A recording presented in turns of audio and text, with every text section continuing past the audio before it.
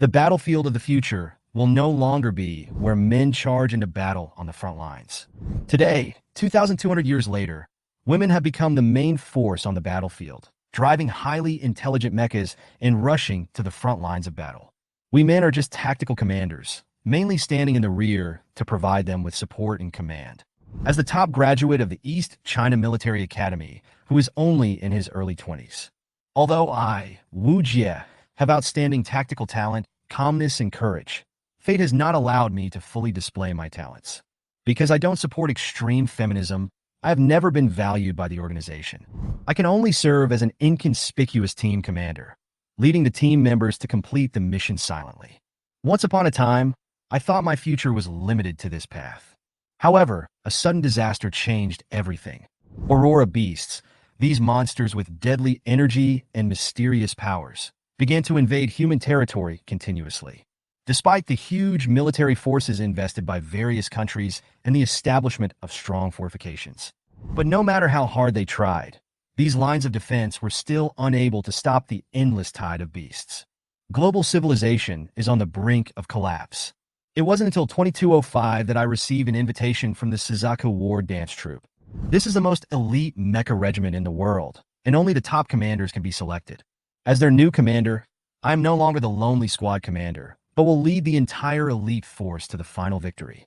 On this day, I led the mecha combat team to participate in a combat mission. I tightly grasped the tactical observation mirror in my hand, anxiously waiting for support to arrive. Time passed by minute, but there was no news of rescue. My heart became increasingly heavy and the situation before me began to become tense. Suddenly, there was a piercing, buzzing sound in the distance, like a cannonball flying through the air. I immediately raised my head and followed the source of the sound. Immediately afterwards, a deafening explosion sounded. I quickly checked the battle situation through the observation mirror and saw that 40 or 50 specially made red line ion bombs landed accurately next to several Aurora beasts. The continuous explosion sounds rang in my ears like bubbles being squeezed. The air was filled with smoke and dust, and the Aurora beasts in the ruins let out strange howls. I was shocked. The enemy's artillery fire was extremely accurate. Such firepower was undoubtedly the unique equipment of the War Dancer. Yes, I know they are here, the War Dancers. Their weapons and tactics are always so unique and effective. As time passed, I noticed 6 figures approaching from a distance at a very fast speed. That was the team of War Dancers, breaking through numerous obstacles and rapidly approaching our battlefield. The leader was a young girl, about 16 or 17 years old, with a vigilant look on her young face. The sooner the War Dance Corps is implanted, the better, because this can greatly reduce the risk of rampage. I know she is Sheila, the captain of the Silver Falcon Squadron. Hey, the officer seems to be using sign language to tell us not to come over. Sheila was keenly aware of my gestures and seemed to understand the meaning immediately. It might be dangerous, Cixia. Turn on the invisible force field and go for reconnaissance. She made a quick decision. Got it, Captain Sheila. A blonde girl responded quickly, and then her body flashed with ripples and gradually disappeared into the air. I breathed a sigh of relief and sent out the scout dancer. Now was our most critical moment. However, something unexpected happened. Just as Cixia was moving forward in stealth, an Aurora beast hiding in the ruins quietly pounced on her. The moment she was attacked, the invisibility effect was broken and the giant beast pressed down. Without a protective force field, Cixia could not confront the Aurora beast head-on. She was thrown down and engaged in a life-and-death struggle. I watched in horror as Sheila raised her weapon, but because she could not identify her target, she could not fire in support. The Aurora beast had obviously discovered Cixia's presence, but why didn't it attack me directly? I was shocked and suddenly realized that it was using me as bait. Without giving it any thought, I rushed out of the shelter without hesitation. I knew that I had the best shooting angle at this time and could provide support to Cixia. I raised my weapon and prepared to strike with precision. After a familiar gunshot, a red ray hit the Aurora beast that pounced on Cixia. It let out a shrill scream, and its back exploded, dying from my blow. However, the situation was not as simple as I thought. Just when I was celebrating, another Aurora beast pounced on me quietly. This Aurora beast had been severely injured by the artillery fire, but it was still as ferocious as a tiger and pounced towards me quickly. I didn't have time to hesitate. I had only one thought in my mind, to buy time for Cecilia. Komanda. Shila's voice came from a distance. Seeing that Auroramon's speed far exceeded our reaction ability, almost everyone thought that I would be torn in half. Then, just as I was about to make the final decision, I suddenly issued a loud command. Be careful to your southeast. There are 3 Aurora beasts. To the northwest, there are 4. A violent explosion tore the air apart, and the Aurora beast that attacked me was blown into pieces by the mines I set up. Flesh and blood flew everywhere, and blue blood of the beast spilled all over the ground. This time, I knew it would follow me, so I laid mines in advance. My judgment was correct. The battle was temporarily calmed down, and several dancers breathed a sigh of relief. They obviously had a new understanding of my calm response and accurate judgment.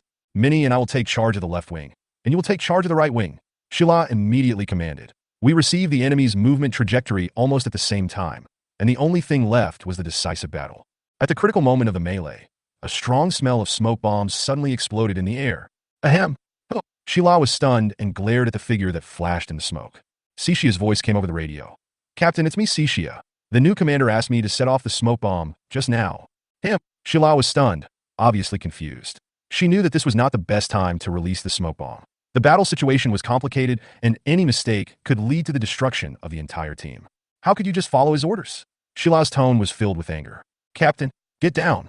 Cecilia's voice suddenly became urgent. Then, a long cry tore through the air, and a red ray penetrated the smoke and swept towards us fiercely. Shila reacted instantly. Auroramon's ray attack. We all lay down and tried to avoid the attack range. Unexpectedly, the ray swept across one of the Aurora beasts and blasted it into pieces. Captain, northwest direction, 12 o'clock. Cecilia immediately transmitted important information via radio.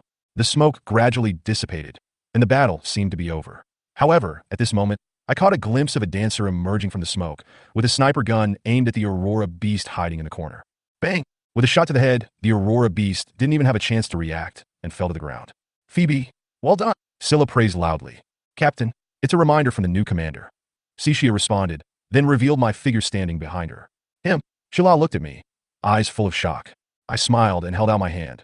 Hello everyone, my name is Wujia. Just when everyone breathed a sigh of relief, suddenly, a corpse on the battlefield moved violently. The Aurora Beast corpse suddenly attacked me, and when I realized that I was hit by the Aurora Beast sneak attack, it was too late. The severe pain in my body almost made me lose my sense of my surroundings.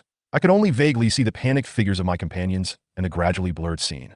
In a daze, I felt a chill in my face. It was the cold medicine touching my skin, followed by some sounds. I opened my eyes and saw a blinding white light. In my confused vision, I could only see Shila's anxious face, with regret and self-blame flashing in his eyes. Commander, are you okay? Her slightly choked voice made me feel heartbroken. I managed a forced smile. It's okay.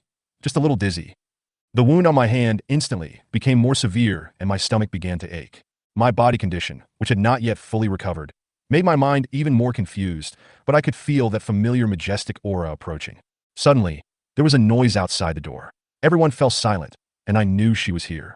I didn't have the strength to open my eyes, but I relaxed unconsciously. Even when I was sitting on the hospital bed and heard her voice, I could still feel the determination and invisible pressure. That was her aura, unrivaled by anyone. Captain. Shila immediately stood up straight and bowed in awe. Yeah. Mingshi's voice came, with a majesty that could not be ignored. What happened? I realized that her eyes were on me, and I felt the unspoken care and attention. I still didn't have the strength to stand up, so I could only lie quietly on the bed and listen to her conversation with Shila. Captain, there was an accident during the rescue process, and we were ambushed. Shila explained a little nervously. Ambushed? Mingshi asked, his tone flat, but revealing an unshakable calmness. Shila was stunned for a moment and seemed a little ashamed. Yes, Captain, it was all my negligence. I failed to fully scout the bunker point, which led to some of our people falling into an ambush. Mingshi didn't seem angry. Her eyes became sharper. You came back alive. It seems like you have turned defeat into victory? Shila's face suddenly turned red, and he seemed a little stunned. Captain, how do you know that we have turned defeat into victory? I haven't had time to write the battle briefing. With him here, I know nothing will happen to you. Mingshi's gaze passed through Shila and fixed on me. Her eyes were as sharp as a knife. I could feel her attention to me, and even read a subtle expectation and recognition in her eyes. Shila was stunned for a moment and obviously did not react immediately. You mean? Yes, he was in command of the battle almost the entire time. Mingshi smiled and continued. Although you sent out scouts, I can clearly see that the command style is completely different. Mingshi said, Wujia's ability to respond to emergencies is even more decisive than yours. Your reconnaissance was not in place, and you were ambushed as a result. I could feel her eyes piercing my heart. She knew what I was doing. Maybe she had seen through my intentions long ago. The following tactics were completely decided by him. Mingxi continued to analyze, mercilessly dissecting the situation at that time. That smoke bomb was really brilliant. Even if I was there, it would be difficult for me to think of such a brilliant strategy. Her eyes became sharper, as if they were piercing my soul. This was a brilliant counter-ambush battle, and it was extremely dangerous. If it weren't for his brilliant command, I'm afraid none of you would have survived today. Sheila had completely understood at this time, and deep admiration appeared on her face. Even you, the captain, are full of praise for him. I finally understand the deep meaning of your bringing him into Suzaku. The corners of my mouth curled up into a smile, but I felt a little bitter in my heart. Yes, my command was recognized by Mingxi, but I knew that I was far from enough. I didn't do these things for recognition, I just did what I thought was right. Captain, I said softly, my voice a little weak. Thank you for your trust. Mingxi listened to what I said and nodded gently. Don't underestimate yourself, Wujia. Her tone softened a little, but there was still a firmness in her eyes that could not be ignored. You are much stronger than you think. I knew she saw the potential in me. She looked at the doctor and confirmed my condition before continuing. You have arrived at the Suzaku base. I am relieved to see that you are okay.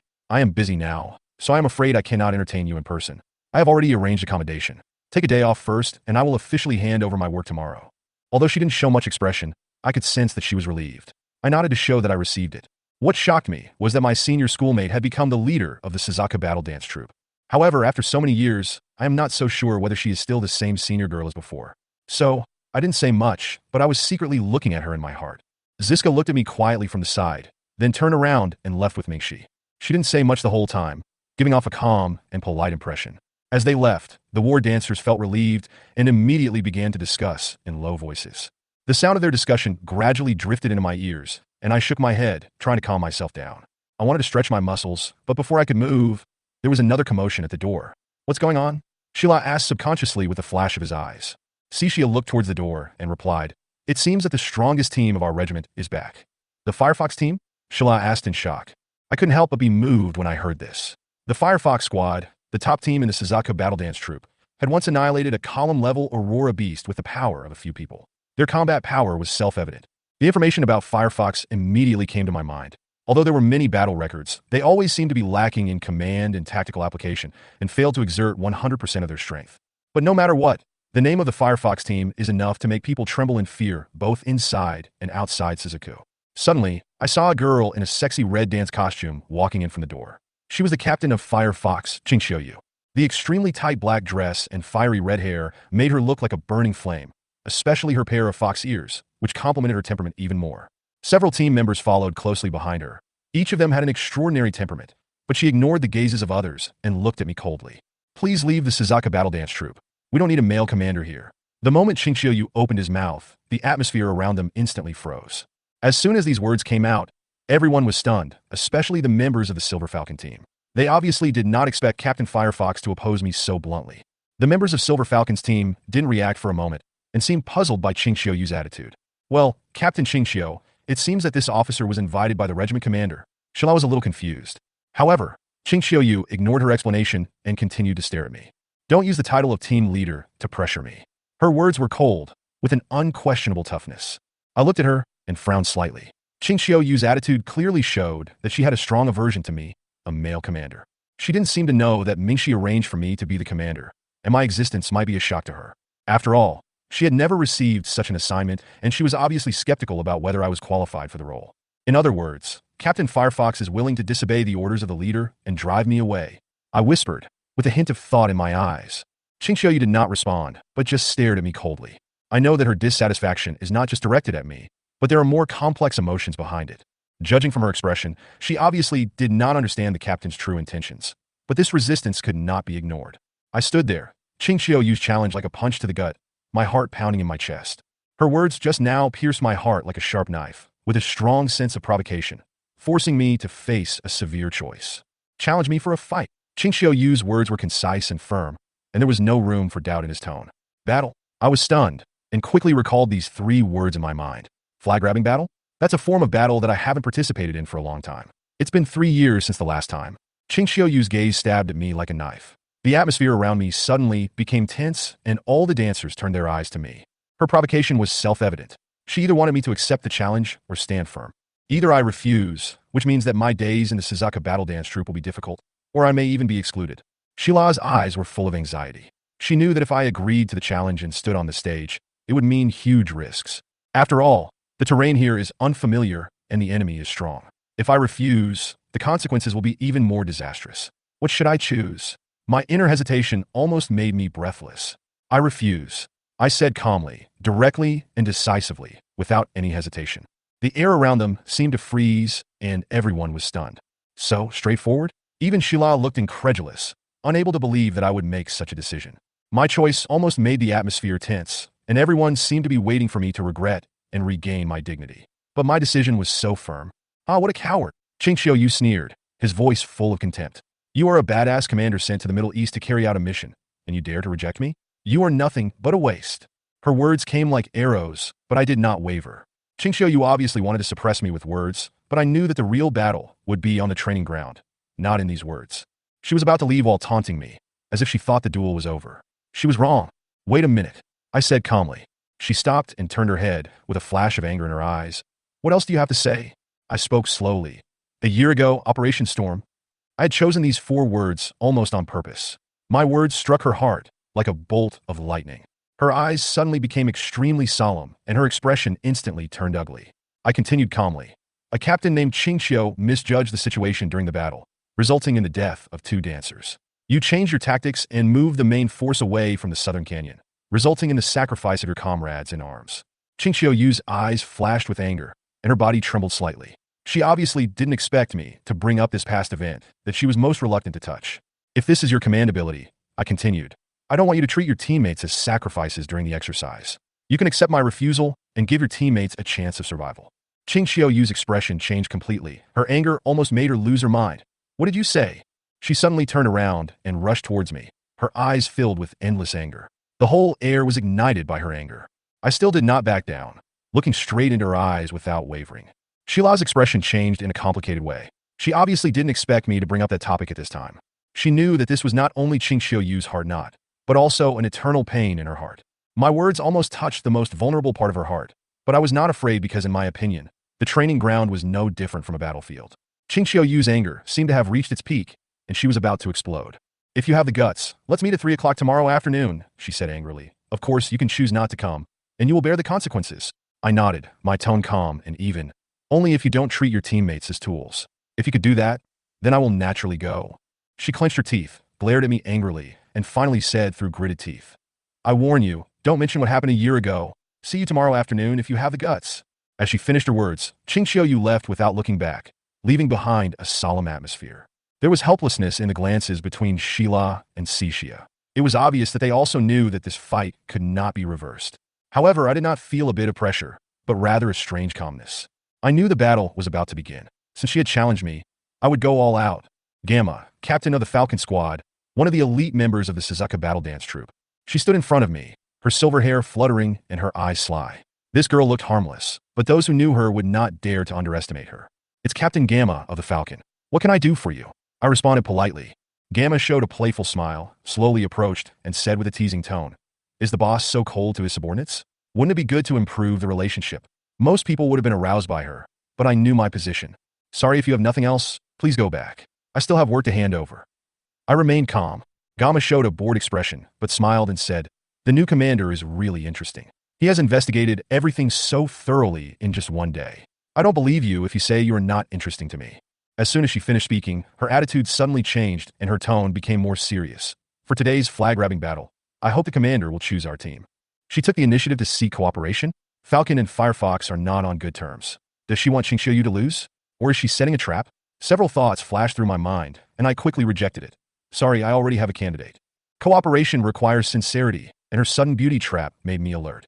Gamma was stunned for a moment, frowned slightly, and was silent for a moment, then chuckled. Interesting, really interesting. Then I looked forward to the moment when the commander returns triumphantly. After that, she left without looking back. Time flies. The afternoon battle has become everyone's expectation, and the conversation in the morning has also spread in the camp. Some people think that I am overestimating my own abilities, while others are waiting and watching. Come in. Senior Mingxi put down the report in her hand and looked up at me. Are you used to living here? She asked. Compared to the environment in the previous remote relay station, this place is simply heaven. I responded easily. That's good. I was worried that you wouldn't be able to adapt, as you're just here for the first time." She nodded and smiled. I quickly thanked her. Not only is the accommodation here good, the food is also much better. It's really a world of difference. Thank you for your care. Mingxi waved his hand gently and said seriously, "You should know why I transferred you here, right?" I shook my head decisively. "Tell the truth." She looked determined. I sorted myself out a bit and then said, "Since its establishment, the Suzaku Battle Dance Troop has been ostracized a lot, right? I guess Senior is also facing a lot of pressure. Sending me here is because the higher-ups are weighing the pros and cons, right?"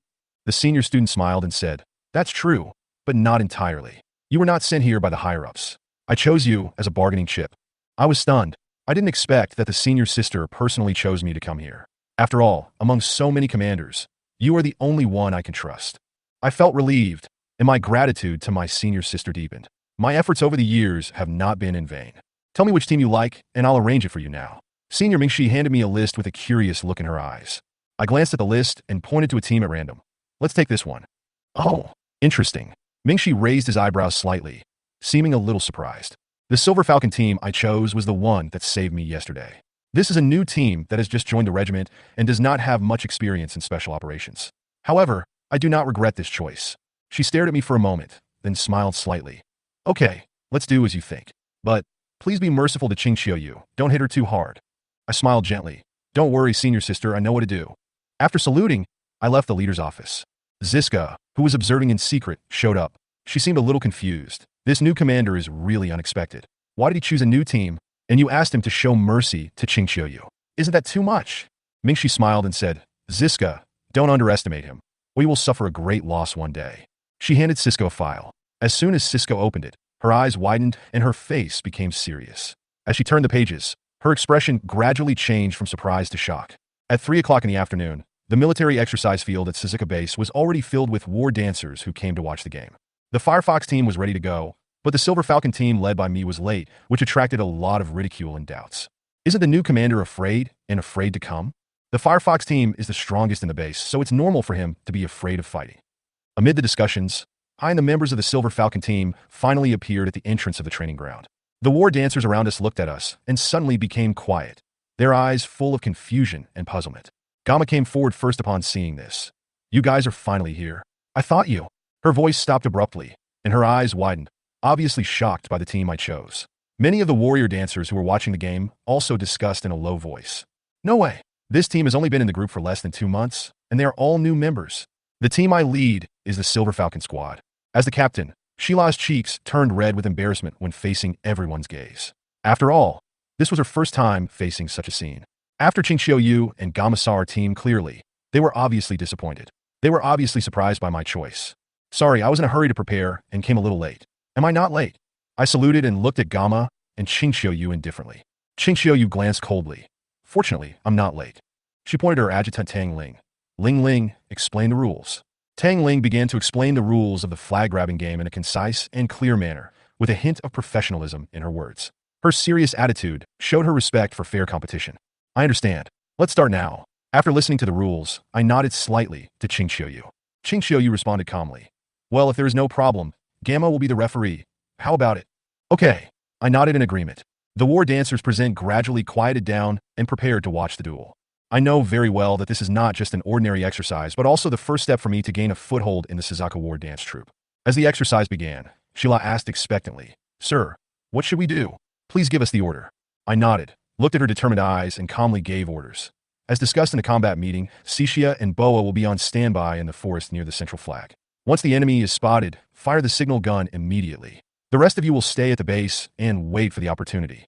Sheila did not hesitate at all and carried out my order neatly. Although the members of our Silver Falcon team are young, they are very capable in execution. Gamma, who was sitting in the audience, was quite puzzled by my arrangement. The other warriors also discussed, "Why is this commander so conservative? Facing the Firefox team, if we don't fight with all our strength, we will have no chance to grab the flag." I looked at the distant hills with calmness in my eyes. Observation is the key to victory. I took Sheila to the only commanding height and monitored the entire venue with a tactical telescope. Sheila is a heavily armored battle dancer with strong defense, enough to deal with possible fire attacks. Through the telescope, I quickly captured the movements of the Firefox team. The entire opposing team attacked, leaving no one behind to defend the base. It seemed they were planning to make a quick decision and take the center flag directly. This type of rocket assault formation is usually designed for efficiency and clearly underestimated how I would deploy it. Open fire. I calmly gave the order into the walkie-talkie.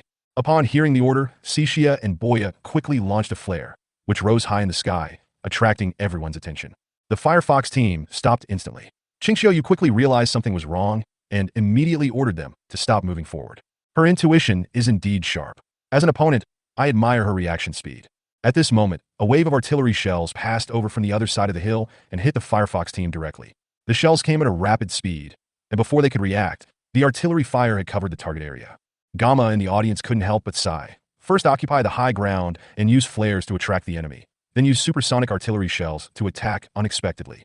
This is a good tactic. Seeing the Firefox team quickly adjust their formation and disperse, I felt a surge of admiration. Qingxiu is indeed not simple. They can quickly disperse when the shells fly to their feet. If it were an ordinary team, they would have been caught off guard. I continued to calmly give the coordinates, directing the artillery fire to track the movements of the Firefox team. The war dancer's agility and tactical skills made me realize that this was a protracted battle and I must not underestimate the enemy. The members of Team Fox quickly changed their formation to deal with the artillery fire. The shell exploded instantly. In just 2 seconds, although the Firefox team was dispersed, some of them were still hit and eliminated. The warrior dancers in the audience immediately started talking, shocked that the Firefox team was eliminated as soon as they started the battle. Some people sighed that if it was their own team, they would have been wiped out long ago. After all, the tactics just now required extremely high speed, concealment, and accuracy, which was difficult for ordinary people to handle. I watched the situation on the field and knew that this was just the beginning. I quietly evacuated from the top of the mountain with Sheila and directed the 2 Silver Falcon team members in the Central Forest to quickly take a detour and head towards the Firefox base. Although the Firefox team members have activated the defensive force field and increased their vigilance, I know that their attention has been drawn to us and the center flag will soon be exposed without any defense. Qingxiu, the captain of the Firefox team, quickly realized the tactical error and ordered his adjutant Tang Ling and 2 team members to continue to capture the flag, while he and another team member rushed straight to the hill where I was. She had obviously guessed my possible location and tried to turn the situation around by taking out the commander in one fell swoop. "Sir, they are approaching us," Sheila reported in a calm voice. I smiled slightly. Qingxiu's judgment was indeed correct, but I was prepared. Don't fight too long, just follow the plan. I gave the order calmly, having already arranged every next step in my mind. As we evacuated the mountain, Tang Ling and his team successfully captured the central flag and returned to the base. I continued to observe calmly, knowing that Qingxiu would send someone to pick me up. So I instructed the 2 invisible war dancers to wait for an opportunity to launch a surprise attack and try to enter the Firefox base directly before they returned to defend. The Qingxiu people quickly chased after us, and our jeep was looming in her sight. In order to lure the enemy deeper into our territory, I deliberately turned off the invisible force field, causing Qingxiu to mistakenly believe that we had lost our ability to hide. Sure enough, she fired frequently, and the shells exploded around us, splashing gravel and dust, but each time they passed us by. I sometimes sped up, sometimes slowed down, constantly changing my route, and successfully disrupted her aim. TSK, this guy is really troublesome. I saw an anxious look on her face. She fired more than 10 shots, but didn't hit a single one. At this moment, Tang Ling reported on the radio, "Captain, the central flag has been obtained and is ready to be brought back to the base." Qingxiu breathed a sigh of relief, but was obviously still wary, and immediately ordered Tang Ling to send the fastest member to go back and scout ahead of time. Her judgment was cautious, but it was too late. There was actually only one war dancer in my car, and the other war dancer had already bypassed and quickly sneaked into the Firefox camp when they attacked the base, preparing for the final counterattack. Just as Tang Ling and his men rushed back, I finally played my last card. Epsi, a member of the Firefox team known for his speed, immediately reported to Qingxiu when he learned that the enemy had entered the Firefox base. When she heard the news, she was stunned for a moment. She didn't expect that my arrangement would work. Do everything possible to delay the enemy and wait for support from large forces. Qingxiu instructed calmly, but she didn't realize that this was my strategy to lure the enemy. I led Sheila towards the hilly area, where the terrain was complex and the undulating ground could not only effectively slow down the enemy's pursuit, but also provide cover. I knew that as long as I could bring Qingxiu into this terrain, I could use Sheila's defensive force field to contain her and buy time for other team members. My command was responded to. Cixia and Boa have set up trenches near the Firefox base and used the flexibility of reconnaissance-type war dancers to set up a defense line at the base to prevent the enemy from returning the flag. Tang Ling led the Firefox squad forward. Although they had activated the defensive force field, their advancement speed was greatly limited by Cixia and Boya, who had the advantage of terrain. Just as they were advancing with difficulty, a cannon shot suddenly came from behind, and Epsi was hit and eliminated. Tang Ling looked back in shock, only to find that she had been surrounded by the ambushed Silver Falcon war dancers. "Ring? Ring?" Qingxiu tried to call her subordinates, but got no response. She realized that the situation was not good as her subordinate's radio had been locked. Regret appeared on her face, but she gritted her teeth, raised her weapon, and rushed towards where I was.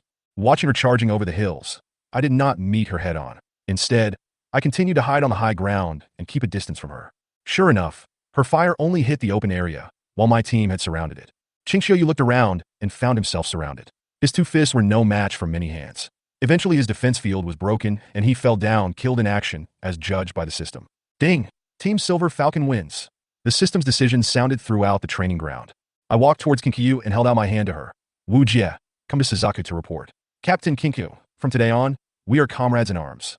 I hope we can put aside our prejudices and move forward together. She stretched out her hand with a slight tremor and shook hands with me in front of everyone's gaze, and the audience applauded. The news of the Silver Falcon Squadron's victory quickly spread throughout the Suzaku Battle Dance Troop, sparking countless discussions. In the captain's office, Mingxi looked at Ziska. This is Wu Jia's strength. If you face him, what are your chances of winning? Ziska pondered for a moment and replied in a low voice.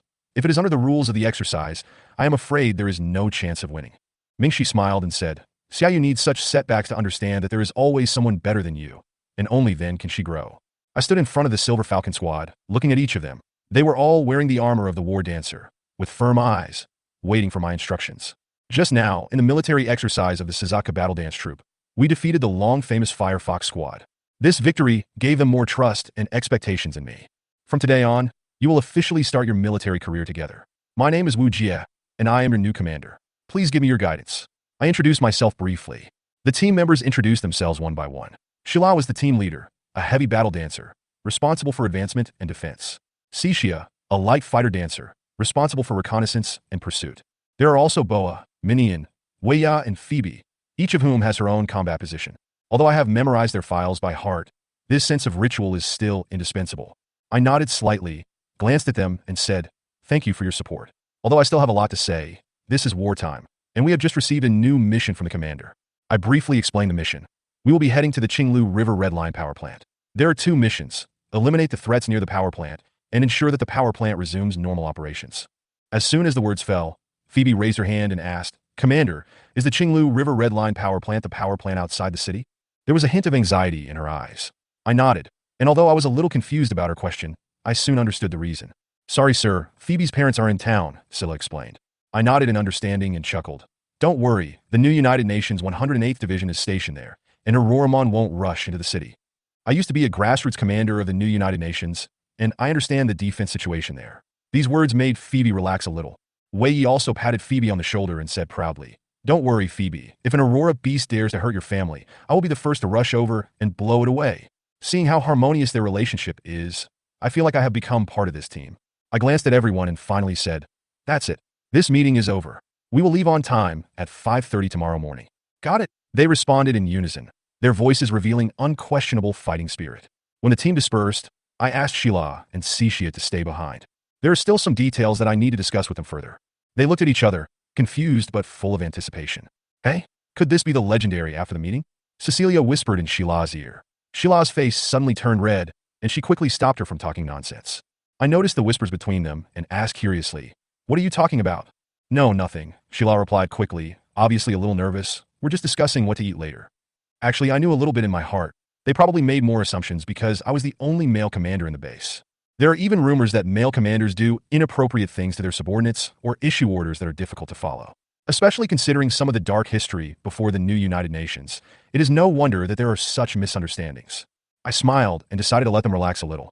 I'm sorry to let you stay and work overtime. I'll treat you later and we can have something delicious. Really? Sheila looked at me in surprise, seemingly unable to believe it. I nodded and jokingly said, Although the free meals in the group are okay, if you want to eat some private dishes, you still have to pay for it yourself, right? Well, yes, Sheila said softly, her face slightly red. Somehow, when I saw her shy look, I also felt that the atmosphere was a little subtle. I took out 2 documents and handed them to them. Okay, this time you're staying here for a serious matter. This is your reward, a list of new equipment. When they took the documents and looked at them, their eyes widened immediately. Sir, this is too expensive, Sheila exclaimed. Cixia even said directly, No way, such luxurious equipment. I thought it was a dowry. Could it be that the commander has a special fetish and likes a combination of sisters like us?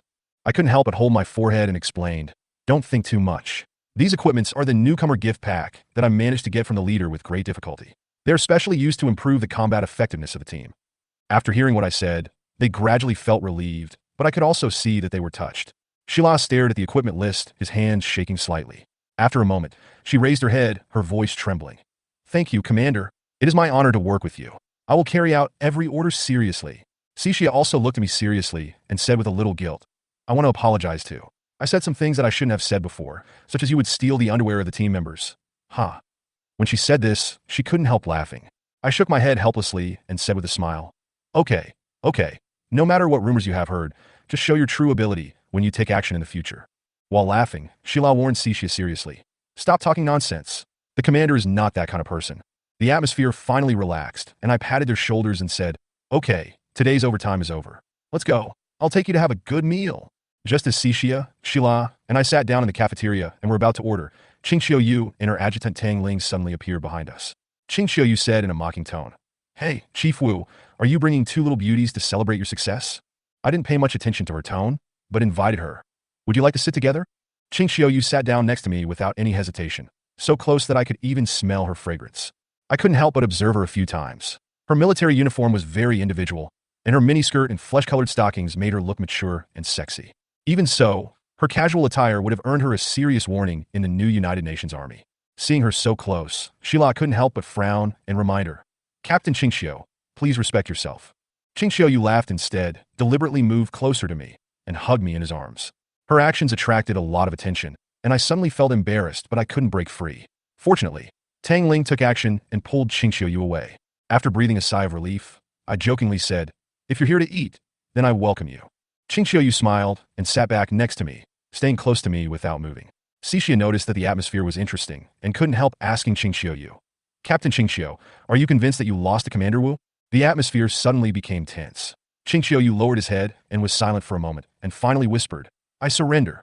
The voice was so soft that it was almost inaudible. "What did you say?" Cecilia demanded. Qingxiu Yu's face turned red and she repeated loudly, "I say, I surrender." She turned her head away, looking somewhat reluctant, but she had no choice but to accept the reality. Cixia laughed heartily. "I told you, who wouldn't be convinced by a man as handsome and capable as the commander?" I shook my head helplessly. The meal was quite lively, with one topic after another. Just when I thought I could have a quiet meal, Cixia suddenly asked, "By the way, sir, do you have a girlfriend?" This question caught me off guard, and I could only answer perfunctorily, "Not yet." "Now stop talking, the food is getting cold." Although I answered casually, I saw Qingqiu and Sheila secretly glanced at each other, and they both seemed relieved. After dinner, I returned to the dormitory and was about to review today's game data and organize preparations for tomorrow's tasks when there was a sudden knock on the door. I opened the door and saw a war dancer wearing a black researcher's uniform, with long silver hair casually draped over her face. Her face was childish, but her eyes carried a maturity beyond her age. I was wondering, this researcher looked young, even like a little girl. Where did she come from? Chapter 13, Start the Task. First-time scientist. Susan looking at the two ear-like devices on her head, Wujia thought of something and asked, "Are you Susan?" The mysterious war dancer reacted and raised her eyebrows. "I didn't expect you to know about me. You don't look like a fool. After all, you are the chief researcher of the Suzaku Battle Dance Troop, and it is said that you are also one of the core development members of the battle dance. Your name is well known in the military academy textbooks. I just didn't expect." Wujia glanced at Susan from head to toe. Susan immediately became unhappy and was very angry at Wujia's suspicious look. "Why? Are you doubting my identity?" No. I'm just a little surprised that the chief researcher would come to my humble home. You just let me stand outside like this? Is this how you treat guests?" Susan raised her head and said somewhat dissatisfiedly. Wujia stepped back apologetically and said, "Please come in, but it's not good for a man and a woman to be alone in the same room and be seen by others. Please explain your purpose briefly." Susan became even angrier. "Don't worry, I won't let you take any risks. Besides, even if you want to do something to me, you won't have the chance. With your physical strength, I can handle you with one hand." After saying that, she walked into Wu Jie's room without any hesitation. "Please sit down." After pouring a glass of water for Susan, he asked her to sit in the reception chair in his office. Susan didn't touch the water either. Instead, she took out a file from her arms and placed it directly on Wu Jie's desk. Wu Jie took a look and thought, this level of confidential documents were actually shown to a squad leader like me. Do they really not treat me as an outsider? Or is there another purpose? Since the other party has placed a document of this level in front of me, it means that Susan trusts me, so I have no reason to refuse. I took the document, opened it, and read it carefully. About 10 minutes later, Wu Jie's expression became serious. "Tell me what you think." Susan didn't seem to be in a hurry at all, and didn't become impatient because of the long wait. On the contrary, Wujia read the document she gave him carefully, which slightly changed her impression of him. It's very troublesome. If what is said in the document is true, it will be a disaster for all mankind. Wujia put the document down and looked at Susan with a very serious expression. Is that all? Susan, who had originally placed high hopes on Wujia, is now full of disappointment. Wujia was stunned at first, but immediately understood Susan's true intention, and a playful smile suddenly appeared on his face. I originally thought that you would be different from others and have unique insights. It seems that I overestimated you. I'm leaving now. Susan stood up, took back the document, and prepared to leave. Wait a minute. Wujia called out to Susan. Susan stopped and wanted to see if he had anything else to say. If what is in the document is true, then our technology will move in a completely new direction. Susan's eyes lit up. She immediately became interested and retracted her leg. Oh, tell me the details, he said as he sat back in his seat. In this way, the two of them chatted for more than an hour without realizing it. When Susan left, her face was full of excitement, as if she had found the direction of her research. At this moment, Wujia felt like he was exhausted. In order to discuss the contents of the document with Susan, he felt like he was back in his student days, desperately writing an article before a debate competition. Oh, I still need to review the data, so I can't sleep. After one night. Sir, are you all right? Why do you feel like you didn't get enough rest? December 3rd, 5 a.m. Wujia, who had already gotten up, with dark circles under his eyes, assembled the Silver Falcon squad in the square. Don't worry, I'm fine. Okay, everyone is here. Let's start the roll call. After confirming that the personnel are correct, start checking equipment, supplies, etc. After boarding the special duty armed transport plane in the Suzaku base, we began to head to the mission location, King Lijiang Red Line Power Plant. Commander, did you not get enough rest last night? Shila asked with concern. Wujia shook his head and refused to admit it. He then took out a military-grade smart LCD tablet and carefully checked the map of the destination. The King Lijiang Red Line Power Plant is a very large power plant that mainly uses red line particles produced by carbon-12 microorganisms as energy to generate electricity, providing electricity for a city with a population of more than 500,000. The reason why the 108th Division did not spare any manpower to retake the power plant was because a large number of Aurora beasts appeared on the front line and troops were in short supply, so this task fell on the elite independent regiment, Suzaku Battle Dance. The Suzaku Battle Dance Troop is known internationally as the elite, and each individual team has strength that is no less than that of an ordinary company of battle dancers. Although the Silver Falcon team had only just joined the group, they had actually already been a well-known team before that, which was why they were able to have such efficient execution in yesterday's flag-grabbing battle. The power plant is built in the lower reaches of the Qinglu River, surrounded by rivers, forests, mountains, and ruins of buildings. Suitable for jungle warfare and street fighting tactics. Although the city has rebuilt a new power plant for emergency response, a red line power plant is very expensive. If possible, they do not want to easily give up the power plant that was invaded by Aurora Beast. The transport plane found a secluded and safe place to land, which happened to be a small hill to the west of the power plant. It was of a certain height and suitable as an initial camp. Wujia, holding a tactical telescope, immediately put all personnel on alert after landing, and then raised the observation seat of the jeep to about 10 meters. After observing carefully for a while, Wujia gave Xixia his first order. Xixia, the target is the gas station 1 kilometer away at 3 o'clock. Go there for reconnaissance. Remember, if you encounter the enemy, do not fight to the death. Count the number and type of the enemy and evacuate immediately.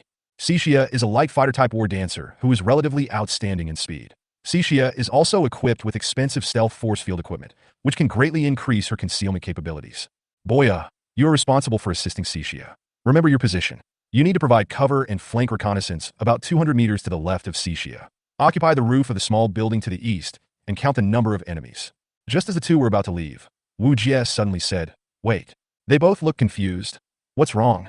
Wujia said, "Odor remover." "Yes." The two men understood immediately, then took out 2 spray-like things from their equipment and sprayed them on themselves. As a scout girl, when facing an enemy like Aurora, you must be extremely careful, and the presence of smell will greatly affect battlefield intelligence. Recalling that at the beginning, Xixia was knocked down by the canine Aurora guy because she smelled the scent. So before going out this time, Wujia specially prepared odor remover in their equipment. Seeing that the two were ready, Wujia said, "Go." "Got it, sir." After receiving the order, the two men immediately went to the target location for reconnaissance. The restless minion was a warmonger. If it weren't for the military discipline, she would have rushed out long ago. "Sir, what about us? What about us?" Minion asked hurriedly.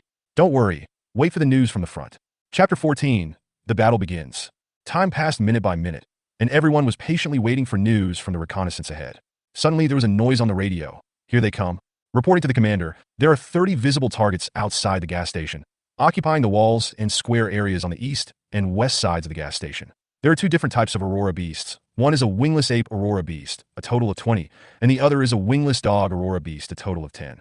Wujia frowned slightly after hearing this, thinking, this is a bit bad. The ape-like Aurora beasts are very intelligent and are difficult to deal with. They know how to use tactics, while the canine Aurora beasts have an extremely sensitive sense of smell. They are within the reconnaissance range of about 1 kilometer around them. I'm afraid a blitzkrieg won't work. The war dancers present were no longer novices on the battlefield. When they heard the information reported from the front, they couldn't help but frown. Shala said, I didn't expect there would be so many dog-like Aurora beasts. Normally, there wouldn't be many of this type of Aurora beasts even on the front battlefield. It's a bit unusual to see so many of them in such a small gas station, plus so many ape-like Aurora beasts. The canine Auroramon is a reconnaissance Auroramon, a rare type of Auroramon that is rarely seen. Not to mention the apes, which basically play the role of a squad leader on the front battlefield. Because of their high IQ, the Auroramon's frontline troops are led by them. Therefore, human scientists have concluded that Auroramon has intelligence, and even speculate that there may be an intelligent civilization behind Auroramon, and Auroramon may just be the advance guard. However, after fighting Auroramon for 5 years, they have never seen the so-called advanced civilization. So this conclusion has gradually become a rumor, and gradually no one takes this theory seriously anymore. However, it is a fact that Auroramon has intelligence, and no human commander who has fought against Auroramon would deny this conclusion. Yeah, it does look a bit strange. Could it be that Auroramon uses this place as its nest, and wants to use it as a springboard to attack the city? Although Minion is a belligerent, she is not stupid and immediately thought of a possibility. Everyone was surprised to hear Minion's guess, especially Phoebe. Sir? Boya asked anxiously on the radio. Wujia closed his eyes and thought for a while, then said calmly, don't think too much for now, and focus on the current task. Shila, you will be the main attacker. Minion and Wei Yi will be responsible for covering and supporting Shila. Phoebe will stay with me and be ready to provide long-range fire support at any time. Boa and Cecilia will stay on standby. I tell you to fire, and you fire. Wujia immediately gave the order. Hey, why do we have to wait so long before we fire? Cecilia's puzzled voice came from the other end of the radio. Wujia didn't explain too much. Don't think too much, just follow the orders. Yes, Commander. Faced with the commander's firm voice, Cixia had no choice but to obey. According to Wujia's arrangement, Shila is a heavy combat dancer. Her defense is the strongest, but of course her mobility is sacrificed. This is why Wujia specifically gave priority to the captain and adjutant with the equipment he got from the regiment commander. The captain is a heavy tank-type battle dancer. Her survivability basically determines the survivability of the entire team. The stronger her defense, the stronger her ability to absorb firepower. The dog-like Auroramon that were constantly patrolling the territory suddenly became uneasy, and all the dog-like Auroramon turned their gazes to a certain direction to the west. And all those ape-like Aurora beasts began to become irritable and restless, roaring and making a series of incomprehensible notes. I saw these Aurora beasts opening their mouths one after another, and an Aurora began to accumulate energy from their mouths, and finally spurted out, bombarding Shila as quickly as the Aurora. And this is the origin of the name Auroramon, because these Auroramon are not only good at close combat, they all have long-range capabilities and can spray a special ray from their mouths. What? You thought they only knew how to use jets as a long-range combat method? You are totally wrong. In the past few years of fighting with Auroramon, Auroramon has actually learned to use human weapons.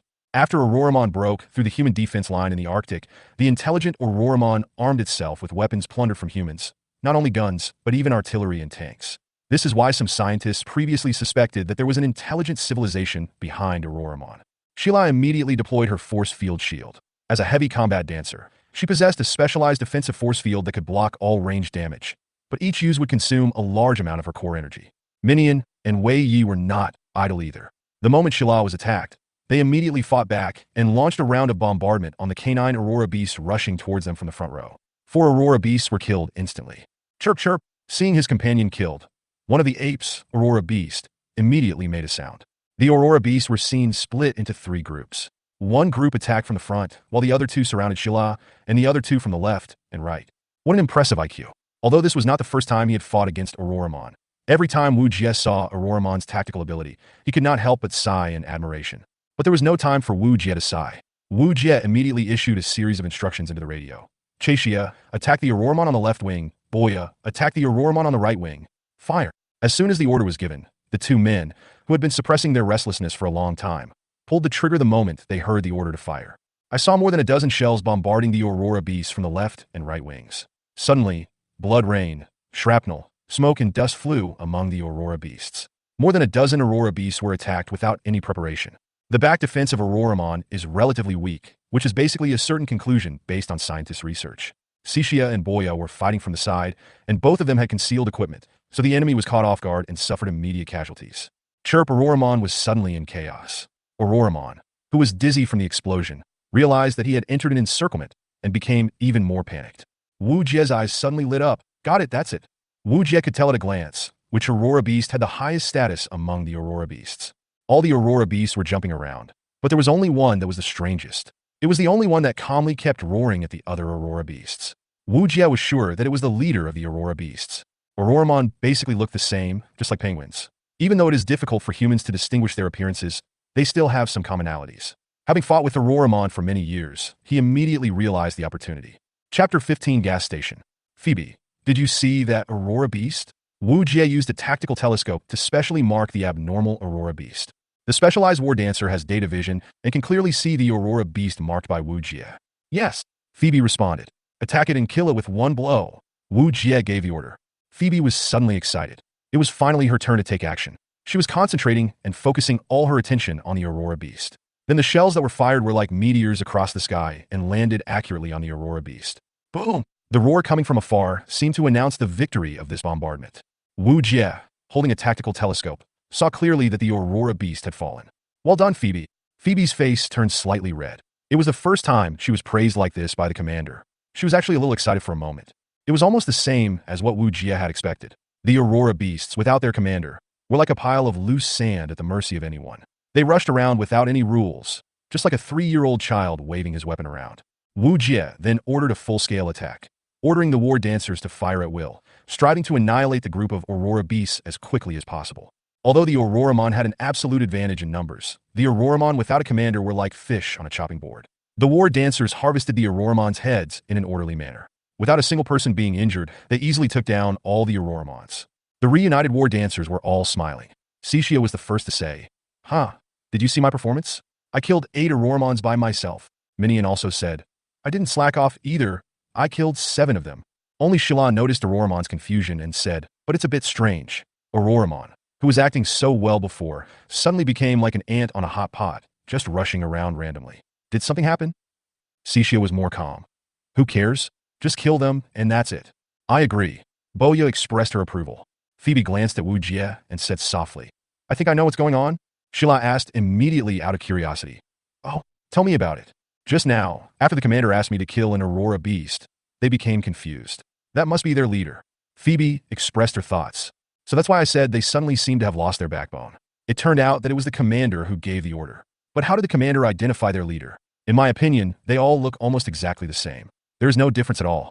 Shila looked straight at Wujia. Cixia also became interested. The commander is the commander. He is indeed different. Does the commander have any exclusive secret? Please share it with us. Wujia smiled helplessly. There is no exclusive secret. I just deal with Aurora beasts for many years. When you were fighting it just now, I found that one of the Aurora beasts was a little abnormal. At that time, I suspected that it might be their leader, so I tried to let Phoebe kill it. I didn't expect that it just confirmed my idea. No wonder, in my opinion, these Aurora beasts look no different, and I seldom observe them carefully. Thanks to you, sir. I've learned a lot. Shila expressed his praise sincerely. Wujia shook his head. Battle Dancer is usually at the forefront. Although she is also observing, she loses some of her perspective because she is fighting. After all, her attention is on the front line, so it is understandable that she did not notice these details. I just happened to be in a third-person perspective, so I had enough time to observe Auroramon. It was you who really created the opportunity for me to observe. You are the real heroes. Hearing Wujia giving up the credit without reservation, all the dancers felt a little embarrassed. It turned out that being praised was such a wonderful feeling. The commander was so nice. The commander is right. We, the warrior dancers, are commanders ourselves, and we do lack in a way perspective. Sometimes when we are on the front line, we tend to miss a lot of details. This may be what the old people often say, complementarity. Phoebe deeply agreed with Wujia's words. Cixia was even bolder. She stepped forward and took Wujia's arm, saying, "It's great to meet you, sir. Give me a kiss." Chew. Wujia was caught off guard. It was impossible for him to hide. Cecilia was too strong. He couldn't break free at all and could only be kissed on the face by Cecilia. Cixia. Shila blushed immediately and quickly pulled Cixia away. "What are you doing?" Cixia said calmly, "I really like you, sir. Isn't it our luck to have such a sir as our commander?" Minion also laughed. Cixia is right. Even I am beginning to like the commander. As she said this, she also hugged Wujia's other hand, but she did not kiss him as boldly as Cixia. Wujia breathed a sigh of relief when he saw this.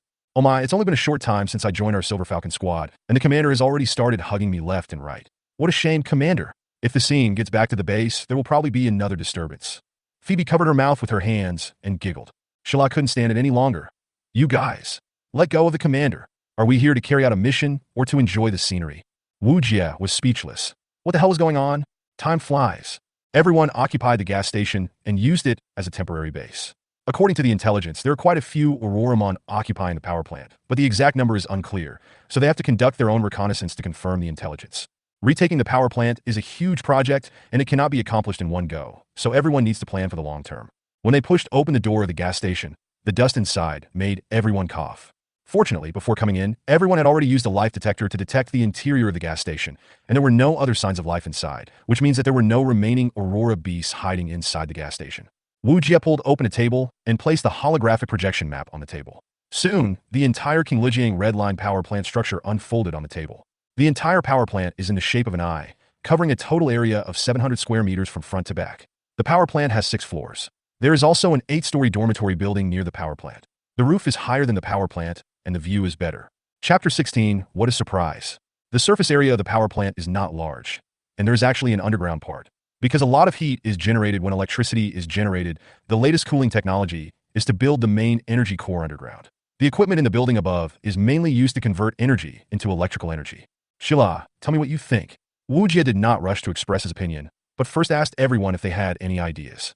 Shila thought for a moment, pointed to the dormitory building next to the power plant and said, "This is a very good commanding height. If we can occupy this place and use it as a temporary fortress, we can consume the Aurora beast very well." Wujia nodded. "Do you have any other good ideas?" Phoebe raised her hand. Speaking, Phoebe was very careful, afraid of saying a wrong word, and said, "Well, the power plant is built by the river. Can we use the other side to launch artillery attacks on the other side? Fight a long-range war of attrition." Wujia was stunned at first. Then he calculated in his mind and said, "It's a very novel idea. Any more?" Phoebe shook her head. "That's all I can think of." Shala shook his head and said, "I'm talking to you, Phoebe. The opponent is Auroramon. Except for you and me who have force fields, everyone else has only ordinary composite steel shields. That kind of shield is fine for temporary defense, but Auroramon's ray attacks and weapons are not to be trifled with." Phoebe immediately acted as if she had done something wrong, like a little girl who was afraid of being punished by her parents. "Sorry, I didn't think about it that much." "Yes, I'm sorry, Shila." Cixia quickly tried to smooth things over. "Well, after all, Phoebe is a long-range support type, so it's normal for her to have such thoughts. Let me tell you what I think. If the number of enemies is not large, I think we can just conduct a sweep operation and charge head-on to defeat the enemy." Wujia slapped his forehead and said, "Your idea is even more dangerous than Phoebe's." Cixia laughed and said, "That's what the commander asked us to say. Please don't blame us, Commander." Wujia was amused by her. "That's really your style. I think I understand you better and better, Cixia." Cecilia grinned, revealing a row of white teeth, looking sunny and cheerful. Wujia asked everyone again if they had any other ideas. Everyone said no. Wujia summarized everyone's opinions and made his own decision. Everyone should rest here for one night first, and then set out tomorrow. Everyone will take turns to guard the place at night, and the rest of the team members can rest and conserve their energy so that we can strive to capture the power plant in one fell swoop the next day. All the war dancers exclaimed in surprise. They had thought that Wujia would seize this opportunity and morale to take down the power plant in one go, but they didn't expect that he would let everyone take a rest. "Aren't we going to take it down in one fell swoop today?" Cecilia asked first. Wujia smiled gently. No matter how tough a warrior is, he still needs to conserve his energy. No matter how sharp a sword is, it will eventually become blunt. Sharpening a sword does not hinder the work of chopping wood. But the first time is the best, the second time is weaker, and the third time is exhausted. Isn't that what our teacher taught us? Cecilia felt very strange. Wujia laughed. "Aren't we going to take over the gas station in one fell swoop today, Cixia?" Cixia still didn't understand. Oh, really?" Shila gave Cixia a slap on the face. "You are greedy. You should eat one bite at a time. Why are you in such a hurry? I understand what the commander means." Cixia, who was violently shocked, looked unhappy. "Really? You are all riddlers. I don't want to play with you anymore.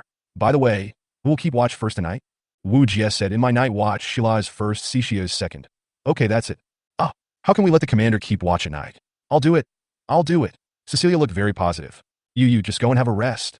Sitting on the roof of the gas station, Wujia concealed himself with a military camouflage cloak and turned on the thermal imaging mode with a handheld telescope to not miss any movement.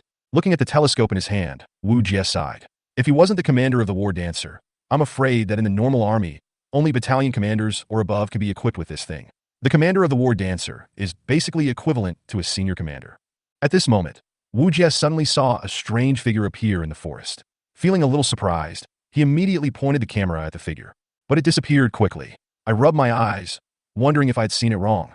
Wujia can't be careless. This is not a safe area. It is not surprising if any enemy appears at night.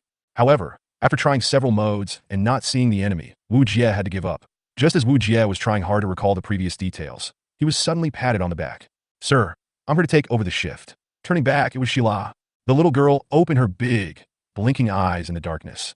"Thank you for your hard work, Shila. By the way, I think I saw something at the 9 o'clock position just now, but I'm not sure. You have to be careful."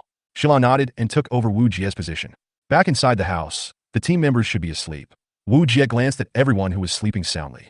After all, this was the first time for everyone to camp together in a non-safe area. Everyone used sleeping bags to sleep.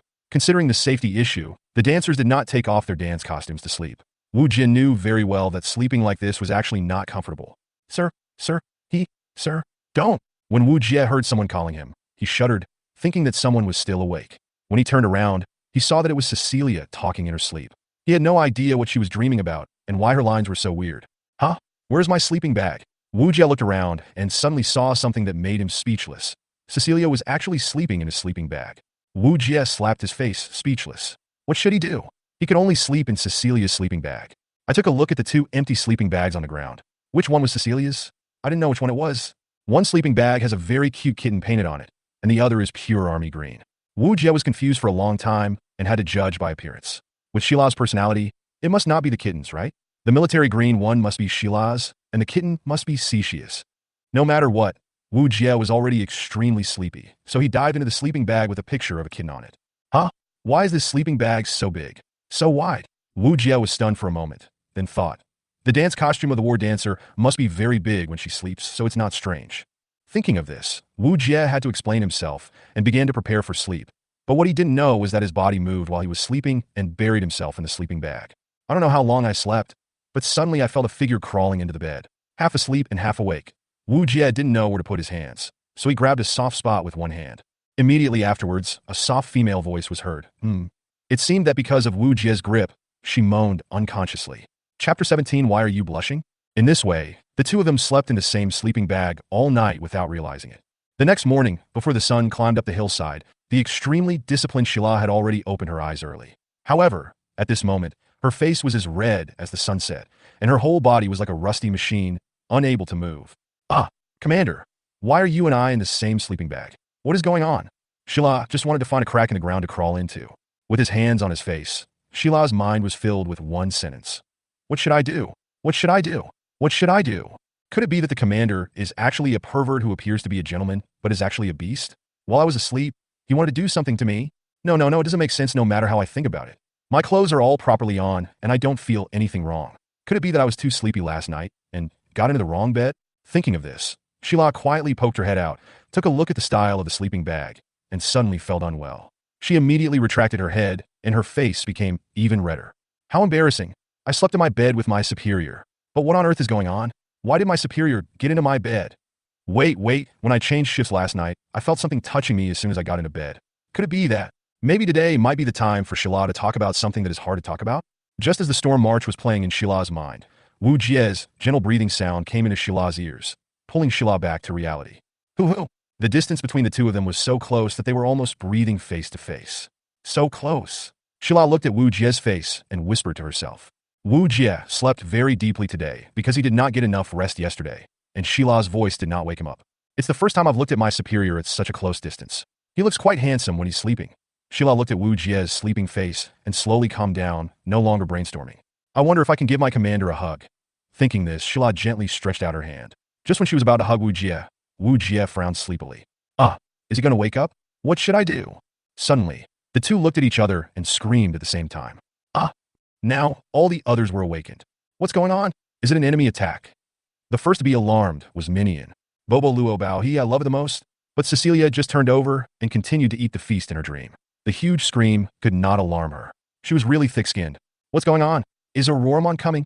The next ones to wake up were Boa and Weya. Phoebe was on her last shift, so she was not at the rest stop. After everyone was alert, they found the source of the scream. Suddenly, everyone looked at each other and burst out laughing. By the way, sir, Why are you sleeping in the same bunk with the captain? Could it be the two of you?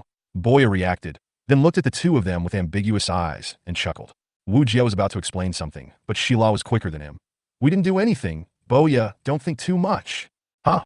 Captain, you were trying to cover up your mistake. The way you and your superior are acting now is not very convincing. Boya didn't buy it at all. While the two were talking, Wei scratched his head and said, "Why is Cixia sleeping in the officer's sleeping bag?" Wujia keenly grasped the timing of this sentence and quickly said, "After handing over the shift last night, I came back and saw Cecilia sleeping in my sleeping bag. I was forced to choose one of the remaining 2 sleeping bags."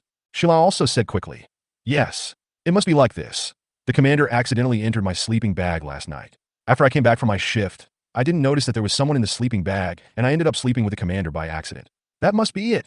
After hearing this, Boya said with disappointment, "What? So that's how it is? I was so excited for nothing. I thought you and the commander were making rapid progress." When Shila heard this, her face immediately turned red to her ears. Boya! Shila was filled with shame and anger and reached out to scratch Boya.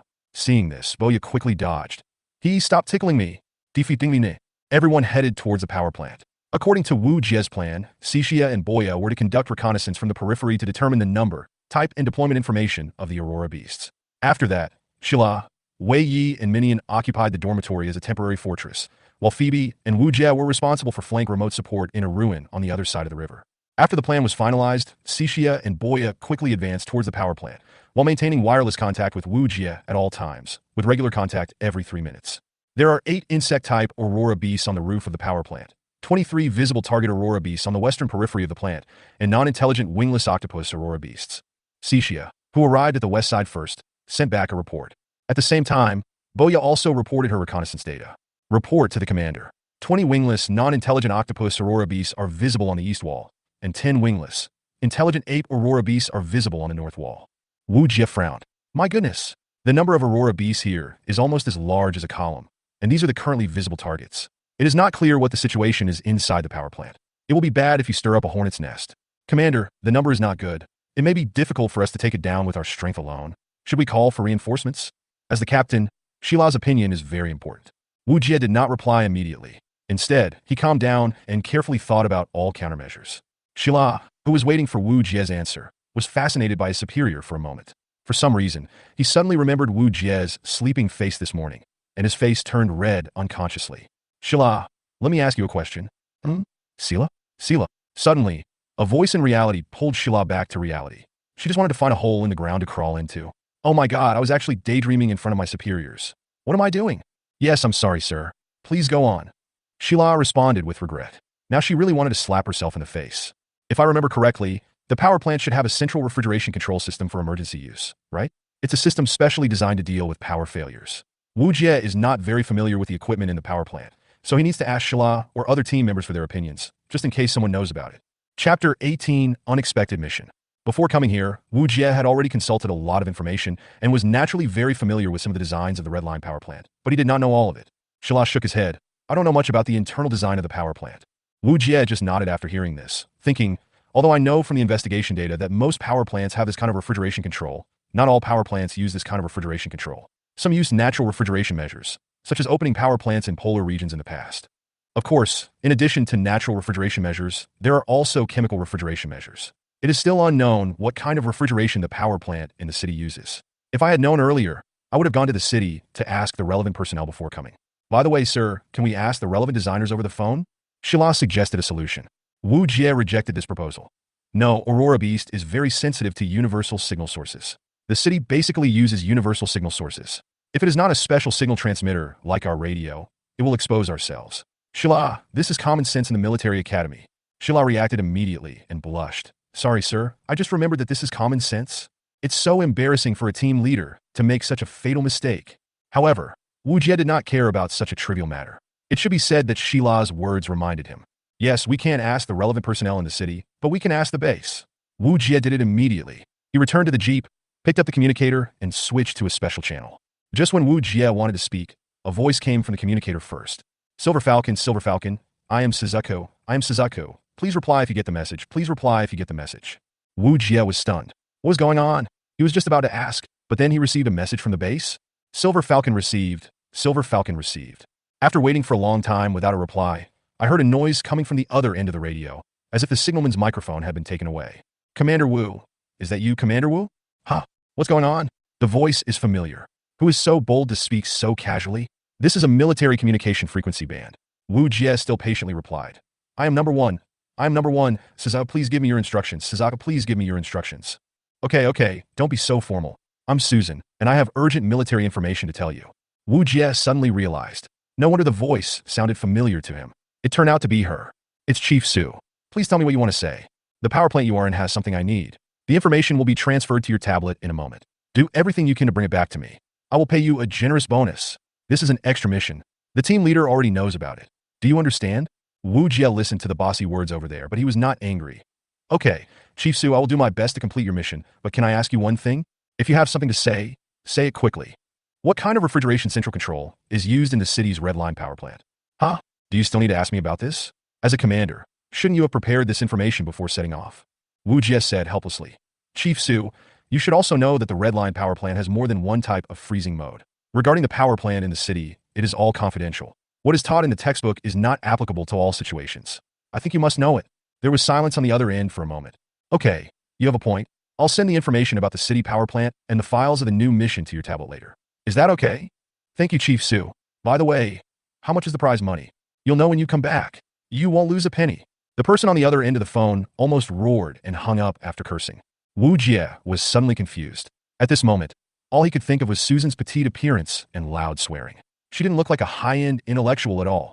Although Shila couldn't hear everything, he still heard the loud voices from the other side. Who was that person?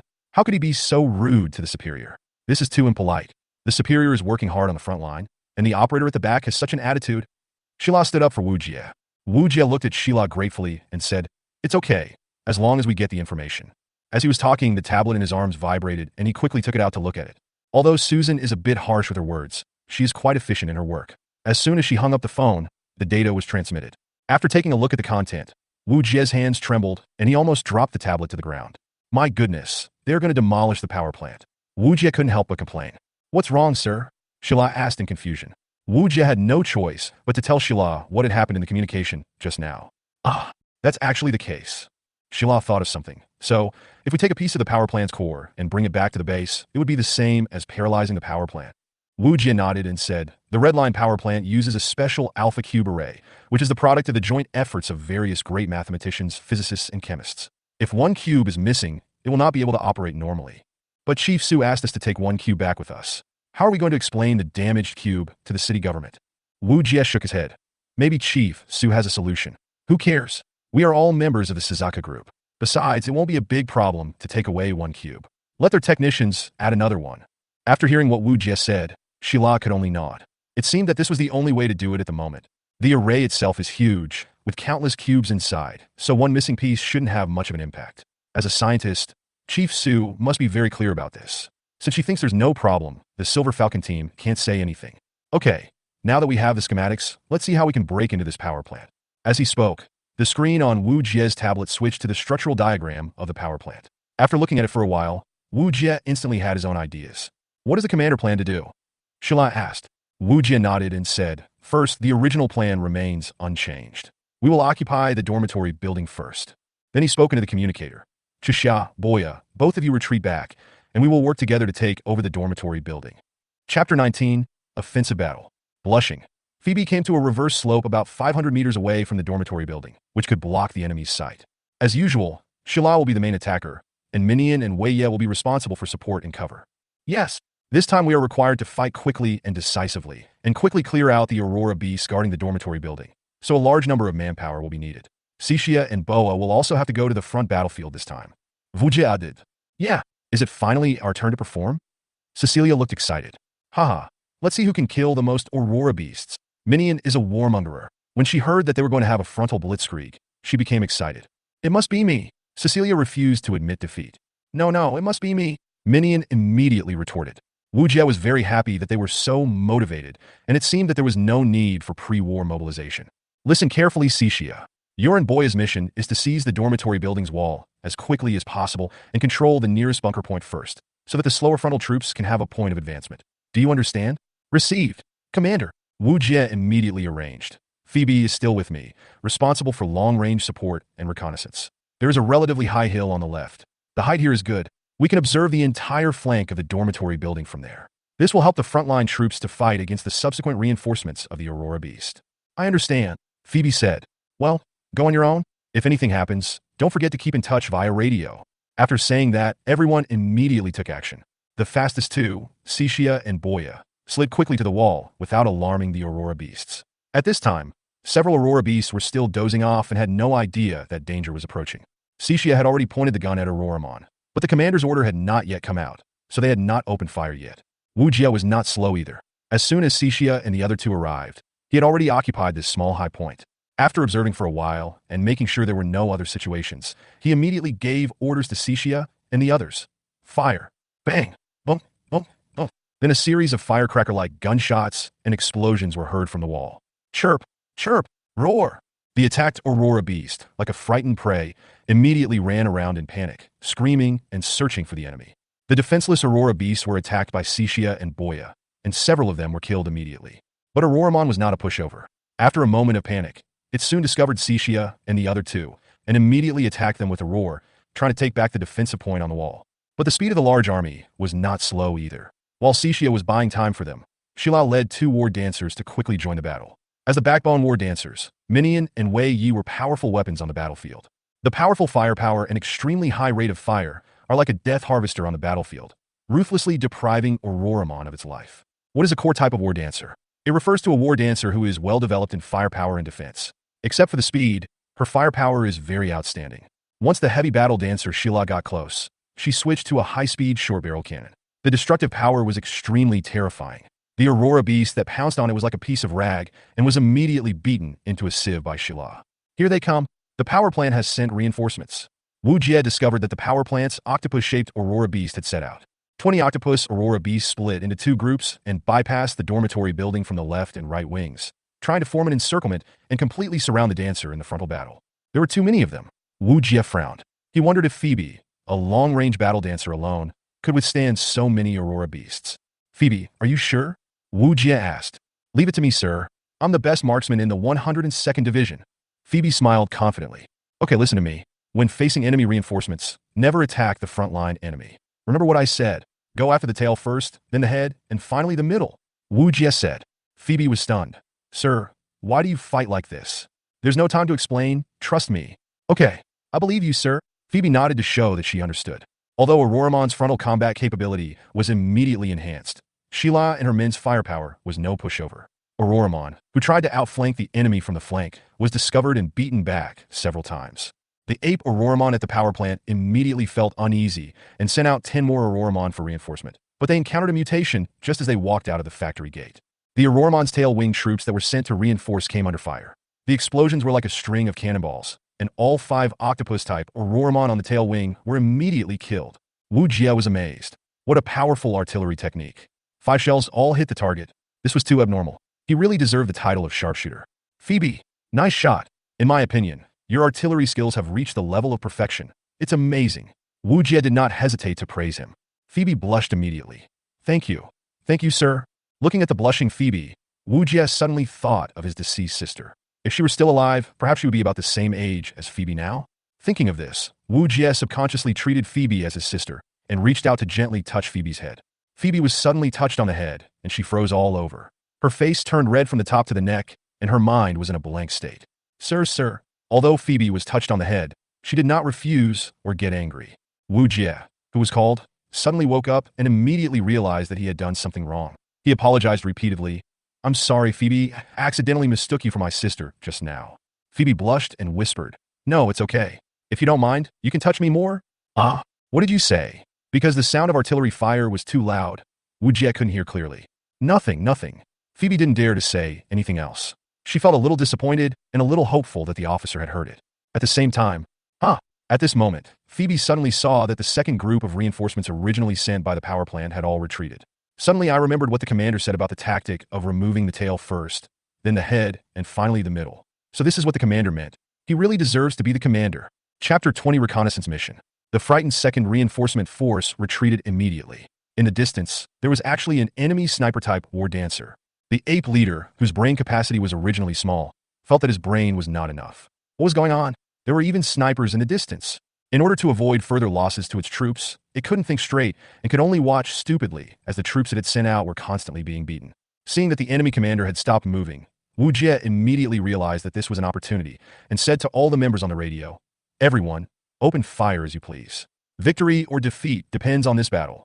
When Cixia saw that Auroramon's second reinforcement force was beaten back, she immediately became excited. The commander is really awesome. I can't embarrass him. She focused more on firing at the enemy. As the captain, Shila understood this even better and adopted a bolder tactic. He used his own force field to protect Minion and Wei Yi, and adopted the bulldozer tactic, advancing forward relentlessly. Phoebe also strictly followed Wu Jia's tactics. After removing the tail and then the head, she began to harvest the middle troops. The Aurora beasts, who were often sniped from a distance, were also scared at this moment. They wanted to retreat to the power plant, but as soon as they turned around, they were immediately sniped by Phoebe one by one. Phoebe, who had powerful firepower, was simply the god of death on the battlefield at this moment. Unable to go back, and unable to defeat the enemy head-on, Auroramon was almost going crazy. The morale of the Aurora beasts dropped sharply. Having lost the follow-up reinforcements in command, they suddenly became chaotic and just kept roaring and madly attacking Shila, the most obvious target. But how could the war dancers let them do what they wanted? Under the cleansing of the war dancers, the Auroramon that had lost their morale were quickly wiped out by the war dancers. Finally, the dormitory building was completely taken over by the war dancers. Using the dormitory building as a springboard, the dancers came to the roof of the dormitory building. Since the view from the roof was better, the Auroramons, who were shorter than them, were simply sitting ducks at this moment. Although Auroramon also fought back with long-range attacks, it posed no threat to the dancers. The Auroramon, who was beaten dizzy, finally lost his fighting spirit and began to flee in all directions, no longer as organized as before. Great! Commander is so awesome. If it were me, I would never be able to think of such a great tactic. Cecilia exclaimed. Sheila couldn't help but say, although I can think of using the dormitory building as a springboard, I guess I'll still adopt a blitzkrieg approach. The commander's tactics may seem simple, but sometimes if you don't think about it carefully, you might not think of using such a method. Also, the commander had a very good grasp of Phoebe's positioning and managed to completely repel the enemy's subsequent reinforcements. How did the commander come up with this idea? Sheila's fondness for the commander has now turned into admiration. At any time, only the results achieved through actual combat strength are the most impressive. In the military, advocating strength is not primitive, but it is more likely to inspire people's fighting spirit and cohesion. Don't be careless, the enemy has made new moves. Wujia's solemn voice came from the radio. The Aurora beasts that were originally in chaos in the power plant all retreated back into the power plant as if they had received some order. Wujia, who is familiar with the structure of the power plant, knows very well that although it may look small from the outside, there is something else going on inside. To be honest, it is possible that there are hundreds of Aurora beasts ambushed here. These Aurora beasts suddenly retreated, so there must be something wrong. It's a pity that their mission is to reoccupy the power plant. Otherwise, they really want to use bombs to raise the place to the ground. Who knows how many monsters are hiding underneath?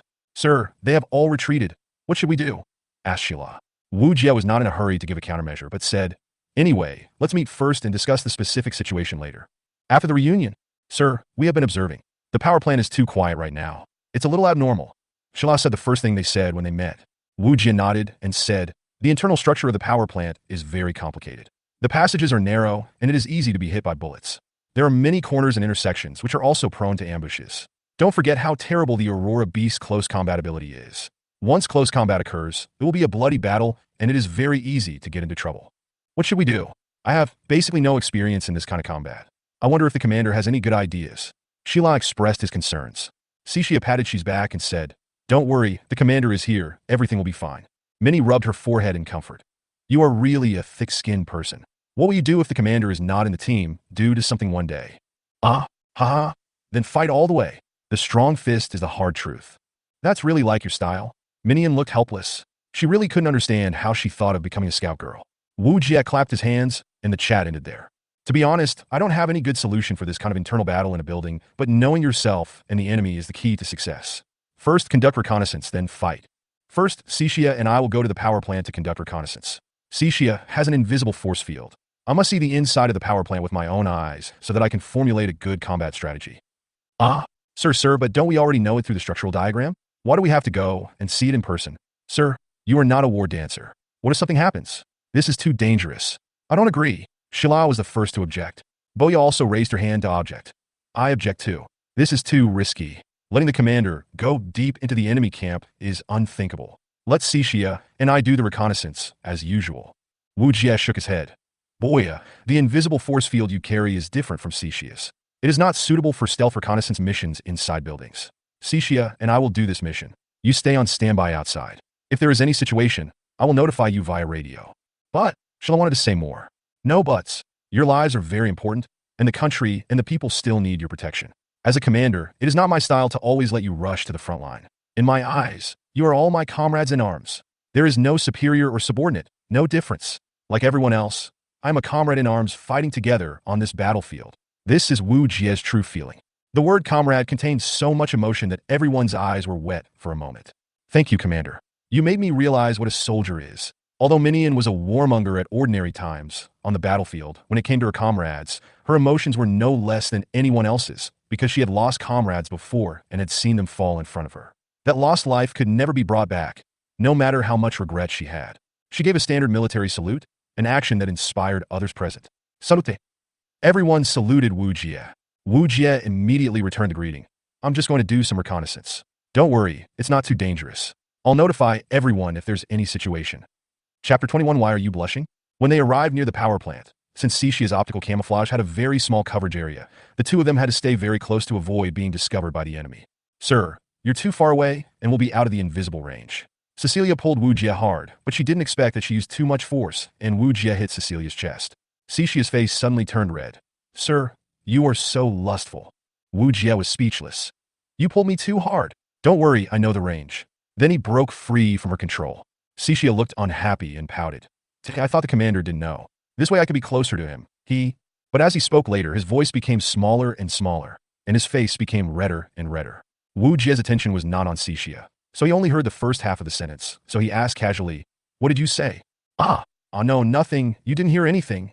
Cecilia was like a frightened rabbit whose secret was discovered, and immediately pretended to be aggrieved as if nothing had happened. Don't give me that. Do you really think I'm deaf? Wujia was lying to her. In fact, Wujia only heard the first half of the sentence. No way. Well, if the commander doesn't mind, Cecilia blushed. She thought her words were not heard, but the commander did. Sure, don't make any sound. There are enemies. Wujia immediately interrupted Cecilia's wild thoughts. When Sishia heard that there were enemies, she was worried that her commander would be discovered by the enemy, so she subconsciously pulled Wujia to her chest with one hand. At this time, an Aurora beast swept past the two of them. Its huge body gave people a strong sense of oppression. In order to avoid being exposed, the two people did not dare to make any sound and stayed tightly together. Now Wujia was filled with food, and his whole body seemed to be buried in a ball of cotton. He didn't expect that Cecilia had developed quite well. Finally, after the big guy left, Wujia was released. It was the first time I was so close to Auroramon. I used to watch it from a distance or look at its corpse after killing it. I didn't expect that Auroramon would be so majestic and oppressive when I saw it up close. Since Sishia had pulled Wujia once before, Wujia didn't care about Sishia's nerves this time. Although he really wanted to complain about Sishia's overreaction, Wujia turned around and said to himself, it's the first time I've been so close to it. I didn't expect it to be so big. Note that Wujia was talking about Auroramon. When Sishia heard this, she was like a boiling kettle, about to burst the lid. She thought the officer was saying that her breasts were big. Well, they're not that big, just that's all. Shila said they're still growing. Maybe they'll be bigger in the future. Wujia thought, what is she talking about? Is she saying that Auroramon is still growing? Indeed, Auroramon has intelligence.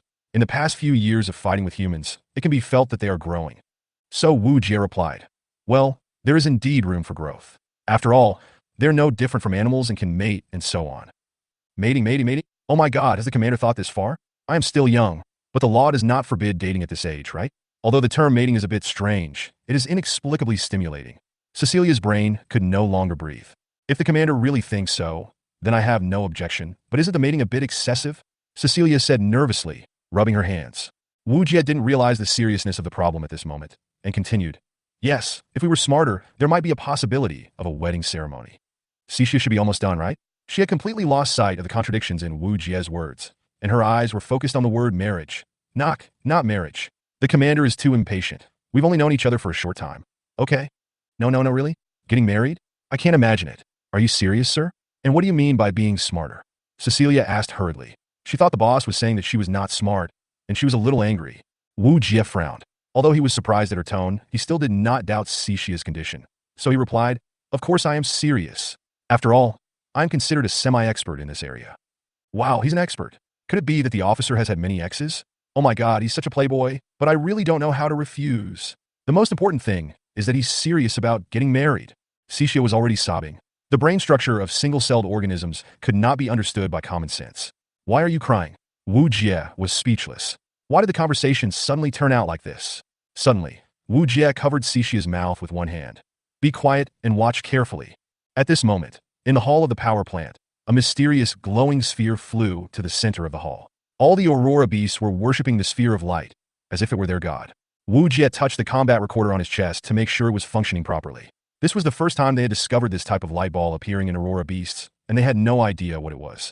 At least this is the first time it appears in all the materials Wujia has learned. I don't know if such light balls have been reported in other places. It's possible that this is the first time it has appeared here. After all, Wujia has never stopped studying Aurora Beast over the years. He updates the latest information about Aurora Beast from military channels every month. No new species of Aurora Beast have appeared in more than 2 years. This is the first time that a light ball type has been seen. I don't know what that ball of light did.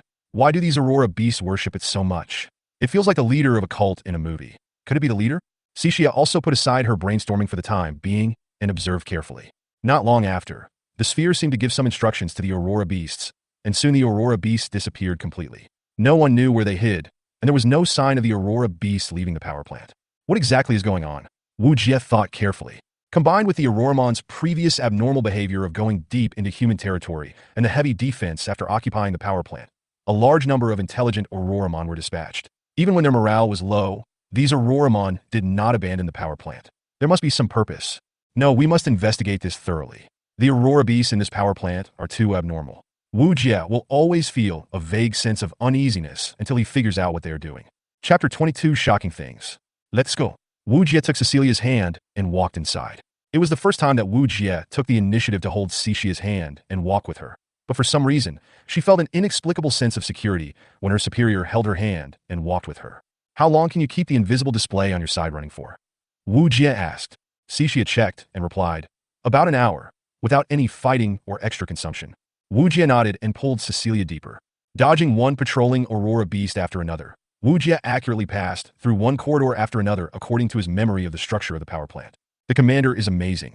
Even after looking at the map, I still feel dizzy, but he can remember it so clearly. Cixia sighed, while being alert to the movements around her. Suddenly Cixia stopped and said, Sir, wait. Wujia asked, what's wrong?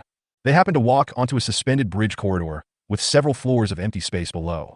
This structural design was to allow for timely pressure relief in the event of an accident in the basement, to prevent the entire building from completely exploding. If an explosion occurs, only the roof will be broken, and the building will not suffer much impact. Sir, look over there. How come there are still humans here? Cecilia pointed to a place on the lower level. Wujia raised the telescope, magnified it several times, and began to observe carefully. It really is a human being, and seems to be a young girl. Could it be that she was the warrior dancer who had defended the power plant here before? Was she left here because the power plant was invaded? She was just lying quietly in a container. No one knew who put her in the container. Although there was a telescope, I could only see her side and could not be completely sure of her current condition. Wujia looked at the entire space, roughly calculated, and said, this human girl should be in a room on the 3rd floor underground. I have roughly memorized her location. After cleaning up the power plant, we will go to rescue her. Cixia nodded obediently. Was she as obedient as a young wife at this moment? Maybe. Then the two continued to move forward, but before they had gone far, Wujia was stunned. Well, today, strange things happened one after another, and surprise is not enough to describe Wujia's mood at the moment. He actually saw an ape-like Auroramon using human tools to repair one of the power circuit breakers. Enlightened? This was the only thought in Wujia's mind at this moment.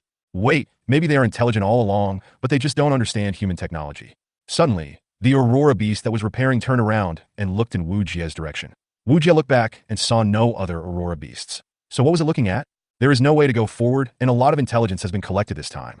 Let's retreat first. Wujia already has a bad feeling. Weird, too weird, an indescribable sense of separation.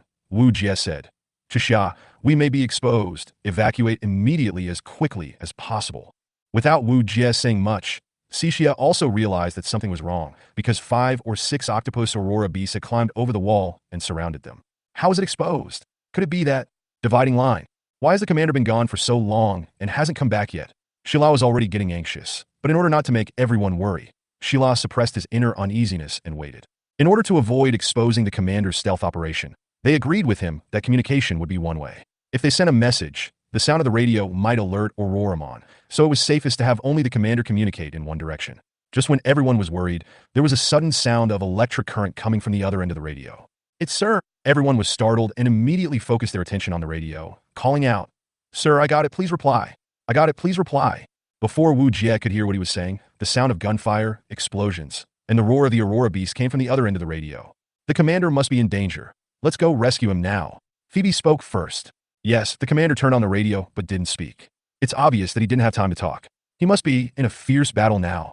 "Captain, let's go." Minion also thought that they should go out. "I agree," Boya also said. Wei also nodded and looked at Shila with a determined look. After looking around, everyone's eyes were so determined that Shila only said one sentence: "Let's go." However, just when everyone had made up their minds, Wu Jie's voice came from the radio. "We are fine now. Just stay at your post, and we will be out soon." Shila was stunned, but still replied, "Sir, are you all right now? What happened? Do you want us to reinforce immediately?" "There's no time to explain. Stay at your posts. If you see Auroramon fleeing, use all your firepower to destroy them right here. Do you understand? Trust me." Tears welled up in Shila's eyes. On the one hand, she was worried about her superior's safety, but on the other hand, she didn't know what to do because of her superior's orders. As the captain, this was probably the first time she encountered such a difficult decision. Taking a deep breath, Shila said, "Shila understands. Complete the task resolutely." After that, he took the initiative to cut off the communication. Of course, everyone heard what was said on the radio, and no one blamed Shila for anything. Boya said, "Captain, we believe in you and the commander." No one spoke. Now they could only turn their worries into motivation and resolutely complete the tasks and orders assigned by their superiors. Look, there seems to be some movement. The first one to discover the abnormality was Phoebe, who had the best eyesight. As a long-range support-type war dancer, she had stronger vision than ordinary war dancers.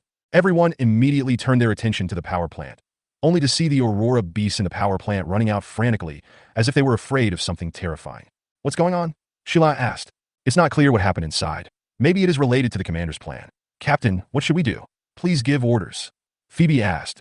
Shila took a deep breath, cleared away the previous haze, and turned back into her decisive self. "Fire. Open fire." Under Shila's command, everyone kept pressing the triggers in their hands. Countless shells rained down on the fleeing Aurora beasts. Auroramon, whose morale has already collapsed, is simply no match for them. Tada, tada, tada. The magazine was empty. After Phoebe pressed the trigger a few times, she realized that the magazine was empty and not a single Aurora beast was left. Chapter 23 Rescue Operation.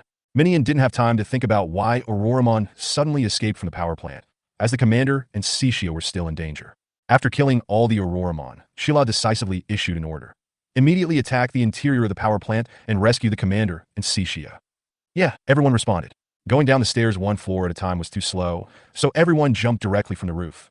As war dancers, they have physiques superior to ordinary people, and their equipment has a special shock-absorbing system. It was only an 8th floor, and they fell easily. Everyone was worried about the safety of their commander and Cecilia, and they moved very quickly. After arriving at the main gate of the power plant, everyone quickly advanced inside in an assault formation. As soon as she entered the door, Boya couldn't help shivering. "It's so cold." Then Boa felt something she touched, and saw that it was Auroramon. She was so scared that she fired several shots in a row, directly blowing the Auroramon to pieces. "What's going on?" Everyone took a look and found that it was actually an Auroramon that was frozen into an ice sculpture. Boa overreacted and directly blasted the Auroramon into pieces.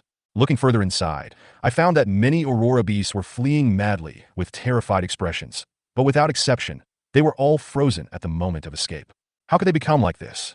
"Everyone be careful. Turn on the temperature control device. Be careful." Shila responded immediately. After hearing the order, everyone immediately turned on their own temperature control devices. As war dancers, they would encounter various extreme environments during combat. Considering the comfort and safety of the war dancers, each war dancer was equipped with a dedicated temperature control device to prevent accidents. After making sure that everyone's door was open, everyone continued to move deeper inside. "Area safe. Safety. Captain, there are only frozen Auroramon here." As Shila went deeper, the expression on his face became more and more surprised. Suddenly, a burst of electromagnetic sound came from the wireless communication, and everyone immediately pricked up their ears to listen. Who come, save the commander." A woman's sad voice came from the other end of the radio. "It's Cixia," said Boya. She was very familiar with this voice. "Answer me, Cixia. Report to me your exact location now." Shila asked immediately. "On the 3rd floor, underground." After saying this, Cecilia's voice immediately stopped. Cixia. Shila tried calling out twice, but it was like a drop in the ocean. Shila's expression became more serious than ever before. "Everyone, set off immediately. Go to the 3rd underground floor. We must rescue the commander and Cixia.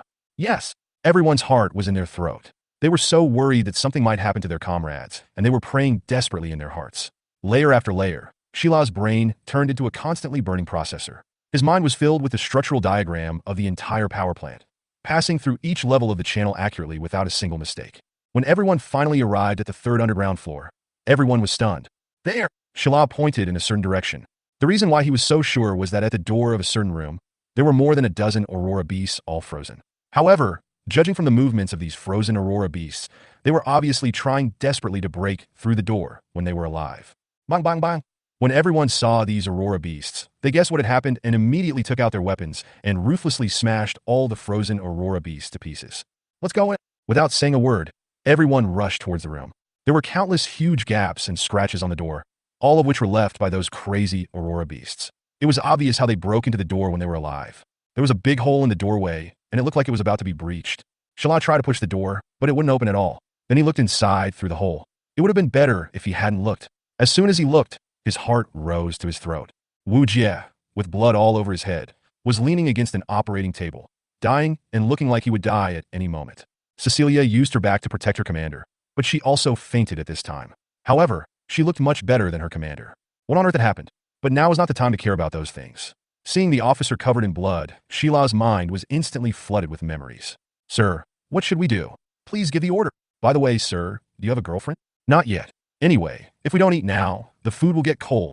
This is the first time I've seen the commander from such a close distance. He looks so cute when he's sleeping. After handing over my shift last night, I came back and saw Cecilia sleeping in my sleeping bag. I was forced to. Sheila turned around, her face full of tears. Phoebe, is there any way to open this door? When Sheila turned around, all the war dancers were stunned.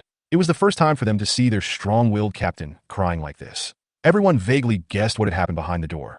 Phoebe also felt the seriousness of the situation, and her expression became extremely solemn. As a war dancer who also served as a logistics officer, she carried special demolition equipment. Phoebe closed the door and observed carefully. Of course, she also saw what was happening inside the door, and her heart suddenly became extremely sad. She answered seriously. No problem, I guarantee to complete the task. In this situation, artillery shells cannot be used to blast the door open, because if artillery shells are used, the exploding fragments will definitely injure the people inside. So only demolition equipment can be used. Sizzle, sizzle. The demolition equipment continued to flash with flames, just like everyone's mood. They just hoped that hope would be like this spark, and prayed that the commander and Cecilia were safe. These short 10 minutes seemed as long as a century. Bah! Finally, everyone heard the sound of the door cracking. Sheila was the first to reach the door. He grabbed it with both hands and exerted all his strength to directly remove the entire door. Quick! Everyone rushed in immediately. Phoebe took out medical equipment from the storage box behind her without saying a word and began to carefully examine the two of them. How is it? Sheila asked anxiously. Cixia is not in any serious trouble. I'll give her a shot of nanotherapy needle and she'll recover soon. It's just that, sir. Phoebe's face looked a little heavy when she said this. Among the group, only Phoebe was a medical specialist and the others had only studied emergency medicine, so everyone focused on what Phoebe said. Generally, when the lines are said to this point, everyone has guessed something, but no one is willing to accept it. Chapter 24 Underground Facilities. The commander's head was hit hard, his chest was bruised in many places, 2 ribs were broken, and there were signs of internal bleeding. The situation is not optimistic. No matter how little they knew about medical care, after hearing Phoebe's words, everyone realized the seriousness of the matter. What should we do? Boya's expression also became very flustered. As far as they knew, the nearest medical facility was hundreds of kilometers away, and the officer's injuries were very serious, and there was a high possibility that his injuries would be aggravated during transportation. Captain, you tell me what to do. Phoebe frowned and looked at Sheila. Sheila asked, if we call a transport plane and go to the city immediately, will there be a chance of being rescued? Phoebe shook her head.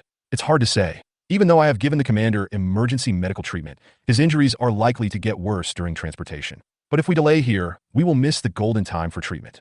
Sheila nodded, having no other choice. Well, let's escort the commander to the city immediately and send a rescue signal to the headquarters. Everyone nodded in agreement. After all, there was really no better solution now. Suddenly, there was a cough. It was Cecilia who woke up.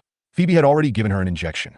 After all, as a war dancer, her physical fitness was much stronger than that of ordinary people. Cecilia was not actually injured, but the load made her feel a little uncomfortable. She soon felt better after an injection. No need to go to the city, Cixia said. Sheila was stunned. Cixia, what are you talking about? Can't you see how critical the commander's current condition is? Cixia was not in a hurry, but pointed to the monitor next to her and said, "There is a medical center of a power plant in a room here, and there is a dedicated smart operating table there." When Shila heard this, he immediately looked towards the monitor and, as expected, there were medical equipment in this underground facility. "Hey, why is there a girl here?" Boa pointed to one of the glass containers. Shila shook her head. "Don't worry about the girl for now. Saving lives is more important. Boya, you Wei and Minnie and go find a medical center. Once you find one, report the location and we will transport the injured there immediately." Yes. Soon the three of them went out to search. Phoebe and Silo were also busy, treating the injuries of the two. Cecilia was just a little weak because of the excessive load on her core energy. She couldn't move at all at this moment, but her injuries were not serious. At most they were minor. "Found it, Captain." Minion brought the good news. Wah! Drip, drip, drip. The sound of an electrocardiogram was heard beside him. In the haze, Wujia seemed to see the figure of a girl. That figure felt so familiar, yet so strange. Wujia, soaking in the nutrient solution, felt like he was immersed in seawater. Behind him was the bottomless sea, and above him there was a ray of light slowly shining through the sea level. The light was so warm. A figure is currently in the center of the light, quietly looking at Wujia. Who is that person? I want to reach out and touch it, but it's so far, so far. Am I dead? Wujia thought. I didn't expect that I have reached the end of my life now. It's such a pity. I still have so many ideals to realize, and so many people I haven't had time to say goodbye to. Sha, Cixia, Boa, Phoebe, Minnie, Wei, the leader, Kinkyu, and the others, and my sister, right? Am I going to meet her? My sister, we are finally going to meet? At this moment, Wujia took a deep breath and suddenly opened his eyes. In front of him was a medical room, shining with white light. At this moment, there were more than a dozen transparent tubes inserted into his body, floating quietly in a nutrient solution. I'm not dead? Wujia looked around in surprise. At this time, he was in a cylindrical glass container, which was a special container used for recovery treatment. It was soaked in nutrient solution, which could speed up the patient's treatment. "Captain, it's the commander. The commander is awake." The voice was muffled and came through the liquid, sounding so unreal. Shila came to the container with a joyful look on his face and tapped it gently. "Sir, how do you feel now? If you are okay, please nod your head." Nuye nodded. Shila finally saw Wujia woke up safe and sound. Her eyes were filled with tears. A night of silence. In the early morning, Wujia opened his eyes and saw a forest simulated by a hologram next to him. At this moment, the forest was filled with the singing of birds and the fragrance of flowers. The quiet forest atmosphere made people feel that nature was so peaceful. This is a holographic image specially used in medical facilities. It is used to relax patients.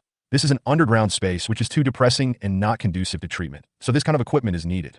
After Wujia woke up, he was about to move when he suddenly felt something pressing on the side of the bed. Turning my head, I saw that it was Boya, who was on night duty, who had fallen asleep. She was lying beside the bed like a kitten. After experiencing life and death, Wujia now only had a sense of relief for surviving the disaster, and began to recall everything he had experienced before. After being surrounded by the enemy, he and Cixia fought and retreated, but the number of enemies was increasing, and they had no time to return to the upper level. Forced to break through downwards, Wujia suddenly remembered that the cold storage central control was on the 3rd underground floor, so they didn't care about much else. With Cixia's cooperation, they found the freezing control center on the 3rd underground floor. However, Wujia was seriously injured because of this. Although Wujia's martial arts and marksmanship were pretty good, Aurora Beast's terrifying physical strength seriously injured Wujia. After closing the door, Wujia immediately started the refrigeration central control, but the refrigeration central control had not been used for a long time, and the startup speed was too slow. Wujia thought of a way, which was to overload the refrigeration central control through the load valve next to it. However, what Wujia did not expect was that due to the overload, the huge amount of electricity was instantly lost, and Wujia was directly knocked away. Wujia, who was already seriously injured, was now even more injured and fell directly in front of the control valve. The freezing has been activated. In order to prevent the Auroramon from escaping before he fainted, he issued the final instructions to Shila and the others, asking them to kill all the Auroramon. Cixia wanted to check on Wujia's injuries, but the powerful rapid freezing instantly spread throughout the power plant. In order to protect Wujia, Cixia pushed the temperature control equipment to the maximum value. In order to fight against the rapid freezing in an instant, Cixia almost overloaded her core energy. But because of this, neither of them was frozen into ice and was able to be rescued by the large force. Wujia smiled, feeling lucky that he was alive. Seeing Boya sleeping on the bed, he couldn't help but touch her cheek, feeling how lucky he was now. Chapter 25. Why are you blushing? Boya, sir. Boya looked at Wujia with a blushing face. Sorry, you're awake. Wujia originally just wanted to sigh about life, so he couldn't help but touch Boya's cheek, but he didn't expect Boya to wake up, so he quickly took his hand back. Boya was not angry, but sat up straight and said, "How do you feel now, sir? Are you feeling uncomfortable?" Fortunately, I can't feel anything abnormal now. That's good, sir. You don't know how sad the captain was when you fainted. Sheila, is she okay? What is she doing now? Oh, and Cixia. The captain has gone to clean up the remaining Aurora beasts. Cixia has nothing to do but follow the captain. None of those guys can be left alive, he said while waving his fist. Well, where am I now? Sir, you are now in the underground medical center of the power plant. I didn't expect that there is such advanced medical equipment under the power plant. To be honest, I was shocked. The medical equipment here is very valuable. Sir, you just woke up. You must be thirsty. Just go get you a glass of water. By the way, sir, do you want something to eat? Wujia looked at the pocket watch he carried with him. It was exactly 9:30 in the morning. Maybe because of the nutrient solution he had received, Wujia was not hungry now. Just pour a glass of water. Well, I'll be back soon. Just as Wujia lay down and was sorting out his thoughts, he suddenly saw the girl. It's the one I saw on the bridge corridor before. I looked around at the surrounding building structures and found that this is what it is like. No wonder I can see this place from above. Since the entire medical center is an integrated hall, all the equipment is in one space, which is why Wujia could see the container. Wujia moved his body and found that nothing was wrong. So he stood up and wanted to check on the girl in the container. Hey sir, Phoebe said you can't move now. Boya, who had just come back from fetching water, was suddenly panicked when she saw Wujia trying to get out of bed. He hurried over and wanted to support Wujia, but because he had to hold the water cup in one hand and support someone with the other, the action of reaching out to support Wujia turned into an unbalanced posture. Ah! With a scream, Boya subconsciously pulled Wujia and fell backwards. Water splashed all over my body, and my clothes became a little transparent because of the water, and the colored underwear inside was even visible. What a shame. I should have known not to wear clothes made of this kind of fabric earlier. The two men were pressing on each other. Wujia couldn't move because of his injury. He didn't expect that his body had not fully recovered yet. This was awkward. The two men were squeezed together in this ambiguous posture. Boya blushed immediately. It was the first time she was so close to her superior.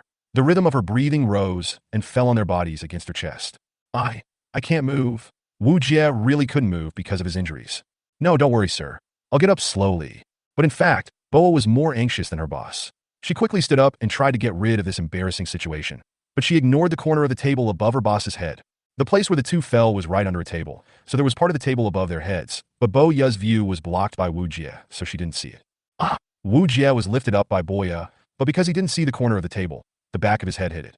The pain stimulated Wujia's old injury, and his body immediately leaned forward. One of them remembered, and the other leaned forward because of pain, and their faces were so close that their lips just happened to touch. Boya's brain froze and short-circuited. Boya blushed. Wujia was confused, and space and time seemed to freeze at this moment. What's worse is that because Wujia wanted to push Boya away, his hand accidentally pressed a place that he shouldn't have pressed, which happened to be the place that was wet by water before. The soft touch immediately stimulated the nerves of both of them. At this moment, the door was suddenly pushed open. Captain, Boya, are you okay? The person who broke into the room was none other than Sheila, who happened to see the two people kissing. As spoke of Wort by Vortsluvla, Sheila felt like a petrified being, not knowing what to say at this moment. Oh, this terrible posture, oh, and this terrible, and this terrible big hand. Where is it pressing? Sheila was almost on the verge of exploding.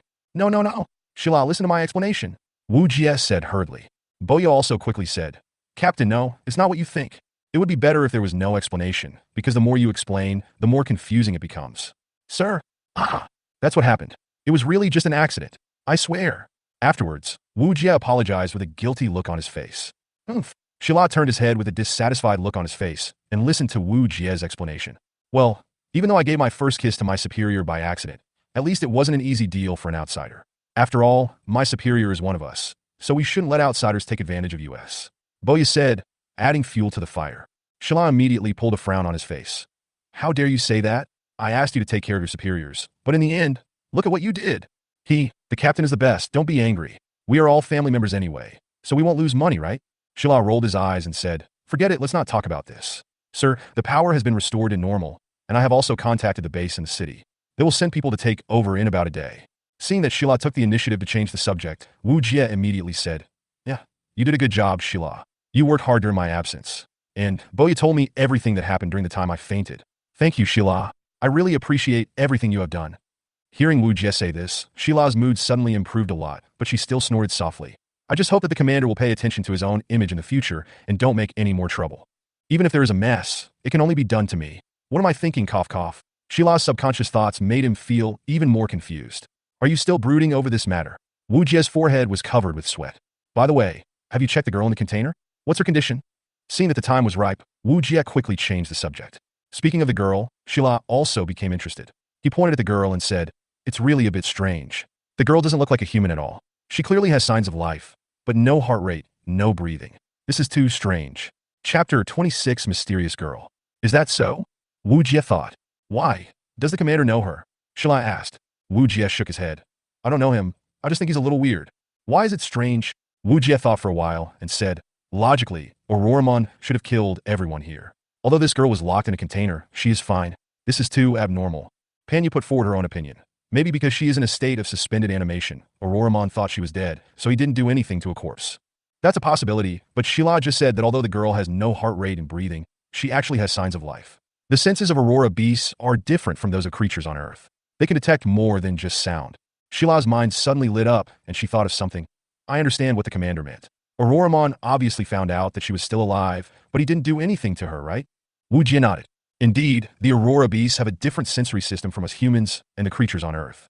If they didn't attack the girl, is there a possibility that the girl is really dead? Shila considered his words. Wujia did not rush to express his opinion, but said, give me the life detection equipment. After hearing this, Shila immediately gave the life detector to Wujia. Help me up, let's go check on this girl again. Boya and Shila hurried forward, carefully helping Wujia up from the left and right. Boya couldn't help but teased. Sir, does this count as hugging left and right, haha? Boya! Shila's face turned dark. Wujia was sweating profusely. What the hell was going on? Coming to the container, Wujia turned on the life detector. A person's vital signs are mainly manifested in 4 ways: breathing, heart rate, body temperature, and blood pressure. In order to more comprehensively detect survival signals, mainly for military use, life detectors, in addition to the 4 major ways, also include biological pulses, electromagnetic waves, brain waves, etc. Looking carefully at each line of data above, Wujia's expression became somewhat uncertain. Sir, do you think it's the same as what I said? Shila also came over to look at the data above. Wujia nodded. It's very strange. Her heart rate and breathing are completely 0, but she still has active brain waves and body temperature. Even without a pulse, she still has blood pressure. This is not scientific at all. Boya tilted her head and said, she has been locked in this container, which means that the previous employees here must have known about it. Then we can ask the staff who worked here before, and we will know, right? Sir, look at her body temperature. It is different from that of normal people. The normal body temperature is around 36 to 37 degrees, but her temperature is 2 degrees lower than that of normal people, only 34 degrees. Shila said, pointing to the temperature panel on the detector. It's so suspicious, but we don't know who she is, and there's no way to investigate now. It would be great if our chief researcher was here. Boa Sigadilplesli. Wujia slapped his forehead and said, yes, why not just ask Chief Su? He did it right away, connecting to the wireless channel and the base. Silver Falcon calling Suzu. Silver Falcon calling Suzaku. Please reply. Please reply. After a while, Suzaku got it. Suzaku got it. Please help me contact. Before Wujia finished speaking, a lazy voice came from the other end. Who is it, Inshun? I just happen to need your help. Wujia was confused. This guy must be living in the communications room. How come he always happens to meet her when they're on the phone? Wujia didn't waste any words and told the story of the mysterious girl in a concise and clear manner. After hearing Wujia's words, the person on the other end of the radio fell silent immediately. Hello? Tifsu. Tifs. Stop shouting. I'm listening. Listen to me, everyone. Bring that girl back to the base. It's important. Wujia was stunned for a moment. He didn't care why he had to take her back because as a scientist, seeing such a bizarre girl, he certainly couldn't help but want to study her. What he cared about was that the girl had been kept in the basement of the power plant and must be involved in some secrets. If she was taken away directly like this, would it trigger a chain reaction? How do we explain to the city government? This girl is obviously not simple. After thinking about it, Wujia asked, I don't care what city government it is. Just remember, bring her back to me. As long as you bring her back, I will give you as much money as you want. Susan threw money at the man without hesitation. Wujia was a little unhappy when he heard Susan's overbearing tone, but he suddenly thought of something and said, Chief Su, this girl is so abnormal. I suddenly remembered that the textbook mentioned that the war dancer went berserk during the early experiments. Is it possible that the secret research in this basement is related to berserk? Ah, you are a bastard who doesn't do scientific research, but you know so much about it. You are even better at pretending to be crazy than me. I tell you honestly, this girl is very likely an experimental subject of the Bird of No Return project. I only know a few words about the details. I didn't want to tell you, but since you were so smart, I will tell you a brief introduction. I'm sure you're aware of the war dancer's rampage incident 2 years ago. It was caused by abnormal body temperature. Although it was finally quelled, it caused quite a stir internationally. Later, I also participated in the research on the autopsy of the rampage war dancer. Afterwards, the Red Lotus Research Institute, the highest research institution at the core of the war dance, issued a statement. Of course, this statement was mainly for the top management, and was not open to the public. It would be useless for you to know the specific content now. Anyway, the Red Lotus Research Institute finally began to conduct secret experiments on Rampage. The full name is the No Return Bird Project. The reason why I know some clues is because I was once one of the core development members of Zhanwu. This girl is very likely related to the No Return Bird Project. If she exists, maybe we can find out the reason why Zhanwu went berserk before. After listening to this, Wujia suddenly realized that he had never expected that this mysterious girl had such important value. Wujia asked, but since this girl is so important, why not give her back to the Red Lotus Research Institute? Why bring her back to the base? Won't this delay the research progress? There was a moment of silence on the other end of the radio, and then someone said, this girl is likely to have been abandoned. What? Wujia was shocked. His pupils shrank suddenly, and he was speechless for a while. Chapter 27 New Hope. I'll tell you the truth. I looked at the data you sent me. Based on the information I know, this girl does not meet the minimum assessment standards for experimental data in any aspect. She's likely to die soon. Wujia found it hard to accept for a moment. A young girl, without family or friends, was undergoing cold experiments in a dreary basement. He knew very well that sacrificing one person to save 10,000 people sounded like a great thing. However, when life is really about to end, when one has not had the chance to taste the sweetness of life, but has to wither away in darkness and return to nothingness forever, who would have thought that that life also longs to stroll in the forests and fields in the sunshine, and freely feel the touch and warmth brought by the colorful world like a rainbow?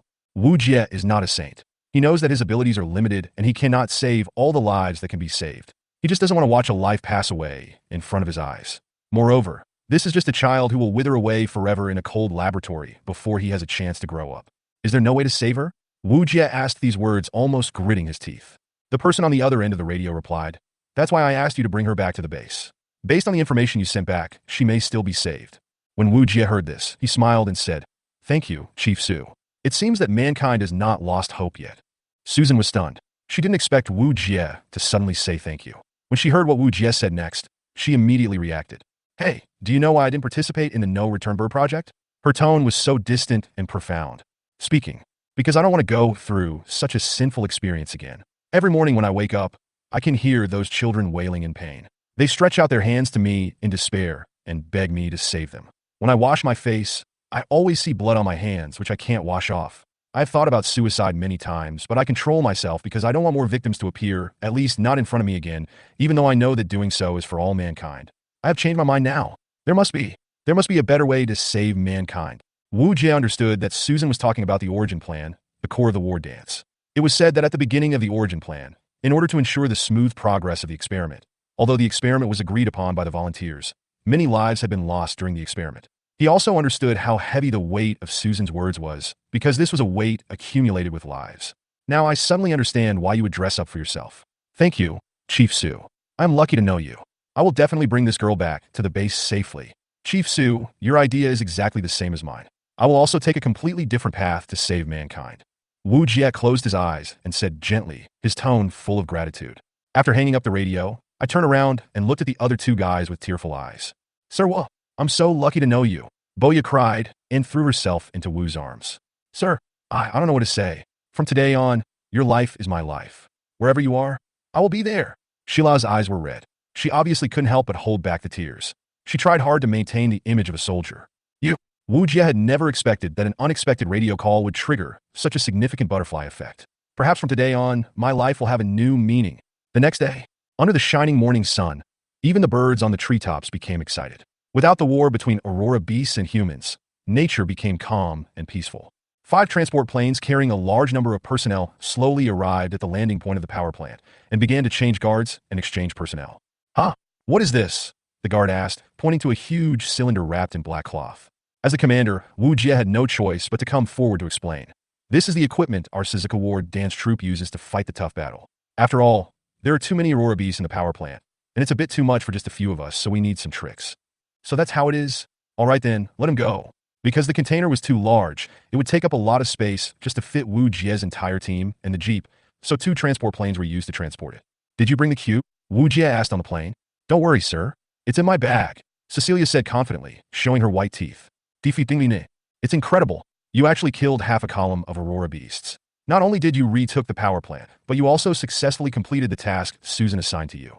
Mingxi looked at the mission briefing in disbelief and checked the mission recorder with some disbelief. After confirming that it was correct, he said this. Standing in the captain's office, Wujia was waiting for the captain to issue a new task. According to the group rules, you have exceeded the mission quota this time, so your team can be given 2 days off. Got it. Wujia saluted with a smile on his face. I can't believe you killed so many Auroramon without any reinforcements. If it weren't for the recorder, I would have suspected you were lying. Tell me, why didn't you call for reinforcements from the headquarters? You can call for reinforcements in this situation, but don't do this again. After all, you only have one life. Unexpectedly, Mingxi was so sensible and cared about the safety of his subordinates. Wujia felt warm in his heart. Senior sister is so nice. I feel 100% assured working under you. Stop talking nonsense, and tell me, why didn't you call for reinforcements? Oh, isn't it because the senior sister took special care of me in school before? For example, she helped me line up in the cafeteria, copy my homework for me, and cover for me to the teacher so that I could go back to look after my sister. You bastard. The leader blushed immediately. He didn't expect that this bastard still remembered these things. It seemed that it was not in vain to make friends with this guy. So he raised his hand and pretended to hit him. Oh, senior, you can't hit me now. You are a war dancer. If you hit me with this punch, someone will definitely die. As if he was really worried about something happening, Mingxi retracted his boxer. However, the next words immediately made Wujia tuck his tail between his legs. Also, what's up with that girl you brought back? Don't think I don't know. This. Wujia was suddenly speechless. Chapter 28, The Loved One. Faced with the questioning from the senior sister, Wujia had to tell the truth. He didn't dare to hold back anything from this scary senior sister. That's really your style. Mingxi's eyes drifted out the window, and her expression became melancholy as she recalled some sad memories. Senior, do you know why I created Suzaku? I really don't know. It's actually to fulfill someone's wish. Desire. Well, 2 years ago, the war dancer's rampage incident happened. The war dancer who got into trouble was my lifelong best friend. What? Wujia was stunned. In order to fulfill her wish, I founded Suzaku. Although I went through a lot of hardships, I finally made it through, right? So what exactly is her wish? Her wish is actually very ordinary. She hopes that all the war dancers can live the life they want like ordinary people. Just simple happiness is enough. Wujia was silent. Now you know why Susan came to Suzaku. Okay, I understand, senior. Although I cannot empathize with what you have been through, please believe that I will also contribute to your ideals. Even if my contribution is insignificant, please do not despise me. Thank you, Wujia. Her eyes were full of determination. Even though she tried her best to hide her sadness, the brightest sunlight could not eliminate the loneliness against the light. When we arrived at the base's laboratory, Susan was busy like an ant on hot pan. While constantly processing various data, he also had to keep giving instructions to other researchers. No, something is clearly wrong here. Check again. And you, what's wrong with you? You can't even do such a simple thing. Wujia brought Sheila and Cecilia to Susan, but Susan's attention was now all on the mysterious girl. She had no time to receive Wujia and didn't even notice his arrival. Wujia did not disturb Susan, but came to the container and observed the girl. Suddenly, he remembered the figure of the mysterious man he had dreamed of when he fainted at the power plant. Seeing Wujia staring at the girl in the container motionlessly, Cecilia walked forward and chuckled. Sir, you have been staring at my body. Do you have any ideas? Indeed, the girl in the container was naked. Although she was curled up and not many parts of her body were exposed, Wujia staring at her like that could easily cause misunderstanding. Sheila came over and gave Cecilia a slap in the face. Oh, it's just a joke. Cecilia pouted and said dissatisfiedly. Sheila ignored her and asked Wujia, did the commander find anything? It's nothing. It's just that this girl reminded me of someone I used to know. Who is it? Cecilia asked immediately. An old friend who is no longer in this world. Wujia's sadness flashed across his face. Sheila was keenly aware of this. Is he someone very close to the commander? Yes, a very dear old friend. I know. It must be the chief's ex-girlfriend. Cecilia is really thick-skinned. TSK. Yeah. Sheila's eyes were about to spit fire, and she glared at him with murderous eyes. We're already talking about the deceased. How can you bring up the commander's pain? I'm sorry, sir. I was wrong. Cecilia, who was very thick-skinned, finally reacted after being reminded by Sheila. Wujia shook his head and said, it's okay. The dead are gone. The living must live well and not let the dead down. But who is that person? Cecilia continued to ask questions. Sheila turned to Cecilia with a kind look, and veins popped out on her forehead. Seeing Sheila's murderous look, Cecilia quickly covered her mouth. It's someone I love very much. Wujia sighed and said he thought of his sister. Wow, someone you love a much, Cecilia exclaimed. But this time, she didn't ask any more questions. But when Sheila heard Wujia's words, she suddenly felt sad, but she was also very concerned. Who was that person? Why did the officer love him so much? Was it a girl? Yes, it must be a girl. If it was a boy, he would not use words like love, right? Back to the dormitory. Sheila had a gloomy face and walked absent-mindedly, not even noticing when he bumped into someone. Oh, She had clearly bumped into someone and made a noise, but she didn't notice. Captain, what's wrong with you? The person who was bumped into was none other than Boya. But Sheila still ignored her and just kept repeating in her mouth. The commander has someone he likes. The commander has someone he likes. The commander has someone he likes. When Boya heard Sheila's mumbling, she was petrified. She immediately rushed to Sheila, grabbed her shoulders and said, Captain, are you serious? Huh? What did you say? Sheila came to his senses and realized it was Boa. You said the commander has someone he likes? Oh, by the way, let me add that ever since that little incident between Boa and her superior yesterday, Boa has been in a state of insomnia, excitement, confusion, and heart rate disturbances the entire night since she came back tonight, and she hasn't recovered yet. The main reason is that Boa has the habit of writing a diary before going to bed at night. When she writes about what happened with her superior, it is like she's going over what happened before in her brain again. Now Boa has become extremely excited, and her mind is full of things about her superior. So when Boya heard Sheila's mumbling, she immediately became alert. Ah, no, that's not true. You heard it wrong. At this moment, Sheila was filled with regrets. Oh my God, I actually said everything I was thinking, and Boya had to hear it. It's so embarrassing. No, I have to nip this matter in the bud no matter what. Hearing Sheila's denial, Boya, as a teammate who had spent a long time with the captain, could tell that Sheila was lying. Captain, you have a habit when you lie. You like to curl your hair, and you can't help but lift up your left leg and swing it back and forth. All of these can't escape my eyes. Boya's eyes lit up, and she immediately exposed Sheila. Ah, yes, is that so? Sheila was stunned. She didn't expect Boya to be so observant. She immediately stopped curling her hair, straightened her feet, and stood meticulously. You must have seen it wrong. No, I can't admit it even if I die. How can I let Boa tell others about what I said to myself? And once Boa tells others, won't the whole Suzaku group suspect that I have a crush on the leader? No, absolutely not. Chapter 29 Infiltration Operation. Wow, really? Boya lowered her body and looked up at Sheila with a sly smile on her face. Of course it's true. Although he denied it, Sheila's eyes drifted elsewhere. The captain is still acting, so I'll trick her? Boya pretended to smile helplessly. Alas, I wanted to tell the captain the truth, but it seems that I have to forget it. What? You actually know who the boss loves? Sheila was still too naive. As soon as Boya lied, she was exposed immediately. Huh, the captain said he didn't lie to me, but now he's exposed. Ah, you actually cheated me. Captain, don't be angry. Actually, I have a way to find out who the captain likes. Boya smiled and said, actually, I want to know too. Damn, who got there first? What do you mean? Boya whispered something into Sheila's ear for a while. Is this really feasible? Sheila looked confused. Of course, Captain. Are you really not curious at all? Boa's tone at this moment was very much like Satan in the Garden of Eden, tempting Eve to steal the apple. Sheila was tempted. This proposal was so tempting. She really wanted to know, but she couldn't bring herself to ask her superiors. Okay, I agree. The infiltration operation officially begins. Boya smiled proudly. Just like that, the two-man combat team formally reached a cooperation agreement. Wujia returned to his dormitory. He was a little tired at this moment. Although his body had almost recovered, he still needed to rest.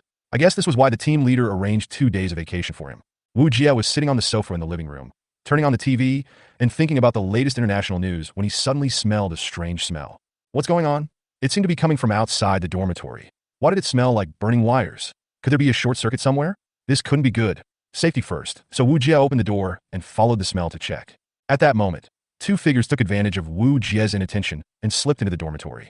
Hey, is this really okay? What if the officer finds out? Don't worry, we just need to read the commander's diary and leave. As long as we move fast enough, we won't be discovered. Okay, there was no other way at this point. The 2 people who came in were none other than Sheila and Boya.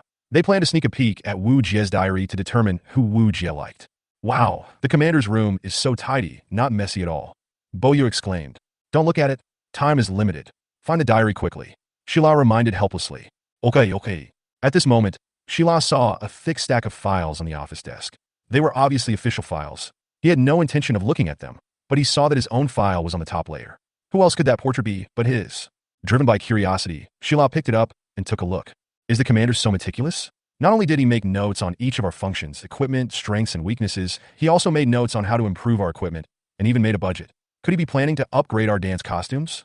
As the captain, Sheila couldn't help but sigh at his own incompetence when he saw the notes made by Wujia. At this moment, a note suddenly fell out from the file. There was a paragraph written on the paper. Sheila immediately picked it up and wanted to put it back, but he didn't want to be discovered by his superior. But just as she was about to put it back, she was attracted by the words on the note. If necessary, I will sacrifice myself to bring them back alive. I want them to hug their families, laugh, and be happy. This is my lifelong goal. Sheila's eyes suddenly became moist. Did the commander put the note on the file to remind her all the time?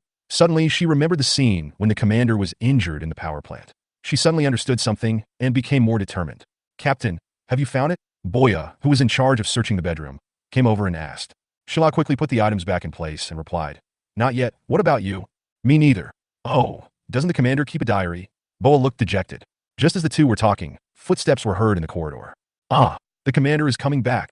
Boya was suddenly panicked. How come it's so fast? Get out now. The two quickly came to the gate and were about to go out when they suddenly heard the sound of the door opening. So fast, Shila exclaimed in surprise. That's strange. I clearly didn't lock the door when I came out. How come it was suddenly locked? Wujia took out the key.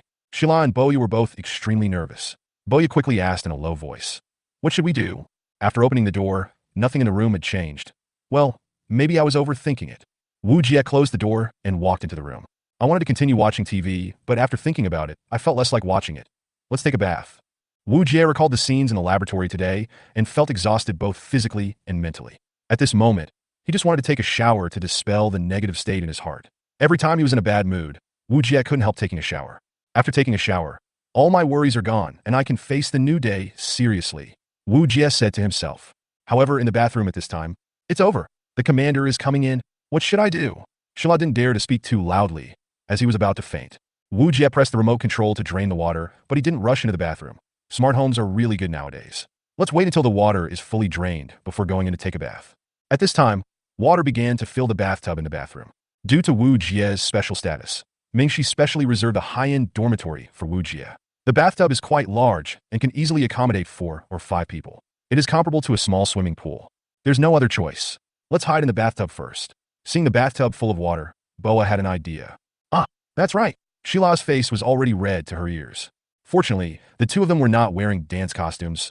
Otherwise, it would have been a bit difficult for 4 or 5 people to fit in the bathtub. No, water is transparent. Even if you are buried in water, you will be seen. Shila immediately realized the problem. Boya showed an unpredictable smile. Don't worry, Captain. I have a way. Boya operated the control panel in the bathroom, and the water in the bathtub immediately changed color from clear water to dark red. What's going on? Shila had never noticed that a bathtub had this function before. Captain, you don't know this, right? Nowadays, smart bathrooms have ambient bath gel. Once this bath gel is added, the color will change immediately. This way, we won't be discovered if we hide inside. So that's it. Shila said he had learned something.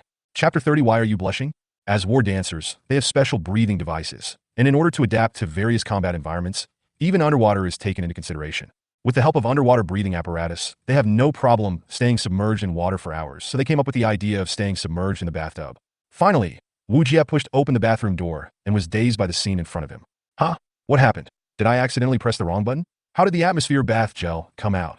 Wujia walked to the control panel, took a closer look, and found that it was true. Wujia's forehead was covered with sweat. Oh, really? Forget it. Let's not waste water. Just wash like this. As he spoke, Wujia began to slowly take off his clothes, and the two people who were lying in ambush in the bathtub could see it clearly. By the way, although it is difficult to see clearly what is under the water from the outside, you can actually still see something vaguely when you look out from the water. Due to the constant shaking of the water waves, Wujia's movements of changing clothes were slightly distorted, but Wujia's figure could still be seen clearly. Usually, the commander wears a military uniform, so you can hardly see his figure. Now I know that he has been exercising. His figure is really amazing. Shila blushed as she secretly watched Wujia taking off his clothes. Coming in, because Wujia was completely relaxed, he didn't notice that there was someone under the bathtub. In fact, if he looked carefully, it would not be difficult to find that there was someone hiding under the bathtub. Wujia stretched out his whole body and couldn't help but let out a long moan of comfort. Since Shila and Boya were lying face up in the bathtub facing Wujia, they instinctively avoided the point where Wujia would step, but one of them was still accidentally stepped on by Wujia. Huh. Wujia felt a little strange, as if he stepped on something soft and comfortable. Could it be some hidden function of the bathroom? Why does the bathtub feel so comfortable today? Wujia couldn't help but step on the other side again. However, underwater at this moment, the two people tried their best to resist the urge to laugh due to the itchiness, and their faces almost turned red. Because Wujia's feet were not stepping on any other place, but right there. Wujia, however, was not conscious at all. Not only did he not doubt it, he also kept rubbing it back and forth, feeling the enjoyment brought by the soft touch. He still thought that this was the massage function of the bathtub. He did not doubt it for a moment, but comfortably experienced this rare, peaceful time. The two people underwater were being caressed back and forth, but they could not expose themselves, so they could only helplessly but force themselves to enjoy Wujia's foot massage. If she could speak at this moment, what Boa would most want to say is, wow, how embarrassing being bullied by the boss like this. What Shila wanted to say the most was, Is there a crack in the ground? Is there a crack in the ground? Their faces were red enough to fry eggs on, maybe. In this way, the two of them endured it at the bottom of the bathtub for a very long time, so long that they almost forgot the time. Huh? The commander is silent. Shala suddenly felt something was wrong. She was kind of nostalgic for the feeling before and said, "Ugh, what was I thinking about?" Boya and Shila looked at each other and nodded in understanding. Then Shila gently floated up from the water a little bit, wanting to observe whether Wujia was asleep. Sure enough, Wujia really fell asleep. Maybe it was because he was too comfortable in the bath. Shila patted Boya and told her to slowly get up and leave the bathtub. Now was the opportunity. The two people gently got up from the bathtub and stepped over Wujia, but the water on their bodies dripped onto the ground, making a loud splash. His heart suddenly rose to his throat, and he dared not move. He looked back at Wujia and saw that he hadn't woken up, so he continued to get out of the bathtub. Just as the two were about to reach the bathroom door, Wujia suddenly spoke from behind. "Don't go! Don't go!" Suddenly, the two men felt like they were electrocuted and dared not move, thinking that they had been discovered by their superiors. Looking back, Wujia was not awake and seemed to be talking in his sleep. The two of them breathed a sigh of relief. Fortunately, they were not discovered. At the last moment, when closing the bathroom door, Shila seemed to hear the officer talking in his sleep. "Don't go, sister. It's all my fault. You will always be my favorite family member." Just like that, the two finally escaped. As soon as they got out of the door, they both gasped for breath desperately, feeling as if they had spent a century underwater. "Captain, are you okay?" "I'm fine. How about you, Boa?" The two looked at each other and realized that their faces were as red as paint buckets. "Captain, do you think the commander has actually discovered us? But he's pretending not to know?" Boya mentioned a possibility. "I don't think so, but I seem to know who the commander likes. It seems that this trip was not in vain." Yes, who is it?" Boya looked curious. "Let's talk about it when we get back. You've really caused me so much trouble this time," Shala said unhappily. Tell me, who is the person the commander likes?" "Go back and talk about," Shala said word by word. "Captain is so stingy." In this way, the two figures gradually walked away, but there was a figure in the dark observing all this. Interesting, really interesting. The figure left only a beautiful silhouette, and the flowing skirt was really a beautiful landscape. When Wujia woke up, he snorted loudly. Well, what happened? Looking at the series of dark red liquids and footprints on the ground, Wujia fell into deep thought. Am I sleepwalking? And so, the Suzaku War Dance Troop's peaceful and comedic day continued. The next day. Today is a day off for everyone. Let's go out for team building and travel around the city for a day. I'll treat you. Wujia announced an exciting news to everyone. Great. I've been wanting to go to the city for a long time. Cecilia jumped up first, jumping very high. That's great. I can invite everyone to my house. Phoebe also raised her hand to show her agreement.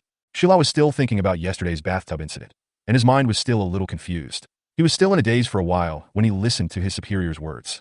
Captain? Captain! Shila finally came back to his senses after hearing Boya's call. If Boa hadn't been an insider, Shila would probably still be immersed in it. Just as everyone was discussing travel plans excitedly, a voice suddenly rang out. Oh, you're going to the city to play. Why don't you call me? The person who came was none other than the Firefox Captain Qingxiu. Oh yes, and her adjutant Tang Ling. Captain Qingxiu? Are you guys on leave today too? Wu Jie was a little surprised. He didn't expect Qingxiu to show up. The task target for this month has been completed long ago, so it's okay to relax occasionally, right? Or, do you not welcome me? Qingxiu conjured up a fan from somewhere and covered his mouth with his hands while laughing. Welcome, welcome. How can we not welcome Captain Qingxiu? The speaker was Shila, with a look of hostility on his face, and it seemed that their eyes were about to spark. Chapter 31 The Sun Rises in the West. Qingxiu and Shila looked at each other. The invisible battlefield had already burst out in the air. A strong smell of gunpowder spread everywhere like gunpowder smoke. Almost everyone present sensed the war that was about to break out. Great! Such a strong, murderous aura. Boya looked at the faint glow of fire between the two of them, just like the battle between the two in the movie The Alliance of Women. This is not a battle that we at this level can intervene in. Cecilia wiped the cold sweat from her forehead and didn't dare to step forward to intervene. Although Minion and Wei, you didn't quite understand. They could sense the war between the two of them at this moment. Yes, that's right, it's a war. Phoebe was not far behind, and she moved slightly closer to Shila, obviously standing on Shila's side. Tang Ling adjusted her glasses. As Qingxiu's longtime sister, she naturally stood behind Qingxiu without hesitation. The two factions were almost as hostile as water and fire. If someone who has practiced magic was here, he would probably only see that there was a ferocious beast behind each of the two men, baring its fangs at the other. One was a fiery red fox, and the other was a violent silver falcon. Bah! Although Wu Jie didn't quite understand why these two people were so excited, he still stood up with cold sweat. Well, let me say that we haven't decided on today's itinerary yet. Everyone can share your ideas. Once we've decided, we'll set off together. I'll go first. The first person to speak was Cecilia. Well, This is very consistent with her personality. Okay, Xixia, you go first. Wujia was relieved when he saw that someone finally spoke. The depressing atmosphere was finally broken, and everyone began to discuss today's itinerary with great interest. I have always wanted to sing loudly. I always wanted to be a singer when I was a kid. Cecilia smiled happily, and it seemed that she really enjoyed her day off today. Okay, that counts as one. Wujia took out a notebook and wrote it down. Sir, I think we can come to my house for lunch together then. Phoebe expressed her opinion weakly. Well, Phoebe must be missing her family too, but wouldn't it be bad to disturb Phoebe's parents? Phoebe shook her head. I will greet my family in advance. Don't worry, my parents are very simple people. They will be very happy to see so many comrades visiting their home. Okay, that's settled. We'll go to Phoebe's house at noon. Wujia took notes with a pen. Then, everyone began to express their opinions one after another. Shala, what about you? Wujia asked. Today's schedule is already full enough. If I'm added to the schedule, won't the time be too tight? Shala said after a moment of hesitation. Hearing this, Qingxiu Yu on the side reacted immediately. Since Captain Shila has offered his seat out of friendship, I won't be polite. Commander Wu, my family just happened to have opened a hotel in the city. How about we go there for dinner? After dinner, we can sing in the hotel instead of running around. My goodness, what is Qingxiu Yu's identity? There's actually a hotel in the city. Although Wu Jie has investigated Qingxiu Yu, he found that a lot of Qingxiu Yu's background has been erased, and he can't find anything. At this time, Boya whispered in Wu Jie's ear. I heard from the people in the group that Captain Qingxiu seems to be the daughter of the president of Shenlong Heavy Industry Group, and she is very wealthy. No wonder. Qingxiu Yu's equipment has always been the world's most cutting-edge top equipment. It turns out that there is such a background. As the daughter of Shenlong Heavy Industry, her father would definitely not let his daughter get into trouble. It is not surprising that she has such powerful equipment. Shala said, not to be outdone. Since Captain Qingxiu has made arrangements, I can't fall behind. Sir, I suggest we go to the shooting range to practice shooting. I also want to experience Captain Qingxiu's strength. It's still unknown who will win. Qingxiu Yu covered his mouth with a folding fan and laughed contemptuously. Just wait and see. The air was filled with tension, and Wu Jie was sweating coldly. He really didn't know whether it would be a blessing or a curse to bring the Qingxiu Jade with him. What about Miss Tang? Although Tang Ling rarely interrupted, Wu Jie still did not forget her out of courtesy. Tang Ling showed almost no expression, and simply said, wherever the young lady is, I will be there, and I don't need to make any arrangements. Seeing how determined she was, Wu Jie didn't dare to ask any more questions, and had to agree. Well, now that everything has been confirmed, let's all go out together in 15 minutes. I'll go prepare the vehicle for the trip. Just as Wu Jie was about to go out, he was stopped by Qingxiu Yu. Captain Wu, please take my car. My car is big and can easily accommodate all of us. Wu Jie was stunned for a moment, then thought about it and decided not to refuse. After all, they were going out together, so it shouldn't matter which car they took. That's fine, I'll trouble Captain Qingxiu. What trouble? It's my honor, Captain Wu. Qingxiu Yu threw a coquettish glance at Wu Jie. It would be fine if it was just an ordinary person, but it was this charming girl Qingxiu Yu. Wu Jie shuddered immediately, not daring to think of anything else, and quickly left as if escaping. Looking at Wu Jie, who was fleeing in panic, Qingxiu Yu smiled with great satisfaction. Shala, who was watching from the side, felt sour. Indeed, as a woman, Qingxiu Yu was too lethal. Whether it was her appearance, her family background, or her ability as a war dancer, she was too impeccable. If I were the superior, I would also choose Qingxiu Yu. Alas, I don't know what the commander is thinking. Qingxiu Yu looked at Shila, who looked dejected, and did not take the opportunity to add insult to injury. Instead, he sat down next to Shila. Hey, Captain Qingxiu, what's up? Can't I sit with you for a while if I have nothing to do? Qingxiu Yu didn't care what Shila, who was in a mess, was thinking at the moment, but pulled Shila and said, Actually, I came here to ask you something. What's the matter? Captain Firefox of an elite team actually came to ask me, the new captain, what's going on today? Your Commander Wu. Qingxiu Yu asked in a low voice into Shila's ear. Huh? Why are you asking this? Shila looked confused. She really didn't expect Qingxiu Yu to ask this. Yes, I am interested, because I am very curious about Commander Wu. Shila thought about it for a while, and finally answered Qingxiu Yu. Well, actually, there's nothing wrong with telling you about this. The commander. Xixia looked at Shila, who was full of gunpowder before, and now sat on the same chair with Qingqiu, and was whispering to her. Her eyes almost fell to the ground, and she couldn't help but think, did the sun rise from the west today? Chapter 32 Departure. Oh my god, what the hell is this? Wu Jie was speechless as he looked at the extended version of the floating luxury Rolls-Royce in front of him. It's simply inhumane. Hover cars are a technology that was only invented more than a decade ago. Although they have become popular, they are still luxury cars that only the middle class and above can barely afford. Not to mention that this is a famous model, fully hand-painted, and even the engine, safety system, and navigation system are all world-class. How much money does it cost to afford one? Captain Wu, what's wrong? Get in the car quickly. Qingxiu Yu covered her mouth and smiled softly. Wujia cleared his throat and said, "It's not like I haven't ridden in a hover car before, but we're just going shopping and relaxing. Wouldn't it be too ostentatious to ride in such a luxurious car?" What Commander Wu said does make sense, but now it's wartime, and this car has very good safety performance. After all, no one brings dance costumes when going out. Having this car will greatly improve safety performance. Qingxiu said, supporting his chin with his hand. Okay, alright. Wu Jie didn't know what to say anymore. He told everyone to put their belongings in the trunk and slowly took off with the roar of the car engine. It would be great if the levitation technology could be used on the war dancer someday. Wu Jie, who was sitting by the window, said with emotion. Qingxiu heard Wu Jie's words, smiled and said, "In fact, we have been researching floating dance costumes 3 years ago, but the technology is not mature yet, so we only have trial dance costumes, and they have not been released yet." Considering that Qingxiu might be the daughter of Shenlong Heavy Industry, her words are indeed of great reference value. If I had a floating dance costume, wouldn't it be possible to fly in the sky? Wow, it's exciting just to think about it. Cecilia has already started to fantasize. Now that you mention it, it's true. It feels so good to be able to fly in the sky. Phoebe also found it very novel. Suddenly, everyone started discussing the floating dance costume, and it was very lively. Wu Jie was thinking, and he had already thought of many possibilities. If the floating dance costume is really developed and widely used on war dancers, the battlefield pattern will definitely change dramatically, and the form of war will definitely have to be redefined. Wu Jie was so absorbed in his thoughts for a moment that he stared at the ground and didn't even notice someone calling him. Commander Wu, Commander Wu, Commander Wu. It was Qingxiu who was calling him, and she called him several times before she brought Wu Jie back to reality. What's wrong, Captain Qingxiu? Just call me Xiu. It's too strange to always call me Captain Qingxiu or Captain Qingxiu. Qingxiu said dissatisfiedly. Can't, no buts, it's settled. Qingxiu smiled and slapped the board. Well, okay, Xiu. Yeah, by the way, what was Commander Wu thinking about just now?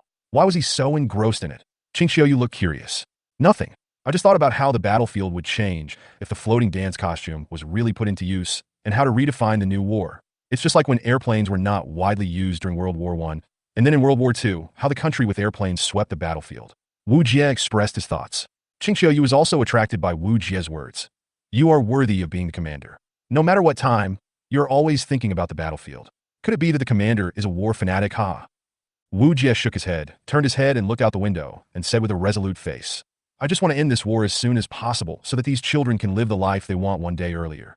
Woo! Qingxiu wanted to say something after listening to Wu Jie's words, but she was choked for a moment and couldn't say anything. Shala, who was standing by, was also listening to their conversation. When he heard Wu Jie's words, he fell silent for a moment. Finally, they arrived at the city, and the group got off the car. Xixia was the first to rush out. City, here I come. Slow down. Be careful not to fall. Shala held his forehead with his hand. What a worrying adjutant. Staying in the military camp for a long time will cause mental illness. So it is necessary to give soldiers appropriate holidays in the military camp. In psychology, this is called stress relief. The first place they arrived at was a place known as a famous scenic spot in the city. It was a pointing tower a bit similar to the Oriental Pearl Tower, but smaller than that one. This pointing tower was also built on the shore, but not by the sea, but by the river. There are people coming and going here, and there are a lot of pedestrians coming to check in. I don't know how long it has been since I returned to the safe zone to enjoy the tranquility brought by peaceful life. Looking at the people living in the safe zone coming and going, Wu Jie suddenly felt that his life had meaning. It is the soldiers who protect this country and the planet invisibly. It is the soldiers' hardworking and forward-moving actions that bring laughter and joy to them. It is the soldiers who make this city full of vitality. Come and see. There's a ring toss game here. Cecilia pulled Boya to a stall and excitedly pointed at the prizes on the ground. Sir, do you want to come and play with us? In the mining tower square, there are many vendors setting up stalls, some selling snacks, some selling souvenirs, and some specializing in challenge reward games. Okay, I'll try it too. Forget it, we're already out to play. Why think about those heavy things? Just have fun together. And me, Qingxiu said as he ran forward, pulling Shila along with him. Zalakua was caught off guard. She didn't expect Qingxiu to take her with him and screamed in surprise. Watch me! Cecilia waved the hoop in her hand and threw it at a prize, which was a fluffy black cat doll. As soon as the ring was thrown out, it hit the target immediately. Look, sir, how powerful am I? Cecilia said with a smile, showing her small white teeth. I want to come too, Qingxiu said as he also bought a ring. With a whoosh, the ring passed by. Qingxiu was also hit. Xiaoxi, why don't you try it too? Qingxiu said as he handed the ring to Shila's hand. Shila could only take the ring helplessly. Since he was already there to play, he might as well relax. Just like that, a group of 9 people took home a lot of prizes, leaving only the stall owner who was doubting his life. Are these people monsters? Sir, you're such a wimp. You didn't even hit any of them. Huh? Cecilia mocked mercilessly. Shila was speechless. Xixia, we are war dancers. Our physical strength and reaction speed are far superior to ordinary people. To that boss, we're no different from cheating. Cixia quickly stuck out her tongue to express her apology. I'm sorry, sir. I shouldn't have said that you were a bad student. Qingxiu also chimed in. You may not know, but Officer Wu deliberately missed the target in order to prevent the boss from losing his balance. Chapter 33 Group Photo. Oh really? The officer is thinking about the boss. Cecilia was still a little unconvinced. What else can we do? There are so many of us. If everyone hits a few more times, the boss will probably go bankrupt today. Shila rolled his eyes. How about this? I'll return the gift in my hand, and then the boss won't go bankrupt. Wu jested up and said, just go back. Remember to be more careful next time you participate in a game like this. The commander is right. If we go back, wouldn't that be equivalent to telling others that we might have cheated? We just need to be more careful next time. Qingxiu added. Okay then, I'll be sure to pay attention next time. Cecilia breathed a long sigh of relief. In this way, the group continued their vacation trip. Wow, I've been wanting to come to Ming Tower for a long time. I didn't expect the scenery here to be so beautiful. Everyone standing on the observation deck at the top of the Mingji Tower was attracted by the beautiful scenery before them. Pedestrians, like ants, walk through the city full of tall buildings. Countless vehicles are moving slowly like long dragons. From time to time, hovercrafts fly by in the distance, adding a bit of science fiction to the city. A long time ago, when hovercars only appeared in movies, no one would have thought that they would become a reality today, right? Hey, let's take a photo together. Qingxiu took out a camera like a magic trick and shook it in his hand. Okay, everyone thought this was a good idea. After all, it was so hard to get out. Xiaoyu, let me take the photos. Tang Ling stepped forward. Qingxiu shook her head. No, you have to come into the camera this time too. As he spoke, he gently raised his right hand, and the camera actually floated up. Unexpectedly, this camera was actually a small robot. Everyone was amazed and talked about it. Wujia thought for a moment and asked, Xiaoyu, besides this floating camera, are there other types of floating robots? Commander Wu, are you going to ask about drones? Nuye nodded. He knew that humans had already had rotor-type drones in the past. Those drones had once shined on the battlefield because they had an irreplaceable position in many intelligent wars. A series of tactics such as enemy reconnaissance, infiltration operations, suicide bombing, etc. have become more complicated and bloody due to the emergence of drones. But since Auroramon arrived, the drone has never been seen again. Because the operation of a drone requires a remote signal source, and Auroramon is extremely sensitive to signal sources, the drones that were once invincible on the battlefield are like children's toys on the battlefield with Auroramon. As long as a drone is sent out to fight, it will be discovered immediately and then destroyed by the rays sprayed by Auroramon. After losing a large number of drones in battle, humans finally gave up the drones that were once invincible and switched to using war dancers to fight. Until now, the special signal transmitters used by humans have only been invented after years of experiments and countless scientific researchers' hard work day and night. However, because the special signal transmitter needs to be carried with you at all times, it must have an extremely large energy supply, so it requires a very large body. So far, it has not been possible to miniaturize it. For example, Wujia's Jeep has an extremely large signal transmitter inside, which needs to be loaded in a car. However, people discovered that if the transmitter was installed on the War Dancer, only a very small body would be needed, and it could be mounted on the body like a badge. It is said that because the energy of the War Dancer's core is different from ordinary energy forms, there is no need to carry a huge body, and only the energy supply of the War Dancer is needed. The most incredible thing is that all the War Dancers who have used this special signal transmitter said that using this signal transmitter basically consumes no energy. This floating robot made Wu Jie think of a new possibility that could be useful on the battlefield. Actually, it's a byproduct of my research on floating dance costumes. If you like it, I'll give it to you after today. Qingxiu covered her mouth with a folding fan and laughed secretly. Is it really possible? Wu Jie was a little surprised. Of course. I always keep my word. Thank you, Xiaoyu. I'll treat you later. Really? Well then, sir, remember what you said. Don't forget it. Shila listened to the conversation between the two and felt a little sour. She finally found an opportunity to speak. If we wait any longer, we will soon be a spider web. Start shooting now. Come on, everyone. Face the camera and say together. Eggplant. Eggplant. Everyone said in unison. Click, and this shot was captured forever in the photo. Hey, is this Phoebe's house? Minnie and said, pointing to a villa. Phoebe looked at her familiar home and smiled. Well, welcome everyone to my home. Please feel free. As soon as I entered the door, I saw an autonomous rabbit cleaning robot passing by. The corridor at the entrance is filled with photos of Phoebe's family on both sides, including family photos of Phoebe when she was a child, and Phoebe's pet dog. Wow, so cute. Is this what Phoebe looked like when she was a baby? She was so chubby and looked so cute. Cecilia pointed to one of the photos with a look of fondness. Influenced by Cixia, everyone gathered around the photo and started discussing it. Mom and Dad will be back soon. Everyone please sit wherever you want. I'll go get everyone some water. Minnie and raised her hand. I'll help too. Uncle and Aunt are doctors, right? Wujia saw a photo of Phoebe's parents wearing uniforms. Phoebe, who was pouring water, nodded.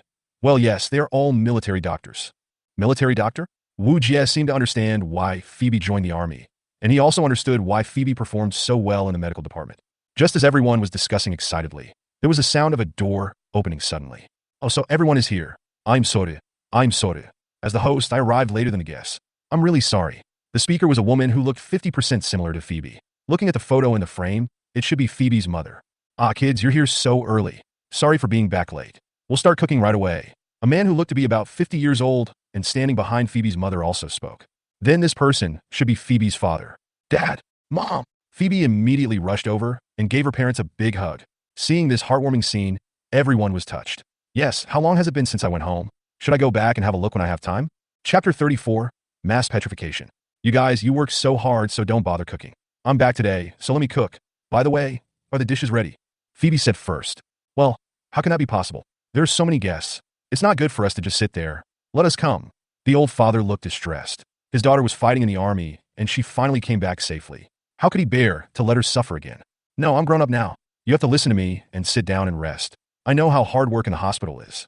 Phoebe rejected her father's proposal with an unhappy look on her face. Without further ado, he pulled his parents aside and started introducing his comrades in arms to them. This is Sheila, my captain. She's so nice, and she took good care of me in the army. Phoebe introduced Sheila first. Hello, uncle and aunt, Sheila said quickly.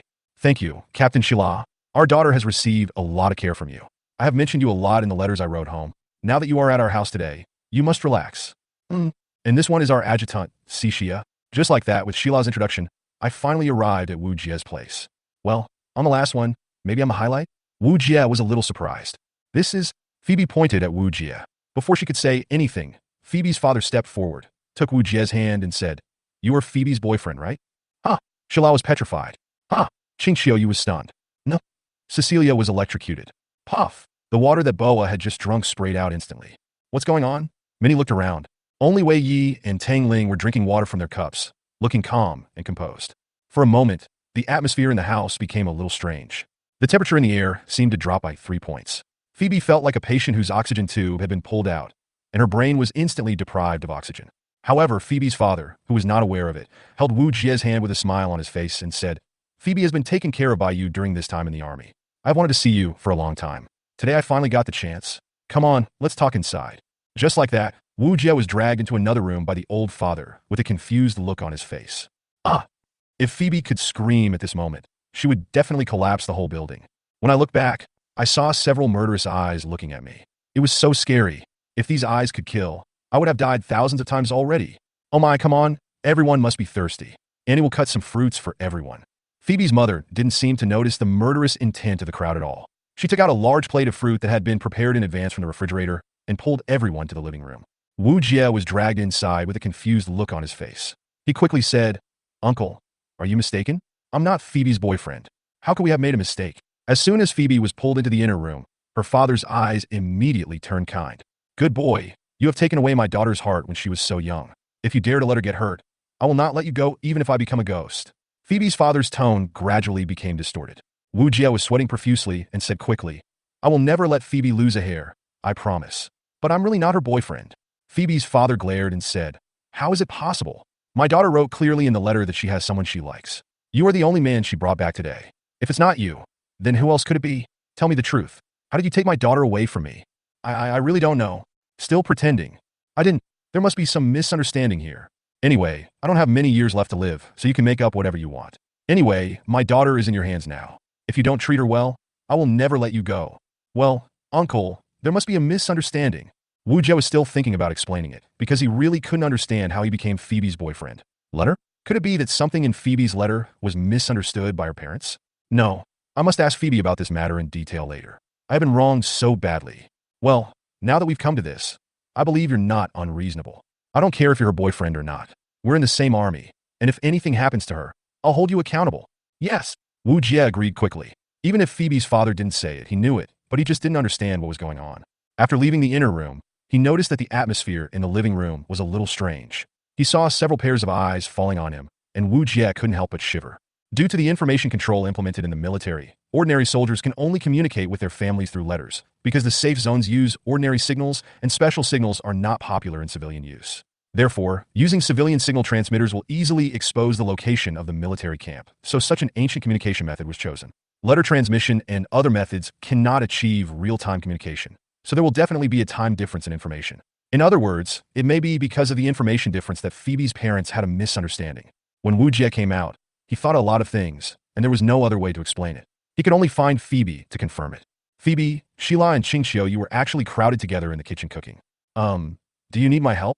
Wujia came to the kitchen, and just as he opened his mouth, he noticed that the atmosphere was wrong. Two pairs of eyes immediately fell on Wujia, and Wujia felt a chill all over his body, as if a layer of frost had formed on his body. Phoebe was cutting vegetables with an embarrassed look on her face, as if she was distracted. Seeing that the three of them didn't say anything, Wujia assumed that they agreed, so he walked forward and started to help. Hey, sir. Phoebe, who was absent-minded, finally saw Wujia coming. Phoebe, I have something to tell you later, Wujia said kindly. Phoebe immediately broke out in a cold sweat. Okay, sir. Yes, sir. Got it, sir. Well, sir, go help Sheila. She seems to need help, Phoebe said, pointing at Sheila, who was busy and sweating. Wujia turned his head and looked at Sheila, and his face was immediately filled with black lines. Sheila was making wontons, but I don't know if Sheila was a master of abstract art. The wontons were wrapped in strange ways, each one looking like an ancient ferocious beast. Chapter 35. Why are you blushing? Sheila, is this a kitten you made? Wujia said, pointing to a wonton that looked like a kitten. Sir, you are dazzled. That's a piglet. Sheila looked angry. Sorry, is this a bird? Wujia pointed to another one that looked like a bird and said, Sir, you are wrong again. That is a dinosaur. Sheila stared. Wujia couldn't stand the fact that he had guessed wrong again. He took a look and finally saw a guess. Then this must be a puppy. Sheila turned around and said, Sir, if you come to cause trouble, please go sit in the living room and don't waste our time. Wujia was petrified instantly. Could it be that he guessed wrong again? The commander looks so cute when he's frustrated. Qingxiu covered her mouth and laughed secretly. Wujia took a look at the food made by Qingxiu and was stunned. Oh my god, this is not a dish. It's purely a work of art. Okay. I saw a volcano filled with cold air, which seemed to be about to move, just like an active volcano in reality. Because it was winter, the top of the mountain was covered with snow. The contrast between ice and fire made it look beautiful from afar. Xiaoyu, I didn't expect your cooking skills are so good. It's really impressive. How did you do it? Wujia looked curious. Qingxiu was so happy with the sincere praise from the officer that he couldn't stop smiling. He explained, this is made of ice cream and cream. It's called Flame Iceberg. Officer, don't forget to taste it. It will definitely be unforgettable for you. Yes, of course. Wujia nodded vigorously. It was the first time he saw such exquisite food. Suddenly he thought, could it be that this rich lady also has a 5-star cake chef qualification certificate? Hearing Wujia praising Qingxiu, Sheila's hand stopped immediately, and she pulled Wujia over, letting him stick close to her back, and said, Sir, your skills are so good. Come and teach me how to make wontons. Wujia was helpless. When did I ever say that I had good skills? Due to Sheila's mandatory request, Wujia's chest was pressed against Sheila's back. Feeling the strange touch, Wujia couldn't help but blushing. When she was in the army, Sheila was taller than me when she wore a dance costume. Now that she has taken off the dance costume, I didn't expect that Sheila's figure is so petite. Wujia, who was taller than Sheila, saw the fair skin on Sheila's neck when he got closer. The faint feminine fragrance hit Wujia's brain. Wujia couldn't help but blush. It was the first time Wujia encountered such a scene, so it was hard not to blush. Wujia stretched out his two hands and slowly made the encircling hand movements in front of Sheila. Like this, be slower when turning, and you can be faster when you are proficient. Wujia focused all his attention on cooking, no longer thinking about anything else, and carefully taught Sheila how to make wontons. Sheila finally calmed down and learned to make one himself, but no matter how he pinched it, it was still a little crooked. However, it was much better than the ancient beast before. Sheila was a little discouraged, so she stopped what she was doing, sighed deeply, and said, It seems that I am really not suitable for cooking. Wujia encouraged. In fact, no one is born good at something. It is something that is developed slowly over time. Don't worry, I will teach you. As he spoke, Wujia took Sheila's hand and began to teach her how to make wontons step by step. Sheila's face suddenly turned red. It was the first time that her superior held her hand like this. Oh, if a girl can marry a husband like the commander, she will definitely be very happy. Qingxiu covered her mouth and laughed secretly while saying to Wujia. After hearing this, Wujia smiled faintly and shook his head. I'm afraid no girl would like a guy like me, right? If I die on the battlefield one day, she would be so sad. In this case, it's better not to get married. It's better not to start than to leave regrets. Besides, falling in love on the battlefield is too easy to go wrong. If one of the lovers has a problem, the other will inevitably be affected. However, this is what Wujia thought in his heart, and he didn't say it out loud. It might not be a good idea to say it out loud in this situation. Qingxiu, Sheila, and Phoebe were stunned after hearing this. They didn't expect Wujia to think this way. It's wrapped, Sheila. Do you think it's simple? Hey, Sheila. Wujia stopped what he was doing, but found that Shila was actually sobbing softly. What's wrong, Shila? Wujia asked with a puzzled look. That's too unfair, sir. Please don't say such things again in the future, sir. You're really too unfair. Shila clenched his hands into fists and clenched them tightly. Ah, haha. You must have misunderstood. Wujia explained quickly. Shila said angrily, Sir, I don't see that this is a misunderstanding at all. Wujia smiled helplessly and explained. Actually, it's not like I haven't thought about getting married, but I already have someone I like. Huh? Oh. Shila was shocked. Qingxiu, you couldn't help it. The commander actually has someone he likes? Who is that person? Phoebe also looked like she was listening attentively. It's you, Shila? Wujia said loudly. What? I'm not ready yet, sir. Shila's face had turned as red as a ripe apple. Then, Wujia changed the subject and did something that surprised everyone. And Xiaoyu, I want to marry you too, Wujia said, holding Qingxiu's hand. Qingxiu blushed at first, but then immediately thought of something. Wait, sir, aren't you going to go with Shila? Before Qingxiu could finish her words, Wujia walked up to Phoebe again and said, Hey, Phoebe, I want to marry you too. Huh? Why? Phoebe didn't expect Wujia to jump like that. This is a punishment for you. It's your parents' fault for calling me your boyfriend right away. It's hard for me not to marry you. Wujia shook his head helplessly. Ah, does this count as well? Phoebe looked confused. Without waiting for Phoebe's response, Wujia immediately continued. In addition to the three of you, there are also Boa, Cixia, Minnie, and, Wei Yi and Miss Tang should also be included. Let's get married together. Sir, the veins on Shila's fist were bulging, and her clenched fist was getting higher and higher. Wujia seemed to have seen her raging anger. Qingxiu also put away her folding fan, and approached Wujia with a kind face, and said with a very, very, very kind smile, Sir, since you want to get married so much, why don't we go get the marriage certificate now? Phoebe blushed and said, Although I have also fantasized about the commander, the captain, and me, but with so many people, it's too much. You are the most unusual person, Phoebe. Wujia looked at the three approaching guys with cold sweat on his forehead. Chapter 36, Red Hair. I'll retreat first. Wujia ran away without looking back. Come back here, the three people said in unison. Actually, the commander said that so that we wouldn't worry. Shila sighed. But the way you spoke so arrogantly just now really made you deserve a beating. Qingxiu was still angry and clenched his fists. Don't worry, if there was someone who did that in real life, he would have been killed long ago. Phoebe smiled and made a gesture of wiping her neck. Hey, your idea is very dangerous. Shila was sweating coldly. Shila, who seemed to have stopped Phoebe, sighed again. It's really hard to guess a man's mind. Shila sighed. Isn't this a woman's heart?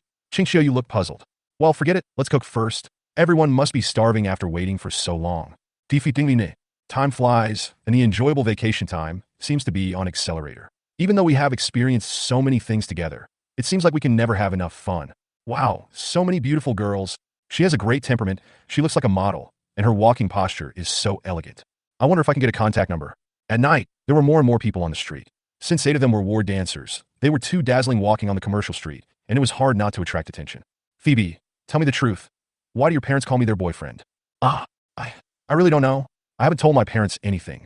Impossible. Who else could it be except you? I really don't know, I swear. Phoebe, who was repeatedly questioned by Wujia, was very confused at the moment. My parents must have misunderstood the letter I wrote home. Although I said that I like someone, I didn't say it was Commander Wu. Well, although it is true that I like Commander Wu, I didn't expect my parents to guess so accurately. Could it be that my ancestors have the blood of Sherlock Holmes? Phoebe's brainstorming is in progress.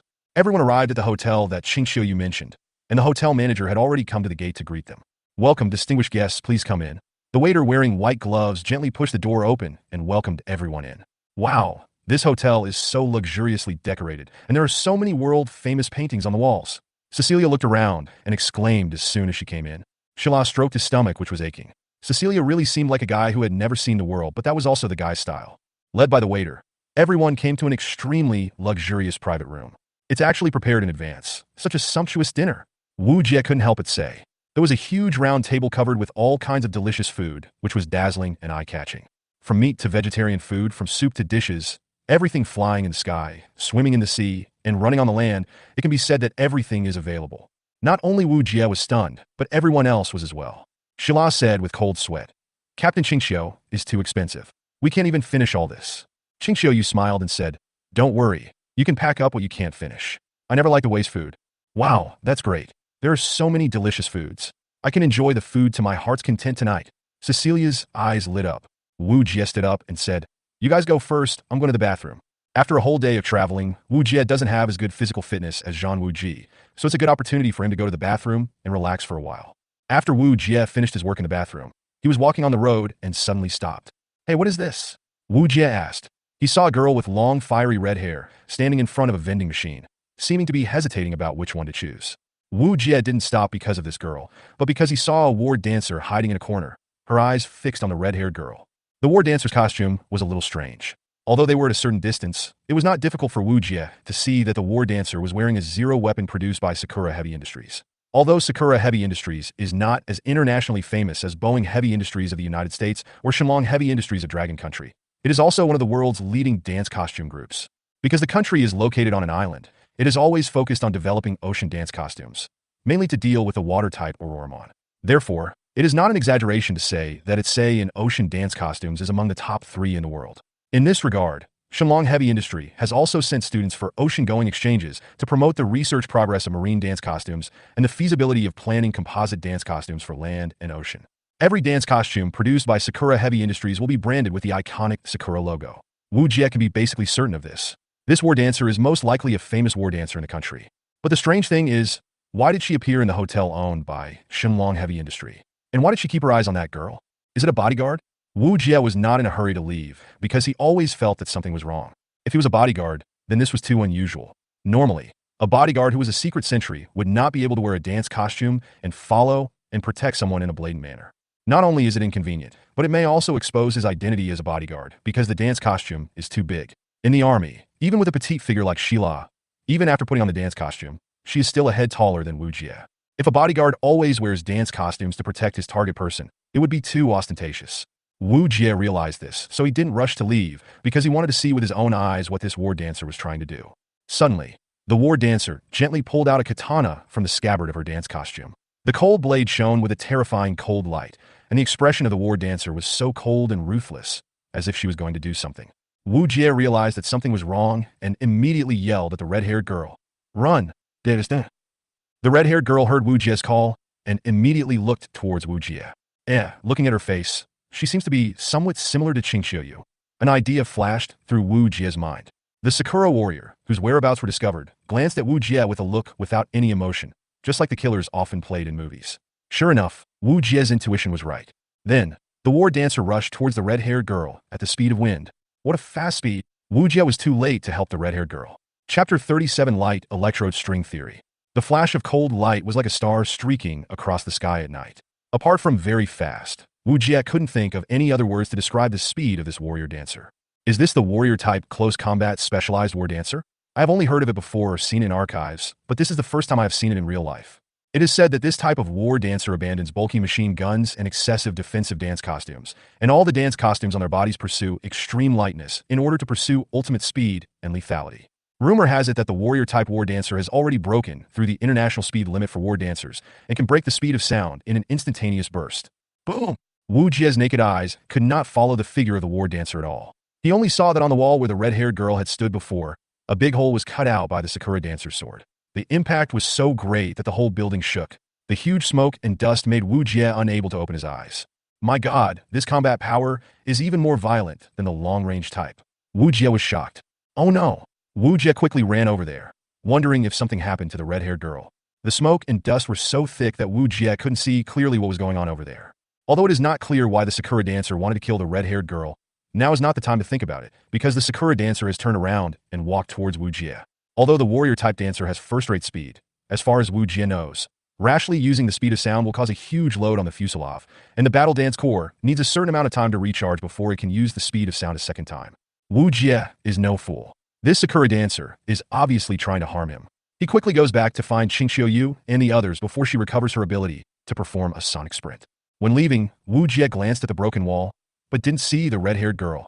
The huge vibration naturally attracted the attention of Qingxiuyu and his group. What's going on? Qingxiuyu stood up and asked the waiter outside the door. Everyone also turned their attention over. Such a huge vibration felt like an explosion. Who was so bold as to act so wildly on the territory of Shenlong Heavy Industry? I'm sorry, miss. We're still unclear on what happened. We sent someone to investigate. The waiter pressed his headset and said apologetically, I'll go find the commander, he's still outside. The second person to stand up was Sheila. Although she didn't know what had happened, she had a vague intuition that the commander was in danger. Imginto, take me with you. When Sheila moved, the other dancers also moved. I agree, but please wait a moment. Qingxiuyu nodded to everyone. Considering the safety issue, she always had two preparations. She winked at Tang Ling, who was standing beside her. After Tang Ling understood, she dragged out a huge suitcase from somewhere. This weight was not a problem for Tang Ling at all. After opening it, there was a pile of weapons inside. Everyone looked at the Qingqiu Jade in surprise, but picked it up without hesitation. Red line rifle. Shila exclaimed as he picked up the weapon.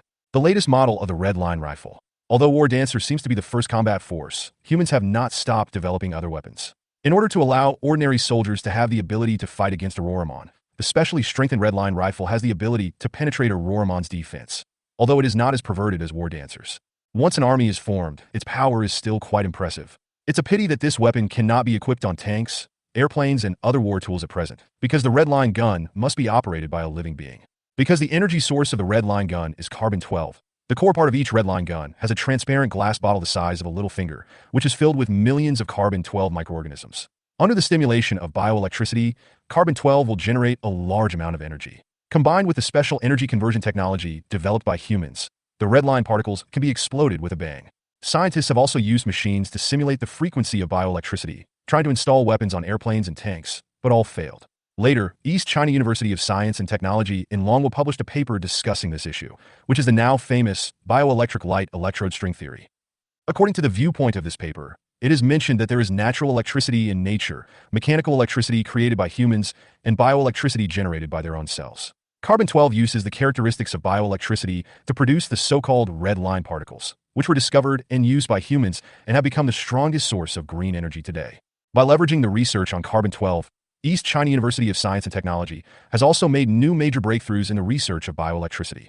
They found that as long as it is a living organism, in the smallest unit of the cell, the facrum, 8 units smaller than a quark, a new unknown string energy was discovered.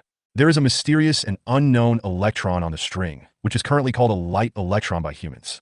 This light electron seems to contain the answer to the ultimate mystery of bioelectricity generation. However, here comes the point. In the neutron star collision laboratory used by East China University of Science and Technology, carbon-12 only reacts to bioelectricity. Under the influence of bioelectricity, carbon-12 bursts out amazing energy. This is an important reason why carbon-12 can be used as the core of the war dance, and it is also the prerequisite for the development of the red line gun. Without bioelectricity, carbon-12 cannot be stimulated to take effect. However, after the war dance core entered the human body, new changes occurred. It was as if humans were born with such divine power.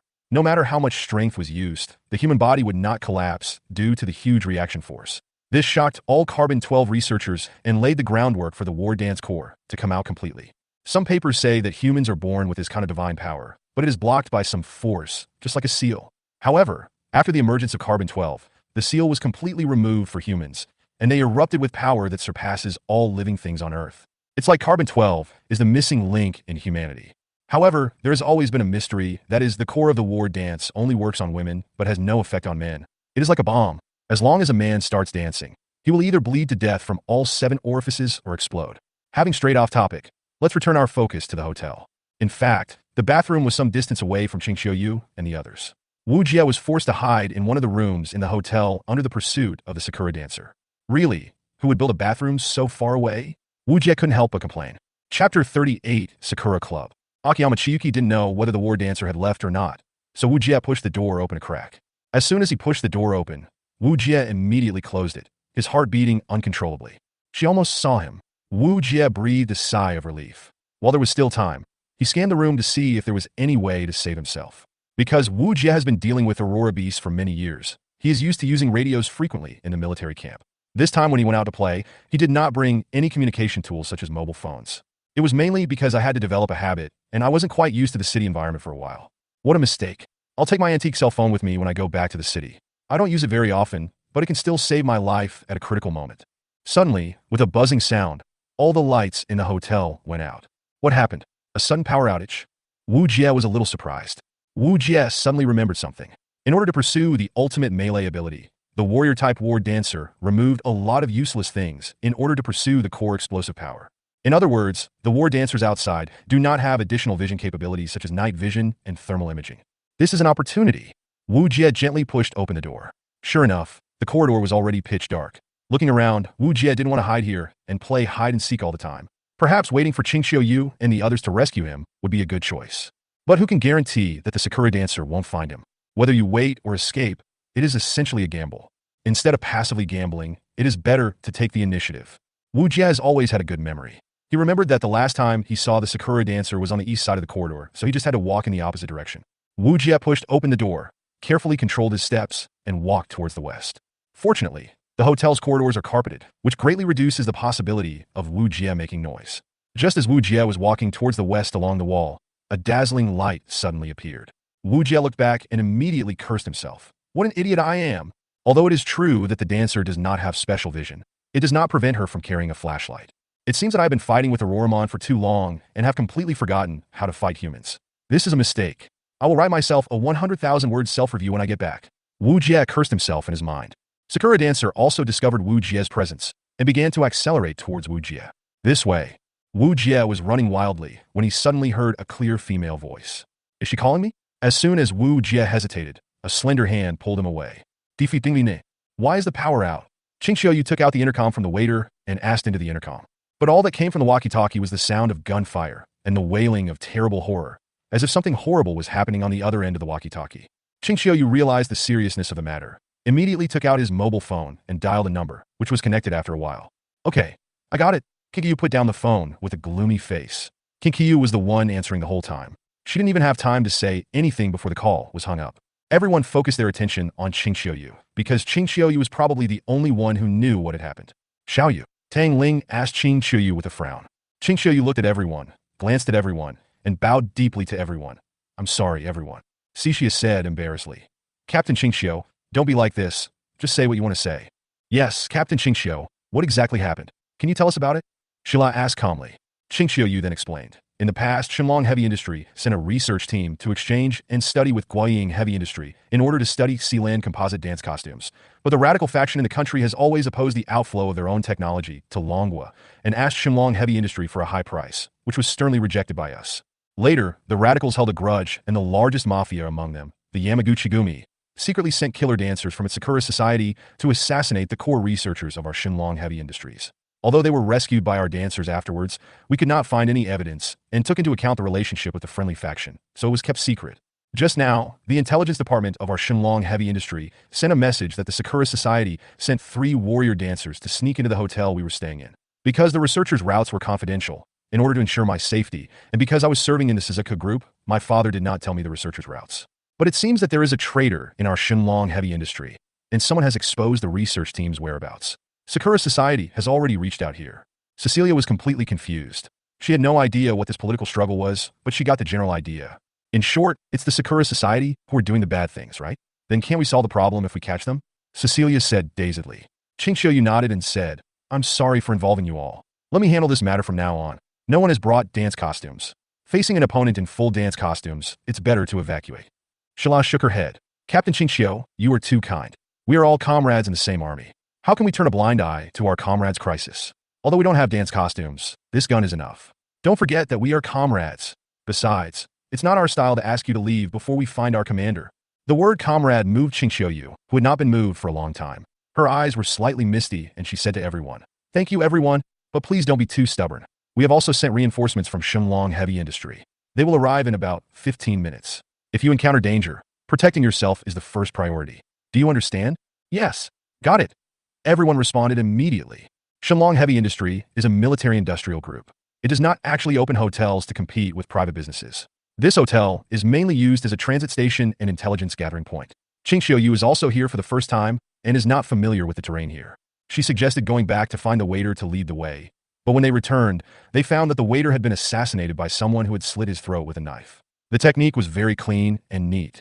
What terrifying strength! There were so many of us, and yet we didn't hear any movement. And he died. All of them were war dancers. Their physical strength, reaction speed, hearing, and vision were far beyond that of ordinary people. Even they couldn't detect the movement, so you can imagine how terrifying the opponent's strength is. Chapter 39 Assassination Attack. I don't know how the commander is doing now, Shila said worriedly. The commander is just an ordinary person. If he meets an opponent like the war dancer, I'm afraid no matter how smart he is, he won't be able to defeat her, right? Cecilia covered her mouth. Chizia. This time it was Boya who gave her a slap on the face. How could anything happen to such a smart man like the commander? Don't be a pessimist. Maybe the commander has already hidden himself and is waiting for us to support him. Boya said unhappily. Okay, let's do this. Everyone listen to my command. There are 8 of us in total. Divide into groups of 2 to go find the commander. If you encounter enemy war dancers on the way, remember not to fight blindly. Share the specific location and number of enemies via radio as soon as possible. Do you understand? Qingxiu is worthy of being a long-established war dancer. Both her courage and her ability to remain calm in the face of danger have convinced the war dancers present. Got it? Everyone responded in unison. By the way, there is one more thing. The main purpose of the Sakura Society sneaking in here this time is to assassinate a researcher from our Shenlong heavy industry. I don't know who it is exactly, but there is a code name, Dragon Rising from the East. If you see him, you can use this code name to find him. Thank you everyone. Originally, I should have done this, and I'm really sorry to involve you all. Qingxiu immediately added. No problem. Leave it to me. Cecilia smiled brightly. I just hope that Lieutenant Cixia doesn't run around and get lost. Boya said with a smile. How is that possible? Boya, stop talking nonsense. Defeating Wujia was suddenly pulled away by a hand. He was indeed caught off guard. He didn't expect that there was someone hiding in this corner. He turned his head and saw that it was the mysterious red-haired girl whom he had asked to escape before. Hello. Wujia was stunned for a moment and greeted. Unexpectedly, the girl immediately put her finger on her lips and said, Shoo. Wujia immediately realized something was wrong. He turned around and saw that it was the Sakura dancer who came over. Strange, I was clearly here just now. The war dancer was seen talking to herself. As he spoke, he swept the flashlight around, trying to find any clues of the figure just now. The flashlight quickly shone on Wujia and the red-haired girl, but the Sakura dancer didn't react at all. Didn't she notice anything? Invisible force field. Wujia discovered that the war dancer couldn't see him. And then he immediately realized that there must be an invisible force field, because the feeling was very similar to that of Cixia using the invisible force field. In addition, there was a power outage in the hotel, and it was very dark. The war dancer in front of him was not very capable in reconnaissance, so she did not notice anything unusual about Wujia. She was very far away before, but now that she was closer, Wujia had the chance to see the appearance of this war dancer clearly. Her black hair was tied into a ponytail, her eyes as bright as obsidian were unforgettable. Her oval face and petite figure were so out of place with her dance costume, and the black stockings under her dark gray sailor suit added to her temptation. And her short skirt seemed like it would flip over in the wind. No matter how you look at it, this girl looks like a junior high school girl, right? Wujia was speechless. But it is true, considering the age at which war dancers join the army, there are indeed many who join the army while they are still high school students. In the country, it is not surprising for such young girls to become war dancers. It is really hard to associate the Sakura dancer with the cold and ruthless image just now, dressed and looking like this. Wujia didn't dare to breathe. Although the invisible force field could confuse the enemy visually, it did not mean that it could block out the sound. Not to mention that the enemy was so close. If he was not careful, he might die. At this moment, the Sakura dancer pressed the communicator to start the conversation. Understand, no. Understand, I know, I'll be there right away. Fortunately, Wujia had learned Chinese before, so he could understand what the Sakura dancer said. After replying to the call, the indifferent Sakura dancer began to walk forward. Wujia was about to breathe a sigh of relief when he saw the Sakura dancer suddenly turn around, and the sword in her hand was instantly unsheathed and swung at the air. Have you discovered us? Wujia broke out in a cold sweat. Because the Sakura dancer's swing of the knife out of thin air was so unreasonable, Wujia had never felt that death was so close to him. Sakura dancer's sharp eyes swept through every corner of the corridor and found that there was indeed no human figure. Is it my illusion? Sakura dancer muttered to herself, sheathed her sword, and walked away without looking back. Only after seeing her completely disappear at the end of the corridor did Wujia dare to breathe a sigh of relief. When he came to his senses, he found that his forehead was covered with sweat. Thank you. It was the clear female voice from before. It's okay, my name is Wujia. May I ask you? After Wujia calmed down, he began to observe the red-haired girl. Just call me Xiaoyan. If it weren't for you, I might have died. The red-haired girl said as she pulled Wujia's hand into her arms as if she wanted to feel Wujia's warmth. No, come to think of it, why did that dancer chase you? Wujia asked curiously. But can you let go of my hand first? This action is too ambiguous. Wujia couldn't help but want to complain in his heart. You are injured. The red-haired girl ignored Wujia's words and spoke to the wound on Wujia's hand. Only then did Wujia understand that he was worried about me. It's okay, this little injury. Before he could finish his words, the red-haired girl did something. A white light came out of her hands, and the wound on Wujia's hand healed in an instant. Wujia was completely stunned. What was this? Was it magic? Wait, think about it. There was an invisible force field just now. In addition to super large machines like Wujia's Jeep, the only vehicle that could be equipped with an invisible force field was the War Dancer, right? Could this be some new special ability of the War Dancer? You are the War Dancer? The red-haired girl was stunned. She didn't expect Wujia could actually guess it. This made her look at him with admiration. Well, come with me, the red-haired girl answered. And without giving Wujia time to react, she took Wujia's hand and walked away. Although it was pitch dark, the red-haired girl acted as if she was in an empty space. She led Wujia through the darkness freely without encountering any obstacles. Since she is a war dancer, she might have multiple visions, such as night vision or something. Wujia was immediately relieved. Chapter 40, the truth that has not been recorded in history. We're here. The red-haired girl walked to a wall and stopped. But there is nothing here except a wall. Wujia looked left and right, but didn't see any door or anything like that. Could there be a hidden mechanism here? Sure enough, the red-haired girl tapped the wall lightly, and a small window opened on the wall. The red-haired girl put her hand on the scanner on the window, and then with a beep, the originally flat wall immediately cracked into 2 cracks, and a door slowly opened in front of Wujia. I never thought there was a secret door here. Thank you for saving me, Xiaolian. Wujia said gratefully. The girl just nodded and took the initiative to lead the way in. Wujia was not slow either and followed immediately. After entering, there is a spiral staircase that goes continuously upwards. Hey, shouldn't we go downstairs? The escape exit should be at the bottom, right? Wujia asked puzzledly. The girl didn't explain, but just walked forward silently. Well, since she doesn't want to explain, I have no choice but to believe her. After all, we are now friends for life and death, so there is no need for her to lie to me. Walking up the stairs step by step, it felt like she had reached 4 or 5 floors before the girl finally stopped. Another door opened, and Wujia followed in immediately. What is this? Wujia was shocked when he came in. He saw a glass container standing upright in the center of the huge space, and a strange stone was stored here. This stone exudes a fascinating light, and a strong sense of familiarity comes over Wujia. Wujia always feels that this stone is vaguely familiar. Where has he seen it before? Wujia lowered his head and searched his memory desperately. Impossible, my memory has always been good. It is impossible for something that I have never seen before to appear so familiar. What on earth is it? You won't be hurt here. We can hold on until support arrives. The red-haired girl found a bench and sat down. It seemed that this bench was the only seat here. I remember now, it's the core, the war dance core. This stone is so similar to the war dance core. Wujia suddenly started talking to himself like crazy, because he finally grasped the sense of familiarity at that moment. Why do I feel like I've seen this stone somewhere before? It turns out to be the war dance core. It must be right. When I got close to the war dance core, I'll never forget this strange feeling. Wujia excitedly walked to the container and kept scanning the stone. The red-haired girl was stunned, her eyes almost completely wide open. She didn't expect that this ordinary person who had just saved her could actually see the origin of the stone at a glance. Actually, you're only half right. This is not the core of the war dance. This is the origin of the inspiration for the core of the war dance. We humans call it the origin stone. The red-haired girl's surprise turned into a smile. She stood up silently and stood in front of the container with Wujia. Origin stone? What is that? Why have I never heard of it? Does the name suggest it has something to do with the Origin project? Wujia looked puzzled. After all, what is taught in the textbook is not all there is to it. The red-haired girl let out a long sigh and began to explain to Wujia. 40 years ago. 40 years ago? So long ago.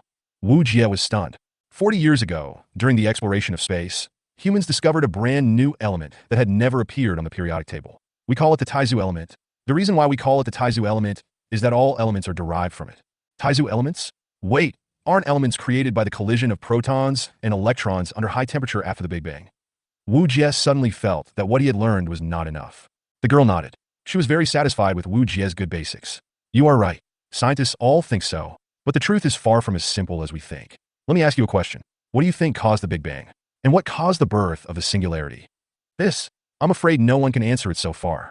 I think even if Einstein was reincarnated into the present, it would probably find it difficult. It's a normal idea. The girl did not laugh at Wujia, but continued. 40 years ago, when taking pictures of the planet on Titan, the 6th satellite of Saturn, a bright spot was discovered through the atmosphere. In order to thoroughly figure out what this mysterious bright spot on Titan is, so we worked with Tiangong to form a large space station investigation team of 60 people. It took us 2 full years to reach Titan's satellite orbit from Earth orbit. On this methane-filled planet, humans landed on this mysterious planet for the first time. Wujia nodded. I know this. It is said to be a major action that went down in history. It was broadcast live around the world at the time. It is now taught in all textbooks. The red-haired girl was not angry because of Wujia's interruption. On the contrary, Wujia's serious attitude made her very happy. She continued. In order to investigate the mysterious flashpoint, more than 20 astronauts paid their precious lives. When they arrived at the coordinates of the flashpoint, they saw not ice, nor rivers and gems, but an altar. What? Wujia was completely stunned for a moment. Could it be that life had ever existed on Titan? But why didn't Longhua and Guo report such an important thing? Seeing that Wujia's expression was the same as she expected, she smiled and said, You must want to ask why Guo and Longhua didn't make it public, right? When he thought about the mysterious red-haired girl who was about to tell the truth, the hairs on his body stood up. The red-haired girl paused and spoke slowly. It is a huge stone tablet, a white stone tablet without any words or patterns. Wujia was stunned. Stone tablet? According to the confidential information left behind, when people approach this stone tablet, blood will flow from all 7 orifices of the body. In serious cases, the body may even explode and die. The red-haired girl said with a gloomy face. War Dance Core. Wujia said this word subconsciously. What else could it be? This situation is very similar to the War Dance Core. Studies have shown that when the War Dance Core is equipped on a man, he will either bleed from all 7 orifices or explode and die. Yes, just like the War Dance Core you see now. When men equip the War Dance Core, they either bleed from all 7 orifices or explode and die, said the red-haired girl. You might mistakenly think that this stone tablet has no effect on women, but the fact is that no matter whether men or women approach it, the consequences are the same. After listening to the red-haired girl's shocking words, Wujia was completely speechless at this moment. Chapter 41, Procrastination. Because this incident was so bizarre, everyone agreed that the stone tablet had some kind of radiation. Later, after a meeting, everyone decided to use a drone to conduct a remote investigation and research. Fortunately, the drone was effective. Although it was a pity that everyone couldn't get close to the stone tablet for contact research, it was still good to be able to use a drone for research. For this research, the Heavenly Palace hired a large number of human historians, linguists, theologians, chemists, physicists, mathematicians, and other experts from various fields to remotely support the research on this mysterious pure white stone tablet and all the patterns and designs on the altar in an attempt to find any words that can interpret the origin and function of this white stone tablet. Did you find it in the end? Wujia swallowed his saliva. At this moment, he just felt a little dry in the mouth. This was probably the most explosive information he had ever heard in his life. The red-haired girl shook her head. No matter how hard the experts tried, they could not come up with a definite answer, even after staying up all night to deduce and calculate. At this time, a female researcher came up with a solution that no one could have imagined. What method? Wujia asked. Blast it. Blow it up? Such precious relics of extraterrestrial life. Just blow it up like that? This is too unbelievable. Wujia couldn't believe it. The red-haired girl sighed. Who said it wasn't? None of the scientists present agreed with this plan. In their opinion, such a precious alien artifact could be preserved in such a complete form. It would provide extremely valuable information for human beings to study extraterrestrial life. Who would agree to this? But the top leaders of Tiangong, and at that time surprisingly reached a consensus and supported the proposal of the female researcher against all odds. Although I don't know how the female researcher persuaded the 2 top leaders, it did work. Then in the end, Wujia continued to ask. The final plan was finalized, and we used drones to install the bombs. We even invited experts in blasting to help. Considering the gravity and environment of outer space and the special geographical environment of the Titan satellite, the blasting plan alone took 3 days and 3 nights to prepare, and it cost countless researchers a lot of time. Later, the explosion finally began, but the result was something no one had ever expected. The red-haired man stopped talking here. Situation? What's the situation? Wujia was listening intently, and the red-haired girl suddenly stopped him, catching him off guard. The red-haired girl stood in front of Wujia, her eyes fixed on the entrance through which Wujia and his companions had just come up. Someone is coming out. The red-haired girl became extremely alert.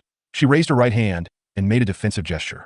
A pure white ball of light was held in her hand, which was very similar to the white light that healed her before. Is that the only in trance? Hearing her words, Wujia's tone became alert, and his eyes scanned everything around him, trying to find anything that could be used. Except for a few core figures of Shenlong heavy industry who are qualified to come in through that door, no one else can come in. The red-haired girl frowned. Core figure? Xiaoyu should be considered one, right? I don't know if it's Xiaoyu, but it would be great if it's her. Wujia still had a glimmer of hope. After all, he came here with Xiaoyu, and the only foreign aid that could be found immediately was Xiaoyu and her group. Unfortunately, things did not go as planned. 3 figures slowly walked out of the door. They were none other than the 3 Sakura dancers from the Sakura Club. How did you find this place? The angry red-haired girl stared at the Sakura dancer who was leading the group. Secret. Sorry, secret. The leading Sakura girl said lightly without a trace of emotion. It seems that she can understand Chinese. However, Wujia would not sit still and wait for death. He said, since you can find this place, it is futile for us to hide here any longer. At least tell me your names before I die. Every minute he could delay was a minute better. It's useless to ask, the red-haired girl said with a dissatisfied look on her face. Believe me. Wujia suddenly smiled confidently and said softly to the red-haired girl. The red-haired girl was full of confusion, but at this moment she had no choice but to trust Wujia. Akiyama Chiyuki. The girl in the lead spoke first. Yamamoto Suzuna. Next came the girl on the right. Itachi. Then the girl on the left. Wow, they spoke all in Chinese. The key point was that when Wujia heard the name of the girl on the left, he wanted to complain, don't tell me your last name is Uchiha.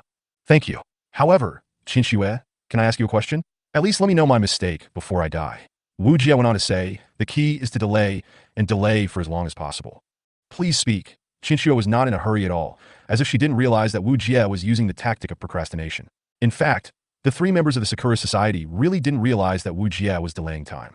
First, because they thought that Wujia and the red-haired girl had no way to escape, and second, because they couldn't see any chance of Wujia and the other two winning. So naturally, they didn't have too many concerns. The most important thing is that the three Sakura girls are too young. Although their fighting ability is top-notch, their strategy is basically zero. It is estimated that the Sakura Society sent them here just because of their fighting ability. Why did you chase me in the corridor before? I'm just an ordinary person. Since you were a killer, killing ordinary and unarmed people, doesn't it go against your morality? Wujia asked seriously. When the red-haired girl heard this, she was so embarrassed that she wanted to hide in the ground. I'm talking to you. The other party is a killer. Do you need a reason to kill someone? However, Wujia ignored the red-haired girl, but stared at Chinchua with very serious eyes. Seeing Wujia's serious face, the red-haired girl's heart skipped a beat. I didn't expect that this guy could look so handsome when he was serious. I actually believed what he said involuntarily. Damn it, what's wrong with me?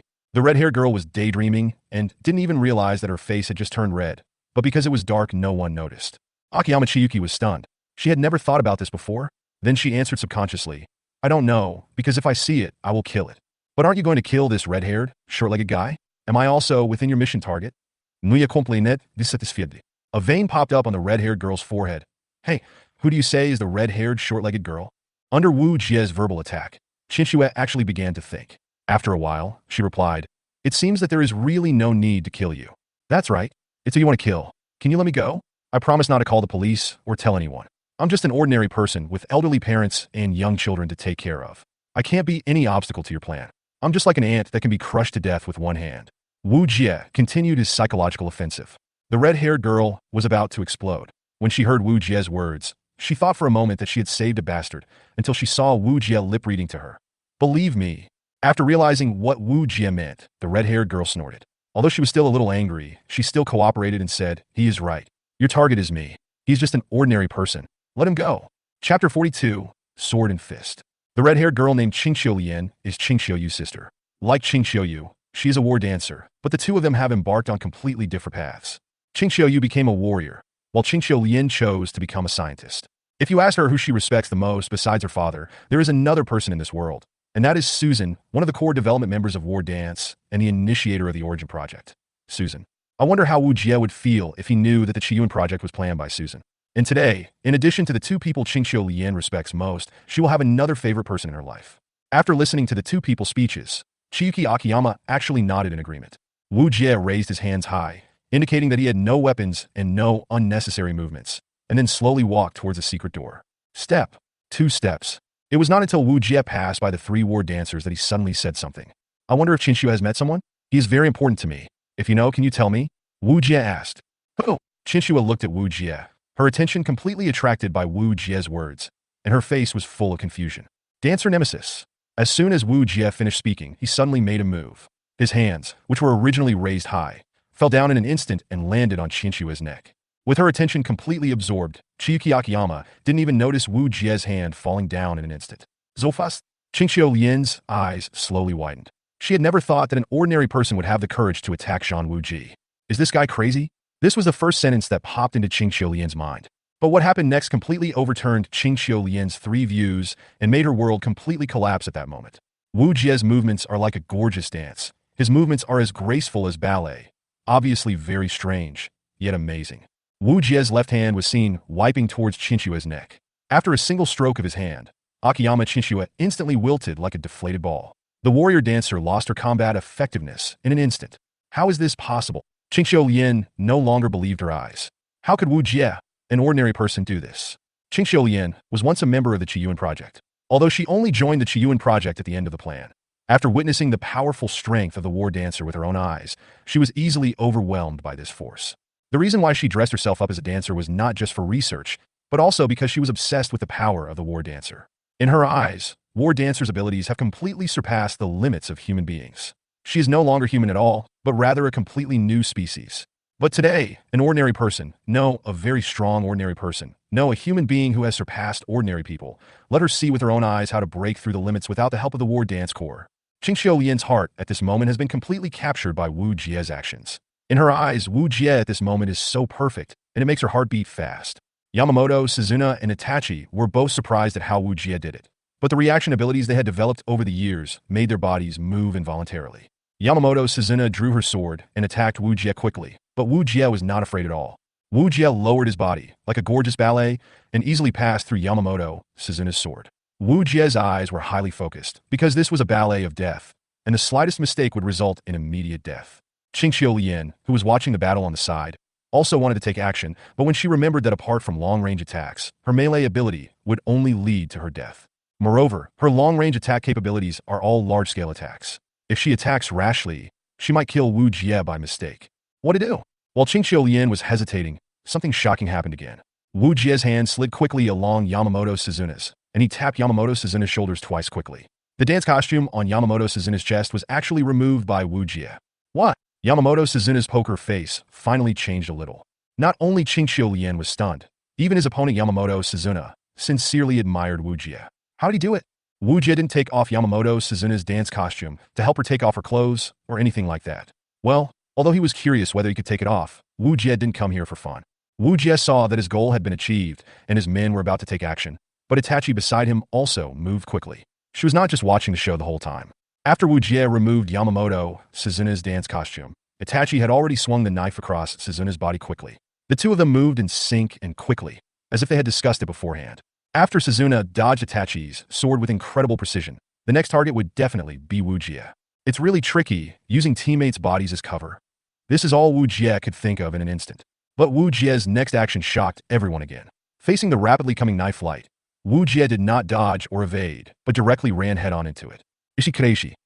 Qingqiu Lian had just felt a bit of fanatical admiration for Wujia's courage and bravery. Is Wujia going to fail here? Qingqiu Lian could only pray silently in her heart for a miracle to happen. But a miracle really happened. Wujia did not dodge or evade the oncoming knife, but just when the knife was about to hit Wujia, it suddenly stopped. You ask me how I stopped? Maybe the director called a pause? Yes, just like when filming a movie, the director deliberately called a pause at the moment when the attack was about to show the result in order to leave suspense. What's going on? Qingqiu Lian was stunned. Yamamoto Suzuna was also stunned, and Itachi was also stunned. In fact, she had been trying hard to move her hands, but her hands were like welded iron blocks, not moving at all. Could it be? Qingqiu Lian suddenly thought of something in her mind. As a member of the Qiyuan project, she knew very well that Zhang Wuji had some fatal weaknesses, which were only known to researchers. After the core came out and the War Dancer was born, the version of the War Dance core has been continuously updated, and it has now been updated to the 3rd generation.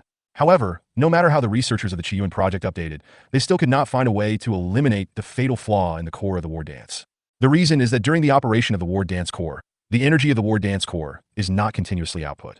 In order to find a way to make the War Dance core output energy stably, the research members of the Qiyuan project tested a large number of experiments, but all failed.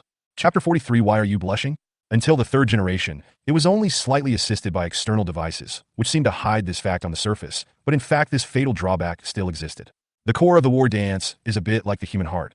It also has a frequency similar to that of a pulse, but the frequency is very high, which is definitely incomparable to the human heart. However, the problem with the War Dance core lies in this pulse. Because of the pulse problem, the War Dance core will break every once in a while. The specific meaning of rupture is that the War Dance core will not work at all during this period of time. Since the battle dance cores on the market are basically long-range battle dancers, this drawback has not been exposed. However, warrior-type war dancers need to carry out continuous and uninterrupted melee attacks, which will expose this drawback. This is also the reason why there are not many melee-type war dancers in the army. However, regarding this matter, all members of the Qiyuan project maintained a unified attitude of keeping silent, and no one reported the existence of this incident to the outside world. Occasionally, someone discovered something wrong with the core, but the members of the Kaizen project avoided the issue and simply said, the core technology is not yet mature and is still under research. Please wait patiently for the release of the new version. This is where the problem arises. Qingqiu Lian is very sure that the person who signed the agreement would never expose the secret of the Qiyuan project. So how did Wujia find out about it? Could it be he discovered it himself? Qingqiu Lian's heart skipped a beat when she thought of this. She didn't expect there to be a genius here. Without anyone's help, he discovered the flaw in the War Dance core all by himself. Wujia, I'm really getting more and more interested in you. Who are you? Why are you here? And you appeared right in front of me. Are you an angel sent by God to descend in front of me? At this moment, Qingqiu Lian's inner interest in Wujia has reached an unprecedented peak. If the situation permits, she even wants to tie Wujia up and take him back to her hometown. It was such a waste to have such a talent wandering around. It would be great if he could do research with me.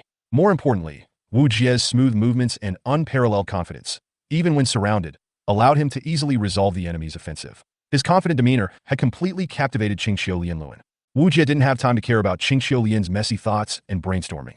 He just froze the Itachi and then reached out to grab it. This is impossible. Before he could finish his words, Itachi collapsed and lost his fighting ability instantly. Qingxiu Lian only then saw clearly what Wujia had done. He actually took out the war dance core directly, taking the core with bare hands, and in combat. Qingxiu Lian, who saw this scene, said that she was about to faint. She couldn't believe that there was such a Superman in the world. No, it should be said that she now believed it. That person was Wujia, the man in front of him whose movements were so graceful as if he was dancing a classical dance. Immediately afterwards, Wujia made another move. After taking out Chiyuki and Itachi's war dance cores, he actually took the initiative to rush towards Yamamoto, Suzuna.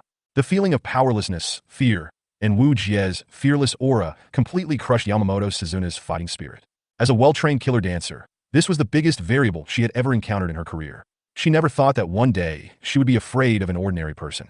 Seeing Wujia rushing towards her, she raised the sword in her hand. Although she didn't understand what Wujia had done to cause the death of her two sisters, she was already prepared to die. From the moment they were adopted by the Sakura Society, their fate was determined. Growing up in an orphanage, they had always been alone until one day, a Sakura Society appeared and changed their fate. Training, fighting, and assassination are everything in their lives. They live in battle every day just to sacrifice their lives for their masters at the critical moment. For the master, this was Suzuna's last thought. In this way, in the final sprint, although Yamamoto Suzuna's swordsmanship was precise and sharp, she still could not escape the same fate as the two people before her. Wujia just waved his hand lightly, and Suzuna, who had lost her brilliance, fell down like a puppet. Yeah, my whole life might be that of a puppet. Thinking this, Suzuna slowly fell to the ground, and at that moment her spirit lost all color. At this moment, Qingxiu Lian looked at Wujia with a blushing face, just like a love-crazy girl who had gradually become perverted due to excessive idol worship. Wujia, you are mine? Hee. As he said this, he wiped the saliva from the corner of his mouth. Then she suddenly realized something. No, she couldn't let Xiaojia see me in this ugly state.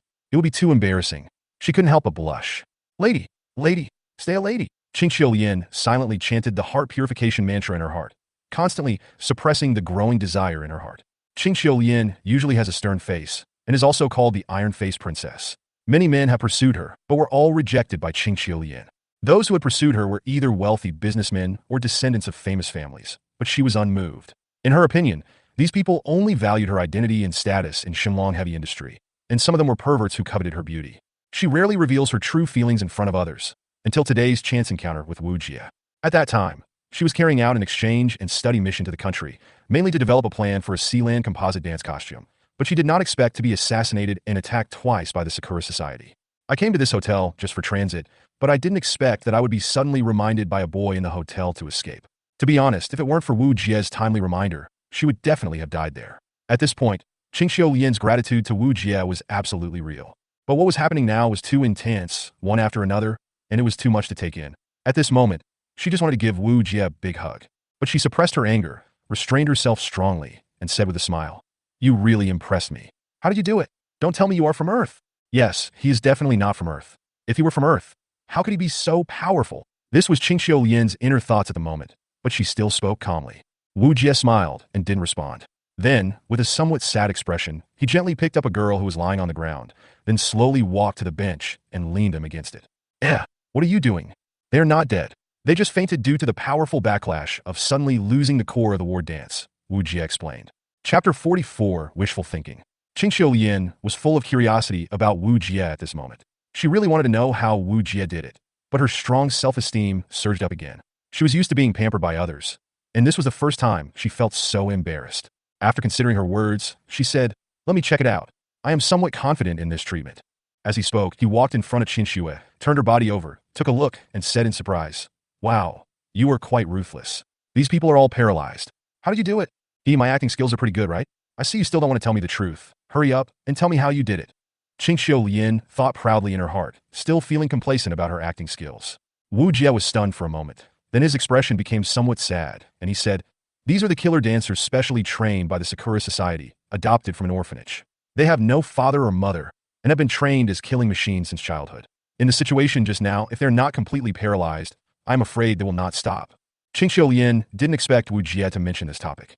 Having said that, he did study the Sakura Society during this trip to the country for academic exchanges, and what Wujia said was indeed true. But how did Wujia know that this was the killer dancer of the Sakura Society? I am becoming more and more curious about Wujia. After all, this is the exclusive contact station of Shenlong Heavy Industry. Although it looks like a hotel, it is actually something completely different. Why is he wandering around in the hotel? A tourist? That's wrong. How could a tourist know so much about the war dancer? When he first saw through my identity as a war dancer, I had my doubts. This guy named Wujia must be a powerful character. So annoying, but I am too embarrassed to ask directly. Really, I usually concentrate on research and have no experience in dealing with interpersonal relationships. I really want to ask directly, what should I do? But I am a social phobic patient. Suddenly, I envy my sister's personality. If she were here, she would definitely find a way to ask. Qingxiu Yin's mind was full of complaints and helplessness. Qingxiu shook his head, cleared the thoughts in his mind, and returned to reality. You are right. If we don't paralyze them, there is really no other way. Do you have any way to save them? Wu Jie asked. Qingxiu Yin was stunned when she heard Wu Jie's question. Why did you save them? They wanted to kill us just now. We finally subdued them. Aren't you afraid that they will take revenge on you after they wake up?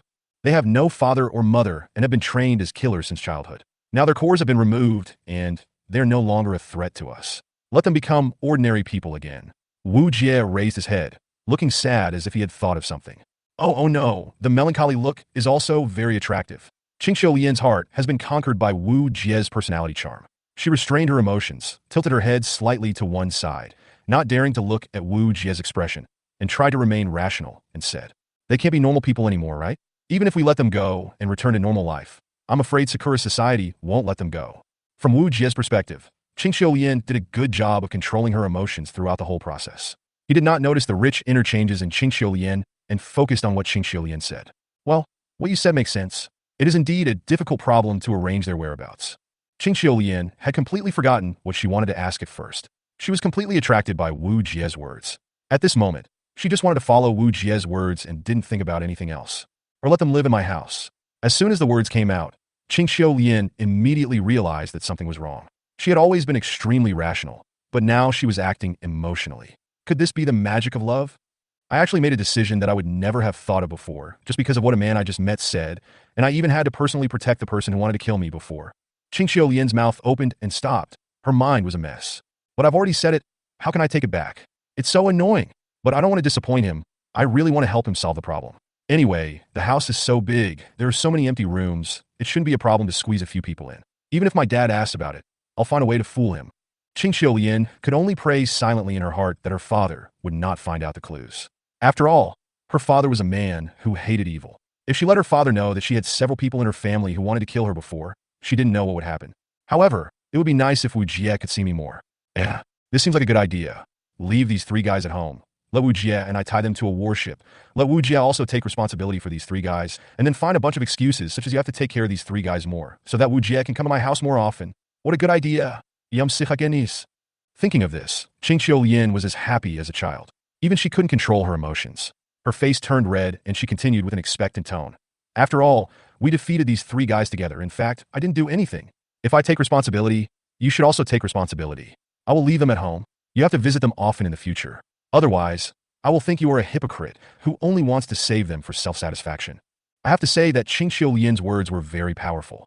Although she had been affected by her emotions, her logic and morality were impeccable.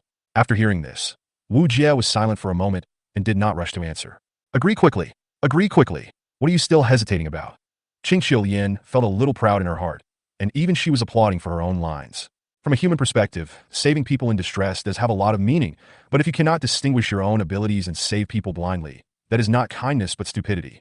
The Sakura Society was originally a murder gang specially established by the Yamaguchi-gumi to carry out various dirty tasks. Ordinary people would not want to be associated with such an organization and would stay away from them even if they heard about it. Who would want to have anything to do with such a dark organization? Therefore, whether what Wu Jie did was self-satisfying is still debatable. After all, Qingxiu Yin is not very clear about Wu Jie's background and abilities, and does not know whether he has the ability to protect these three people. But she is sure that she has this ability, so she uses such words that seem to test Wu Jie's humanity to induce Wu Jie to give the choice to herself. In this way, Wu Jie would most likely agree to his plan after weighing the pros and cons. After all, he had revealed to Wu Jie that he knew the top secret identity. Even if Wu Jie was stupid, he could see that his identity was not ordinary, right? It can be said that Qingxiu Yin's words were impeccable. just as Qingqiu Lian was expecting the expected answer. This is too much trouble for you. Rather than putting you in danger, just leave it to me. I think I still have a little confidence that I can protect the three of them and let them live a normal life again, and no longer live in the world of killers. Huh. Qingqiu Lian was petrified. Her wish failed. Chapter 45 Color. Qingqiu Lian. Why? Qingqiu Lian stuttered a little. Think about it, the Sakura Society came specifically to assassinate you. If they can get information about your exact location, then they can definitely find your home. Add to that your identity and status, it must be no easy task, right? Instead of giving this hot potato to you, it's better to give it to me. This way, your safety can be guaranteed. Who knows if these three people will try every means to contact the Sakura Society and send people to kill you again. Wujia organized his sentences and said slowly. He really shot himself in the foot. Qingqiu Lian was just feeling complacent about her plan, but she didn't expect Wujia's words to hit her sore spot. The key point is that she couldn't find any suitable reason to refute it. What a mistake. What a mistake. Seeing that her plan was about to fail, Wujia's figure was getting farther and farther away from her, and she could only sigh helplessly at Wujia's back. Qingqiu Lian had a flash of inspiration, and an idea that stood out flashed through her mind. Why not just tell this guy who I am and tell him that I have the ability to protect these three people and myself? Qingqiu Lian was delighted. Ahem. Qingqiu Lian cleared her throat and adjusted her tone. Wujia, there is actually one thing you have been misunderstanding. Misunderstanding? Wujia looked confused. Actually, at this moment, the lights in the entire space suddenly lit up, and 7 or 8 figures came in from the secret door. Who is it? Qingqiu Lian looked unhappy when she was interrupted. If they were enemies, I would have to cut them into pieces. They are so ignorant that they dared to interrupt the conversation between me and Darling. I can't tolerate it. Oh, it's not Darling. It's Wujia. Oh no, it's my savior. Qingqiu Lian immediately raised a ball of light in her hand and looked towards the entrance with a vigilant look on her face. Commander! With a whoosh, a figure threw himself into Wujia's arms. What's happening? Qingqiu Lian looked dazed. Just when Qingqiu Lian was in a daze, another figure rushed over. Although not as exaggerated as the first person, that person's expression could definitely not lie. Her eyes were full of admiration for Wujia. Sir, you really are worried about us. Why didn't you come to find us? We have to look for us everywhere. The first person to throw herself into Wujia's arms was Cecilia. No one else, but her dared to be so careless. The second person to rush over with tears in her eyes was Boa, who looked really worried. The next person to come over was even more important. Commander Wu, if you don't give a reasonable explanation, it will be difficult for you to leave here. Ha! It was Qingqiu Yu who came over with a kind smile. Qingqiu Yu had already seen the 3 girls in sailor uniforms behind Wujia and the red-haired girl beside him, and she had already started to have wild thoughts. Qingqiu Lian was dumbfounded. What was going on? Why was her sister with them? When Qingqiu Yu came closer, she realized something was wrong. Oh, it's my elder sister. I didn't expect that my elder sister was with Officer Wu. Can you tell me what happened in between? Shala also walked over slowly and even took Wujia's hand, saying with a worried look on her face, I'm so glad that you're okay, sir. If Qingqiu Lian could roar like a lion at this moment, she would have probably collapsed the building, right? But fortunately, she was just imagining the roar in her head and didn't actually scream out loud. Just like that, happy times returned to daily life.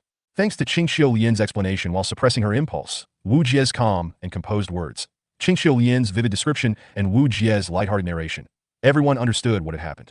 Everyone opened their mouths in shock, no longer caring about their image as ladies, because what Wujia did really overturned everyone's common sense.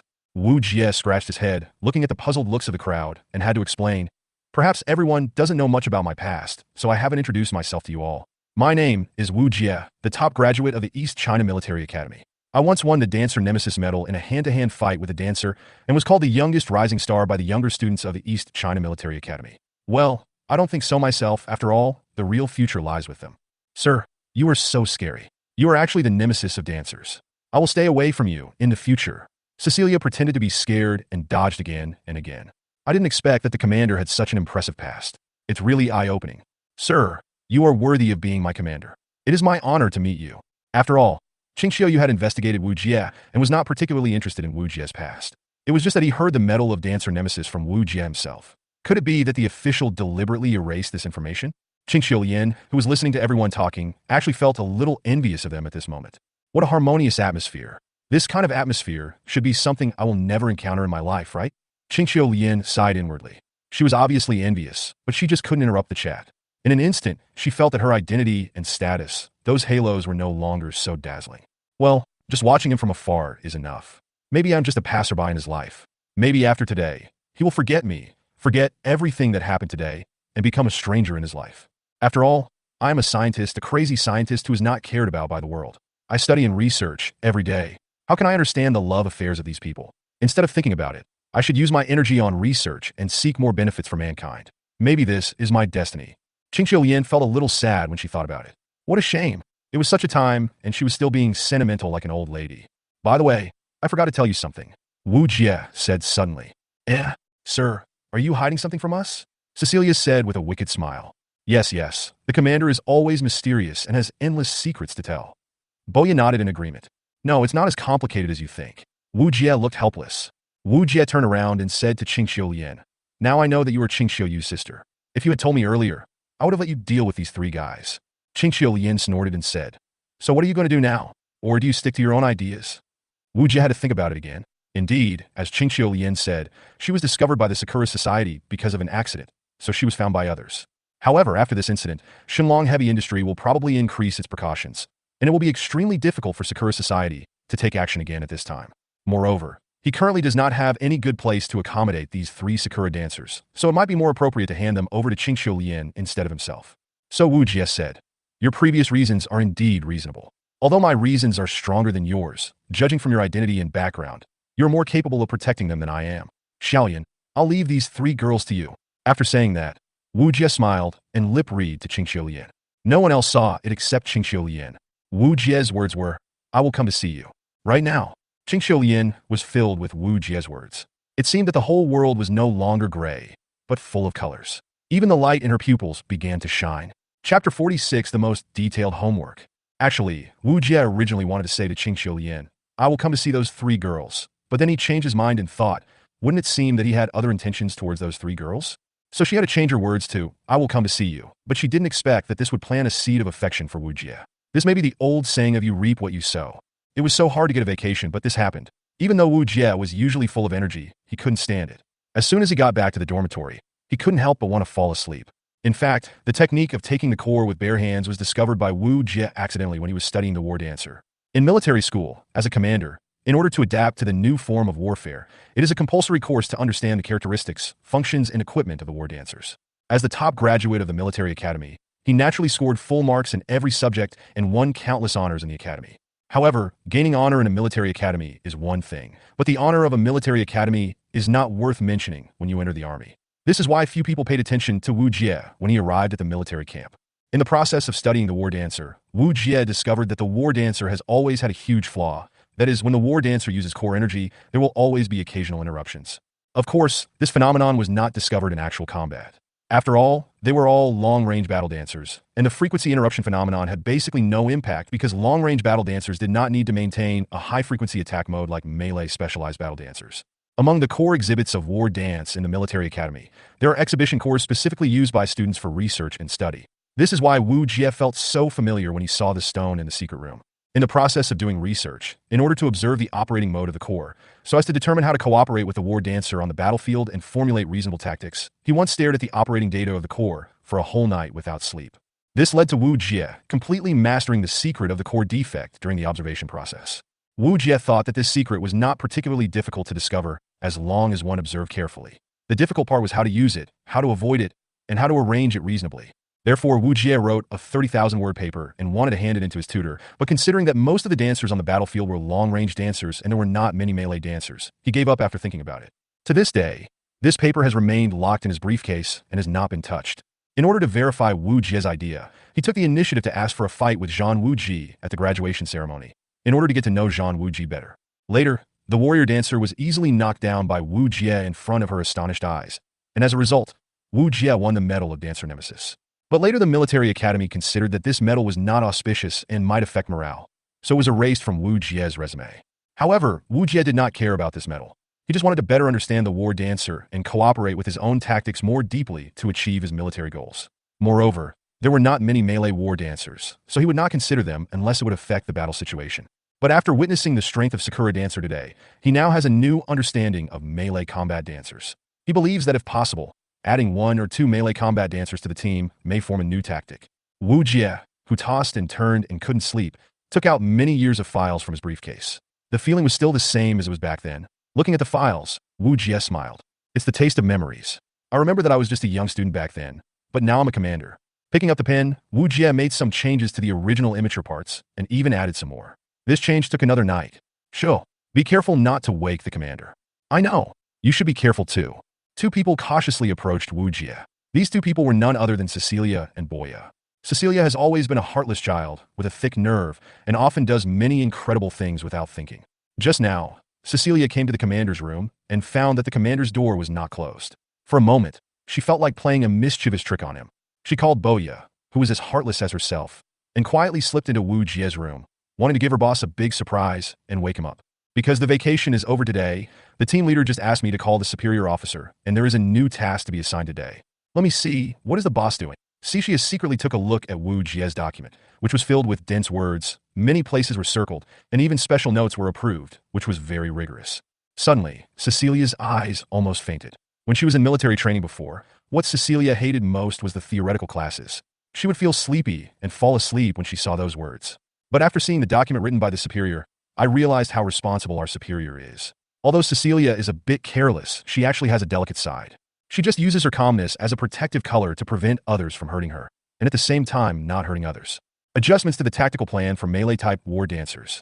Research directions and priorities for war dancers' equipment. It was so complicated that Cecilia felt dizzy after taking a second look. She had just woken up from a nap, so why did she feel sleepy again? But Cecilia's attentive side was aroused. Commander, you're still doing tactical research so late at night. Commander is really serious and responsible. It is a blessing for our Silver Falcon team to meet such an attentive commander. Cija.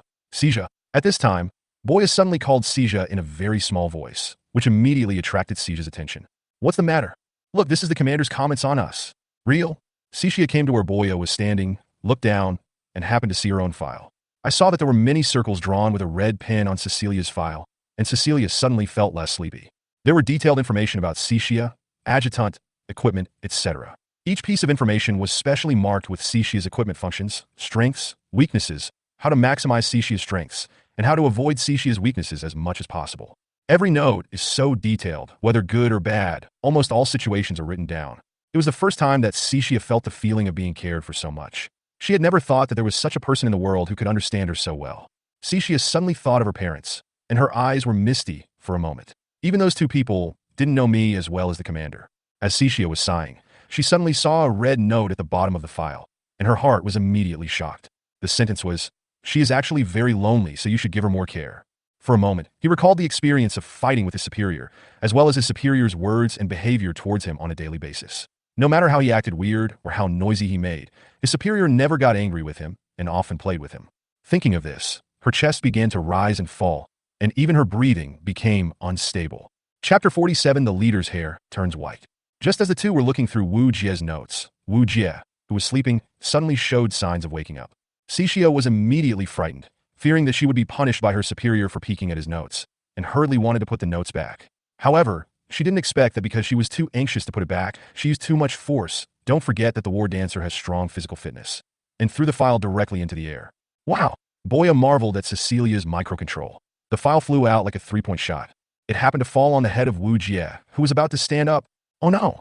Cecilia bit her finger, knowing that she was in trouble. Wujia had already spotted Cecilia, who was about to run away in a panic. But Boya had already slipped away before Cecilia. She stood outside the door, waved at Cecilia, and ran away.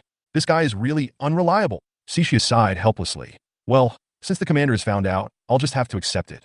Slowly turned around. Good morning, sir. Cecilia forced a smile, almost through gritted teeth, and greeted Wujia. Come here. Wujia did not show any angry expression, but asked Cecilia to come over. Calm as the prelude to a storm. Thinking this, Cecilia walked towards the commander obediently. Cecilia, who was about to accept punishment, walked in front of Wujia with her eyes closed, praying in her heart that the officer would be gentler. When will you learn to be sensible?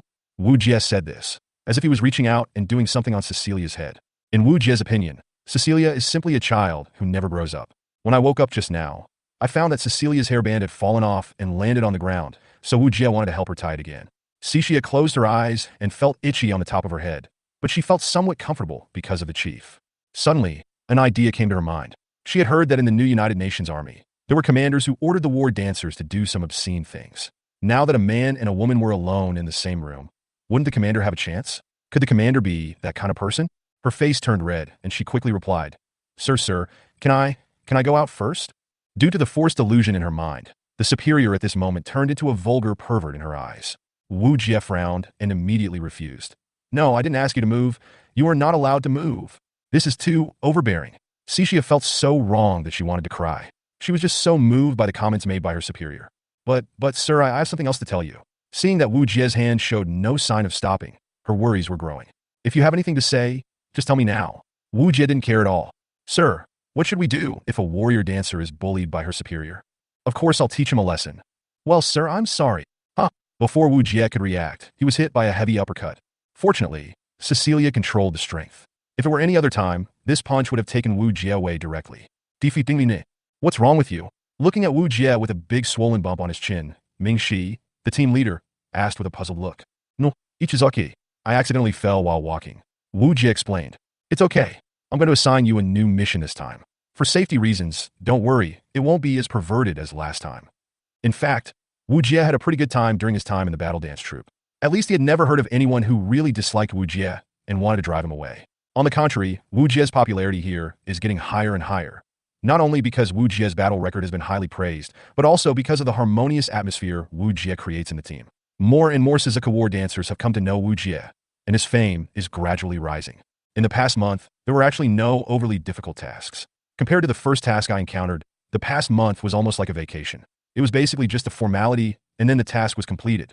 To be honest, given Wujia's abilities, it's really a waste of his talent to let him be the commander of the team. Mingxi couldn't help but be amazed when she saw the share of tasks Wujia had completed in the past month. In fact, the tasks that Mingxi assigned to Wujia were basically those that other teams would take several days to plan and complete or even accomplish. But when it fell into Wujia's hands, it felt like he was rushing to start the next battle immediately. A smaller task could be completed in less than a day, and a larger one could be completed in 2 days, or even 3 days. It can be said that the Silver Falcon Squadron, where Wujia is located, has completed 3 times as many tasks as other teams. The efficiency was so amazing that the team leader couldn't bear to let Wujia stay in the team any longer, as it was a waste of his talent. His military exploits are enough to get him promoted, but his qualifications are still a little lacking. In the Suzaku War Dance Troop, to be promoted from a team leader to a company commander, according to the rules, one must at least have enough military merit and sufficient years of experience. When the troop was first established, the company captains were all veteran captains who had been transferred from other dance troops and had served as company commanders for a certain period of time. It would take at least 3 to 4 months, plus sufficient military merit, for subsequent newcomers to be promoted to company commanders. Now is wartime, and we need talents like Wujia to command the army. If we keep him in the team, it would probably be a waste of such an important talent reserve. But if they were promoted suddenly, it would definitely cause dissatisfaction among the other company captains. They had been the team captains for at least 3 months before being promoted. Is there any good way to help Wujia quickly increase his qualifications? Thinking about this, the team leader was so worried that his hair was almost turning white. She knew how meticulous Wujia was. Through observations over the past month and reports from her subordinates, she knew very well that Wujia had the habit of staying up late to do his homework before every mission. He would not easily formulate a combat strategy without thoroughly studying the terrain, enemy situation, and the gap between the enemy and us. But it was precisely because of this that she felt sorry for Wujia's attentiveness. It seems that the only way to go is to withstand the pressure and promote talents in an unconventional way. Mingxi picked up the phone on the far right and was about to dial a number when he suddenly thought of something and his hand paused. Yes, if you want to increase your qualifications quickly, there is another way. Isn't the International Dancer Tactics Competition going to be held in 3 days? If the team led by Wujia wins the top 3 in this exercise, then they will have enough qualifications and reasons to convince the other company captains. Chapter 48, Suppressed News. But Captain, we have always selected a team from the elite squad to represent our war dance troop in the war, and we have won 3 consecutive championships. Will it break the streak if we send Wujia and the others at this time? Ziska, who was called in, was now sitting on the reception sofa in the office and said with a worried look on his face. Mingxi held a cup of coffee and a thick stack of files and handed them to Ziska. Ziska took it and looked at it, switching between the documents. After patiently reading it all, he nodded but then shook his head. Indeed, the military merits are enough, and the battlefield command ability is also completely amazing, but the rules of international military exercises are completely different from the military exercises we usually use here. It is not only a competition of strategy and tactics, but also includes the personal abilities of the war dancers, including a comprehensive test of equipment, combat skills, reaction, and consciousness. Xiao Shi, the Silver Falcon Squad, has just arrived, and it's only been a month. The commander is also a newcomer. He needs to be trained for a while, and then Ziska was about to say something else, but was suddenly interrupted by Mingxi waving his hand. Ziska was stunned. She didn't expect the team leader to be so rude. Wujia was indeed capable, having defeated Firefox in the flag-grabbing competition, and her performance in this month's mission was indeed impressive, but she had participated in international military exercises before, which was a real game of technology and perseverance, and it was definitely not a test that a new team like Silver Falcon, which had just joined the team, could easily pass. Could it be? The leader thought. Xiaoxi, do you want to promote Wujia? Mingxi smiled. As expected of you, Xiaoxi, you saw through my thoughts right away. Yes, I do want to promote Wujia. Xiaoxi, do you think highly of him? Well, the situation on the front line is getting tighter and tighter. Although our Suzaku Battle Dance Troop has been staying on the second-line battlefield to deal with those who slip through the net, this comfortable life will not last long. As he spoke, Mingxi handed several more military briefings to Siska. After taking a few glances, Siska said doubtfully, "It's just the same as usual, just a friction battle with Aurora on the front line, nothing special." Take a closer look. Seeing Mingxi so serious, Ziska also became alert and not careless. He flipped through the book carefully, but as he flipped deeper and deeper, Ziska's expression became more and more solemn. "Tell me what you think." After considering his words, Siska slowly said, "At first glance, these military reports are about the friction war with Aurora over the past 10 days. Aurora has not made any major moves, but I found that there is a unified trend in the war reports. Go on. The rates of minor injuries, serious injuries, and deaths of these war dancers are increasing across the board and are getting higher day by day." The more he spoke, the more frightened Siska became, thinking that he had stayed on the second line for too long and had lost the vigilance he should have had before. Aurora has changed. I can't say what has changed, but from the increasingly pessimistic battle reports from the front, I have a premonition that something bad is going to happen. Now it seems that we can rest and recuperate for a while in the second-line battlefield, but I believe that it won't be long before our Suzaku Battle Dance Group will be pulled to the frontline battlefield. Don't forget how terrible the frontline battlefield is. It is a real meat grinder. When it comes to the word meat grinder, even someone as strong as Mingxi becomes a little gloomy. What does the captain mean? Ziska no longer called Xiaoxi, but called him the captain directly, and she also became serious. We should promote talents regardless of their background. Now is the time to recruit talents. The death rate on the front line is increasing. We must try every possible way to reduce the death rate of the war dancers, and Wujia is our new hope. But why did it have to be Wujia? Why couldn't it be herself or another warrior dancer? Did the leader really trust this new student so much? She always had a trace of doubt in her heart. In fact, since she came to the Suzaku War Dance Troop, her ideas and concepts have also undergone major changes.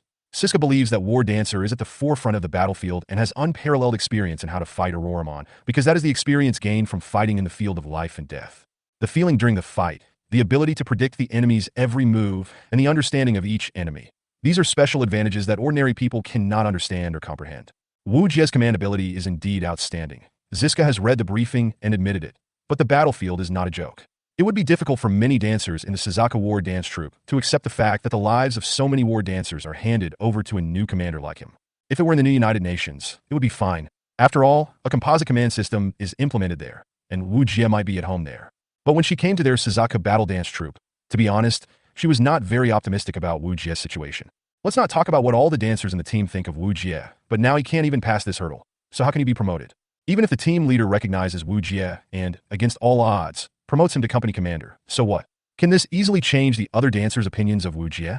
But don't forget, this is a battlefield, and no one is willing to hand over their life to a commander they don't trust at all. If Wujia's discord with Zhang Wuji eventually causes the team to collapse, it will be extremely fatal on the battlefield. I understand, Captain. So you want to send Wujia to participate in this international military exercise.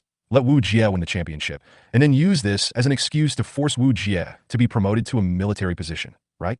Ziska is not stupid. When she thought about this, she naturally understood what the leader meant. Not bad, but not the champion. As long as he can get into the top 3, I will promote Wujia as an exception and promote him to company commander. Mingxi said confidently. Ziska shook his head and said solemnly, I don't think this gamble is a good idea. Captain, it is true that Wujia is very capable, but he still needs experience and military achievements that can convince others. Only then will people be convinced and not harbor resentment. Mingxi. Yes, Ziska, you are always so sharp and always able to grasp the key points. If it was that woman, she would definitely strongly oppose it, but she is not here now. This is an opportunity. If you miss this opportunity, you will never have the next store. Ziska held her forehead with her hand. She knew that the captain was talking about the deputy captain. Her captain was really calculating. That person was still on the front line of the battlefield, so she took the opportunity to promote a talented person out of turn. Captain, don't say anything, Ziska. Let's make a bet. I bet Wujia will definitely be in the top 3. If I lose, I will let Wujia gain experience. If I win, everything will be done according to my way. Seeing Mingxi's determined face, what else could she say? Well then, little Cece, don't cry when the time comes. See, Siska returned to his usual non-serious image. Chapter 49, Radical Aurora. More than a month has passed. For ordinary war dancers, it may not feel real, but Wujia, as a commander, keenly noticed some changes. Recently, Auroramon seems to have become more warlike and more aggressive. He had considered the possibility of Auroramon changing, but he had not expected that Auroramon would change so quietly that ordinary war dancers would be unaware of it. Is there something wrong? What has happened to the Auroramon internally? What makes them so aggressive? I can't think of it. Although humans have technological products such as satellites, airplanes, tanks, submarines, and aircraft carriers, and it seems that humans have advanced technology and a prosperous civilization, they do not seem to be on the same level as Auroramon. However, although the Aurora beasts have no advanced intelligence, cannot communicate with other species, and have no diplomatic ambassadors, humans are simply helpless against them. First of all, Auroramon has an outrageous and abnormal defense. Although it is just a beast, it has turned all kinds of airplanes and cannons that the Earth used to be proud of into a pile of scrap metal, and even laser and electromagnetic weapons are nothing to it. Their fur, which has evolved to be extremely domineering, is harder than any armor made of any material on Earth. Before the appearance of the War Dancer, human weapons were like toothpicks poking an elephant. Although they could cause a little damage, it was not painful. If it weren't for the fact that humans still possess the most powerful weapons such as nuclear weapons that have remained unchanged for hundreds of years, humans would probably have been completely exterminated by Auroramon long ago. The most terrifying thing is that Auroramon has no civilized intelligence and cannot negotiate, which means there is no way to negotiate. From beginning to end, humans have no choice but to fight it to death. Shaking his head, Wujia thought about the series of changes that had taken place recently and began to feel vaguely worried. Although the recent news was all about peace and prosperity, Wujia always felt that something big was about to happen, and this strong feeling made him uneasy. Back at the base, Wujia had just returned from another mission and was feeling inexplicably heavy. Ah, it's Commander Wu. The voice of reality suddenly pulled Wujia back to reality. It was already January, and the spring festival was about to come. The sky was filled with feather-white snow, as if a layer of silver blanket had covered the entire base. The endless stream of patrol officers are like silhouettes walking on the snow, and against the backdrop of the military base, there is an indescribable sense of solemnity. The Suzaku War Dance Troop is stationed at the junction of the cold and temperate zones, and it is currently the season of heavy snow. The team that greeted Wujia was another team, Hummingbird. Ah, hello Captain Luo. Wujia greeted politely. During this month, Wujia gradually got to know more than a dozen team members and had more or less established interpersonal relationships with them. This Hummingbird squad is somewhat special. It is a team under the first column. Wujia had worked with them on a mission before. At that time, they were in a canyon. It was said that monsters had sneaked into the human safety zone and attacked humans, hindering trade and transportation. There were quite a few of them, so they joined forces with the Hummingbird squad to form a clearing team. In that battle, the two teams cooperated well. Although they were just a temporary mopping-up team, they were like old friends who had fought together for several years. At first, the members of the Hummingbird squad were skeptical about Wujia's abilities, but after that battle, all members of the Hummingbird squad recognized Wujia's command ability, and their views on ordinary commanders changed slightly. Have you just completed a mission? Luo Jing walked towards Wujia. She looked very happy, as if she had solved something big. Wujia didn't ask any more questions, but nodded. We are going to the cafeteria to eat. How about you guys? In addition to Wujia, Shila and the others also greeted Luo Jing one by one, and the atmosphere was particularly harmonious. We are going there too. Oh, by the way, Commander Wu, I have a hot piece of gossip for you. Do you want to hear it? Luo Jing smiled mysteriously. Wujia was a little curious. To be honest, their friendship was not very deep. Although they had fought in combat once, it was not enough for the two to communicate like old friends. Wujia glanced at the other team members behind Luo Jing, only to see that they were all standing there, and no one came over to say hello. Thinking of this, Wujia felt a little discouraged. It seemed that although he had had a pleasant experience of cooperation, it did not mean that everyone would pay attention to him. Wujia is not a narcissist, so he won't get angry just because other people's attention is not on him. Since Captain Luo is interested in telling stories, let's do it together. Just like that, while walking and chatting with Luo Jing, Wujia also took the opportunity to inquire about the information from Luo Jing's side. Alas, Commander Wu may not know, but I don't know what happened to the Aurora beast a few days ago. It was like it had been injected with chicken blood, with no organization or discipline. It felt like it had returned to the primitive animal age, fighting with us for its life. Several times, my team members and I almost got into trouble.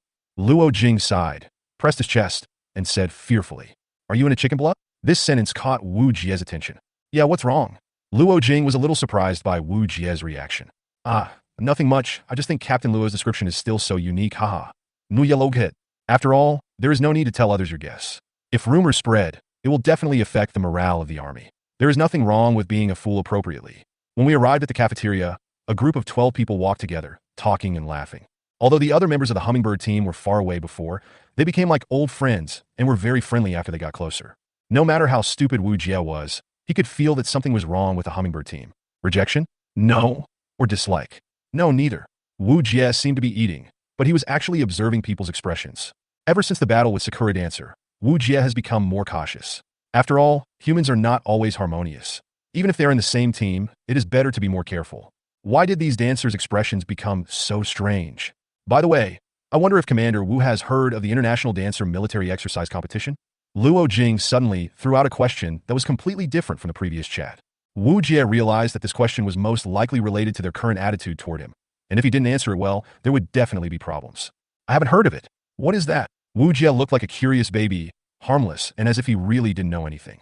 Nonsense. As the top graduate of the East China Military Academy, if I don't even know what the International Dancer Military Exercise Competition is, then I can just jump off the building and commit suicide. Chapter 50. The atmosphere is wrong. No way, Commander Wu. You really don't know? Luo Jing looked incredulous. She suddenly put her face in front of Wu Jie, feeling like she was interrogating a prisoner. Seeing her speak so seriously, Wu Jie couldn't be fooled by her. He immediately touched the back of his head and pretended to be naive. Captain Luo, what's wrong with you today? And everyone in the Hummingbird squad, why are they all so strange? I remember when we first met, we were not so indifferent. If Captain Luo thinks that I have done something wrong, I will correct it immediately. Although I am not your boyfriend, don't worry. I will sincerely admit my mistakes and correct them with all my heart for the shortcomings pointed out by Captain Luo. Well, who wants you to be my boyfriend? Luo Jing blushed and said with a cough. Then she continued, if Commander Wu really doesn't know, please tell me why everyone in the group is talking about Commander Wu's participation in the competition today. Wu Jie quickly shook his head and said in confusion, my participation in the competition? How come I don't know about it? Yes, it's you who are participating in the competition. As Luo Jing spoke, her face got closer and closer, and her tone became more and more unfriendly. Shila couldn't stand it any longer. Captain Luo, what's wrong with you today? Why are you treating your superior like you're interrogating a prisoner? If your superior has done something to offend you, just tell me directly and I will punish him for you. But if not, please speak politely. Shila's words were a bit impolite. The main reason was that Luo Jing was too close to Wujia. Although Shila would not be angry about such a small matter, Luo Jing's interrogative attitude made her a little angry. Sensing the unkindness in Shila's tone, Luo Jing quickly changed her tone and said, Shila, don't be angry, don't be angry. Actually, in fact, the captain has liked Officer Wu for a long time. Since the day they started working together, Officer Luo has been thinking about him day and night and has fallen in love with him. She wants to know everything about Officer Wu. So when she saw Officer Wu today, she couldn't help but burst out with longing. Luo Jing was stunned. Shila was confused. Huh? Wujia? What the hell? The person who said this was Luo Jing's adjutant Ferris. Ferris is a native Chinese with pure blood. She has wavy golden curly hair and sapphire eyes that reveal cunning and wisdom. But she has one shortcoming. She always thinks of herself as a noble person, never taking other people seriously, except for a few people. Although she sometimes speaks very harshly, she is actually a completely good person at heart. Flawless. Luo Jing's eyes were about to spit out fire dragons. Wu Jie was speechless. He had experienced too many similar situations and had long been accustomed to other people's pranks. He didn't believe that what Ferris said was true. However, Ferris acted as if she didn't notice Luo Jing's anger and continued to speak rapidly. I don't know who is still looking through Chief Wu's photos late at night. I don't know who is still investigating Chief Wu's experience late at night. And I don't know who has been actively looking for Chief Wu these days. Alas, it's a pity that our captain is so infatuated, but Chief Wu doesn't know anything at all. That's enough, Ferris. There has to be a limit to fabricating stories. Did you take the wrong medicine today? Luo Jing looked angry. To be honest, from a certain perspective, what Ferris said was right, but Luo Jing really had no intention of that kind toward Commander Wu. I looked at Wu Jie's photos purely because I didn't pay attention to Wu Jie's appearance that day, so I wanted to see the photos to avoid the embarrassment of not being able to recognize him later. The reason for checking the archives is to consider the possibility of joint operations in the future, so we need to enhance mutual understanding. The reason why I was so active in looking for Commander Wu was because of the International Dancer Military Exercise Competition that has been making a lot of noise in recent days. But in Ferris's mouth, it became a clue that she liked Wu Jie. This is simply impossible. Now, not only Wu Jie looked at Luo Jing with suspicion after hearing this, but even the other members of the Hummingbird team looked at Luo Jing with surprise. Shila and the others were also speechless, and there was a hint of amusement, curiosity, teasing, jealousy, and other complex expressions in their eyes when they looked at Wu Jie and Luo Jing. Wu Jie suddenly realized a serious problem. He didn't know Luo Jing very well. If the two of them really fell in love, they probably wouldn't be happy. Besides, Wu Jie adhered to the wartime non-marriage policy. It was impossible for him to consider getting married under such circumstances. Luo Jing just wanted to end this topic quickly. Okay, I admit it, I like Officer Wu. How about we get married here and get the marriage certificate immediately, then you'll be satisfied, Ferris. Luo Jing, who had long experienced Ferris's venomous tongue, witnessed the lethality of Ferris's venomous tongue again today. Her anger was ignited, and today she would not explain and would fight Ferris to the end. I don't agree, one person said. I don't agree. Two people. I don't agree either. Three people. The first person who said that he disagreed was Wujia, because he really disagreed. What the hell, she asked me to get married, so I got married. Then who am I? The second person who said that I disagreed was Sheila. The third person who said that he also disagreed was someone no one expected. In fact, there were a few people who were planning to raise their hands to express their disagreement, but in the end, because of the last unexpected person, they forgot to raise their hands. Huh? Ferris, you just spoke a lot like a machine gun, and now you say you disagree? Luo Jing was already furious. She had already said what she wanted to say and couldn't save face at all. In fact, the relationship between Ferris and Luo Jing is not as bad as imagined. On the contrary, they are comrades in arms who have shared life and death together. No matter how many unpleasant things there are between the two, they have never had a falling out. I never told you to marry Commander Wu. Didn't you say that, Captain? My goodness, after all the fuss, this girl just set off firecrackers and didn't care about putting out the fire. Then you, Luo Jing, was stunned. Since the captain has agreed to get married, then Commander Wu should reluctantly take our captain home.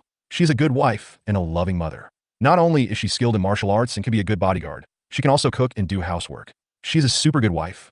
Ferris never stopped saying shocking things, so much so that Luo Jing began to suspect that Ferris did it on purpose. I haven't offended her in any way recently, so why is she always targeting me and Chief Wu? She should know that I have no feelings for Chief Wu. Suddenly, Luo Jing thought of a possibility. Ferris, you. Ferris rolled her eyes and turned away, not even bothering to look at Luo Jing. Chapter 51. The atmosphere was deadlocked for a while. No one spoke, and finally Ferris let out a long sigh. She slowly explained the reason. Actually, this is what happened. Perhaps Commander Wu was on a mission yesterday and was not at the base, so he didn't know. Just yesterday, the regiment had already begun preparing for the international competition. For this reason, the regiment leader even spread the word that this time would be different from previous years and planned to nominate candidates for the international competition from non-elite teams. The captain was so excited when she heard the news that she didn't sleep all night. She got up late at night to do homework in order to secure a place in the international competition. However, this morning, a rumor came out from somewhere that the leader seemed to have already nominated the candidates for the competition, so the captain has been asking around since early morning. It turned out that the designated spot was for Commander O. The captain didn't quite believe it at first because she had always wanted to participate in international competitions just to fulfill a dream of hers. But now that her dream has been shattered, she is very discouraged. But she said she had a good idea. If Commander Wu could give her a position on the team, she would rather be under Commander Wu's command and serve as a soldier under your command, and she would also find a way to enter the international competition. But the captain is not frank, and I really can't stand it, so I deliberately quarreled with her. I hope Commander Wu will not be offended. What I said just now is nonsense. I'm sorry. That's how it is. After saying that, Ferris stood up and bowed deeply to Wujia to express her apologies. So that's how it is? I was wondering why everyone in the Hummingbird team was acting weird today, but I didn't expect it was because of this. But I haven't received any news from the senior, so how can I be sure whether the senior really arranged for me to participate in the competition? After listening to it, Wujia thought for a moment and said, "Thank you, Ferris. Just ignore those jokes and let them go. But thank you very much. In order to maintain the relationship between the captain and me and prevent things from getting awkward, you deliberately used this method to divert everyone's attention.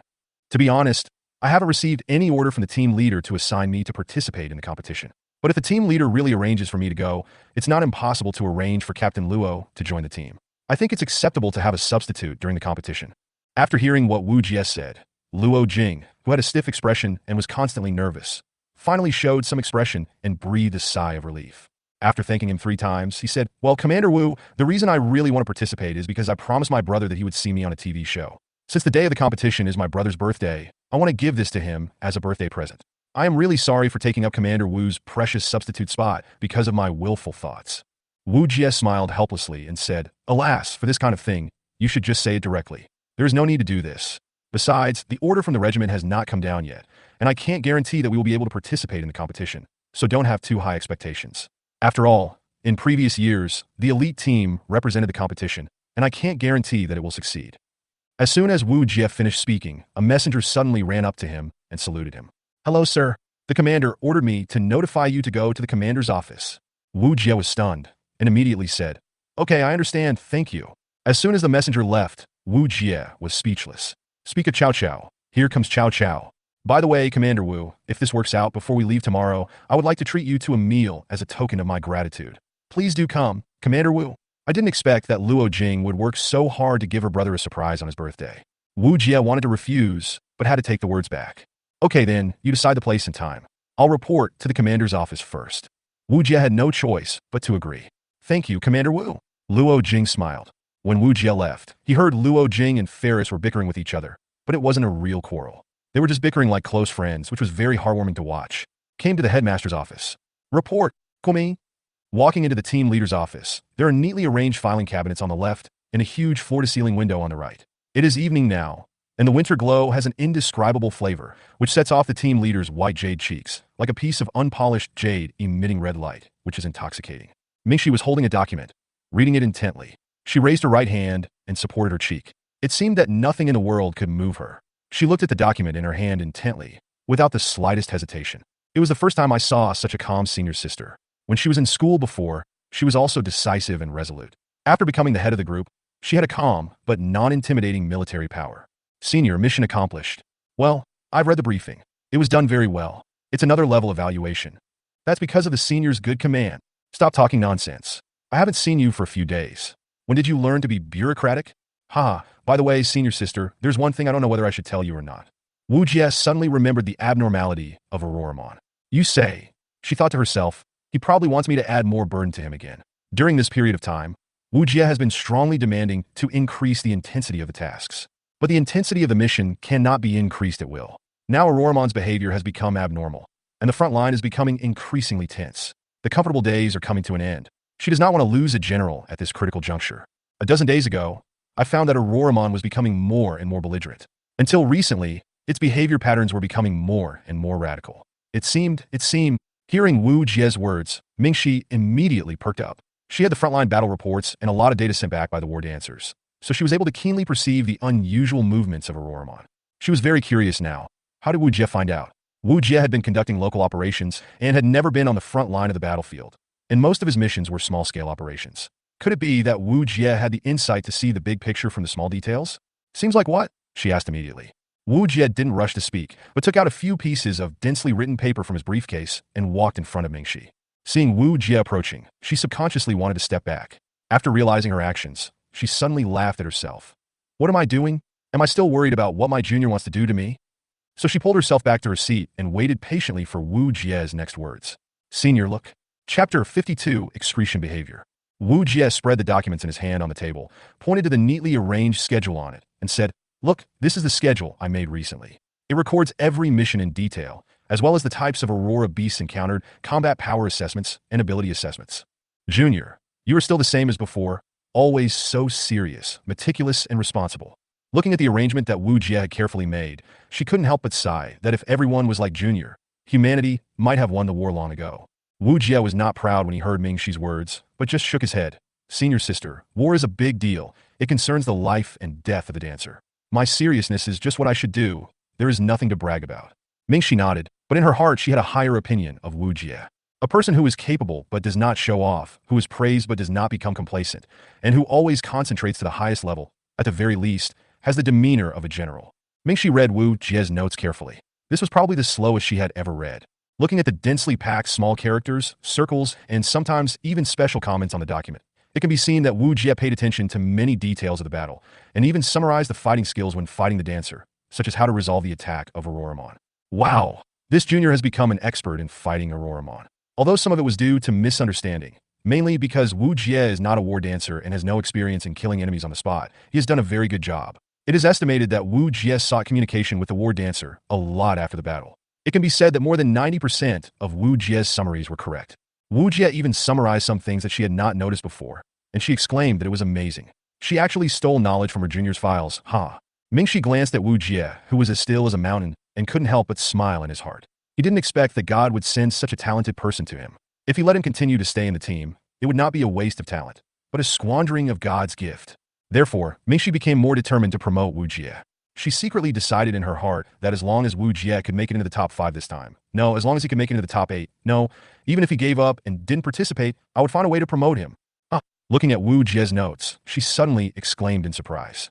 Seeing Mingxi's expression, Wu Jie smiled. It seemed that the senior student should have noticed it. Wu Jie, when did this happen? You didn't even write it in the report. Mingxi was a little unhappy. In fact, what Wu Jie wrote was about that ball of light. There was a mysterious ball of light in the power plant. and many Aurora beasts had worshipped that ball of light.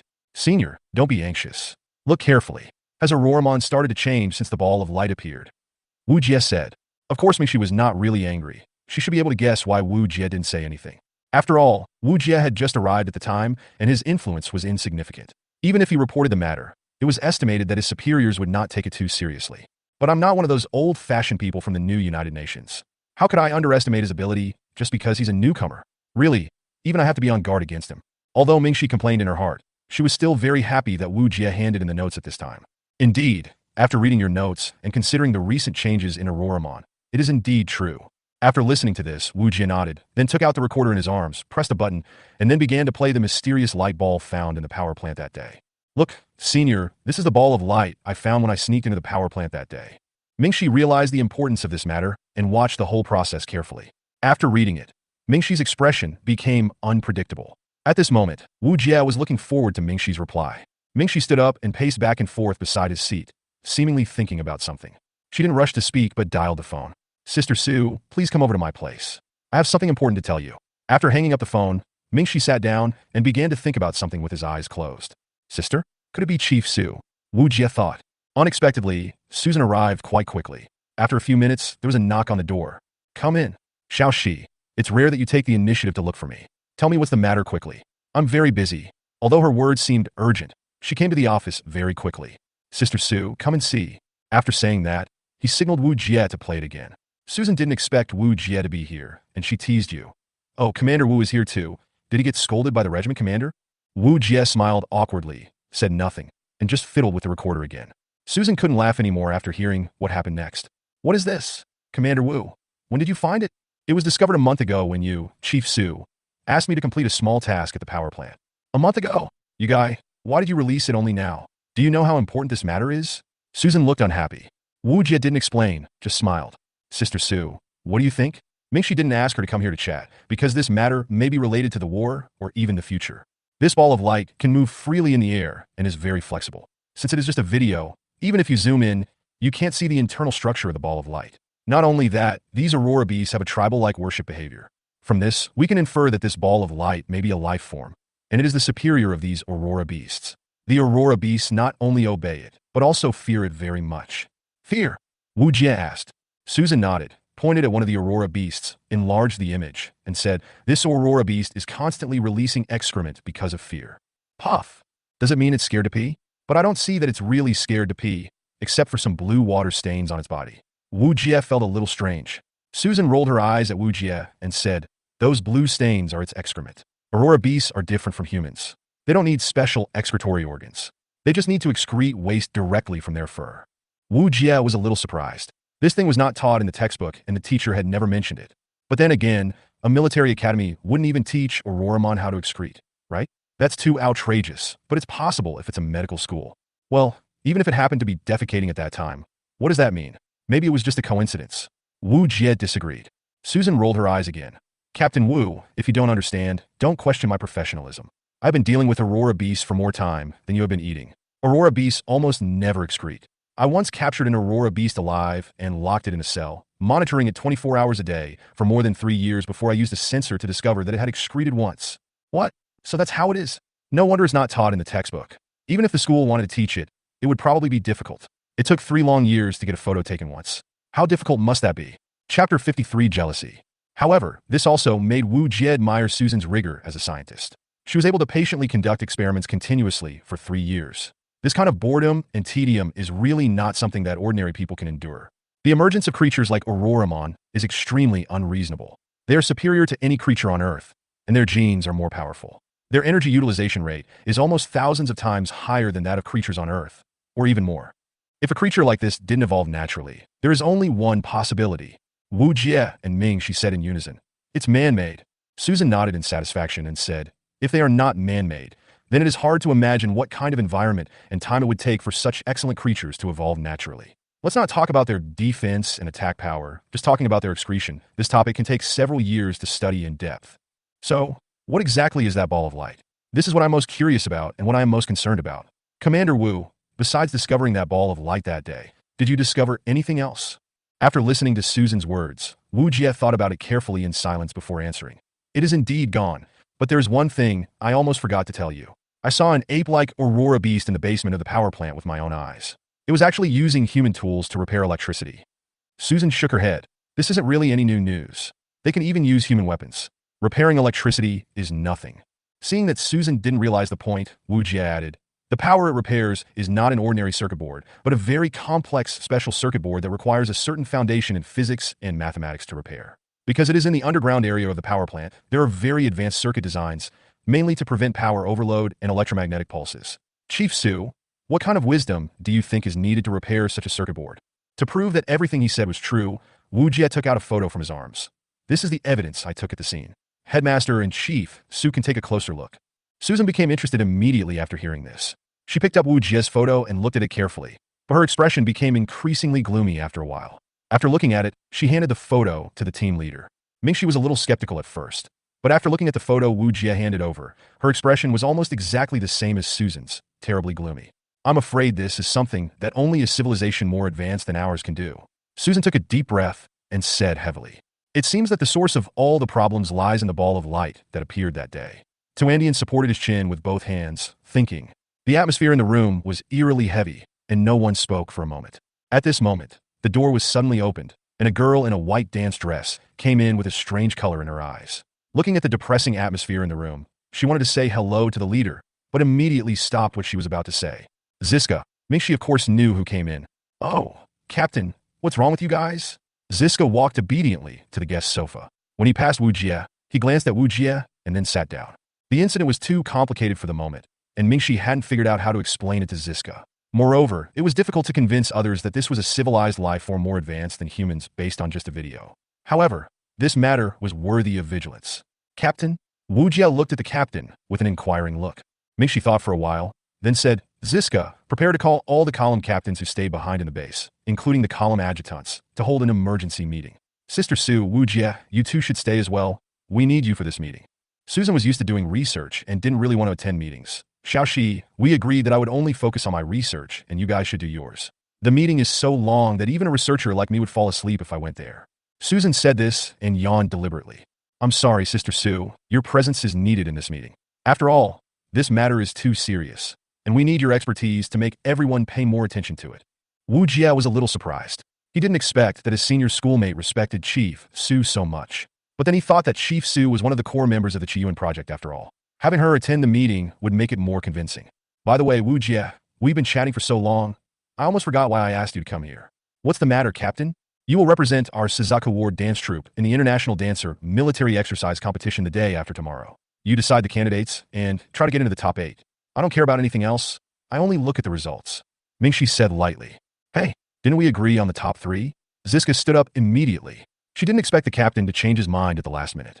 Before Wujia could speak, Ziska spoke before him. Well, it seems that Ziska knew about this. After all, she is the captain of the first column and the confidant of the senior student. Let's see what she says first. I'm sorry, Ziska. Wujia is a rare talent. I will promote him without any restrictions. These words were said in front of Wujia, which was equivalent to the team leader recognizing Wujia's character and ability on the spot. Originally, this matter was discussed secretly between the team leader and Ziska, but now the team leader has brought it up on the table. What's going on? Ziska is not an ordinary person. She has a very powerful background. As the princess of the Griffin Kingdom, she has a very prominent life experience and status. When the war dancer was first introduced, in order to lead her people to join the army voluntarily, she took the responsibility herself, installed the war dance corps herself, and joined the army. This incident caused quite a stir in the Griffin Kingdom. For a time, the enthusiasm for joining the army in the Griffin Kingdom was high, and people signed up in an endless stream. Many war dancers regarded Ziska as their idol. Later, the human army, which was retreating step by step, began to turn the tide of the war because of the appearance of the war dancer. As a princess of a country, she personally put on armor and went into battle, winning numerous war medals. In just a few years, she was promoted to plum dancer, only one step away from becoming rose dancer. However, there has always been one person in her heart who is incomparable to others, and that is Mingxi, the current leader of the Zhutuan Battle Dance Troop. On the battlefield, Mingxi shines brightly. Not only does he have superior combat power, he also has outstanding tactical vision that far exceeds others. He often wins with fewer troops on the battlefield and has fought countless exciting battles, which have now become textbook battles in major military academies. It can be said that Mingxi's current status is all the result of her hard work, and she is the well-deserved king of dancers. The talent that even Mingxi recognizes, the talent that even Mingxi values, the talent that even Mingxi desperately wants to promote, is actually a new commander who has just come to Zhan Wuji not long ago. Ziska has always worshipped the leader as an idol, and now she has a very good relationship with Mingxi, but now Mingxi has focused her attention on Wujia. Wujia? Damn it. Chapter 54, Emergency Meeting. Unexpectedly, the team leader said such words in front of everyone. For a moment, Wujia's chest was filled with something. What was that? Yes, it was trust, the feeling of being cared for by others. This feeling of being cared for by others was so sweet. Wujia took a deep breath and laughed at himself. Before, he had been suppressed by villains in the new United Nations and had never had a chance to show his strength. It was the senior sister who helped me at this time. No matter what her purpose was, the trajectory of my life was indeed changed because of her. There will always be a time to ride on the wind and waves and set sail to cross the vast ocean. At this moment, Wujia had endless passion in his heart and was full of energy no matter what he did. Thank you, Captain. Wujia will definitely live up to his mission. There is no need to say too much thank you. Only with actions can I repay the senior sister for her kindness. Congratulations, Commander Wu. I hope that after you get promoted, you will not forget everything that happened today. Ziska stood up and walked in front of Wujia. Looking at this man with an oriental face, Ziska felt annoyed for no reason. It was not that he disliked him, nor did he hate him, but he was annoyed that he had taken away Mingxi's attention that should have belonged to him. She came here because of Mingxi, and it was because of Mingxi that she strengthened her faith. Now the appearance of Wujia is like a thorn in her heart, which is very painful. Wujia didn't dare to look at the captain of the first column randomly, and quickly saluted. Thank you for your kind words, Captain. Wujia will do his best. What's going on? It feels like there's a black hole in Siska's eyes, as if it's going to swallow me up at any time. It's so scary. Wujia just felt cold all over at this moment. He was full of heroic spirit just now, but because of Ziska's inexplicable tone, he became a little unnatural. Mingxi coughed, not knowing whether she had noticed anything, and said calmly, Okay, let's stop chatting and prepare for the meeting. Just like that, the team leader convened an emergency meeting. The appearance of the mysterious light ball and Wujia's new discovery and evidence of the Aurora beast's intelligence caused a sensation and attracted the attention of all the column leaders. At first, the captains of each column did not quite believe the words of the new squad commander, until Susan personally spoke from her own experience, and then everyone calmed down. In order to avoid causing panic, the regiment commander ordered the captains of each column to keep their mouths shut and not disclose the content of the meeting. They would only make it public to other members of the War Dance Troop when the time was right. Afterwards, the column commanders and adjutants began to express their opinions on how to deal with the upcoming new form of war. Some thought that they should focus on defense and wait and see, while others thought that they should take the initiative to go out and look for the trace of the mysterious light ball to see if there was any chance to capture it alive. However, this matter would definitely not have any results in the short term. Halfway through the meeting, Susan couldn't stand the atmosphere of the meeting and left early. Wujia stayed to attend the whole meeting. During the meeting, Wujia kept a low profile and took notes quietly. After all, a meeting of this level was not something that a team commander like him could participate in. If Wujia was not a core member of this incident, he probably would not even be qualified to join the meeting. At this moment, Siska said for no reason, Why don't we listen to the team commander's opinion? We have been arguing for so long and haven't come up with a conclusion. Hearing new opinions may inspire us. All of a sudden, all the column captains and adjutants' eyes fell on Wujia. What a huge pressure. Wujia didn't expect Ziska to suddenly change the topic and shift the focus to himself. He never thought he would have the opportunity to speak, and this was a high-level meeting in the group. He was insignificant and had no right to interrupt. Siska didn't do this out of kindness. Because she was annoyed that Wujia had taken away the captain's attention, she decided to punish the captain's junior. She wanted to see what kind of abilities Wujia had and why he was so valued by the captain. Well said, forget it. If he doesn't speak well, he might disappoint the leader, causing Wujia to lose the leader's favor and finally draw the leader's attention back, and then he will have no rival. Wujia never expected Ziska's deep scheming. From his point of view, Ziska was beautiful and had a sweet voice. She looked harmless no matter how you looked at her. It was even more impossible for her to have any intention of harming him. Maybe she just wanted to see his reaction on a whim. Of course, if you look at it from a god's perspective, you might think that Wujia is very stupid. How could there be such a stupid male protagonist? After all, the protagonist can't read minds. Seeing Wujia's hesitation, the team leader knew that it was not appropriate for Wujia to speak in this situation and that he had little experience. He needed someone to fully support him and serve as his strong backing. Wujia, speak boldly. No one here will blame you. After all, you are a newcomer, and no one will take it to heart even if you say something wrong. Everyone was young once, right? At the end, the team leader's eyes swept over the crowd coldly. When the regiment's eyes swept over them, the column leaders suddenly felt a chill and shivered. The captain of the second column, who had caused the most trouble earlier, quickly said, The regiment commander is right. Major Wu, please speak up. We won't blame you if you are wrong. I would like to add here that, except for the war dancer, ordinary human officers still use the old military rank system.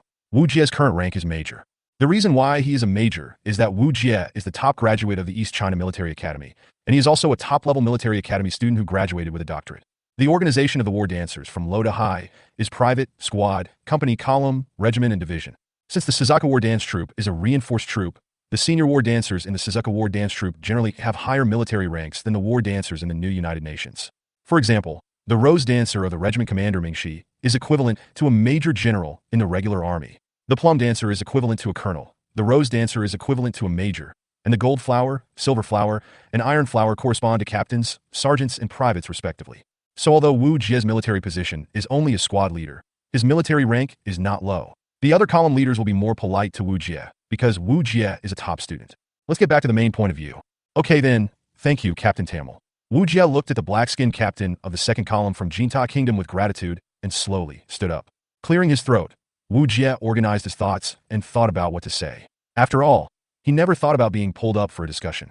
Performing well in a battle is the most challenging test of a person's adaptability and his/her usual foundation. To be honest, Wu Jia is not very confident. Chapter 55. Hidden arrows are hard to guard against. Then I will express my humble opinion. If there is anything wrong, please correct me, captains of the columns. Wu Jia looked around and saw that no one had any objections, so he spoke. I personally think that the mysterious light ball and the change in Auroramon's IQ should be notified to all members of the War Dance Troop, and the new United Nations should be notified in a timely manner. As soon as I said this, someone immediately interrupted. I don't agree. Hearing this, everyone looked over there. It was the captain of the fifth column. Relaxy, sit down. Mingxi looked at the man with some dissatisfaction. Wu Jia didn't even finish his words, but he jumped out to express his opinion. Didn't he take her, the team leader, seriously? Yes, the captain of the fifth column was someone who was forcibly inserted by the new United Nations. It was said that he was worried that the Suzaku War Dance Troop might disobey discipline and go their own way. On the surface, he was harmonious with the Suzaku War Dance Troop, but in fact, he had been secretly reporting everything that happened in the troop to his superiors, word for word. It's not that Mingxi doesn't know this, but it's useless even if she knows. As long as you are on Earth and in human society, you cannot avoid politics. Instead of driving her away and marginalizing her, it's better to use her and handle the relationship with the new United Nations well. However, the fifth column leader's sudden and inappropriate remarks made Mingxi a little confused. Wasn't Wu Jia's speech beneficial to the new United Nations? What was she trying to say?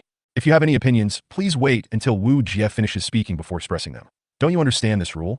Mingxi's eyes were frighteningly cold. Well, I'm sorry, Captain, but I do have something to say later. Yes. Wu Jia, continue. I didn't expect that as soon as I opened my mouth, someone would immediately jump out to oppose me. It seems that there is not always harmony in the group. However, in private, well done, Lilash. I will pay you the reward I promised you. Cisco on the side quietly communicated with Lilash via radio. It's really interesting. You yourself refused to speak, but let me be the shield. You should know that what Major Wu said just now was exactly what I wanted. Lilaxi also responded. You don't need to know the extra things. I have my own deeper meaning. After saying this, Siska never sent any more messages. This woman is really interesting. Could it be that she is still fantasizing about that thing? Lilaxi seemed to know some inside information, but she was tactful and did not ask any further questions. In fact, the reason why Ziska did this was to put pressure on Wu Jia, to interrupt Wu Jia's train of thought and make him lose the courage to continue. Only in this way can Wu Jia be forced to show his ugly side, his fighting spirit can be suppressed in front of everyone, and the team leader can see Wu Jia's true face, so that the team leader will not focus on Wu Jia. It's a pity that the plan was perfect, but the facts were cruel. Wu Jia's next words were again earth-shattering. Back to Wu Jia's perspective. Wu Jia continued, when something like this happens, the truth will come out. Sooner or later, the new United Nations will know, the members will know, and the whole world will know. Instead of this, why don't we take the initiative and adopt a bolder strategy? Not only can we deal a heavy blow to Auroramon, but we can also get the most benefit for our Suzaku War Dance Troop and strengthen the interests of the entire troop. Speaking of benefits, Mingxi's eyes lit up. To be honest, Mingxi has been worried during this period. To support such a large group of people, the daily operation costs a considerable amount of money. Although there is support from behind-the-scenes forces, it is ultimately just a drop in the bucket. If new resources or funding can be obtained, it will be a very cost-effective deal. Not only Mingxi's eyes lit up, but the eyes of other column captains also lit up. Of course, her eyes were focused on upgrading the equipment. As he spoke, Wu Jia took out a drawing from his arms. On the drawing was a map, but there were many points marked on this map, including notes written by Wu Jia himself. Mingxi glanced at the map, and suddenly the light in his eyes became brighter and brighter, and he was almost completely attracted by the map. Excuse me, Captain, can I borrow the holographic map of the combat command room? Wu Jia asked Mingxi. Of course, you can use it as you like. Mingxi nodded repeatedly. Seeing Mingxi agreed, Wu Jia opened the holographic map, and then started to operate it. Soon, with Wujia's skillful operation, a strategic offensive map was spread out before everyone's eyes. Wujia used the marking function to mark many small dots of different colors on the map and use color blocks to separate different areas. Before we start, let me briefly explain the color distribution so that you can better understand the meaning of this picture. Wujia took out a teaching stick from somewhere, pointed at a red area, and said, "The red area is the currently known Aurora Beast occupation area. The blue area is the known safe area and occupied area by humans, and the yellow area is the unknown area. Do you understand what I mean?" Wujia glanced at everyone. "Well, it is quite simple and clear. I just hope that Major Wu is not just a show-off and does nothing but talk big." Lilaxi sneered. "She is grateful for what she has received, and she is soft-hearted. Since she has received the benefits, she should be rude to the end." A flash of displeasure flashed across Mingxi's face, but she did not stop Lilaxi. After all, this is also a test for Wujia. If Wujia can't even withstand this little pressure, how can he talk about promotion, let alone commanding so many war dancers? I believe that all of you column leaders are veterans who have been through many battles. You should be able to guess where this area is without me having to explain it. This is the frontline battlefield of the 15th District in the east, which is the right wing of our Suzaku War Dance Troop's front line of defense. Some time ago, while I was on a mission, I discovered signs of Aurora beasts digging caves on a large scale. After further investigation, I discovered that these pig-like Aurora beasts have a strong desire to dig. In this area, as he spoke, Wujia pointed with his teaching stick at a green down at the junction of the two armies. This was a location Wujia had marked in advance. And this one, and these dozen or so are all caves dug by the pig-like Aurora beast. After my in-depth investigation, I found a large number of Aurora beast eggs inside these caves. It seems that they have used this place as a nest. But I found one thing. These dozen or so caves contain rare metals that we humans are in urgent need of, as well as a large amount of commonly used metals. In order to confirm that I had not missed any of the nests, I later took some time to go back and investigate. I used special mining equipment to detect them, and the facts prove that my guess was correct. The pig-like Aurora beasts like to eat minerals. Wherever they are, there must be minerals. This is definitely a major discovery for us humans. If we can capture these dozen nests, it will definitely be a considerable income. Chapter 56, everyone is shocked. So that's how it is? I was wondering what you were doing those few days. You were not in the base for the whole day. It turns out you went out to investigate. Mingxi looked at Wujia with admiration in his eyes. But so what? This is the frontline battlefield, and these dozen points are the enemy's nests. How strong are the defenses inside? Will the other Aurora beasts on the frontline battlefield arrive in time to provide support? What does it have to do with what I told you about the mysterious light ball? I've been talking for so long, but still haven't gotten to the point. The inappropriate voice sounded again. It was Lilaxi again. It seemed that she would not stop until she started to talk bad. Lilaxi, if you don't speak, no one will think you are dumb. The captain of the third column couldn't stand it anymore. Although Wujia hadn't gotten to the point yet, it was obvious that others hadn't finished speaking. Since the captain didn't say anything, why was she in such a hurry to jump around? Well, then I'd like to see what strategic vision this Major Wu has. After saying that, Lilaxi leaned back and looked at Wujia proudly. Ziska looked at Wujia with a smile, expecting that Wujia would panic, become nervous, and at a loss, thus making a fool of himself in front of everyone. But to her disappointment, Wujia showed no expression at all. Indeed, if a new commander were in a meeting of this level, he would probably be so nervous that he would stutter and could not speak clearly. But Wujia is different.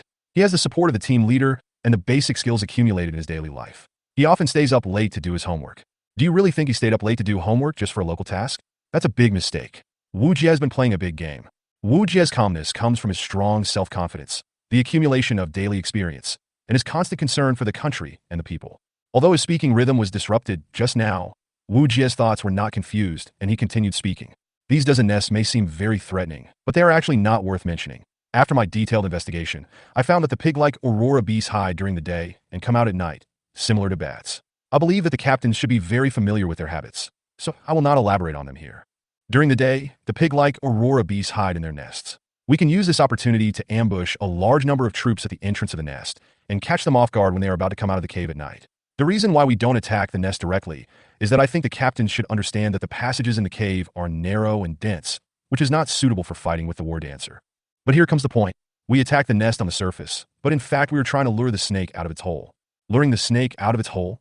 The captain of the third column didn't understand and asked. Let me introduce you to the captain of the third column. His name is Duo Luo, a heavy armored war dancer. She is a veteran war dancer in the War Dance Troop. She was promoted step by step from a small captain at the beginning of the troop. In fact, I found the location of the mysterious light ball, which is in one of these dozen nests. As soon as Wujia said this, someone immediately disagreed. This is impossible. From the beginning to the end, you are the only one who has seen this mysterious light ball. You are talking about everything by yourself. How is it possible that the Aurora beast started to mutate soon after the mysterious light ball was discovered? And then you got such important information by yourself. This is impossible to justify. I'm afraid you directed and acted in a play by yourself to earn credit for yourself. Lalaxi stood up angrily. This time she was really angry. In her opinion, Wujia deliberately made up a story just to get promoted, making everyone believe it, and then taking the opportunity to show off in front of the team leader. In this way, not only can you gain the appreciation of the team leader, but even if you say something wrong, you can still get away with it as a newcomer. In Lalaxi's opinion, Wujia is a complete liar. Ziska looked at Lalaxi in surprise. Although she asked Lalaxi to create obstacles for Wujia, she didn't expect Lalaxi to be so devoted. Or was she really angry? The team leader's face suddenly turned dark.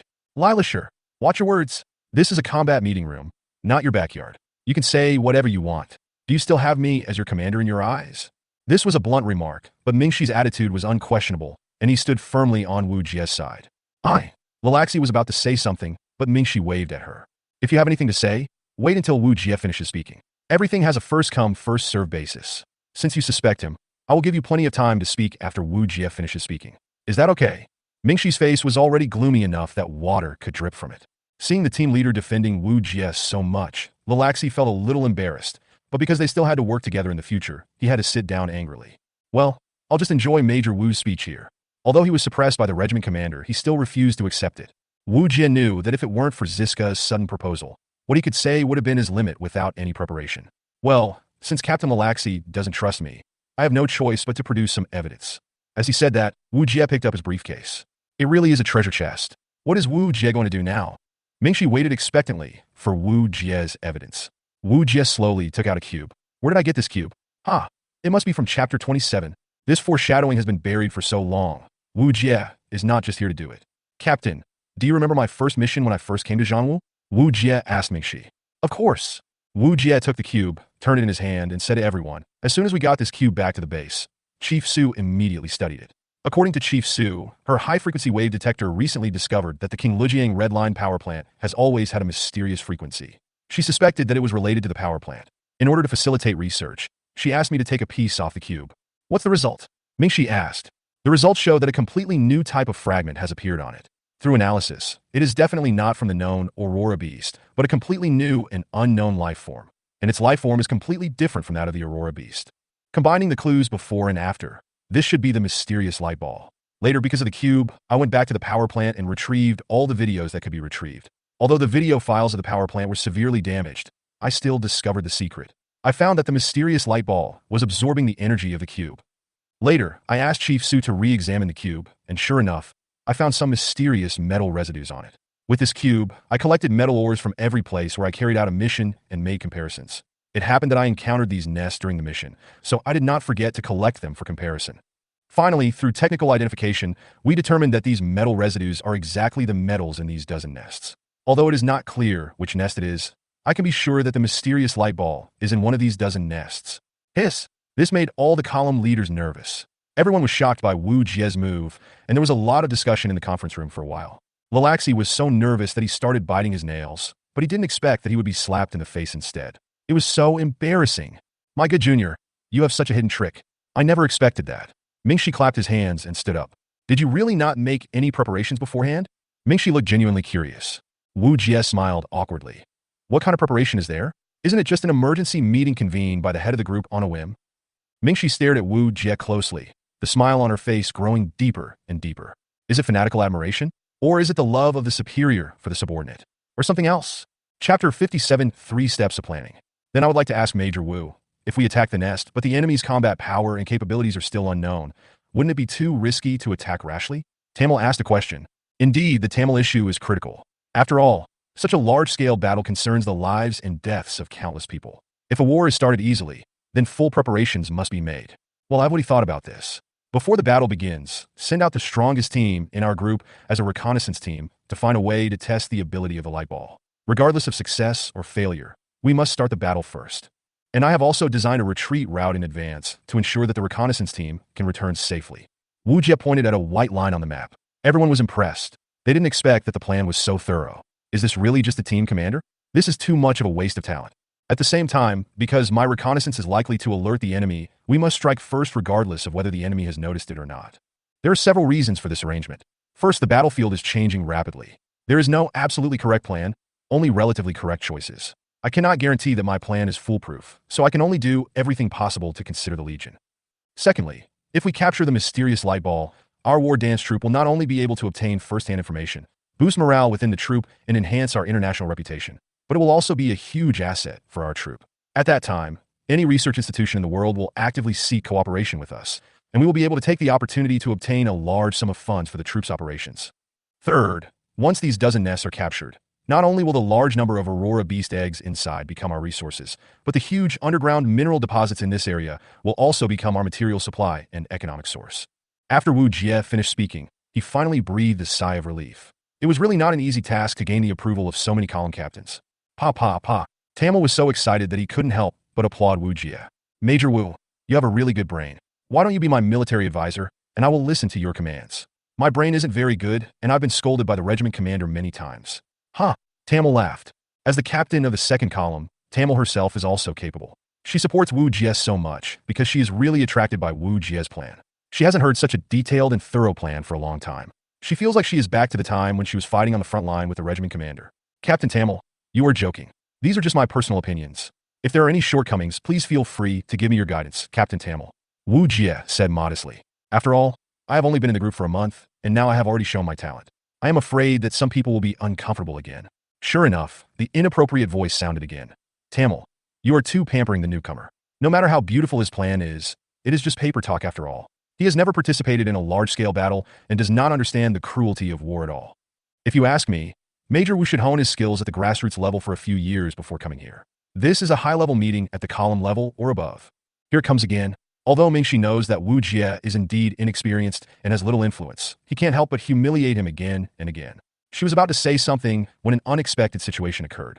The girl in a pure white dress spoke up, her eyes sparkling with stars, her slender hands gently holding her silver hair, and she said lightly, I think Major Wu's plan is very interesting, but it is not comprehensive enough. It would be better if he could adjust the details. Lilaxi, it is true that Major Wu has little experience, but it is also undeniable that his plan is indeed excellent. Her tone was neither hurried nor slow, like a jar of fine wine that had been hidden deep underground for many years. Her voice was pleasant to the ears, making people feel like they were in the spring breeze. It was difficult to feel any disrespect towards her. Lilasher was about to say something, but when he saw that it was Ziska who spoke, he didn't know what to say for a moment. Well, okay, since Ziska also thinks it is feasible, then I have no objection. Lilaxi sat down slowly. What does this woman mean? On the one hand, she wants me to help suppress Wujia, and on the other hand, she tries to be a good person? Then, am I just being used as a gun? Lilaxi was completely confused. After being in the group for a long time, Lilaxi has a certain understanding of everyone in the group. Although she is in awe of the group leader, she is not afraid of him.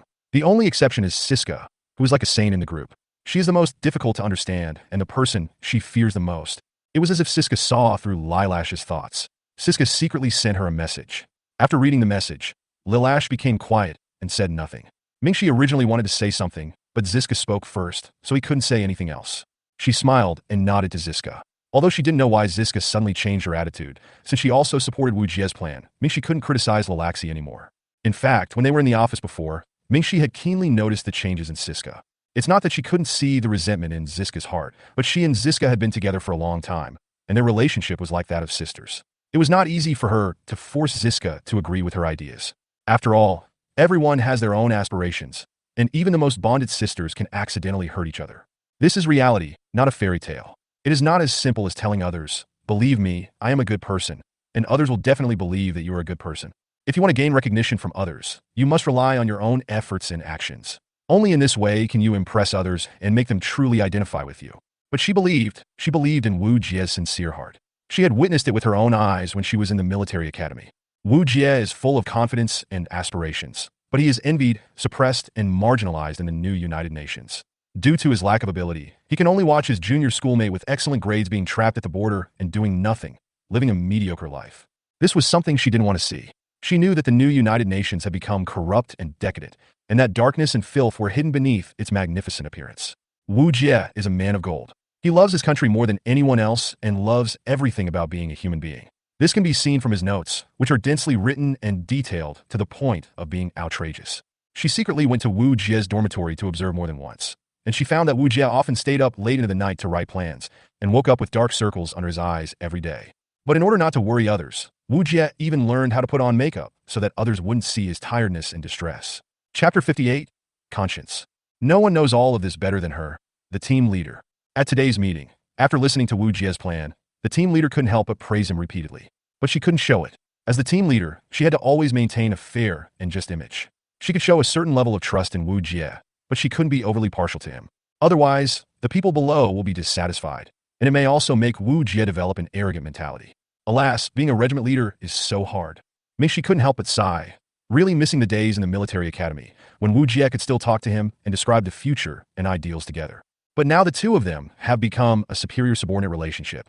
Because there are countless people watching them, they never have the chance to talk to Wujia like friends, have a meal together, take time to chat about their past military school life, and reminisce the past together. Sometimes Mingxi wanted Wujia to grow up quickly, let him take his place, and he himself would be a soldier standing on the front line, just charging forward and not thinking about anything else. How about finding a chance to ask Wujia out for a day? Thinking of this, Mingxi smiled inwardly and returned to reality. Well, Wujia, please sit down. I have heard all your plans. Remember to write me a detailed plan afterwards. As for whether to adopt this plan, let's talk about it after you come back from the international competition. Mingxi said with a smile. Wujia was stunned. He didn't expect that he was only called up for a discussion temporarily, but his plan was added to the list of official plan candidates. Captain, my plan is not yet mature. Do you want to consult the opinions of the column leaders? Wujia said carefully. Haha, Major Wu, I have no objection to your plan. It's great. Tamira was very straightforward and directly supported Wujia.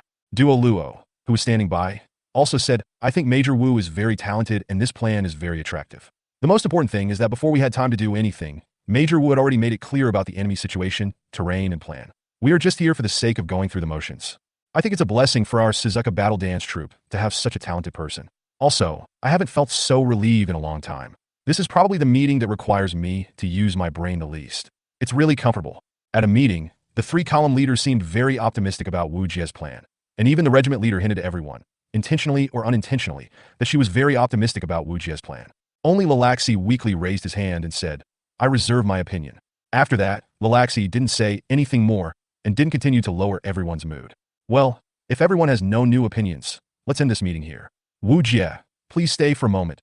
I have something to say to you. Mingxi signaled the end of the meeting. Me? Wujia was puzzled.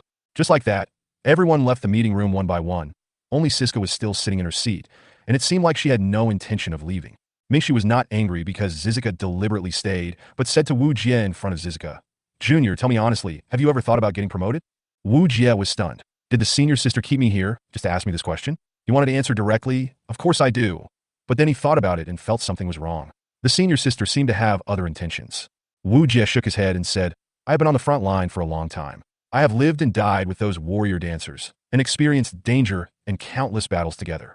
I don't know if I should be promoted, because I know very well that once I am in a high position, I will no longer be able to chat with the warrior dancers like I was on the front line, and I can always care about their safety. Their lives are like numbers on a chessboard. As long as I have a thought, countless soldiers will fight to the death on the front line because of my orders. Whether they get promoted or not, it doesn't matter to me. Mingxi frowned, not very satisfied. Have you ever thought about it? Although your command will control the life and death of countless people, you can also use this power to save them. Use your intelligence and wisdom to let them return home alive. Isn't this what you want to do? This is a question of human nature. Mingxi didn't ask these questions for fun. She wanted to find out whether Wujia was an indecisive person. Wujia's answer just now had already disappointed her a little. A general must see through life and death and serve his country with his life. If he cannot even see through life and death, more people will die because of the general's indecision. If Wujia wants to be promoted, he must have the demeanor of a great general. Without the will to kill and fight decisively, he will surely be dragged down by his character. Ziska was drinking tea on the side. Of course she understood what Wujia said, so she shook her head. In her opinion, Wujia's answer did not even satisfy her. So how could he convince the leader whom she admired? Wujia laughed, not a mocking laugh, nor a self-deprecating laugh, but a happy laugh. Mingxi was surprised, Ziska was surprised, and they both didn't understand why Wujia was laughing so happily. Senior, so many years have passed, and I didn't expect that you were the one who has regressed. Wujia really felt that the senior had regressed. Mingxi looked confused, but she was not angry. She wanted to see what Wujia wanted to say. Promotion is indeed important because we live in a human social system, and without a position, there is no real power. Mingxi nodded and motioned Wujia to continue. But I'm sure you didn't understand what I wanted to say. I won't forget to live and die with War Dancer just because I got promoted, nor will I feel resentful because I didn't get promoted. No matter what position I am in, all I have to do is to be myself. If I were a soldier, I would fight bravely on the battlefield to serve my country. If I were a squad leader, I would shoulder my responsibilities and do everything possible to make the right choice so that everyone can return home alive. If I were a general, I would use all means, no matter if they were evil, dirty, bright, or dark, to defeat my enemies so that the soldiers under my command could come back alive and see the sunshine of the next morning together. This is me. Wujia spoke passionately and with great enthusiasm, and he did not hold back at all because Ziska was listening, because this was who he was. Wujia finished speaking and waited for Mingxi's reaction. After listening to Wujia's words, Mingxi lowered her head and said nothing. Wujia couldn't see her expression. For a moment, the meeting room was so quiet that you could hear a pin drop. I don't know how long it took, maybe very long, maybe very short. Mingxi finally raised his head. Although she hid it well, Wujia could still see that she seemed to have cried, with traces of tears in the corners of her eyes. She opened her thin red lips, and there was a wisp of mist between her words. You are worthy of being my junior. You have passed the test. Senior is crying. Chapter 59, Soap and Accident. The next day, if I were a general, I would use all means, no matter if they were evil, dirty, bright, or dark, to defeat my enemies so that the soldiers under my command could come back alive and see the sunshine of the next morning together. This is me. Siska woke up early in the morning, slowly pulled up her shoulder straps, and put on her long suspender dress. Siska, sitting quietly in front of the mirror and slowly combing her long hair, looks like a beauty in a painting. The cool morning light shone through the window onto her hair, exuding a faint fairy air in an atmosphere that was both cold and warm.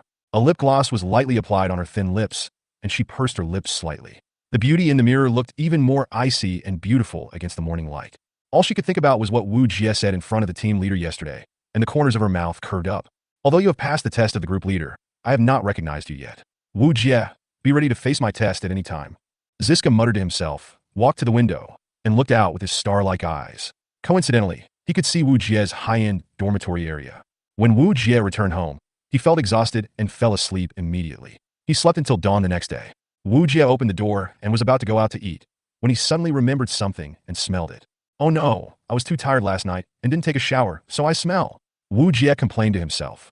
In this military camp full of war dancers, there are many cute girls. They are extremely sensitive to smells. It would be bad if they could smell that they haven't taken a shower. Gurgle, looking at his stomach growling with hunger, Wujia sighed helplessly. Forget it, taking a bath is more important. Just as Wujia turned around to take a shower, he forgot to close the door. How many times has this happened? Oh, yes, it seems like this is the second time I forgot to close the door. Excuse me, Commander Wu, are you up yet? At this moment, a lovely female voice came into the room. The half-closed door was pushed open a crack, and a small head squeezed in, tilting its head to peek at what was going on in the room. Seeing that no one answered, she thought Wujia was still sleeping in, so she bravely pushed the door open and walked in. She wore a light-colored short skirt with a white belt and a pink top with a cute cat's paw printed on the upper right corner. She has tied her long brown hair into two cute buns. If you look at them from behind, they look like two cute ears, making people want to pinch them. She tiptoed into the room, only to find it empty. Hey, where's Chief Wu? Luo Jing changed into a very casual outfit today. She came here because she had agreed with Wu Jie yesterday that she would treat him to a meal. Because their mission quota has been completed, their team is on vacation now, so they have this kind of spare time. Just as Luo Jing was wondering, the bathroom door suddenly opened. Oh no, I'm out of bath products. Luckily, I still have a bar of camping cleaning soap in my closet. Wu Jie walked out of the bathroom, talking to himself. Looking at the naked man walking out of the bathroom, Luo Jing's face suddenly turned red. She didn't expect that Commander Wu was taking a shower so early in the morning. No, I can't let anyone see this. Otherwise, I'll lose my reputation. Thinking this, Luo Jing rushed into Wu Jie's closet as fast as she could. The main reason was that Luo Jing came uninvited and Wu Jie was unaware of it. If Wu Jie saw her, it might cause even bigger misunderstandings. So for the sake of herself and Wu Jie, she just wanted to hide quickly in a hurry. Since the wardrobe had leaf windows, Luo Jing, who was hiding in the wardrobe, could not see Wu Jie who was outside the wardrobe. He's quite handsome. Looking at Wu Jie coming out of the bath, Luo Jing couldn't help but comment on him. This was the image of Chief Wu that she didn't usually see. At this moment, Wu Jie's upper body was completely naked except for his lower half, which was covered with a bath towel. His clean and water-stained body was covered with strong muscles, and his six-pack abs firmly attracted Luo Jing's attention. Is this a man's body? It's quite pleasing to the eyes. Luo Jing sighed secretly. Then Luo Jing felt something was wrong and cursed herself. Oh my god, what am I doing? Am I a peeping Tom? Luo Jing felt like she was in prison at this moment. She didn't want to look, but her eyes were honest. Wu Jie, with water droplets on the ends of his hair, has a unique masculine charm that cannot be compared to Wu Jie, who usually wears a military uniform. Faced with such a lethal scene, coupled with a psychological environment similar to that of a guilty thief, Luo Jing only felt her heart rate accelerating at this moment, and the excitement that she could not experience in daily life was constantly impacting her nerves. It's so exciting. No one knows about it anyway, so why not? Luo Jing wanted to continue watching, but unexpectedly, Wujia turned around and left after getting the soap. Luo Jing was actually a little disappointed. She had never seen a naked man before, and at this moment she was full of curiosity about men's little secrets. Oh my god, have I evolved into a nympho? Luo Jing kept scolding herself in her heart to keep herself rational. Wujia walked to the bathroom door, thinking about taking a quick shower and going to eat. His stomach was already growling with hunger. Suddenly seeing the open door, Wujia was shocked. I forgot to close the door again. What if those clumsy girls accidentally break in again? As he spoke, Wujia quickly walked to the door and closed it. Unexpectedly, the soap in Wujia's hand fell to the ground because it was too slippery, and he stepped on it without noticing. Ah! With a scream, Wujia stopped moving. What's going on? Luo Jing was confused after entering the closet. Why did she hear Officer Wu's wailing out of nowhere? How about going out and taking a look? No, what if I get discovered? I'll be ruined. Suddenly, I imagined. The headline of the news report the next day was shocking. The perverted female captain sneaked into the boys' dormitory and tried to do something indecent. Ah! No, I can't let this happen. Luo Jing shook her head frantically. But after waiting for a long time, I didn't hear the sound of Wujia entering the bathroom. What happened? No, what if something happens? Thinking of the inexplicable wailing of Officer Wu that had just come from the front door, as a woman, she became worried at this moment. Luo Jing took a deep breath, gave himself courage, and decided to go out to see what was going on. Chapter 60. Why are you blushing? Luo Jing gently pushed the cabinet door open a little, looked carefully, and made sure that there was no one in the room. Only then did Luo Jing muster up the courage to push the cabinet door open. As soon as her feet touched the ground, she was like a secret agent in a movie, sometimes sticking to the wall, sometimes looking out the window, looking left and right, and after making sure it was safe, she gently opened the bedroom door. Luo Jing came to the living room and looked towards the front door. It seemed that there was a person lying on the ground. It's Commander Wu. Luo Jing was stunned. What happened to Commander Wu? Why did he fall to the ground, as if he had fainted? As her attention was drawn to Wujia, Luo Jing didn't notice that there was a murderous intention hidden under her feet. A piece of harmless soap is lying quietly on the ground. In human history, soap has always played a very important role in cleaning. Even today, when technology is advanced, there are still many factions in the military who insist on using soap for hygiene and cleaning, commonly known as the soap faction. At the same time, soap is also a friendly diplomat and an ambassador of peace in prison. Countless prisoners who have used soap in prison have turned over a new leaf and never done anything harmful to society again when they are released from prison. Therefore, soap plays an important role in human history. But now, in the past, soap also has the powerful potential to transform into a killer. For example, in a certain spy movie, the protagonist who was being hunted secretly put soap on the corner of the road in order to fight back. When the enemy accidentally stepped on the soap, that was the time for him to be defeated. I had to go check it out. Realizing that something was wrong, Luo Jing took a very important step in her life. In Wujia's dormitory, another woman's scream was heard. Luo Jing, who was wearing a short skirt, was lying on Wujia at this moment, and Wujia finally woke up from his coma because of the second impact. Am I dreaming? Why am I dreaming about cotton candy? Wujia looked at the pink in front of him with confused eyes. Gurgle, his stomach growled. Wujia, who was trembling with hunger, looked at the marshmallow in front of him and was suddenly tempted. Whatever, marshmallows are marshmallows, as long as they are edible. Wujia, who was so hungry that he couldn't tell east from west, didn't care about much at this moment. Looking at the piece of pink marshmallow in front of him, driven by hunger, Wujia couldn't help but stick out his tongue and lick it. Wow, so salty. Is this what the marshmallows in my memory taste like? But it's still delicious. Salty marshmallows are really interesting. Thinking of this, Wujia couldn't help but lick it again. Marshmallow suddenly screamed. What a weird thing. Marshmallows can talk. Oh, by the way, I seem to be dreaming, and nothing in a dream is weird, right? Salty marshmallows, talking marshmallows, haha, really interesting. Thinking of this, Wujia couldn't help but lick it again. Commander Wu, I will kill you. Luo Jing could no longer bear it. If she hadn't fallen just now and hadn't recovered yet, how could she allow Wujia to defile her like this? Obscene, really too obscene. Luo Jing's face flushed. Logically speaking, with the war dancer's physical fitness, she wouldn't be in so much pain that she couldn't stand up after falling down. But this is the fact. A few days ago, Luo Jing was injured by Aurora in a battle. Although his condition has improved through treatment in the past few days, the wound is still there. The fall just now accidentally affected her injury, which caused Luo Jing to be unable to get up after falling down for a while. Hey, this marshmallow can really talk. Wujia wanted to sit up immediately, but Luo Jing was also trying to get up at this moment. Puff! Wujia only felt his head hit a soft place. Looking at Wujia bumping into her skirt, Luo Jing was extremely angry. Captain Wu, you pervert. Who is the marshmallow? Luo Jing's heart was beating wildly. Although she was quite confused at the moment, she still maintained a trace of rationality. After all, she's a war dancer. If a fight really breaks out, Wujia, as an ordinary person, will definitely not be able to withstand her attack. She still insisted on using verbal communication to warn Wujia, hoping that Wujia would stop in time. Only then did Wujia realize that it was not a dream, but the real world. Luo, Captain Luo, why are you in my room?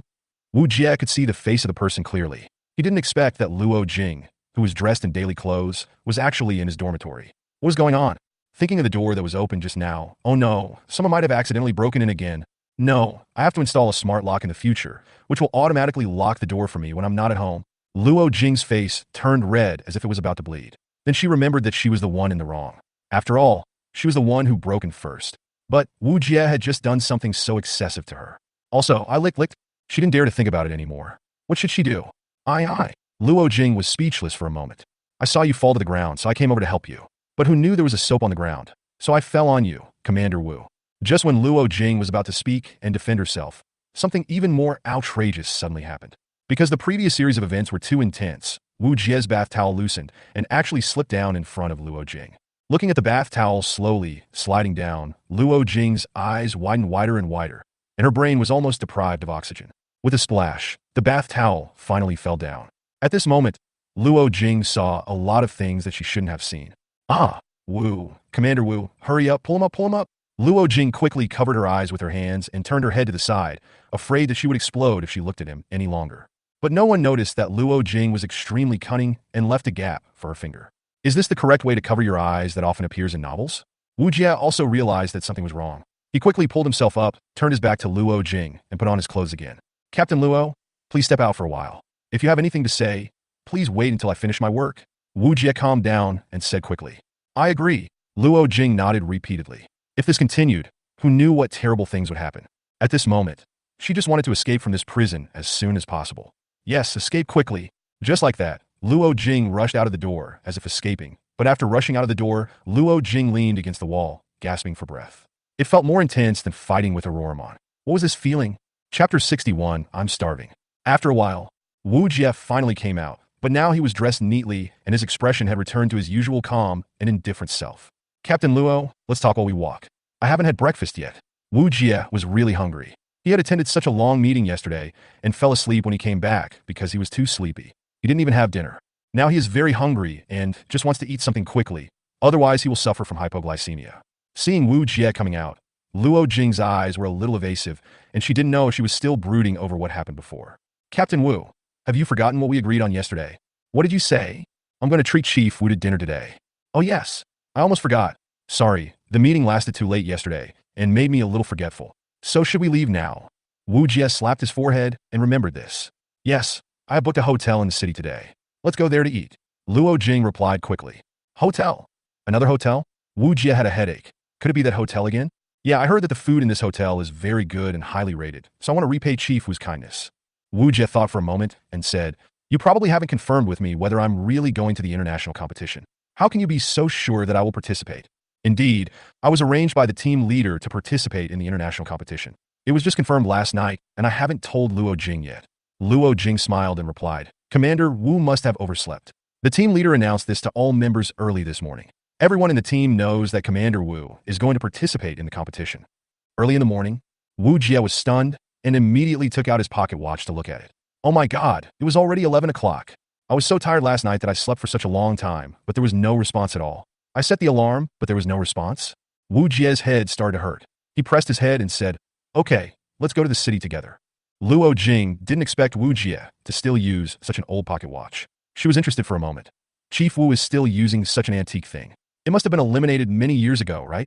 Wujia looked at Luo Jing, smiled, and said, don't underestimate it. Although electronic clocks are becoming more and more accurate, it doesn't mean that ancient things have no meaning. They may sometimes have miraculous effects. Hey, Luo Jing stretched out her voice from low to high, obviously full of disbelief. Seeing that Luo Jing didn't believe him, Wujia didn't bother to explain and said directly, let's go eat quickly. I'm still hungry from last night until now. Okay, let's go. Luo Jing naturally wouldn't continue asking questions. After all, everyone has their own preferences. Compared to Qing Xiuyu, Luo Jing is much more normal. She wouldn't do anything outrageous like driving herself around in a luxury car. Luo Jing actually has her own private car, a smart car made by China Automotive News. It not only has a fully automatic driving mode, but also a smart assistant. It is equipped with air conditioning, music, imaging, reclining chairs, and so on. Such private cars are very common in the daily lives of ordinary people. Luo Jing turned on the intelligent driving mode and slowly drove out of the military camp. They were allowed to pass only after their documents and identities were checked. I would like to add here that although the Suzaku Battle Dance Troop is an independent troop that focuses on battle dancers, it does not mean that all members are women. Please keep this in mind. Whether it is the sentries on guard within the team or the soldiers responsible for logistics, ground staff, or field work, men make up the majority. It's just that Wujia has the most special identity. He is the only male commander here. Therefore, other male soldiers in the base have also discussed Wujia a lot. Hey, isn't this the only male commander of our regiment? Yeah, this guy is really lucky. I thought he would be driven out by the opposition on the first day he came here, but I didn't expect him to become the commander now. Anyway, it's a great honor for us men. Although I don't mind being ordered around by girls, it's still good to have a male superior who can have a say. Who says it's not true? If our regiment wasn't special, I guess the commander would have wanted to have all the soldiers be female. Shoo, stop talking, someone is coming. The two soldiers who were secretly talking about Wu Jia stopped chatting immediately when they saw the fierce look from the captain of the first column. But Wu Jia couldn't hear all this. Captain Wu, would you like something to drink? Luo Jing said, taking out a few cans of drinks from the front car refrigerator and shaking them in front of Wu Jia. Car refrigerators are now common in private cars, mainly due to carbon-12. Under the influence of green energy, they have benefited thousands of households. This makes it possible for ordinary families to enjoy many features that were previously only available in high-end luxury cars. And the price is not expensive, very cheap. Wow, that's amazing. Leco's drinks are not common in this world. Wu Jia didn't expect Luo Jing to be so generous. Have some, I have more here. Luo Jing took the drink and wanted to hand it to Wu Jia, but unexpectedly, their hands accidentally touched each other. The touch of skin against skin made Luo Jing couldn't help but recall the scene that happened in Wu Jia's dormitory today.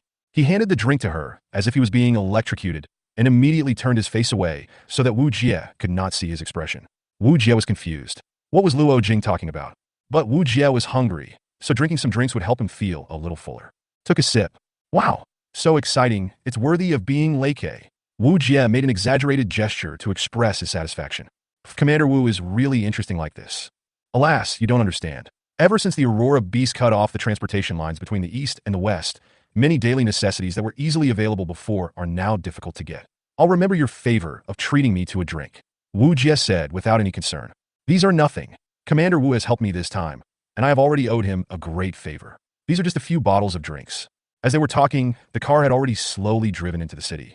Luo Jing looked at the beautiful scenery of the city and couldn't help but sighed and said, when the war is over, I will go back to my hometown, find an ordinary man, and end my ordinary life. After fighting and killing every day, I realized that peace is hard won. Captain Wu, do you know? In fact, many of the war dancers in the troop don't like fighting. When the military camp was first established, many war dancers couldn't stand the hardship of the military camp and secretly ran back home. Later, they were forcibly recruited back. Chapitre 62, Sakura Club Continuation.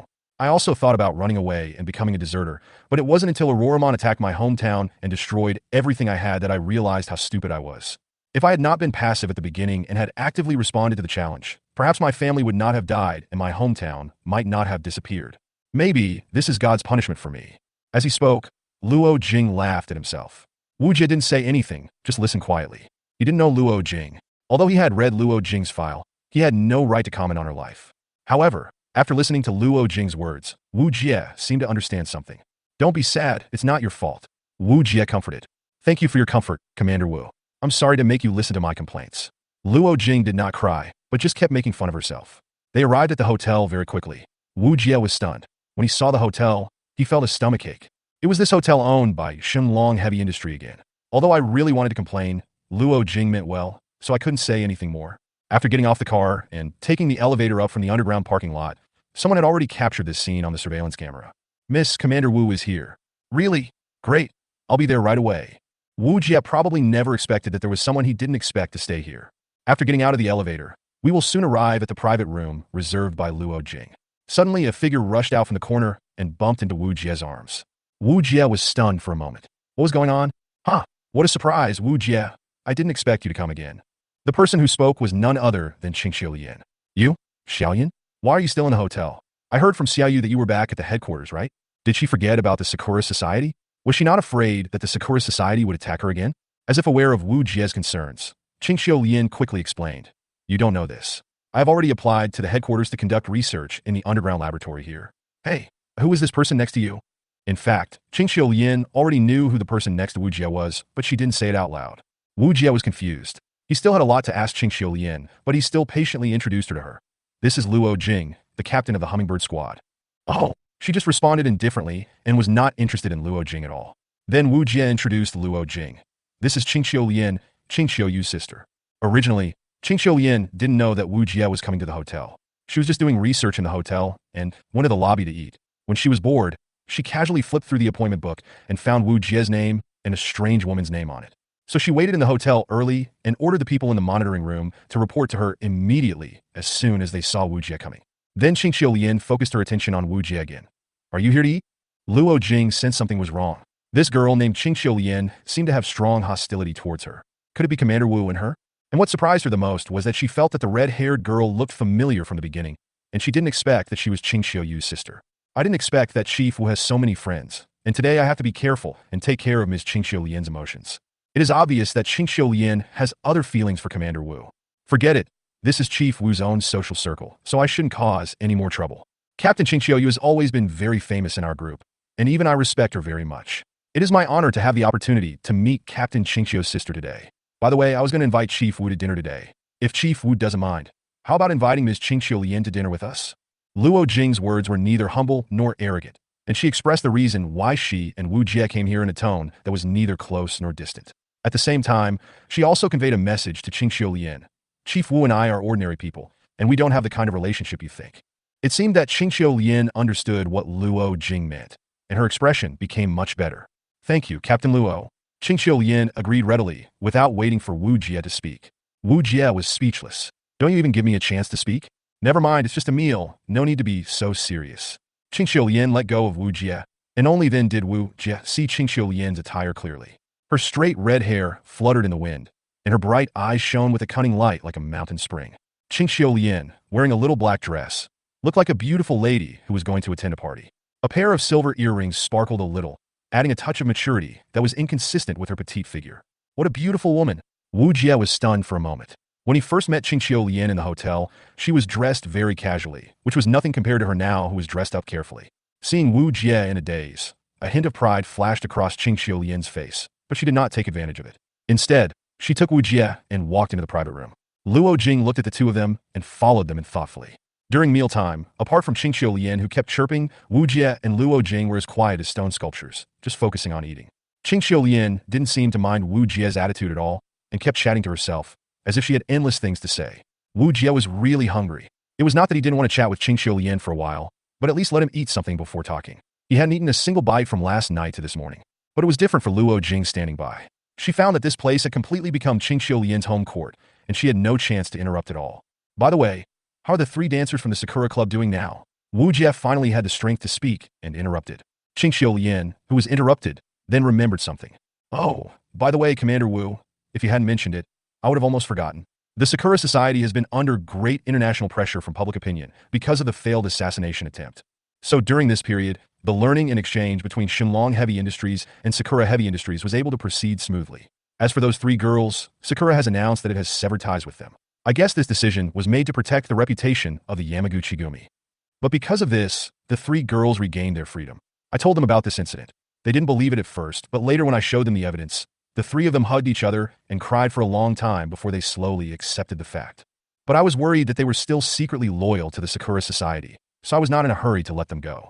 That's why I kept them under house arrest in the basement of the hotel and treated them to good food and drink. Chapter 63 Notice. Well, thank you, Xiaoyan, you've taken care of the three of them. Wu Jie was really grateful for everything Xiaoyan had done. Qingxiu Yin blushed and quickly turned her face away. She didn't dare to look at Wu Jie and said hesitantly, "This kind of thing is nothing to me. Besides, those girls are also very pitiful. I chatted with them like friends and also investigated them secretly. I learned that their life stories were so miserable. They live like machines every day in Sakura Club. The only favor the Sakura Society has done for them is to raise them. The Sakura Society has brainwashed them since they were young and instilled a lot of killer ideas in them. These things have had a profound impact on them. If we release them in a society now, 1, they will not be able to survive, 2, they're almost completely blank in other aspects except fighting, and 3, they have no other way to solve problems except killing. If they are released like this, it will be a hidden danger to society, so they need to develop social common sense from scratch and understand the most basic relationships between people. Wujia was really surprised. According to his idea, Qingxiu was very kind not to harm or abuse those who once wanted to kill her, but he did not expect that Qingxiu would actually go to such an extent for them. Not only did they not harm or abuse them, they also took care of their food, clothing, and daily life, and educated them in basic social knowledge. Xiaolian, you are really an angel. Wujia said sincerely. This is Wujia's true feelings. Whoa! Qingxiu blushed like a ripe peach at Wujia's sincere praise. She was speechless for a moment. Luo Jing, who was listening to their conversation, roughly understood the whole story. She didn't expect Wujia to be so nice to the dancer, nor did she expect that this female friend, named Qingxiu had such a pure heart. I agree with what Commander Wu said. Miss Qingxiu is truly an angel, pure and beautiful like a gem. I'm sure the 3 dancers from the country would be very grateful if they knew what Miss Qingxiu did. Luo Jing was also praising Qingxiu. Qingxiu scratched her head in embarrassment, turned her hot cheeks away, and said shyly, "It's not that exaggerated. I just did what I should do. Who let the Sakura society be so inhumane and do such terrible things to these girls? I just happened to save those poor girls. Don't be modest. This is the praise you deserve. If good deeds are not praised by anyone, the ground will be covered with dirt. Xiaolian, your good deeds are a light and a beacon for others to move forward." Wujia said with a smile. I didn't expect Wujia to use such poetic praise. This is really unfair. Qingxiu blushed so much that she couldn't face anyone. Whoa! Qingxiu's mind is now full of Wujia's praise. It feels so good to be recognized by the person you like. After dinner, can you take me to meet them? Wujia asked suddenly. Qingxiu hasn't reacted yet. Wujia was afraid that Qingxiu would misunderstand, so he explained, "You said that in their current state, there is definitely no way for them to return to society, right?" "Yes, what's the matter? I think if we can convince them to serve in the Suzaku War Dance Troop, it might be a way out for them." Qingxiu was a little surprised. She didn't expect Wujia to think this way. This is a good idea, but I'm not sure if they will agree. Besides, they have only learned how to kill people and have almost no experience fighting with Aurora. They're complete rookies. Qingxiu was a little distressed. Wujia nodded. "You are right. So before they join the Suzaku Battle Dance Troop, I will give them a certain degree of special training." Special training? Qingxiu was a little surprised. Well, the Suzaku Battle Dance Troop is different from the new United Nations Battle Dance Troop. It has a very strict review and audit system. Not only is the combat effectiveness assessed, but also the overall tacit understanding of the team, the proficiency of mid and high-level tactics, and the familiarity with various weapons and equipment. There are very strict assessments. If they want to join the Suzaku Battle Dance Troop, it's not enough to just have someone recommend them. Although I can guarantee the chances of a successful recommendation, I can't guarantee that they can successfully pass the Suzaku Battle Dance Troop's tactical assessment. So I have to give them special training. Wujia finished speaking in one breath, waiting for Qingxiu's reaction. Qingxiu didn't speak for a while, thinking carefully, and then said after a while, "I can also say hello to my sister. She is the captain of the Firefox team. With her, if you two recommend together, the success rate should be much higher." "Thank you, Xiaolian." While the two were chatting animatedly, although Luo Jing was listening the whole time, she did not forget her presence. "Well, if I also help recommend it, the chances will be a little bit higher," Luo Jing said. "Ah, thank you so much. With you, me, and Captain Qingxiu recommending us together, it will basically work." Wujia was very happy. Seeing Wujia, who was extremely happy, Qingxiu suddenly said with a wicked smile. Captain Wu suddenly wanted to pull those 3 girls into the Suzaku Battle Dance Troop. Could it be that he wanted to do something bad to these 3 sisters? How is that possible? Wujia was speechless. "Ha, I was just kidding, Commander Wu. Anyway, don't worry, I will do everything I can to help you. If it really doesn't work, I will use the power of Shenlong Heavy Industry to help you get those 3 guys into the group." Qingxiu said, patting his chest. "There's no need to go that far." Wujia said helplessly. If that were to happen, it would probably only lead to more groundless suspicion. Having 3 captains recommending him together is already a big enough sensation, and we can't publicize it any further. Luo Jing also nodded, thinking that Wujia was right. Too much help may backfire. Seeing both of them saying so, she thought about it and felt that it was true. Helping too much would indeed be too conspicuous. "Okay then, this matter is settled. I'm done eating. Captain Luo, how about you?" Wujia put down his bowl and chopsticks. Luo Jing didn't have much of an appetite, so she smiled and put down her bowl and chopsticks. "Then let's go." Qingxiu didn't care about how much she ate. Looking at the 2 people who were rushing to go out, Luo Jing felt helpless. It was clearly my treat, but now it has turned into a date for those 2 people. But it seems that Commander Wu is unaware of Miss Qingxiu's feelings, or that Miss Qingxiu has never had the courage to confess. As a woman, Luo Jing keenly sensed that something was wrong. How about Miss Qingxiu? Chapter 64 New Master Get. The three of them came to a room in the basement of the hotel where the three people mentioned in the previous chat were imprisoned. Wujia had three purposes for wanting to recruit these three dancers into the battle dance troupe. The first purpose is indeed to solve the subsequent living problems of the three dancers. They can't always let them live under Qingxiu Lian's roof. After a long time, not only Qingxiu Lian might feel uncomfortable, but the three dancers will also have problems. The second purpose is to find the possibility of warrior-type war dancers to join the battle. Although warrior-type war dancers have flaws due to their core, it cannot be denied that they are powerful. As long as they are used properly, they will be a force that cannot be underestimated. The third purpose is to inject fresh blood into the Suzaku War Dance Troop. Since the establishment of the War Dance Troop, there has never been a warrior-type war dancer, which has laid a foreshadowing for the diversification of war. The wars in the future will surely become more and more intense, with the appearance of mysterious light balls and the increasingly restless Aurora beast. At the same time, floating dance costumes may be released at any time, and Sealand composite dance costumes are also on the agenda. The form of war is also quietly changing. Soldiers born in this era, especially high-ranking commanders, if they do not even have this level of sensitivity to war, can basically pack up and go back home. Only by mastering more and more different types of war dancers can we have a better chance of taking the initiative in future wars. The diverse war dancers will surely shine on future battlefields. By then, the Navy, Army, and Air Force will join forces and will be invincible and unstoppable in the face of Auroramon. It's just that it's unclear what kind of new changes will occur on Auroramon's side due to the development of human technology. Thinking about this, Wujia felt a little excited at the moment. We're here. This is their room. Qingxiu Lian walked to the door and pressed a switch with her hand. Ding, identification successful. Welcome, Senior Administrator. Yes, that's the sound of intelligent recognition. It seems that only people of Qingxiu Lian's level are qualified to enter this room. As soon as he entered the room, Wujia was stunned. This scene is really exciting. There are three girls wearing extremely tight white gymnastic suits, outlining their perfect body curves. In order to facilitate movement, the three of them tied their hair up high, which gave them a unique charm. Her pointed toes lightly touched the ground, and with a whoosh, Qingxiu easily performed a beautiful 360-degree dance on the horizontal bar, comparable to that of a national-level athlete. On the other side, Suzuna Yamamoto, with her exciting chest held high, was pedaling a circular machine frantically. Against the backdrop of the leotard, her slender and firm muscles have a magnetic beauty that is different from men's muscles, making them unforgettable at first sight. Crystal-clear beads of sweat slowly flowed down Suzuna's neck, and her delicate and fair skin was revealed through her wet gymnastic suit. Wujia just took a look and didn't dare to look again. It was too unfair. Who could control himself? And Itachi is even more exciting. She already has an extremely perfect figure, and she is moving back and forth on a sit-up machine. Her curvy figure looks extremely striking during exercise. Simple movements can make your adrenaline rush under her visually impactful swings. The whole room was filled with sweat and youth. The tense and exciting atmosphere of weightlifting left both Wujia and Luo Jing stunned for a moment. Oh, Chief Wu, you see it's the same again. When they have nothing to do, they just exercise nonstop. I've said it many times that only by arranging exercise reasonably can there be progress. Blind exercise is useless, but they won't listen to anything I say. It seems like they have developed a habit. Looking at the three people exercising in the room, Qingxiu Lian was already accustomed to it and was not surprised. After all, Qingxiu Lian is a girl, and she is a scientist. She is not aware of such scenes, and she does not realize the impact such scenes will have on men. After he finished speaking, he waited for a long time, but there was no response from Wujia. Commander Wu? Turning around, I saw Luo Jing and Wujia both staring at each other. What's wrong with you? Qingxiu Lian looked confused. Luo Jing couldn't bear it anymore, so she walked to Qingxiu Lian and whispered something in her ear. Qingxiu Lian's face turned red immediately after hearing it. Commander Wu, don't look. After saying that, Qingxiu Lian walked in and closed the door. Hey, I haven't seen enough. This is art. Art. How can you let your imagination run wild? Wujia kept shouting in his heart. Fortunately, he didn't shout out, otherwise Luo Jing next to him would have seen it all.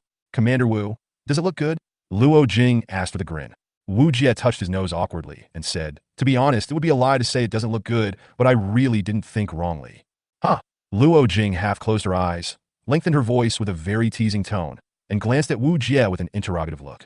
While the two were talking, the door opened. Okay, you can come in. Qingxiu Lian said this and glared at Wujia. Wujia didn't have any self-awareness at all. I am upright and honest. I have done nothing wrong, and I am not afraid of ghosts knocking on my door. Hey, I am so confident. When I came into the room, the three people inside had already changed their clothes. They looked the same as when I first met them.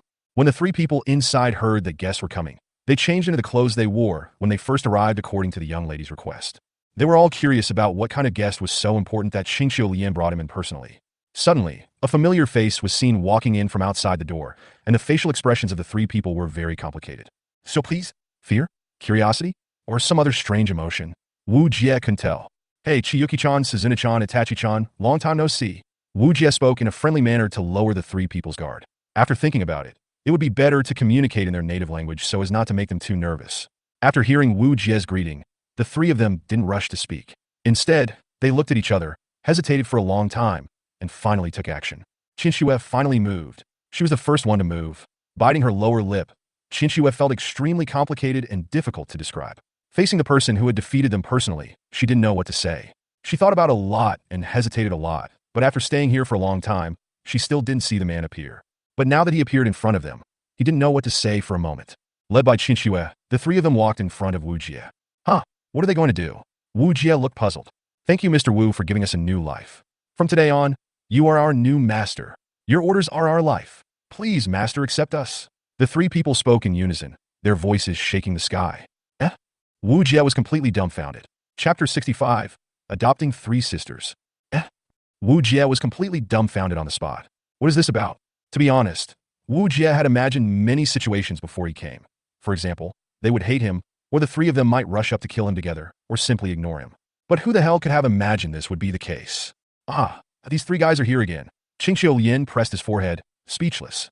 Luo Jing burst out laughing. She almost cried because of laughing. She found this dramatic scene quite funny. Please don't refuse, master. The three people didn't care about the reactions of the two people next to them at all. They only cared about Wujia's reaction. How can a servant force his master not to refuse? Now Wujia just wants to complain crazily. Later, through Qingqiu Yin's mouth, Wujia seemed to understand what was going on. The three Qingqiu sisters have been like lost souls since they were defeated by Wujia. Not only did Qingqiu Yin not abuse them, she also entertained them with good food and drink and treated them like sisters. Although they lost their personal freedom, Qingqiu Yin was really good to them. In the first few days, the three sisters were unwilling to say a word. Qingqiu Yin also tried to communicate with them, but they just remained silent. It was not until later that Qingqiu Yin came to the room again and told them about the series of events that subsequently happened to the Sakura Society and were reported in international news that they finally took action. They hugged each other and cried, crying very hard. From that day on, Qingqiu Yin finally succeeded in communicating with them, and through communication with them, she learned about the life stories of the three sisters. They grew up in an orphanage without a father or a mother. After being adopted by the Sakura Society, they began various killing training from a young age. In order to achieve various ulterior motives, Sakura Society made them participate in several brutal assassination missions. Whatever goodwill there was in the orphanage had been completely worn away by now. They turned into puppets that only knew how to obey orders, without any souls. Qingqiu Yin told them that from today on, they could start over with a new identity as long as they were willing. However, they did not rush to answer at first, but just remained silent. Later on, Qingqiu Yin would visit them almost every day, chat with them, and even install the TV in their room so that they could learn about what was happening in the outside world. In this way, Qingqiu Yin's gentle actions slowly moved them, and they were finally willing to communicate in the true sense. As the day progressed, laughter and joy were gradually heard in the room. It was the first time that Qingqiu Yin saw these three poker-faced girls smile sincerely. Through Qingqiu Yin's narration, the three girls learned that the reason they survived was because of Wujia's request. That was the man who defeated the three sisters single-handedly. The three of them had long been curious about Wujia, because Wujia had not appeared in the room until today, and they had asked where Wujia was more than once. Although Qingqiu Yin didn't know why they were so obsessed with Wujia, she still told them that Wujia was a commander who was fighting Aurora on the front line. The three girls who learned all this told Qingqiu Yin something extraordinary. It turned out that after discussion, the three of them decided to make Wujia their new master. Qingqiu Yin was also incredulous at first, so she asked them the reason. Finally, after answering hesitantly, Qingqiu told the truth. Influenced by the Sakura Society environment since childhood, the three sisters have always advocated martial arts. They believe that it must be God's will that Wujia can defeat them. They are angels sent by God. If it weren't for Wujia, they would definitely continue to be puppets in Sakura Society. Qingqiu Yin slowly told the truth, and Wujia couldn't help but sigh after hearing it. It was really fate that played tricks on him. Perhaps it was God's will. I was thinking about the melee dancers and wanted to continuously strengthen the human front line, but I didn't expect that three warrior-type dancers would take the initiative to ask to go with me. Master, please don't despise our weakness. We will train hard and try our best to keep up with you. Qingqiu buried her head and said with force, "You are weak." Wujia thought of the first time he met Qingqiu, when he blasted a big hole in the wall with his sword. Wujia was speechless. Qingqiu Yin covered her mouth and laughed secretly. She didn't expect that Wujia would also be humiliated. Qingqiu Yin said helplessly, "So as you can see, The three of them are working hard every day, saying that they want to make up for the training they missed in the past few days. So that's how it is. When Wujia thought of the exciting scene in the room just now, his hormones surged for a moment. I shook my head. I couldn't think about it. The more I thought about it, the more likely something would happen. Qinxue and the others were not bad looking, and with long-term training, their figures were comparable to those of models on the runway at beauty pageants. If they were to change into sexy clothes, such as gymnastics clothes, it would be exciting just to think about it. What the hell am I doing? I actually want to have any thoughts about three beautiful Japanese girls. Wujia, calm down. The main reason was that the previous erotic scene was too stimulating, and Wujia's masculine side was aroused. Fortunately, Wujia stays at the base on weekdays and is used to seeing beautiful girls and girls with good figures, so he has a certain resistance. Otherwise, if I were to replace him with a slightly more stupid man, he would probably have had dirty thoughts a long time ago. Looking at the three sisters' big watery eyes, Wujia felt helpless. Okay, I agree, but not as a master, but as a friend, Wujia said helplessly. Chiyuki pouted and puffed up her lips, making an angry gesture. Then, Suzuna and Itachi followed suit. It was obvious that they were very dissatisfied with Wujia's answer. Shadow-Madai, who did you learn these moves from? Nuya complinet. Qingxiu Yin shook her head. Where else could it be? I must have learned it from TV. Wujia was helpless. The actions taken by these three sisters were so destructive. After thinking for a while, Wujia said, Qingxiu Suzuna, Itachi, you grew up in an orphanage, right? Isn't this a question that is asked despite knowing the answer? The three of us looked at each other, not knowing what Wujia meant by asking this. But he nodded anyway. Well, although I don't agree to be your master, maybe changing roles will make it easier for you to accept. Master, please speak. I told you, don't call me master. That could easily lead to misunderstandings. Well then, what does Mr. Wu mean? Wujia hesitated for a moment, but finally said what he was thinking. If Qingxiu, Suzuna, Itachi, you don't mind, I can accept you as my sisters, and from today on you will live together as my family. Really? Really? The three were stunned. Chapter 66. Teams from various countries. When I returned to the base, it was already 2 o'clock in the afternoon. If Mingxi hadn't given me a day off, I wouldn't have been able to come and go freely in the base. After saying goodbye to Luo Jing, Wujia returned to the dormitory, intending to sort out his new ideas. Facing the international competition that he will be participating in tomorrow, Wujia is actually unsure about it. You know, in international competitions, there are many masters, and all the long-established teams of battle dancers will definitely gather together. Wujia read through the information of previous war dancers that he had obtained from the team leader one by one. My senior really takes care of me. Before I even started, she had already sorted out all the information for me. She also took special care of me, and even marked the people who need special attention. Wujia sighed, and then began to read carefully. According to the competition schedule, the international competition adopts an audition system. But because the Suzaku Battle Dance Troop has been the champion for 3 consecutive years, they were directly invited to enter the top 16, skipping the auditions and starting the competition directly from the top 16. This is really convenient. At the same time, my senior sister really spared no effort to help me get promoted. As long as I make it into the top 8, will you promote me? Nuya Smilet. Top 8? That's too much of an underestimation of me. My goal is naturally to be first. Although I know that the senior is doing this for my own good and that she only needs to win 1 game to give me a promotion. But if I really only want to win 1 game, even if the senior doesn't say anything to me, I'm afraid the other dancers in the Battle Dance Troop won't agree, right? Don't forget, the Suzaku Battle Dance Troop has won 3 consecutive championships. If the streak is interrupted by me now, the consequences will be... I can't even imagine it. Thinking about it this way, Wujia was under a lot of pressure. Flipping through the information given by his senior, Wujia read it carefully page by page. The Tiger Stripe team of the United States is good at advancing tactics. They once fought against an entire column of Aurora on the front battlefield with the strength of a single team and did not lose the upper hand. They directly defeated Aurora completely. Although there is no Aurora like the Firefox team that can annihilate an entire column, this strength is still quite impressive. The Tiger Pattern team was given special comments by the team leader, so it seems we need to pay special attention to it. The Goddess team of China is said to be a popular team on China's Tuinio website. They are very popular in China, but they have been runner-ups for 3 consecutive times, and are nicknamed the eternal runner-up by people on the internet. It can be said that this is a very strong team, and we should not be deceived by their 3 consecutive runner-ups.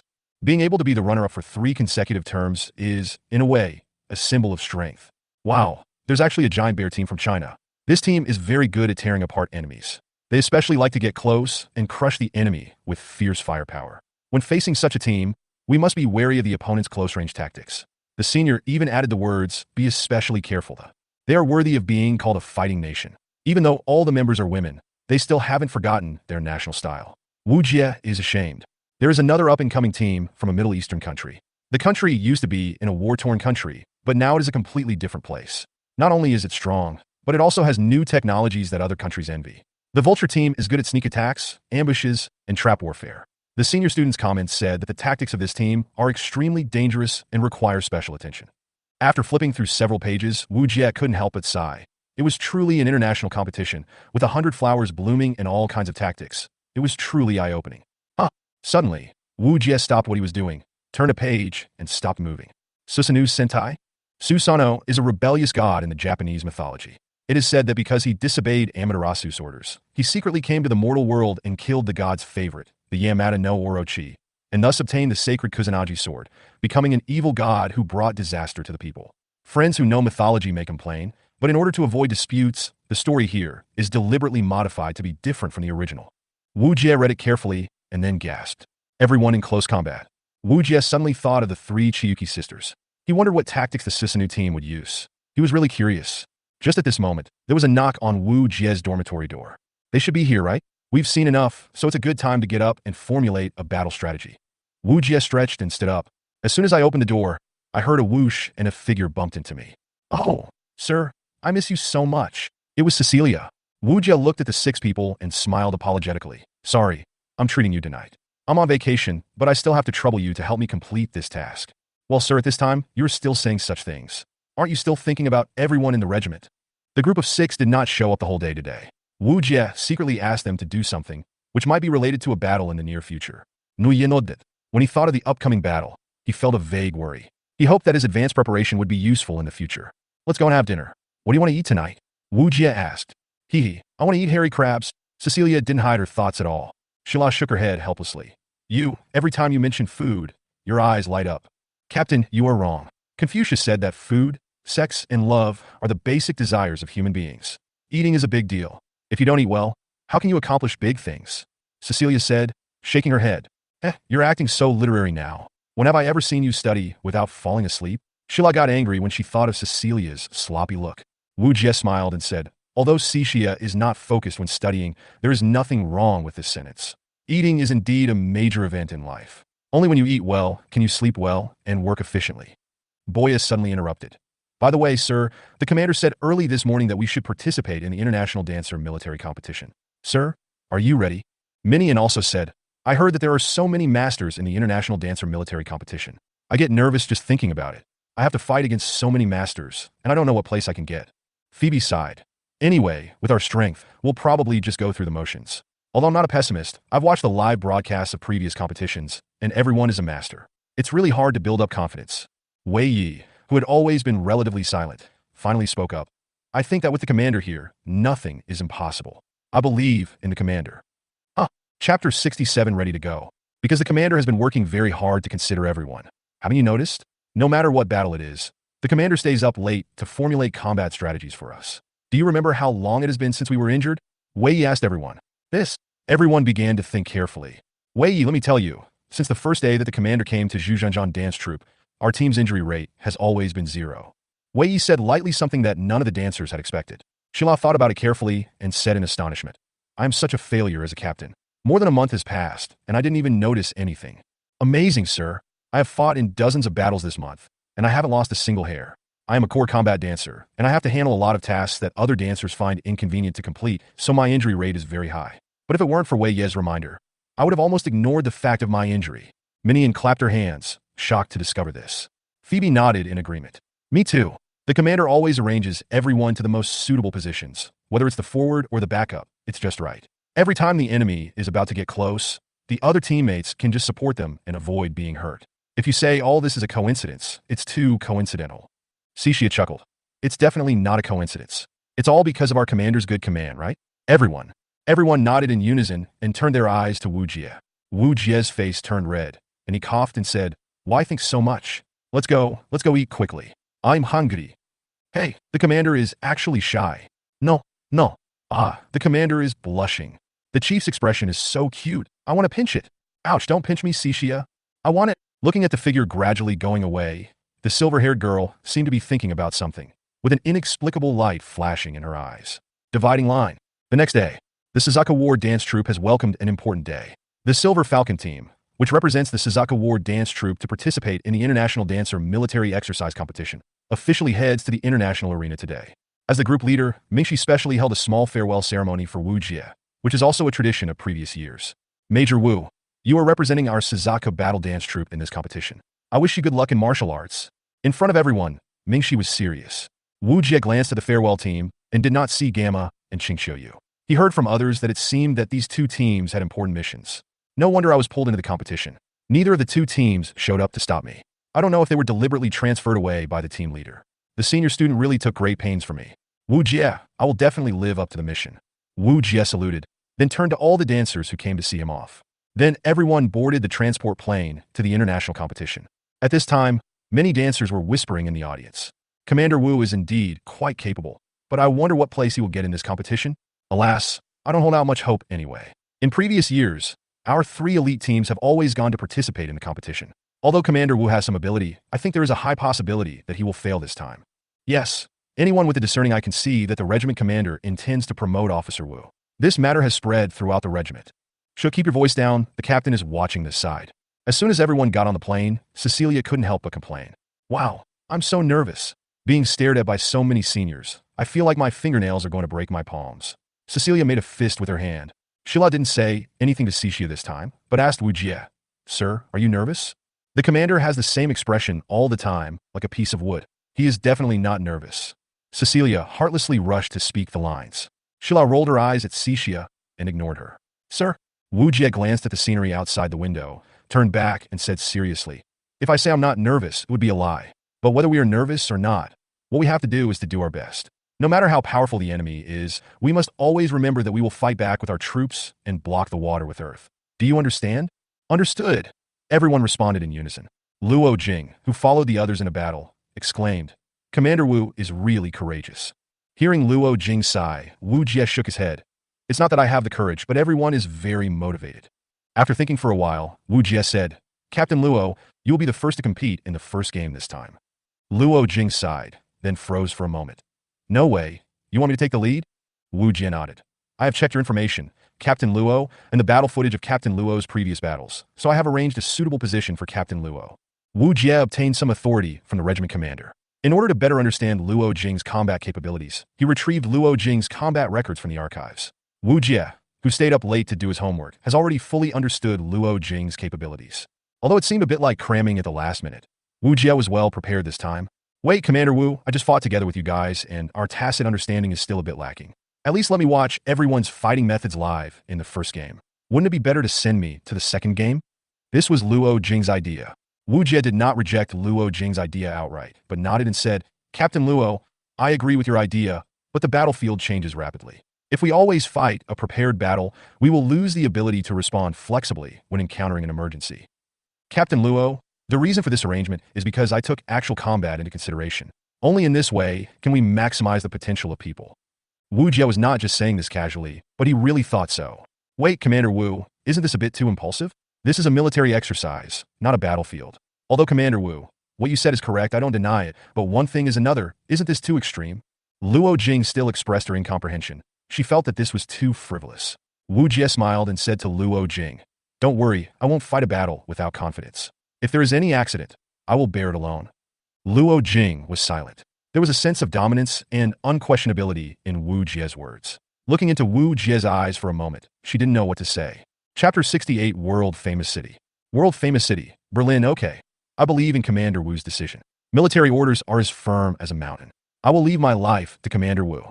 After all, this is also a battlefield. Wu Jie smiled with relief. It was good that she understood what he meant. As time passed, the transport plane slowly drove into a special city. Berlin, a city full of history, is no longer the green city it once was in ancient times. High-rise buildings, hovering cars speeding by, and holographic advertisements are spread out like a huge canvas in this jungle of buildings. The city, full of a sense of technology, is surrounded by Brandenburg in a star-studded way. Various luxury cars occasionally fly by the surrounding city walls that are dotted with white light. This is the capital of the country and a city that ranks among the top in the world's economy. It is also the organizer of this international dancer military exercise competition. From time to time, slowly floating advertising airships would appear from the sky. At this moment, a beautiful blonde and blue-eyed woman was singing on the holographic screen, creating an atmosphere for this military exercise competition. Everyone looked at the magnificent scenery and started talking about it. They were deeply attracted by this city full of technology. "Wow, it's Neva! Miss Neva. Sishia's nationality is Chinese. When she saw the star of her country, she was immediately excited. Shila pointed at the blonde beauty on the holographic screen on the airship and said, Shishia, do you know her? Sishia said quickly, Captain, you are such a fool. I have told you more than once that my favorite singer is Miss Neva. She is a star in our country, and she is also a war dancer. War dancers from many countries join the army just because of Neva. So that's how it is. Miss Neva is truly a respectable person. Shila exclaimed after hearing this. However, Wujia frowned. He didn't expect that the captain of the Tiger Squad was actually a national star. When I was looking at the information before, I only saw the annotation on the information given by the team leader saying that he had a certain fame. I didn't understand it at the time, but now I understand it. This is not just a certain level of fame. This is simply attracting worldwide attention, right? This is an international competition, broadcast live around the world. Does the senior have any misunderstanding about fame? Wu Jie was very puzzled. Ahem, Mingxi, who was far away in the group, sneezed. Who is talking about me? Really? Am I catching a cold? Mingxi was confused.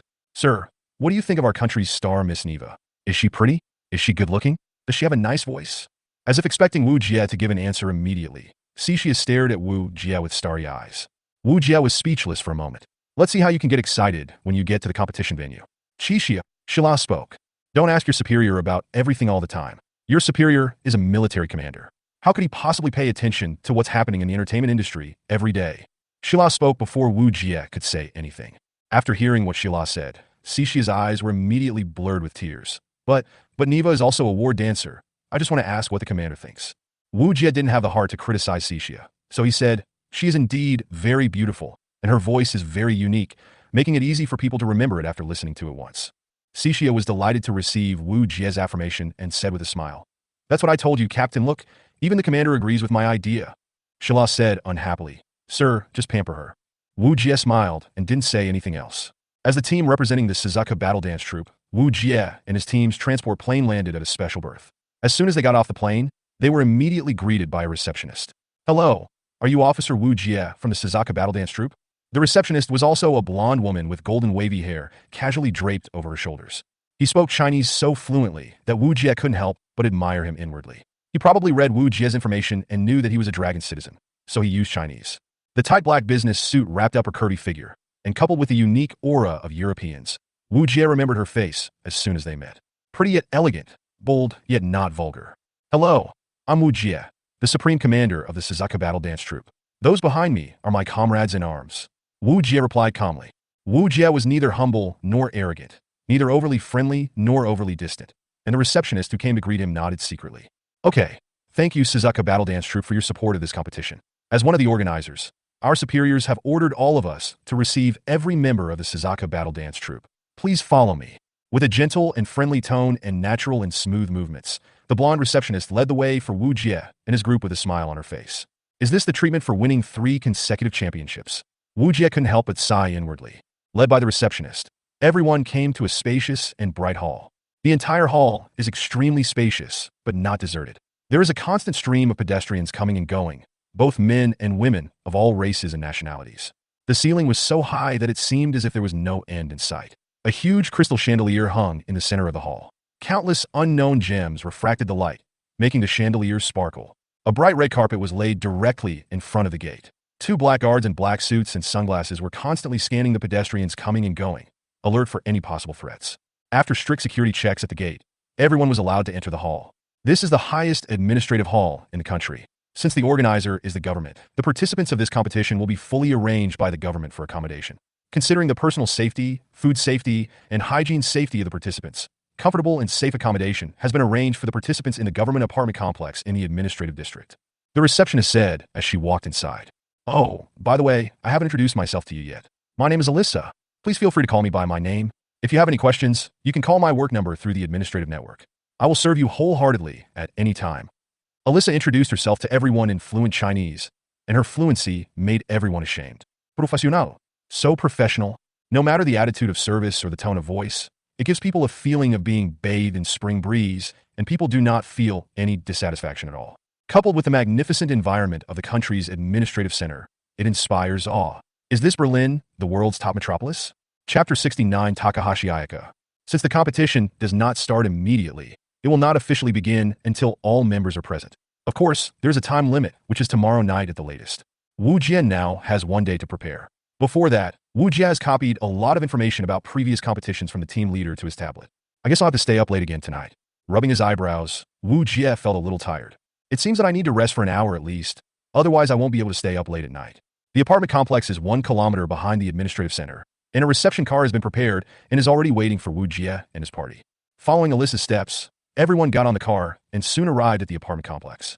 This is the government apartment complex, which is specially used to entertain guests from afar. It has everything you need for cleaning utensils, kitchen furniture, office living room, leisure and entertainment, and combat meeting rooms.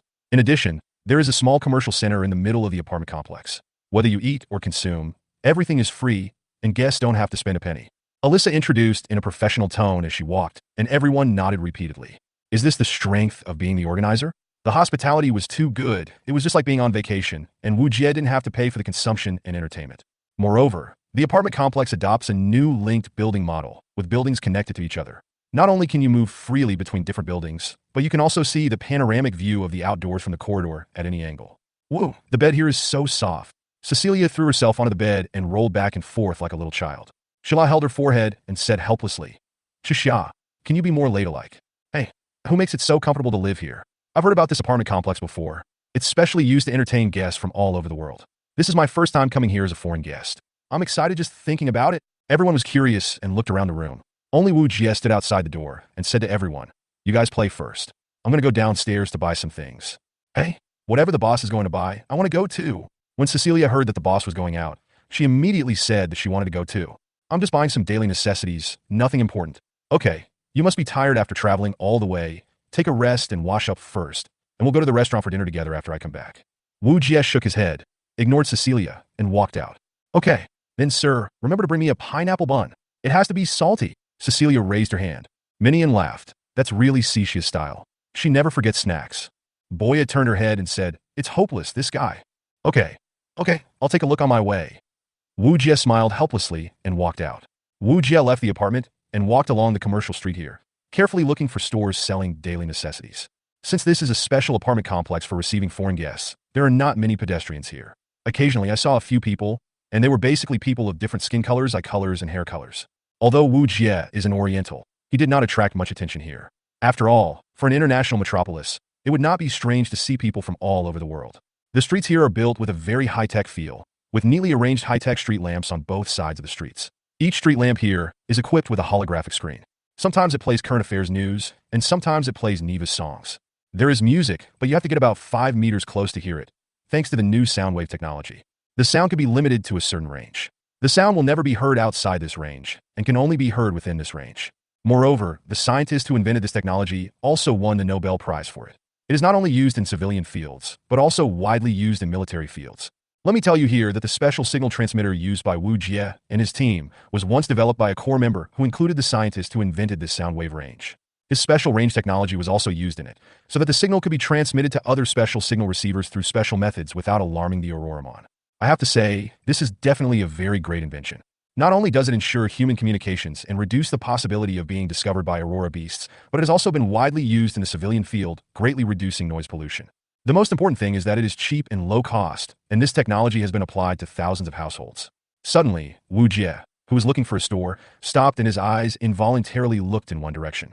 She was a girl with long black hair, an oriental face, and black eyes as calm as water. She was wearing a classic green short-sleeved cheongsam, with her hands clasped in front of her belly, and her white high heels made her already slender figure look even more slender.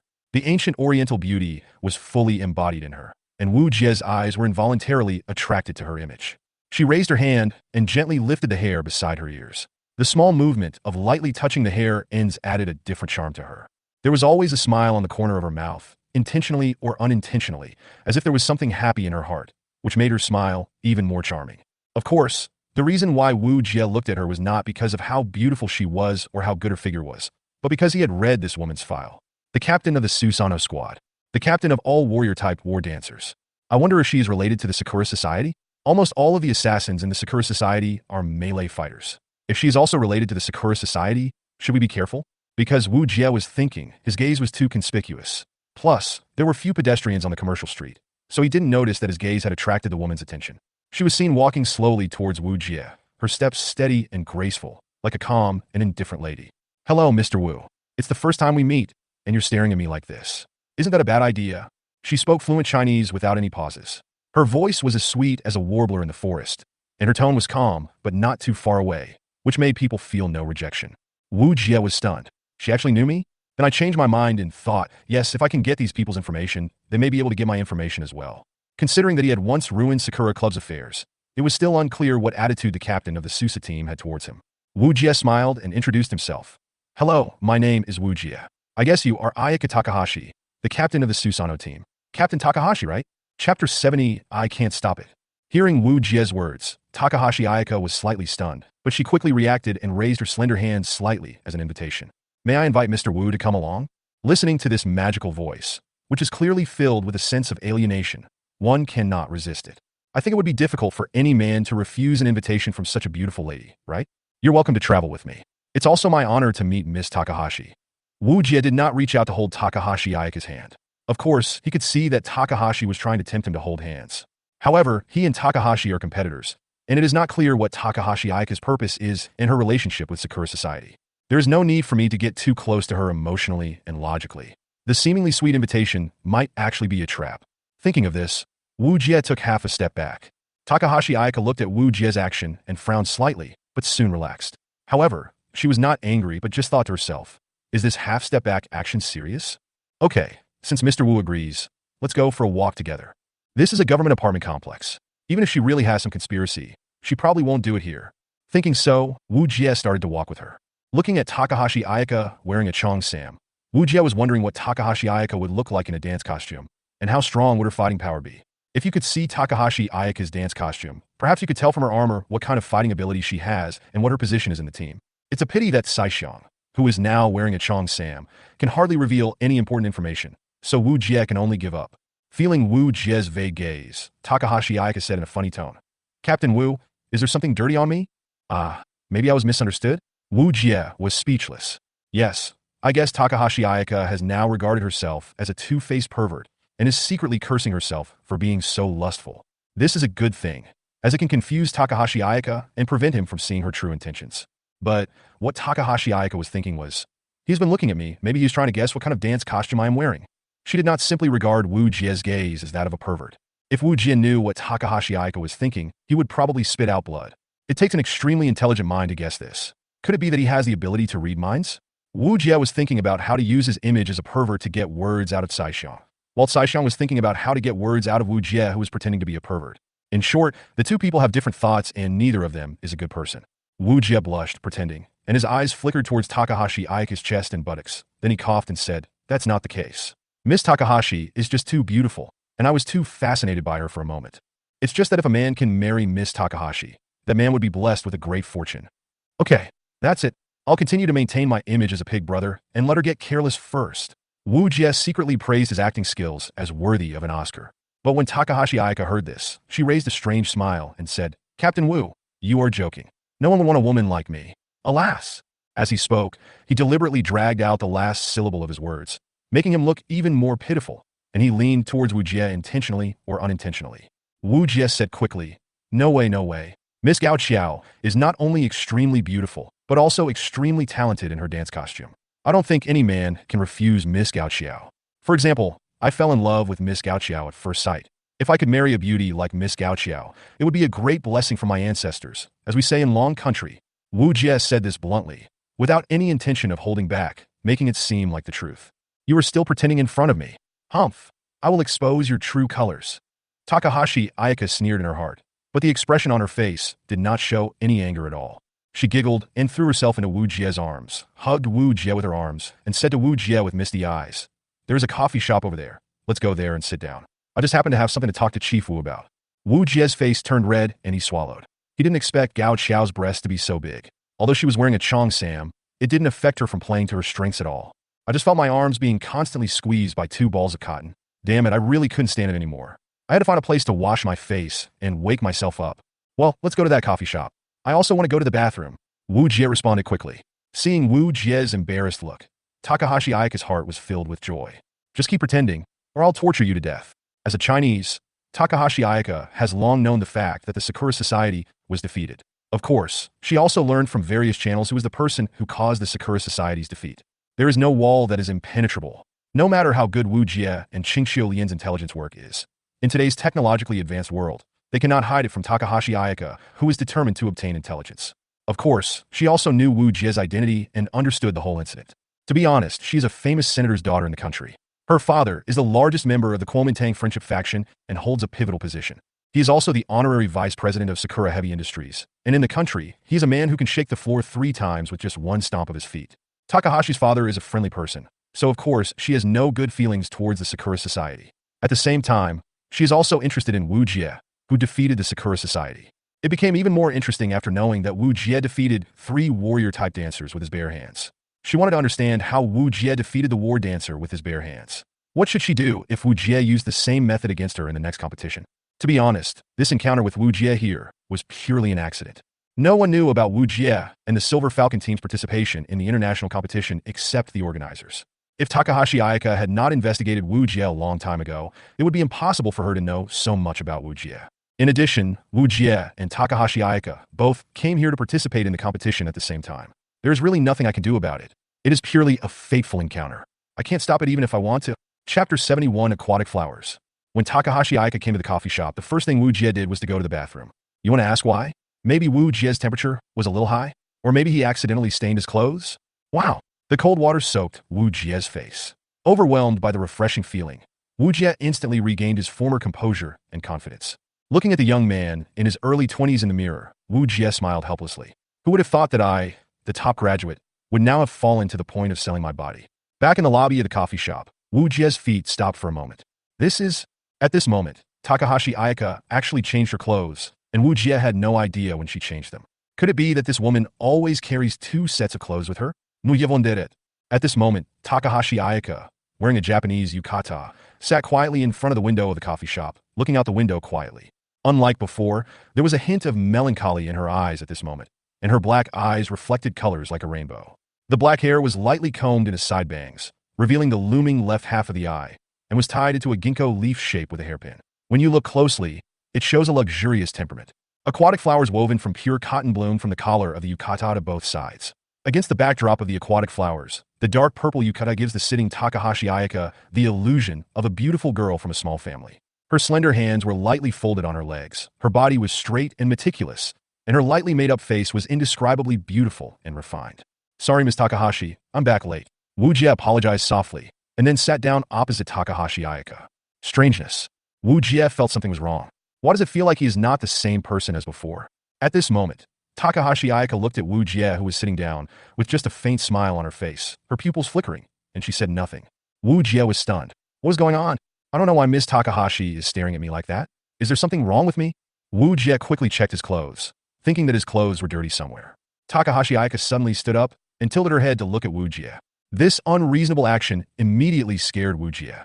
He thought Gao Xiao wanted to take action here. Taking into account Takahashi's special identity and the means of the Sakura Society, if they really want to do something, it is possible. Wujia's muscles were tense, his eyebrows were slightly raised, and he watched Takahashi Ayaka's every move nervously. As long as she dares to take action, I can't just sit there and wait for death. Looking at Wujia, who was nervous and staring at her, Takahashi Ayaka smiled. Even when she was smiling, her movements were very graceful. The voice was not loud. She gently covered her small mouth with the fingertips of her right hand, and her laughter was as loud as a silver bell, which did not make people angry at all. Laughter? Or joy? Wujia couldn't tell. He just felt that Takahashi Ayaka looked very weird. Not only did he change his clothes, but he also kept laughing in front of him. No matter what kind of laugh it was, Wujia felt a little uncomfortable. I don't know, Miss Takahashi. What are you laughing at? Wujia suppressed his emotions. Facing such a dangerous beauty, he had to be extremely careful. Sister, it seems that you are right. Commander Wu is really an interesting person. Takahashi Ayaka spoke, but the voice was completely different from that of the same person. Wujia was stunned on the spot. Sister? Could it be that? Wujia was shocked. At this time, a figure stood up from behind Wujia, as if he had suddenly regained his invisibility. Invisible force field? Wujia reacted immediately. I see. Wujia understood that Takahashi Ayaka deliberately hid herself by using invisibility, and then replaced herself with her own sister to seduce him. This woman, what is she doing now? Just call me Ayaka, Commander Wu. The pleasant voice of Ayaka Takahashi came. As she spoke, she walked over to her sister, and they sat side by side. The two sisters who look exactly the same but dress in their own unique styles sitting side by side are a feast to the eyes. Although they are rivals, Wujia couldn't help but sigh in his heart that it is a blessing to have such an opponent. Takahashi Ayaka made an introduction gesture with her hand and said, Ayaka, my sister, the adjutant of the Susanoo squad. Commander Wu, I think you should know me now, right? Wujia nodded and said politely, Wujia, nice to meet Miss Saishing.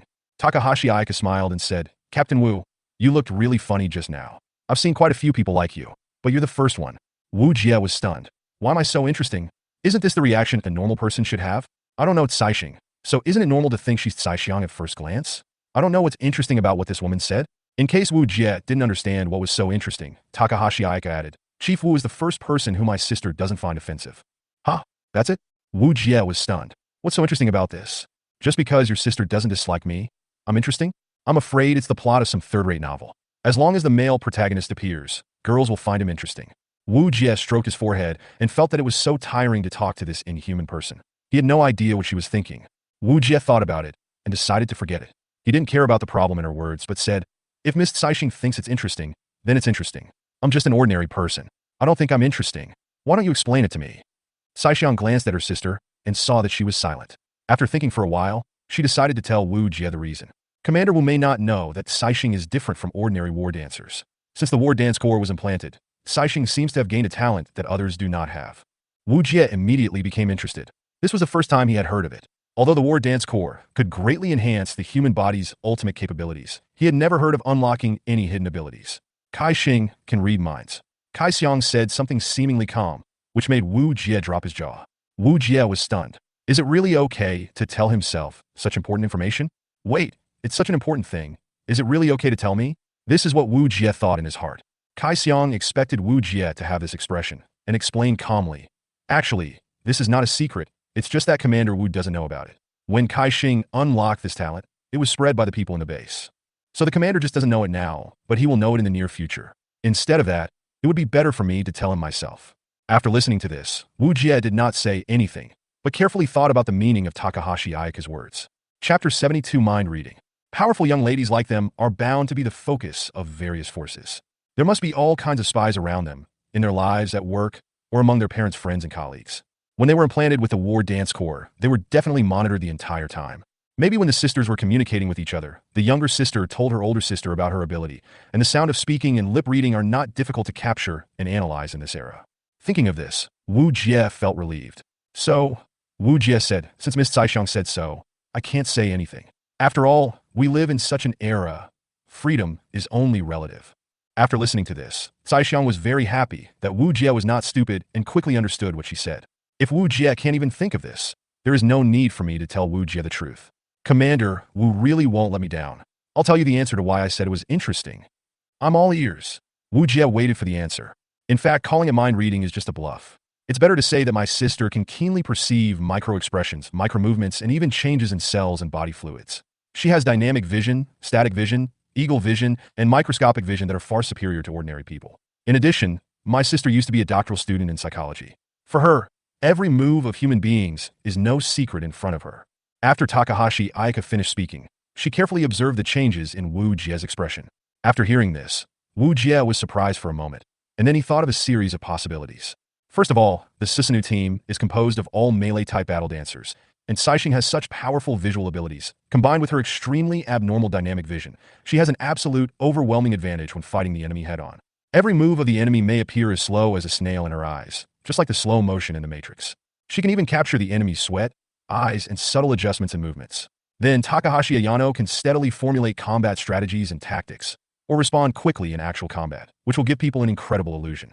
It can be said that whether it is a frontal battle or a sneak attack, it is like child's play in front of her. In other words, there is no chance of winning unless you find her blind spot or when she is careless. This Takahashi Ayano is such a tricky person.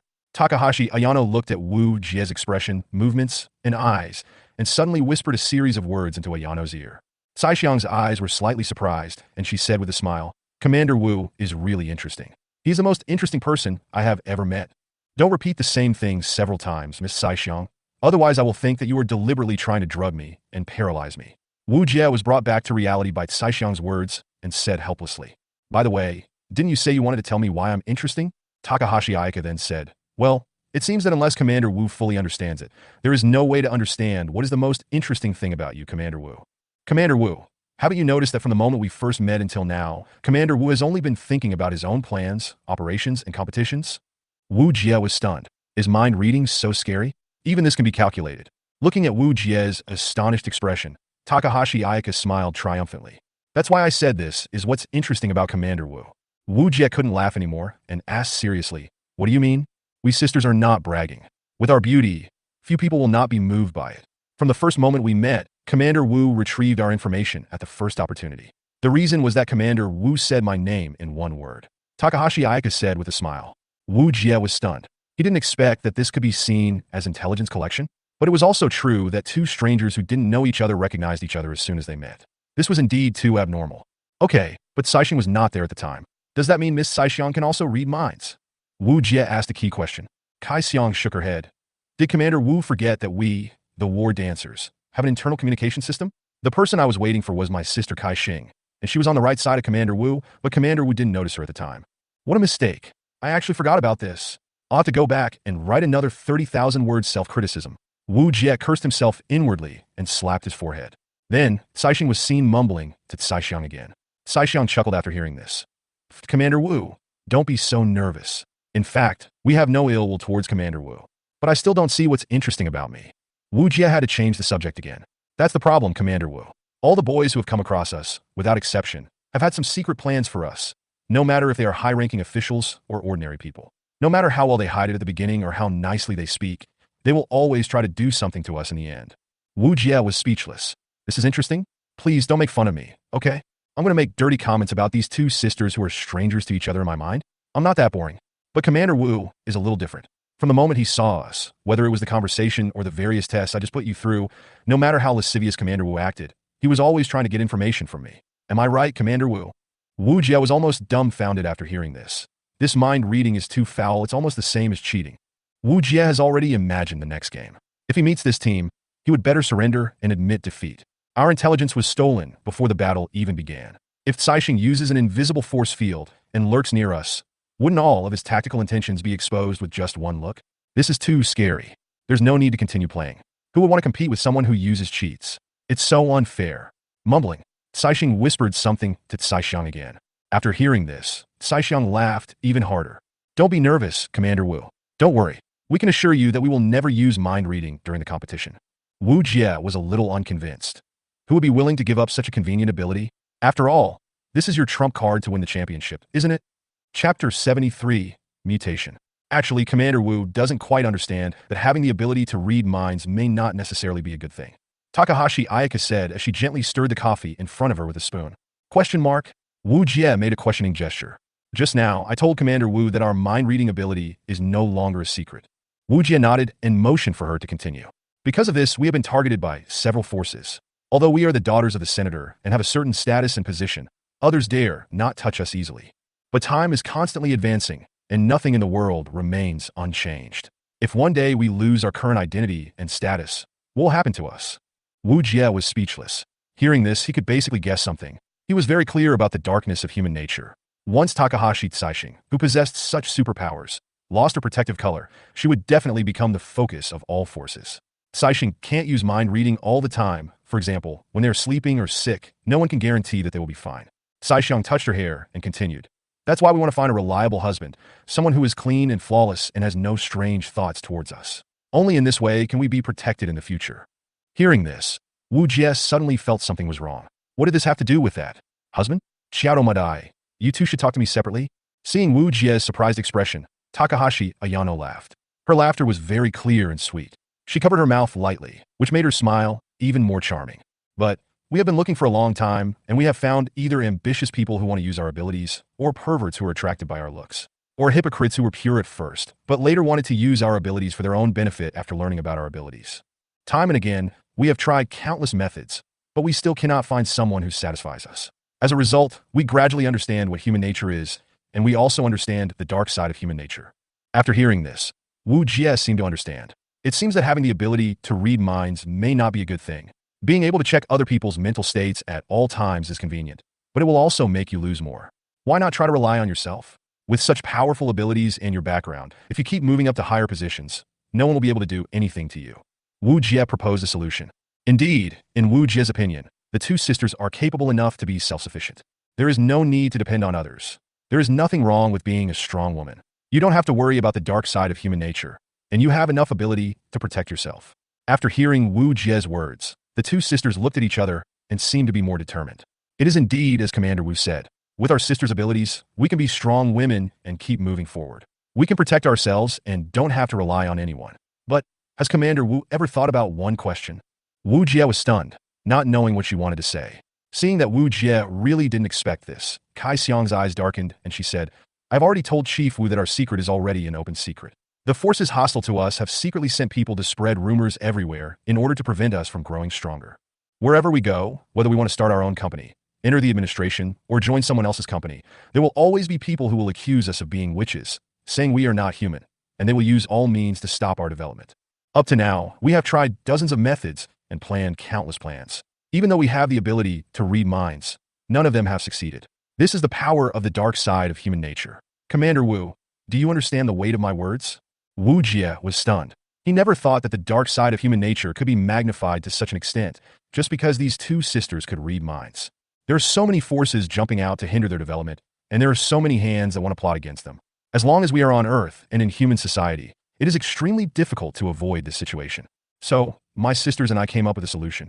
Joining the army is the only way to temporarily avoid obstruction from the outside world. Although those forces are very powerful, the army is a sacred place. It is not easy for them to get their hands in. We came here to participate in the International Dancer Military Exercise Competition this time. We also discussed with my father and came here for vacation. We are not interested in winning the championship. We just want to come here to avoid the limelight because those forces are secretly trying to make a move on us. Wu Jie remained silent and said nothing. He didn't know why Takahashi Aika told him so much information. Wasn't she afraid that he was also a member of the dark forces and that I might take action against her? Is it trust or stupidity? Are you so sure that you are a good person just by reading minds? Moreover, people will change. Having the ability to read minds is a good thing, but it does not mean that reading minds can change a person's personality. Seeing that Wu Jie didn't say anything, Kai Xiang continued. So please rest assured, Commander Wu. In the competition, apart from dynamic vision, we will never use mind reading on Commander Wu. We will fight Commander Wu in an upright manner on the field. By the way, could a mutant like Takahashi Saishing be an isolated case? Wu Jie thought of a question. If it is not an isolated case, then could there be many mutants like Saishing quietly appearing in the world? This matter seems to be quite important. When I have time, I will go back to the base and ask Chief Su for advice. Maybe she knows something. After all, she is one of the core researchers of the Chiyuan project. Then what does your ultimate goal have to do with me? Wu Jie asked the most important question. Takahashi Aika said so much and laid so much groundwork before. She must have wanted me to understand the situation of the two sisters and win my sympathy. However, I have no identity, status, or background to be proud of, and I don't have the confidence to fight against those dark forces. At least, not now. My ability is not strong enough. If I forcibly accept the sisters' request, it would undoubtedly be a disaster for me. Wu Jie has an emotional side, but he is by no means a saint or gentleman. He will not be completely moved by the other party's words. Before, the identities of the three Chiyuki sisters were not too special, so he was still able to protect them, but it was different for Takahashi Aika and Takahashi Ayanoshi. Their abilities are too strong, and their secrets have almost been revealed. They are also the daughters of friendly senators from the Kuomintang. These layers of halos are the source of pressure for Wu Jie. Chapter 74 Dark Forces. If I continue to rise in the ranks in the army, if I become a general, I might be able to protect them, but now, Wu Jie laughed at himself and said, I might as well think about what to eat tomorrow morning. Seeing that Wu Jie asked the most crucial question, Kai Xing whispered something to Kai Xiang again. After hearing this, Sai Xiang also fell silent. For a moment, the atmosphere in the coffee shop became a little deserted. 1 second, 10 seconds. Time passed, and the three people just remained silent, as if there was a huge rock separating Wu Jie and the Gao Qiao sisters, and the air was so stuffy that it made it difficult to breathe. I know that Commander Wu will be promoted in the near future under the care of Captain Sisko. I hope that Commander Wu will be able to incorporate us sisters into his company when the time comes. Hiss. Wu Jie took a breath and said, wow, this is a big hit for me. Takahashi Aika blushed and said, moreover, we sisters will also provide Chief Wu with a certain amount of financial support as a gift for joining the group.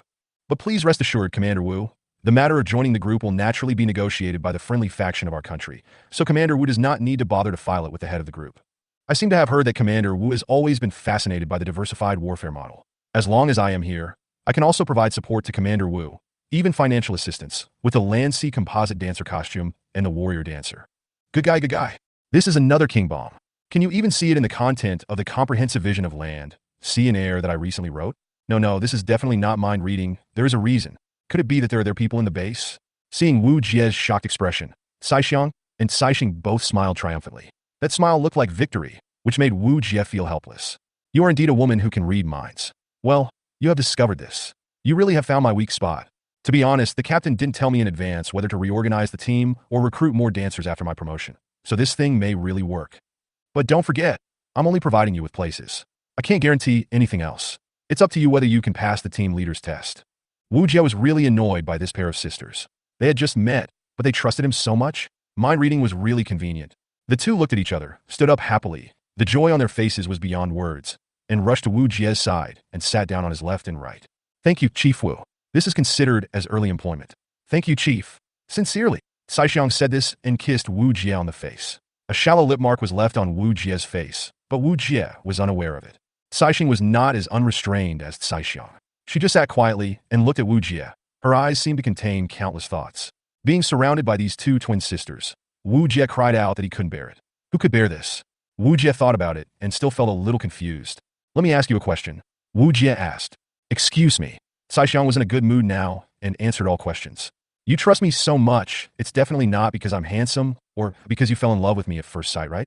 Although I'm not ugly, I'm not confident enough to be stunningly beautiful. How can you two trust me so much?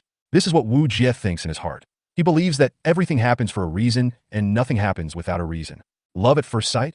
It sounds nice, but in fact it is just lust after beauty. Do you trust strangers completely right away? Wu Jie is not a naive person. Even if they have the ability to read minds and can see through his thoughts, so what? Does it mean that a person is a good person? Just kidding. Wu Jie is not yet confident that his personal charm is strong enough to attract women wherever he goes. Hearing Wu Jie's question, Kai Xiang did not rush to reply. She glanced at Kai Xing and saw her nodded before answering. A man who could take in someone who almost killed him as his sister? I think there are probably not many people in this world who can do that. Secondly, we didn't fall in love with Commander Wu at first sight, nor are we crazy about him. In fact, we are just cooperating with each other because we have the ability to read minds and we believe in Commander Wu's character. In fact, there's a third one. In fact, coming here to participate in the international competition was also planned by us. It is not only to avoid the dark forces, but also to find an opportunity to contact the Suzaku War Dance Troop and find a way to join the Suzaku War Dance Troop. We have looked up the information of previous competitions. According to our assumption, the team that comes here should be one of the 3 elite teams of Suzaku. We will use mind reading to contact them, and then find a way to get through them and get a place in the Suzaku War Dance Troop. But I didn't expect that the person who came was actually Commander Wu. This was definitely a surprise. To be honest, we had already checked all of Commander Wu's information before he came to the country. It was not for anything else, but because Commander Wu thwarted the Sakura Society's conspiracy. We were trying to find a way to stop the Sakura Society for our father, but before we could do anything, we heard that the Sakura Society had an international scandal and was eventually forced to apologize to Shinlong Heavy Industries. We were curious at the time, who was so powerful that they defeated the Sakura Society. So, through layers of investigation, we discovered your existence, Commander Wu. At first, we just regarded Commander Wu as an ordinary commander, nothing special, but then we discovered the battle in which Commander Wu took the core of the war dancer with his bare hands. To be honest, this incident really shocked us all. We couldn't understand how an ordinary person could defeat the war dancer with bare hands. This was simply a fantasy. It was from then on that we began to pay attention to Commander Wu. By the way, Commander Wu, can you tell us how you did it? I'm really curious, Saixiang said as she moved her face very close to his, almost with their noses touching. Wu Jie was covered in cold sweat. He didn't expect that the records that were deliberately erased by the military academy would be exposed now. Now, if Saixiang could find out, the Sakura Society might have found out as well. It seems that my risk factor is gradually increasing. If he hadn't been in the army, if he had been in the living area, or if the Sakura Society hadn't sent someone to take his head long ago. Thinking of this, Wu Jie felt a chill on his neck. It seemed that it would be better to bring a few bodyguards with him when he went out in the future, in case he was assassinated at any time. Chapter 75, When People Are Unlucky. Wei, humanity is really facing internal and external troubles. Thinking of this, Wu Jie sighed. So, Commander Wu, can you tell me a little bit? Looking at Saixiang's curious expression, Wu Jie decisively refused. Can't. Huh? Why not? Wu Jie glanced at the two of them unhappily and said, I'm telling you too, it's true that you can read minds, and it's true that you can easily trust a stranger like me, but don't forget that I don't have the ability to read minds. You want me to trust you, but how can I trust you? Even if everything you said is true, we have only known each other for a short time, and we don't know each other's personality and temper. Are you so sure that I'm a good person? On the other hand, how can I be sure that you two are good people? Is it possible that you two are people sent by the dark forces to harm me? So, before making friends, we should open our hearts first. How can we open our hearts so quickly to someone we just met? Even if your mind-reading ability really exists, Even if everything you say is true, it doesn't mean that I have to be led by you by the nose. And you want me to tell you the most important secret? Are you kidding me? Oh, and let's put aside the matter of you two entering Suzaku for now. Having said that, Wujia ignored the astonished looks of the two men and picked up the tea on the table and drank it all. Thank you for the tea. I'm leaving now. After Wujia finished speaking, he left without even looking at the two sisters. Only the two sisters were left stunned, looking at Wu Jie's back in disbelief. Saixiang, who has always been confident in her abilities, strength, beauty, and social skills, suffered a serious blow. Saixiang sat aside, deep in thought, and didn't say anything. This guy takes himself too seriously. Humph, if he doesn't want to go, then don't go. He's just a Suzaku. He will definitely find a better place in the future. If not, he should follow the old way and make himself stronger first. Saixiang muttered to herself with a huff. Only Kai Xing looked in the direction where Wu Jie disappeared, without any anger in her eyes. The delay was too long. Wu Jie looked at his pocket watch and realized that an hour had already passed. I guess Sheila and the others will be angry, right? Wu Jie held his forehead, quickly found a daily necessities store, bought some things, and walked back. Oh, don't forget the pineapple buns. Still salty. When I walked back to the dormitory, I could hear laughter coming from inside, and the occasional laugh from the crowd. Tell me, what are everyone talking about in the hall? They look so happy. Wu Jie was a little curious, but now was not the time to be curious. It was already time for dinner, and they were probably already hungry. Hi everyone. Are you hungry? It's time for dinner. Let's go eat together. Wu Jie greeted everyone as soon as he came back. As a result, everyone looked at Wu Jie, then quickly ignored him and continued chatting about their own things. What's going on? Wu Jie was dumbfounded. What was going on? Oomph. Someone snorted. Although everyone was talking, Wu Jie heard it clearly. Xia, your pineapple bun. Wu Jie walked up to Xia and handed her the pineapple bun. Oh, thank you. Put it there. Cecilia pointed to the table next to her. What's wrong with these people? Wu Jie was completely confused. They all had such a cold attitude. Sheila, Captain Sheila. Wu Jie started out speaking in a low voice, then spoke loudly. Commander Wu, please speak a little more quietly. Sheila glared at Wu Jie with dissatisfaction. What's wrong with you? You are like stones and don't even respond to me. Wu Jie was speechless. At this time, Boya said in a sour tone, it's because of someone who went out for a long time and didn't come back, which made us all worried. As a result, when we went out to look for that person, it turned out that that person was hugging people left and right, so unhappy. Where is our existence? Don't you agree? Wu Jie was speechless. How do I explain this? It's too long, and I guess it will take me a long time to finish. That's right, we were so worried about the commander, but he ended up running out to flirt with other girls and was so happy. Cecilia nodded repeatedly. Sir, you are too lustful. Phoebe's words were still so concise. Minnie chuckled. The commander is at an age of high temper after all, and those two sisters are so beautiful. If I were the commander, I would definitely not be able to control myself. Wei Yi sighed.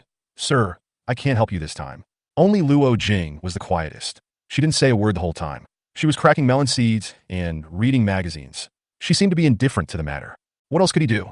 Wu Jie could only say, I'm sorry. I'm really sorry for making everyone worried. It's time for dinner. Let's go eat first. If there's anything, I'll explain it to you later. Wu Jie's tone was very sincere. He had indeed taken too long. He promised to come back soon, but he didn't come back for a long time, which made others worry and come out to look for him. If I were them, I would probably feel bad too. I came out to look for them out of concern, and now I see myself surrounded by the twin sisters. Who could bear it? Seeing that Wu Jie apologized sincerely, and his tone and actions did not sound fake, it might be that something really happened, and maybe he would explain it during the meal. Everyone looked at each other and said, okay, let's let the commander go this time. Just when everyone decided not to pursue the matter further, a sudden scream broke the quiet atmosphere. Come on. Boya pointed at the faint lip marks on Wu Jie's face and spoke loudly. What? Wow, sir, I didn't expect. Wu Jie was suddenly furious, thinking of the kiss that Kai Xiang had left him before. Damn, this is such bad luck. Anyway, this is what happened. Don't be angry anymore. Wu Jie explained the whole story to everyone with an apologetic look on his face. While eating, I listened to Wu Jie confessing his crimes. The main thing is that everyone is right this time, and Wu Jie is in the wrong. Although no one knows about it, he was indeed wrong first. In addition, Wu Jie's tone and attitude were very sincere, and he explained things clearly. Everyone softened their hearts, realizing that they had misunderstood their leader. In other words, that girl named Takahashi Ayaka and Ayano came to Chief Wu in order to seek asylum? Shala said the key point. Wu Jie nodded and said, but I don't know their position. Although she said that her father is an important member of the National Friendship Faction, I have to wait until I go back to investigate what exactly happened. Chapter 76 officially starts. Besides, it's not my style to easily trust someone I've only known for an hour. Besides, this matter is of great importance. Considering that I may be promoted to company commander in the future, the person to be selected for the expansion will definitely be very important. If you rashly agreed to someone's request without examination and verification, it would be too frivolous and immature. So I think it is necessary to let everyone know about this matter. Besides, the fact that Saixing has the ability to read minds is no longer a secret. Telling everyone in advance is also to give everyone the right to know. If I conceal this matter, it means that I have selfish motives. Listening to Wujia's explanation, everyone secretly praised him. To be honest, when everyone came out to look for Wujia, they saw with their own eyes the appearance of Takahashi Ayaka and Saixing, and they were twin sisters. If it were an ordinary man, it would be really difficult to resist the combined attack of this pair of sisters. Even a hero cannot resist the temptation of beauty. Commander Wu was able to withstand such a great temptation. He not only cleverly resolved the attack of the twin sisters, but also brought back such an important news to everyone. It is not easy to remain rational in such a sugar-coated situation. Shila had good grades in the military academy. During the Will training class, the instructor had reminded him more than once that sugar-coated bullets were often more terrifying and more lethal than those harsh tortures. You were led by the other party without knowing it, and you were completely turned against them without even realizing it. In short, let's wait until we get back to the regiment and verify this matter before we talk about it. And from what Commander Wu described, it seems that the twins' life story is really pitiful. If everything is true after verification, it won't be too late to make a decision then. Shila expressed his opinion. Cixia shook her head and said, "It is best to attack the enemy's mind. Commander, be careful of the enemy's sugar-coated bullets." Boya said with a smile on her face. "You are becoming more and more literary now. When did you become so studious?" Many interjected. Shixia has been obsessed with ancient romance novels lately. She loves them very much. So that's how it is? Just like that, the peaceful time finally came back again. However, where Wujia was having dinner, there were two pairs of dark eyes not far away, staring at this side. "Sister, do you think Commander Wu will agree?" Takahashi Ayaka was still not giving up. She thought she had been very sincere and even used the beauty trick, but this Wu was like a stone and was unmoved. Saixing, who had seen how dark human nature was, found herself helpless until she faced Wujia. People are strong when they have no desires. Only when facing people with desires can they find ways to take action. But where is Wujia's desire? Saixing shook her head and said, "Sister, perhaps you misunderstood Commander Wu." Saixing looked confused. "Misunderstanding?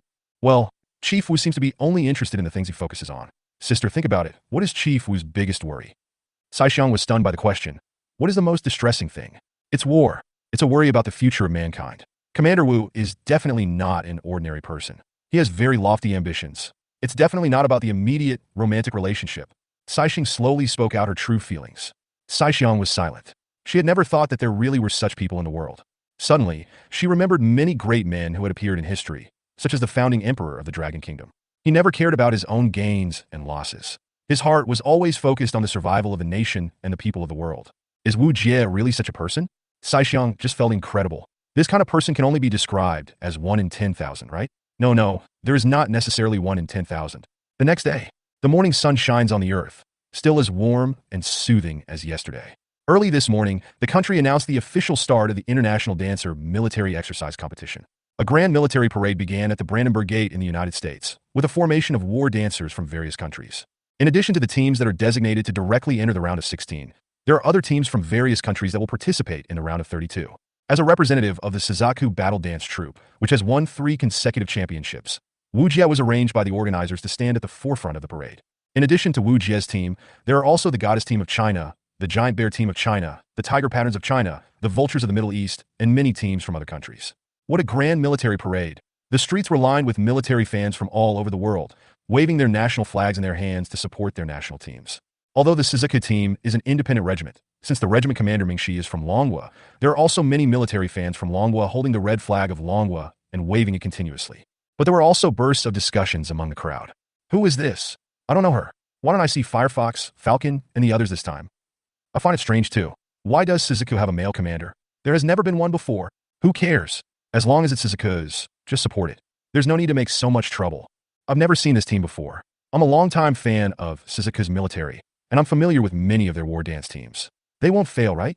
You are such a pessimist. But now that you put it that way, what if something goes wrong? There was a lot of discussion among the crowd, especially the Suzaku team, which aroused heated discussion among military fans. In addition to Suzaku's military fans, the goddess in the back and the commander of the Giant Bear also looked at the team in front with surprise. Suzaku never brought human commanders with him before? What does this mean? The military parade was very grand. Not only were there military fans from various countries, but there were also high-ranking government officials from various countries. After all, Here were their country's elite war dancers, and if they were not protected like treasures and something happened to them, it would be a big problem. The sky was filled with colorful fireworks roaring continuously. Considering the safety issues, these fireworks were all holographic images. Countless glittering fireworks fell from the sky and disappeared once they landed on people. Such a scene made everyone's hearts surge with emotion. Afterwards, the top leaders of the country organizing committee gave speeches one by one and then officially announced the start of the competition. The participating teams entered the venue one by one. This was a venue specially built by the organizer in the suburbs of Berlin. This stadium uses the most cutting-edge terrain transformation technology of human science. Not only can it switch freely between rainforests, wetlands, swamps, deserts, mud, and mountains at any time, but it can also change the weather at any time through holographic sky views. This technology was originally designed to transform the climate of habitable planets, but I didn't expect it to be used here now. Wujia didn't know whether to cry or laugh. Chapter 77 Famous Generals from Various Countries. This is a super large stadium, covering a total area of 8 square kilometers, which is twice as large as the military exercise field used by the base before. Ordinary people are also allowed to watch the games at the stadium, so there is a constant stream of military fans from all over the world, and seats are hard to come by. The audience seats are also divided into 8 areas, and there is a dedicated super large holographic screen in the audience area. The entire game will be tracked and filmed by drones. All-round tracking and filming will be carried out from high altitude, ground, and close range, and the faces of the war dancers will be broadcast simultaneously in real time around the world.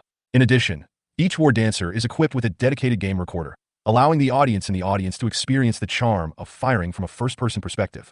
In addition, each seat in the stadium is equipped with a telescope. In addition to watching the battle on the holographic screen, you can also watch the battle directly with a telescope. It's really exciting. I saw a huge platform slowly rising in the center of the arena and countless dancers squatting on the ground. Oh, it's the song and dance performance at the opening ceremony. Look in the middle. It looks like Miss Neva. Neva, Neva, Neva, I love you. Whoosh, he whistled as he spoke. The entire audience was boiling with excitement. The blonde Neva slowly raised her hand, then turned around gorgeously and faced the camera. She slowly began to sing. There is no love more intense than fighting. There is no temperature hotter than the flames. There is no sky more vast than the stars. We live in this universe. We seem unique. Are we really lonely? Not in a more distant place. There's a brand new future waiting for us. The opening ceremony was very lively. At this moment, generals from various countries gathered together in the audience stands, sometimes talking and laughing, sometimes paying close attention. This year's competition is also very fierce. Sitting in the front row was an old man wearing a Dragon Country military uniform, with sharp eyes flashing, as if he had thought of something. He was leaning on a red sandalwood cane, with his hands resting on the base, and his sitting posture had an indescribable majesty. Time has not made the old general's temples whiter, but has instead added a bit more aura of a superior. The 5 gold stars on his shoulders showed how noble his identity was, which made the other generals present couldn't help but look sideways. They all knew who this old man was, and they also understood who was the one who turned the tide when Aurora first appeared and promoted the origin plan with all his strength. The old general sat alone in the front row. The seats on his left and right were empty, but no one dared to sit next to him, because the seats in the audience stands were specially arranged according to seniority for generals from various countries. No one dared to change their seats rashly. General Wang, long time no see. Do you still miss me? A somewhat stiff Chinese voice was heard next to him, and the old man tilted his head slightly when he heard it.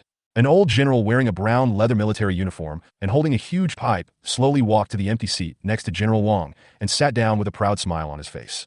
It would be fine if only one person came today, but why did these two show up together? Yeah, what's going on? Why are both old generals here? I have a feeling this year's military dancer competition will be extremely intense. For a moment, the 2 old generals attracted their attention, and all the generals from other countries started talking. After all, they are generals of one of the world's top superpowers. Generally speaking, they would not be allowed to participate in such competitions. If there is any general present who does not know these 2 old generals, then he does not need to stay in the military anymore and should just go back to his hometown to farm. In previous sessions, only a few generals of moderate fame were sent for formality. Why are all the big names coming this time? Is that possible? At this moment, there was another commotion among the crowd. Some generals even couldn't help but stand up, then sit down, then stand up again, and sit down again. What's going on? This year's military dancer contest is too out of scale. I can't believe it. I didn't expect it to be these 3. Why are all 3 of them here? A bearded general slowly walked out of the crowd, with his hands behind his back and a shrewd look in his eyes. He looked even younger than the previous 2. But it would be bad if you were deceived by his appearance, because this old general is a figure who would tremble 3 times if he stomped his feet in the military. First came General Wang of the Dragon Kingdom, then General Roselle of the kingdom holding a huge pipe, and General Bostern of the kingdom. What wind is blowing? The generals who had a bit of political sensitivity all felt that the matter was not simple, and immediately realized that the gathering of the generals of the three kingdoms was not as calm as it seemed on the surface. Some generals have even quietly opened their own dedicated communication channels to report to senior domestic leaders. At the same time, due to the appearance of the three generals, the shadows of people kept swaying in the stands, and even the shadows of countless war dancers could be seen. But they soon disappeared in a flash. It was obvious that these war dancers had all activated their invisible force fields. They were the exclusive guards of these generals, responsible for protecting the general's safety. In addition to the invisible war dancers, there are also visible war dancers. Their postures are meticulous, and their eyes are like sharp eagles, sweeping across the entire venue. They are always alert to any disturbance. If there is any abnormal situation, they will behead them immediately. For a moment, all the generals fell silent. They all felt the tremendous pressure at the moment. All the generals turned their eyes to the three in front. They just wanted to see what kind of sparks would be created between these three generals.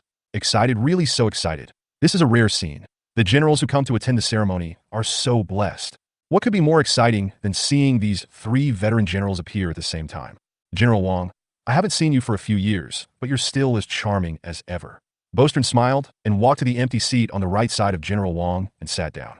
It turned out that the seats on the left and right sides of General Wang were reserved for these two generals. You're getting old. From now on, the world will belong to the young. General Wang saw Bostern smile, which was a rare moment. Haha, General Wang, you're joking. Although current technology can achieve immortality, it can still prolong life. General Wang can at least live for a few decades.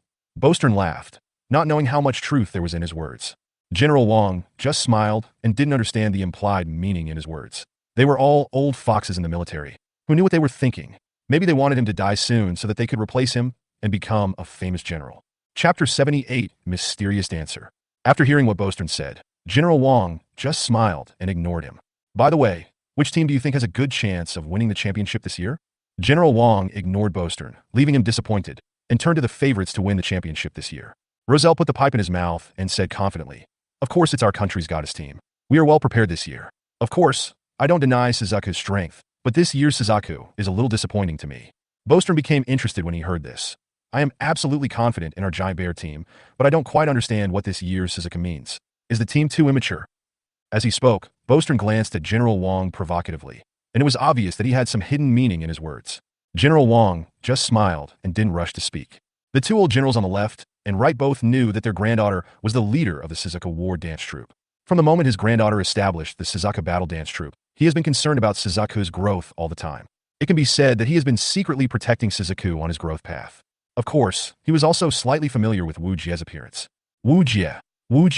It turned out to be him. General Wang suddenly remembered something. The top graduate of the East China Military Academy. He is also the commander of the Silver Falcon Squad of the Suzaku Battle Dance Troop, and also his granddaughter's junior. I don't know if this brat still remembers this old man like me. The corners of his mouth curved slightly, as if he was recalling the time when he was the principal of the East China Military Academy. Remember, Wujia, why did you fall asleep again during class?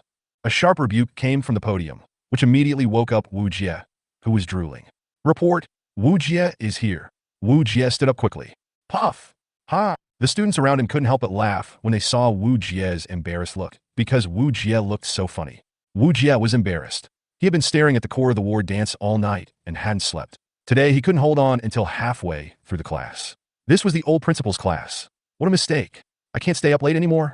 General Wang glared at him unhappily, pointed at a line of words on the blackboard and said, Wujia, tell me, when two armies are at war, what should they be most afraid of? What should they be most afraid of? How should they respond? Wujia immediately saluted and said, when two armies are at war, the worst thing to do is to go first. The way of war is to be cunning. The first mover should first scout, then think, and then act. The most worrying thing is that the army's morale is weakened. We should guard against words and beware of corruption. If we fail to do our duty and take precautions, there will be endless troubles. So we should mobilize first, then make friends, and then unite. After a pause, Wujia added, to reply to Principal Wang, no matter what you are most afraid of or what you are most afraid of, you should always remember your duty as a soldier. Take it as your responsibility to defend your country, and take it as your duty to protect the people. Principal Wang nodded, but did not signal Wujia to sit down. Instead, he said, that's a good answer, but it's only half right. Let me answer the other half. Principal Wang walked slowly in front of Wujia, his eyes looking at everyone. Practice without theory is blind practice. Theory without practice is empty theory. Please remember at all times that everything you have learned in school is just a summary of the experience of your predecessors. You are just leaning on a big tree to enjoy the shade. See with your own eyes, hear with your own ears, and feel with your own heart. Don't just apply what you learn from books and practice. Experience and feel it with your heart, and use the power in your hands correctly. Do you understand? Yes. Principal. Retracting his gaze from his memories, General Wong smiled and said, that little guy is not as simple as you think. How about I make a bet with you too? Oh. Roselle narrowed his eyes slightly, looking at the old man in front of him, who he could never understand in his entire life, his thoughts in a tangle of confusion. Bostern seemed to have guessed something and said with a smile, okay, if someone else bets with me, I definitely wouldn't be interested, but since General Wong has asked, I'll be willing to play along no matter what. He clapped his hands, and a young man with brown hair and brown eyes in his early 30s walked over from behind.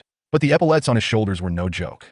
He was already a major general at this age. The young major general said nothing. Wearing white gloves, he took out a small box that was particularly beautifully wrapped from his pouch. If there is no prize for betting, it would be too boring. This is my little belongings. I will use it as the prize for this competition. In a particularly arrogant tone, Bostern hinted to the young major general to open the box. The moment the box was opened, all the generals behind it widened their eyes. This, Bostern, you are really willing to spend so much money. Seeing what was in the box, the old General Roselle, who was used to seeing all kinds of treasures, became a little uneasy at this moment. A hint of shock flashed across General Wong's eyes. He didn't expect that Bostern would actually take it out for gambling. The stakes were not small. When Bostern saw that the two old guys were no longer calm, a smug look suddenly flashed in his eyes. What do you think? I'm just worried that you won't be able to come up with any valuable belongings. Then it will be you two old guys who will lose face. Ha, okay, since old man like you, Bostern, have taken action, I can't lose in momentum. He waved his hand gently to the side, and suddenly a ripple flashed in the air, and a war dancer in black dance costume emerged from the invisible force field. Seeing the war dancer in black dance costume, General Wong and Bostern both showed a hint of surprise and looked at each other. As generals holding the highest power in the country, they had already investigated the new dance costumes researched by the country, which were not only powerful but also had many functions. What is he doing? This is the fruit of our country's technology and a symbol of our strength. I think the two old generals should understand its value even if I don't tell them. Of course I'm not a slave-loving person, but the relationship between her and me is a little special, more like that of a father and daughter. If the team supported by either of the two generals wins, I will give her to you as a gift. Of course, I'm not selling her. She is free. I can only lend her to you to serve for 3 years. After 3 years, you must return her to me. I believe that after using her, you two will definitely be full of praise for her abilities. What is this cunning old fox up to? Who doesn't know the technological strength of other countries? Why would they bring such a technological gem to their side? What a joke. Who likes to have a large camera hanging around them? Chapter 79, 13 Special Zones. But then again, General Wong and Bostern are not ordinary people. I believe that Roselle dares to put his precious technological crystal in his hands, which means he is not afraid that his war dancer will be investigated by the other party. Either you are overconfident or you really do nothing. This is equivalent to a psychological game.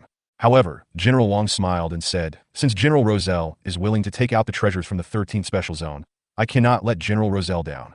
Special Zone 13? Bostern sat up straight in an instant.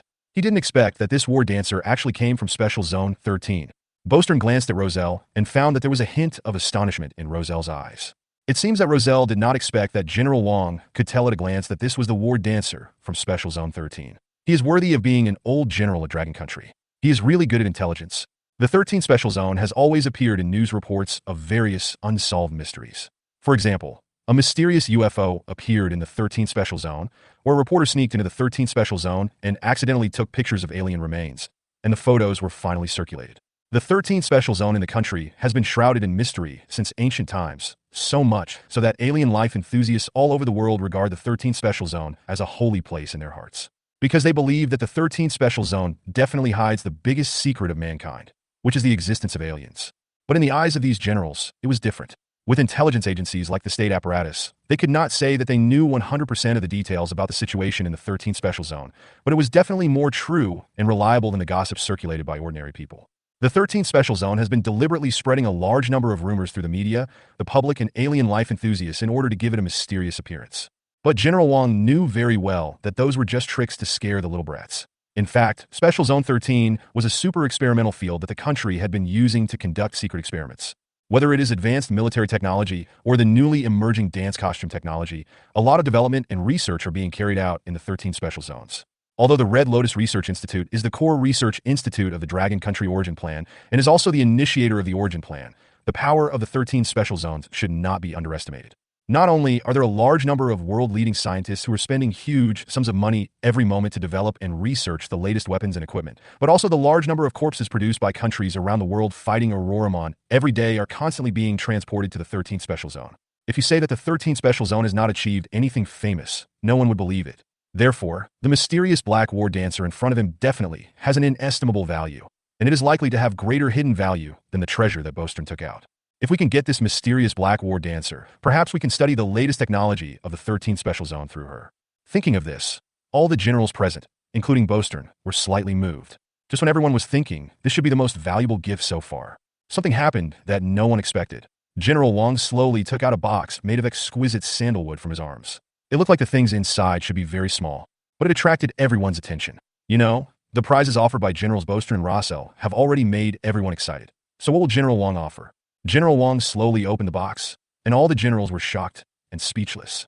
General Wang, you? Bostern stood up immediately, his eyes fixed on the contents of the box. Roselle also gasped, clenched his fists tightly, and frantically calmed himself down. Take it, must take it.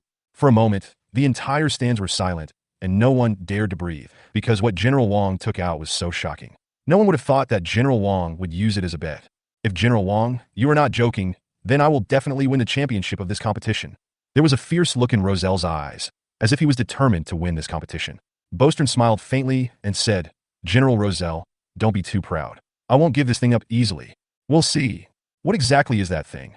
The origin of the Origin Project, the fragment of the true Origin Stone. Defeatingly, I say, Cixia, can't you just sit quietly for a while? Shala held his forehead and said helplessly. Cixia said excitedly, how can I sit still?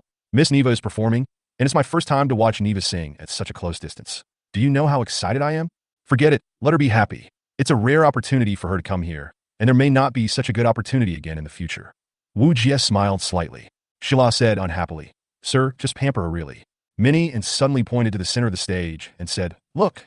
Everyone's attention was drawn to Minions pointing, and they saw that the sky was suddenly opened up, and the sky, which was made up of honeycomb-like hexagons, suddenly turned over piece by piece and became covered with dark clouds. Suddenly, a little rain began to fall from the sky, just like the rain in June, which lasted for a long time. This was really hard to imagine in the cold January sky. It really is a technology for transforming habitable planets. Even the weather can be controlled. It's a pity that the Earth is currently at war with Auroramon. Otherwise, humans might have already started migrating and transforming other planets. All the jump equipment was trapped in the Arctic, and no one knew what the situation was like on the other side of the jump channel. As a result, the development of human jump technology came to a standstill. Some even suspect that it is the development of jump technology that has caused humans to be trapped on Earth and unable to leave. Because the appearance of Auroramon was too coincidental. Just when humans had just mastered new technology to explore the universe, Auroramon happened to appear, and it happened to appear from the jump channel created by humans. This has led to a considerable number of people on Earth being pessimistic about migrating to other planets. They are worried that once they migrate to other planets, they will encounter things similar to Aurora Beast. What if Aurora Beast appears again after they migrate? What should they do? Chapter 80 Schedule and Rules. The opening ceremony slowly ended in a light rain, and the audience seats, which had been cheering loudly, gradually quieted down. At this moment, the competition officially begins. Since Wujia represents the Suzaku Battle Dance Troop, they can skip the 32-16 match and start directly from 16-8. Taking time into consideration, the schedule is somewhat tight. The top 16 competition will be held over 2 days, with 24 hours of non-stop competition. A single game is 90 minutes. Regardless of the result, it will be forced to stop after the time is up. If there is no winner, a comprehensive evaluation will be made based on data, such as scoring points and casualty rate, to ultimately determine the winner. Finally, the third day saw the 16-8 match, but compared to the 32-16 match, the match time was longer, extended to 2 hours. On the fourth day, the quarterfinals of the top 8 will be held, with each match extended to 3 hours. On the fifth day, the top 4 to 2 semifinals will be held in the morning, again in a single 3-hour match.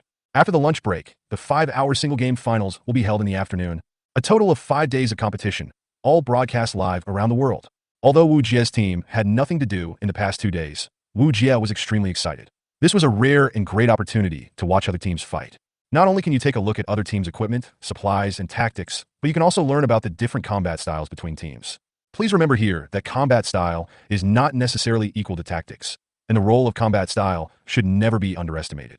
The combat style is a tacit understanding developed by these elite teams through years of fighting. For example, if team member number 1 cooperates well with team member number 2 all year round, then the commander will easily send number 1 and number 2 to attack, because the cooperation between these two people is the most efficient, and it is easiest to achieve the commander's goal. This is also a type of combat style, but it would be wrong to simply classify the combat style into this type, because there are many different ways to express combat style. For example, some people like to be flexible fighters who serve as forwards, using their mobility to constantly shake off and lure off enemy attacks, in order to scout enemy firepower points while sending information to their teammates. His teammates cooperated flexibly with him and played unconventional tactics. There are many such teams. The advantage is that the opponent is hard to defend and flexible. The disadvantage is that if the preparation is not sufficient, it is easy for one person to get into trouble and the whole family will be blinded. When will it be our turn to play? The game has already started, but Sishia is already feeling sleepy. Boya said in a funny tone, "If you feel sleepy, go back to sleep. We will call you when the game starts the day after tomorrow." Sishia sat up immediately. "No, everyone is watching and learning. I can't fall behind." Wei Yishao nodded and said, "Shishiao is not stupid at this time." Phoebe was as concise as ever. "I agree with Wei Yi." "Ah, do you all think so little of me?" Cecilia looked unhappy. Shila said unhappily, "You were like this when you were in the military academy. When will you learn to be more serious?" Isn't it because you all are helping me, I'm just responsible for eating well, drinking well, sleeping well, and being a good baby." Cecilia was still heartless. "You," everyone said in unison. Suddenly, Sishia's eyes lit up, and she pointed to the audience and said, "Look, it's those two beautiful sisters." Everyone followed Chessie's finger and looked somewhere behind them. At this moment, they saw 6 women with oriental faces and black hair watching the game on the field.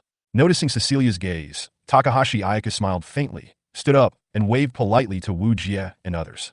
Wujia just glanced at Takahashi Ayaka and didn't look at her again. These two women are too dangerous. They will explode if you look at them for too long. It's better to stay away from them. It seemed that Wujia had no intention of paying any attention to him.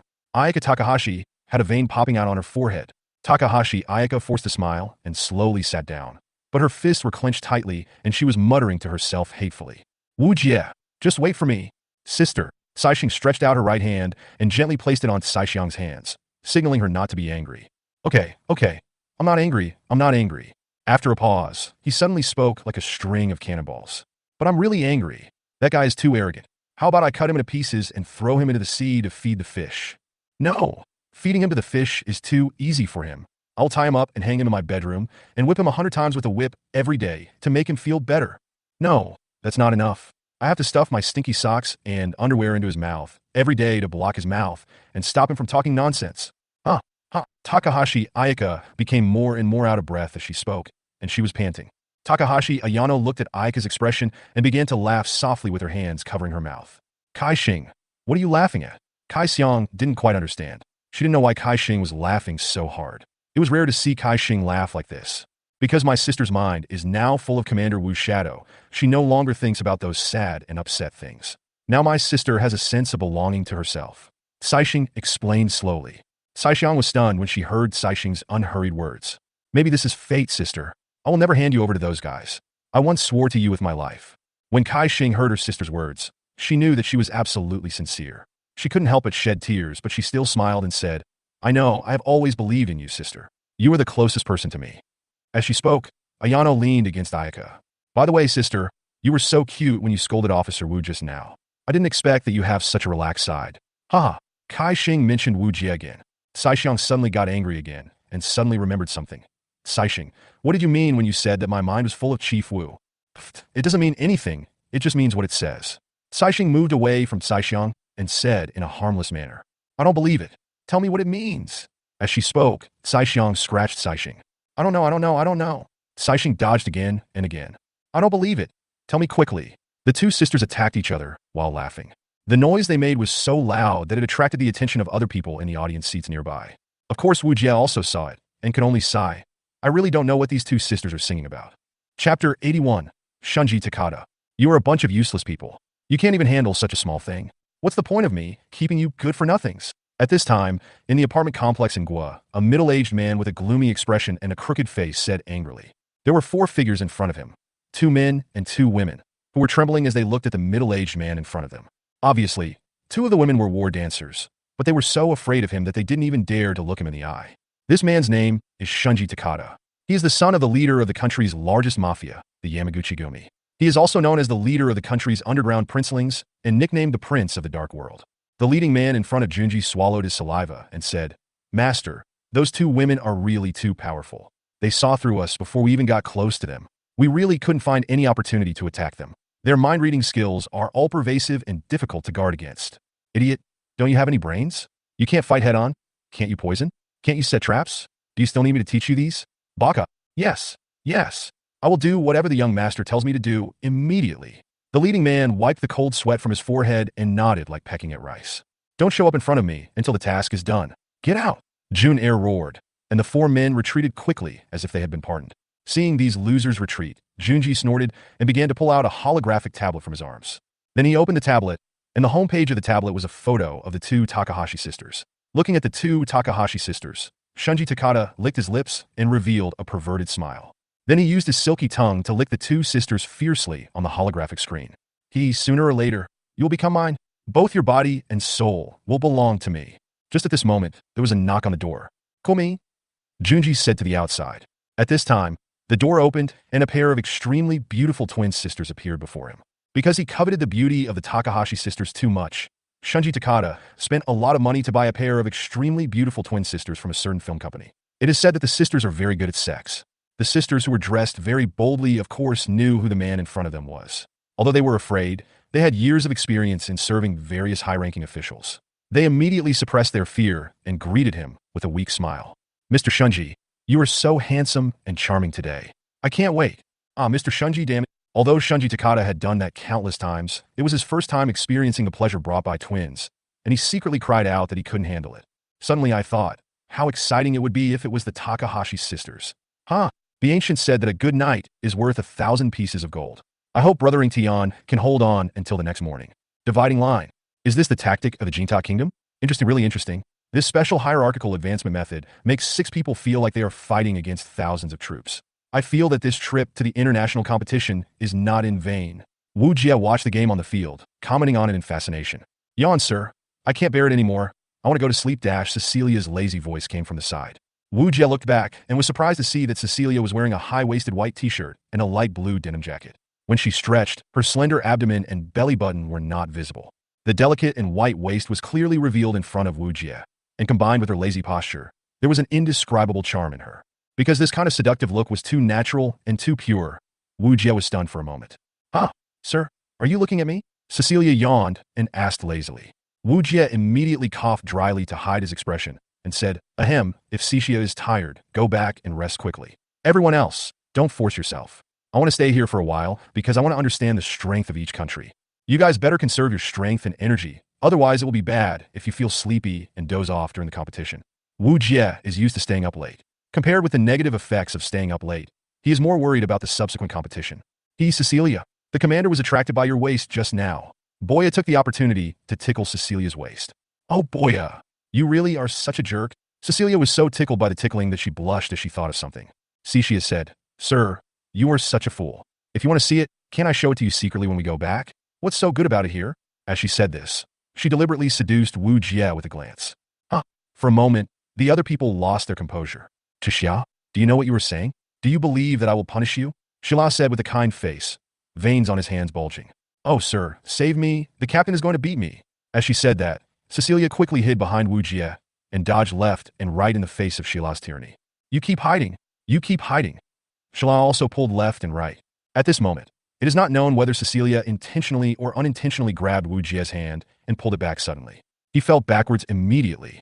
Hey! Shila subconsciously chased Cecilia. Because he wanted to keep up with her, he lost his balance for a moment and fell forward.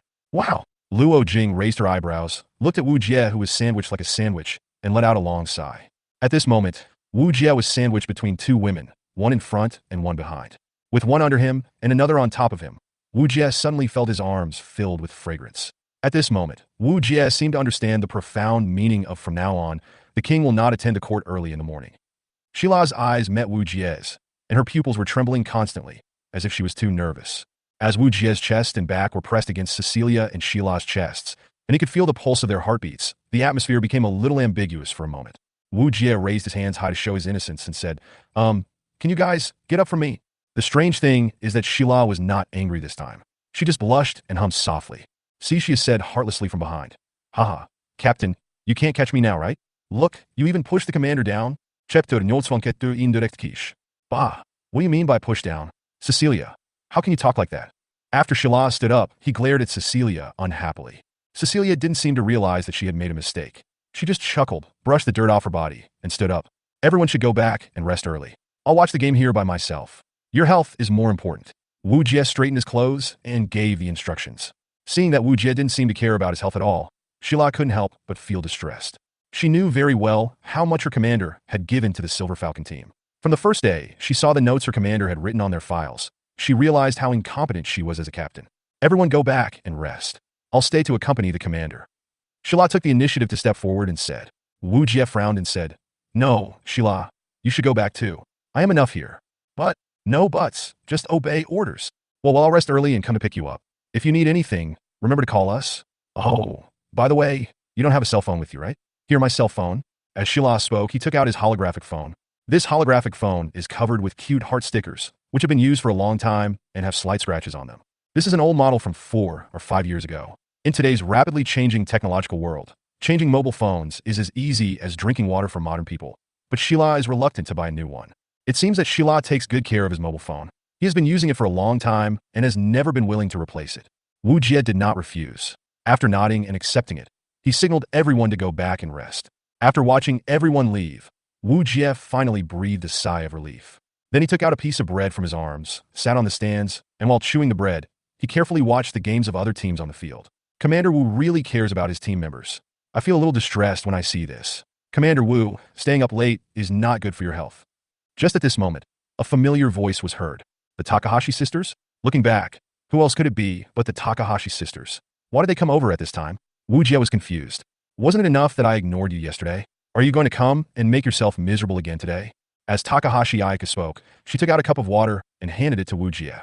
Wujia took a look and didn't answer. But he still said, Thank you.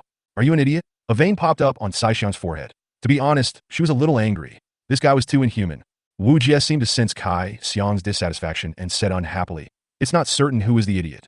I'm telling you two sisters. Why don't you go to bed? Do you want to stay up late? Don't forget, you have to compete at 9 o'clock tomorrow morning. Wujia looked at the antique pocket watch in his hand, pointed to the time, and continued, It's already 1 a.m. Go back and have a good sleep. Don't let me see you two dozing off during the competition tomorrow. Really, you're so grown up, and you still need me to remind you. Listening to Wujia's unpleasant words, Takahashi Ayaka smiled kindly, put her face close to Wujia, and said, Thank you for your kindness, Chief Wu. What if I don't leave? Then do as you please. Wujia rolled his eyes. Don't stop me. I must teach him a lesson here today. I'm so pissed off. Without caring about her ladle-like image at all, Saishiang rolled up her sleeves and started to work. Sister, calm down. Calm down. Saishiang quickly pulled Saishiang, who was about to take action. If my sister hadn't persuaded me, you would have been in trouble long ago, Commander Wu. Saishiang glared at Wujia and sat down. Then he picked up the drink he was about to give to Wujia and drank it through the straw angrily.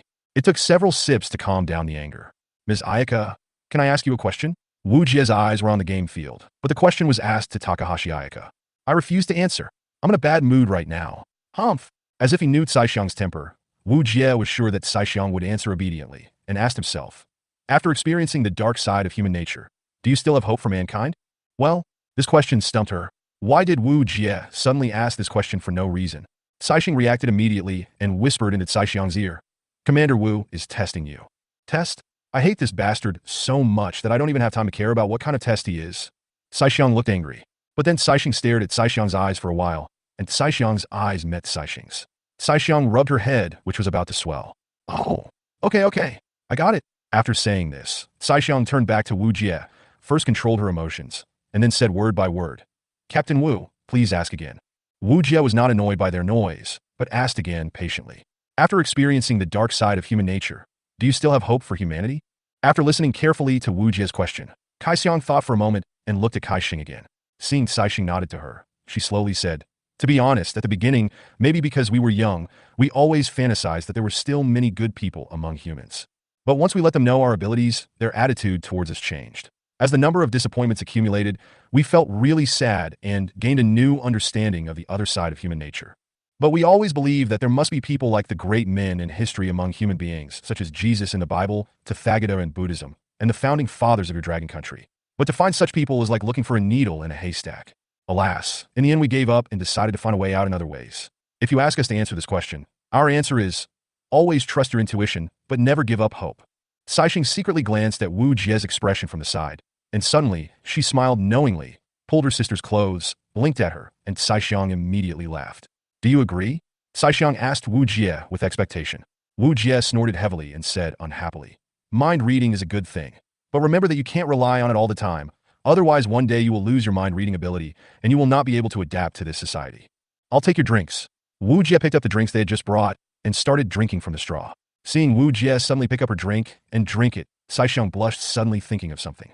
Kaixing said directly, Captain Wu, I just drank, so this should be an indirect kiss, right? Puff. Wujia couldn't help but spit out a mouthful of water. Chapter 83. Why are you blushing? Go back and rest, it's getting late. You guys can't compete with me. We still have a competition tomorrow. I can still sleep in the next day. Wujia said in an unquestionable tone. No, I won't. Saixiang was still angry. Wujia had blocked her chest so many times today. How could she sleep if he asked her to go back to sleep now? It's up to you. Wujia ignored her, picked up his tablet, and continued to record the data he saw on the field. At this time, Wujia was watching the exciting part of the game and taking notes attentively. Wujia's meticulous and serious work aroused Saixiang's curiosity, and she began to observe Wujia carefully. Well, although he is not particularly handsome, but if you calm down and take a closer look, he is still quite elegant, especially when he is working seriously. Saixiang began to comment on Wujia. Is he wearing the commander's uniform of the Suzaku War Dance Troop? As I recall, the Suzaku War Dance Troop doesn't have a male commander, so Commander Wu's uniform should be specially made, and there should only be one of its kind in the entire troop. As expected, a Buddha needs gold, and a horse needs a saddle.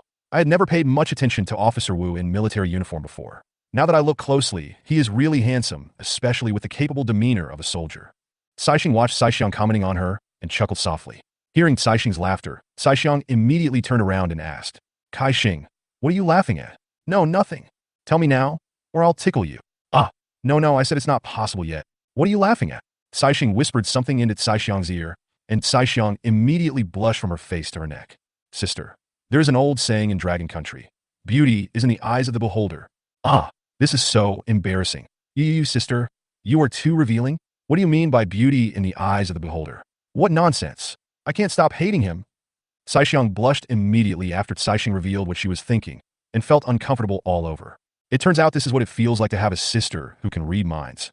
No, if I have any little tricks in the future, my sister will know them, and I won't be able to hide them. Saixiang, who had never realized the serious side effects of mind reading before, only realized the seriousness of the problem at this moment. But she was not angry. She was just wondering if she could ask her sister to help her see how the person she liked felt about her in the future. Sister, your plans are written all over your face. Saixiang said with a sweet smile. What plan? Saixiang asked curiously. Commander Wu is not married and does not have an open boyfriend or girlfriend. This is your chance. I won't be his girlfriend. He's timid and incompetent, has no status or background, and likes to make things difficult for us. As for me, even if I'm single for the rest of my life, I'll never even look at him. Saixiang stretched out a middle finger and shook it and said. Saixiang was already grinning from ear to ear. She could read other people's minds and knew that her sister was a proud person. Sister, you were so cute when you were proud. Ha ha ha. Listening to the two sisters chatting nonstop, Wujia was completely upset. What was going on? How could he do his homework properly? I don't know how much time had passed, but Takahashi Ayaka finally got tired of chatting, so she stood up and stretched. Although she was wearing a cheongsam, it did not affect her showing off her graceful figure. Although it was already early in the morning, there were still some spectators in the stands. When they saw Ayaka Takahashi standing up and stretching, several male spectators in the back couldn't help but whistle at her. Takahashi Ayaka was too lazy to pay attention to them. After sitting down, she wanted to sleep. Sir, can I lean on your shoulder? Takahashi Ayaka seemed to have no awareness of being a rich lady and wanted to lean on Wujia in a familiar manner. Wujia originally wanted to avoid her, but then he thought of some things and decided to give up and let her be, as long as it didn't affect his work. Ms. Saixiang, if you feel sleepy, go back and rest. Wujia thought about it and advised softly. Commander Wu, what did you say? Wujia suddenly felt helpless. Looking at the sleepy Takahashi Ayaka, he had no idea what to do with her. Ms. Saixiang. Wujia looked to the left and saw that Saixiang had also fallen asleep, leaning on Saixiang. Wujia did not continue to disturb them, but quietly watched the game that had just ended. At this moment, the field had become quiet. At the same time, she looked back and saw that the 4 dancers who had come with them had already left. Perhaps they had received orders from the 2 of them to go back and rest. Thinking of this, Wujia felt a little relieved. He was just worried that she had left the 4 dancers behind.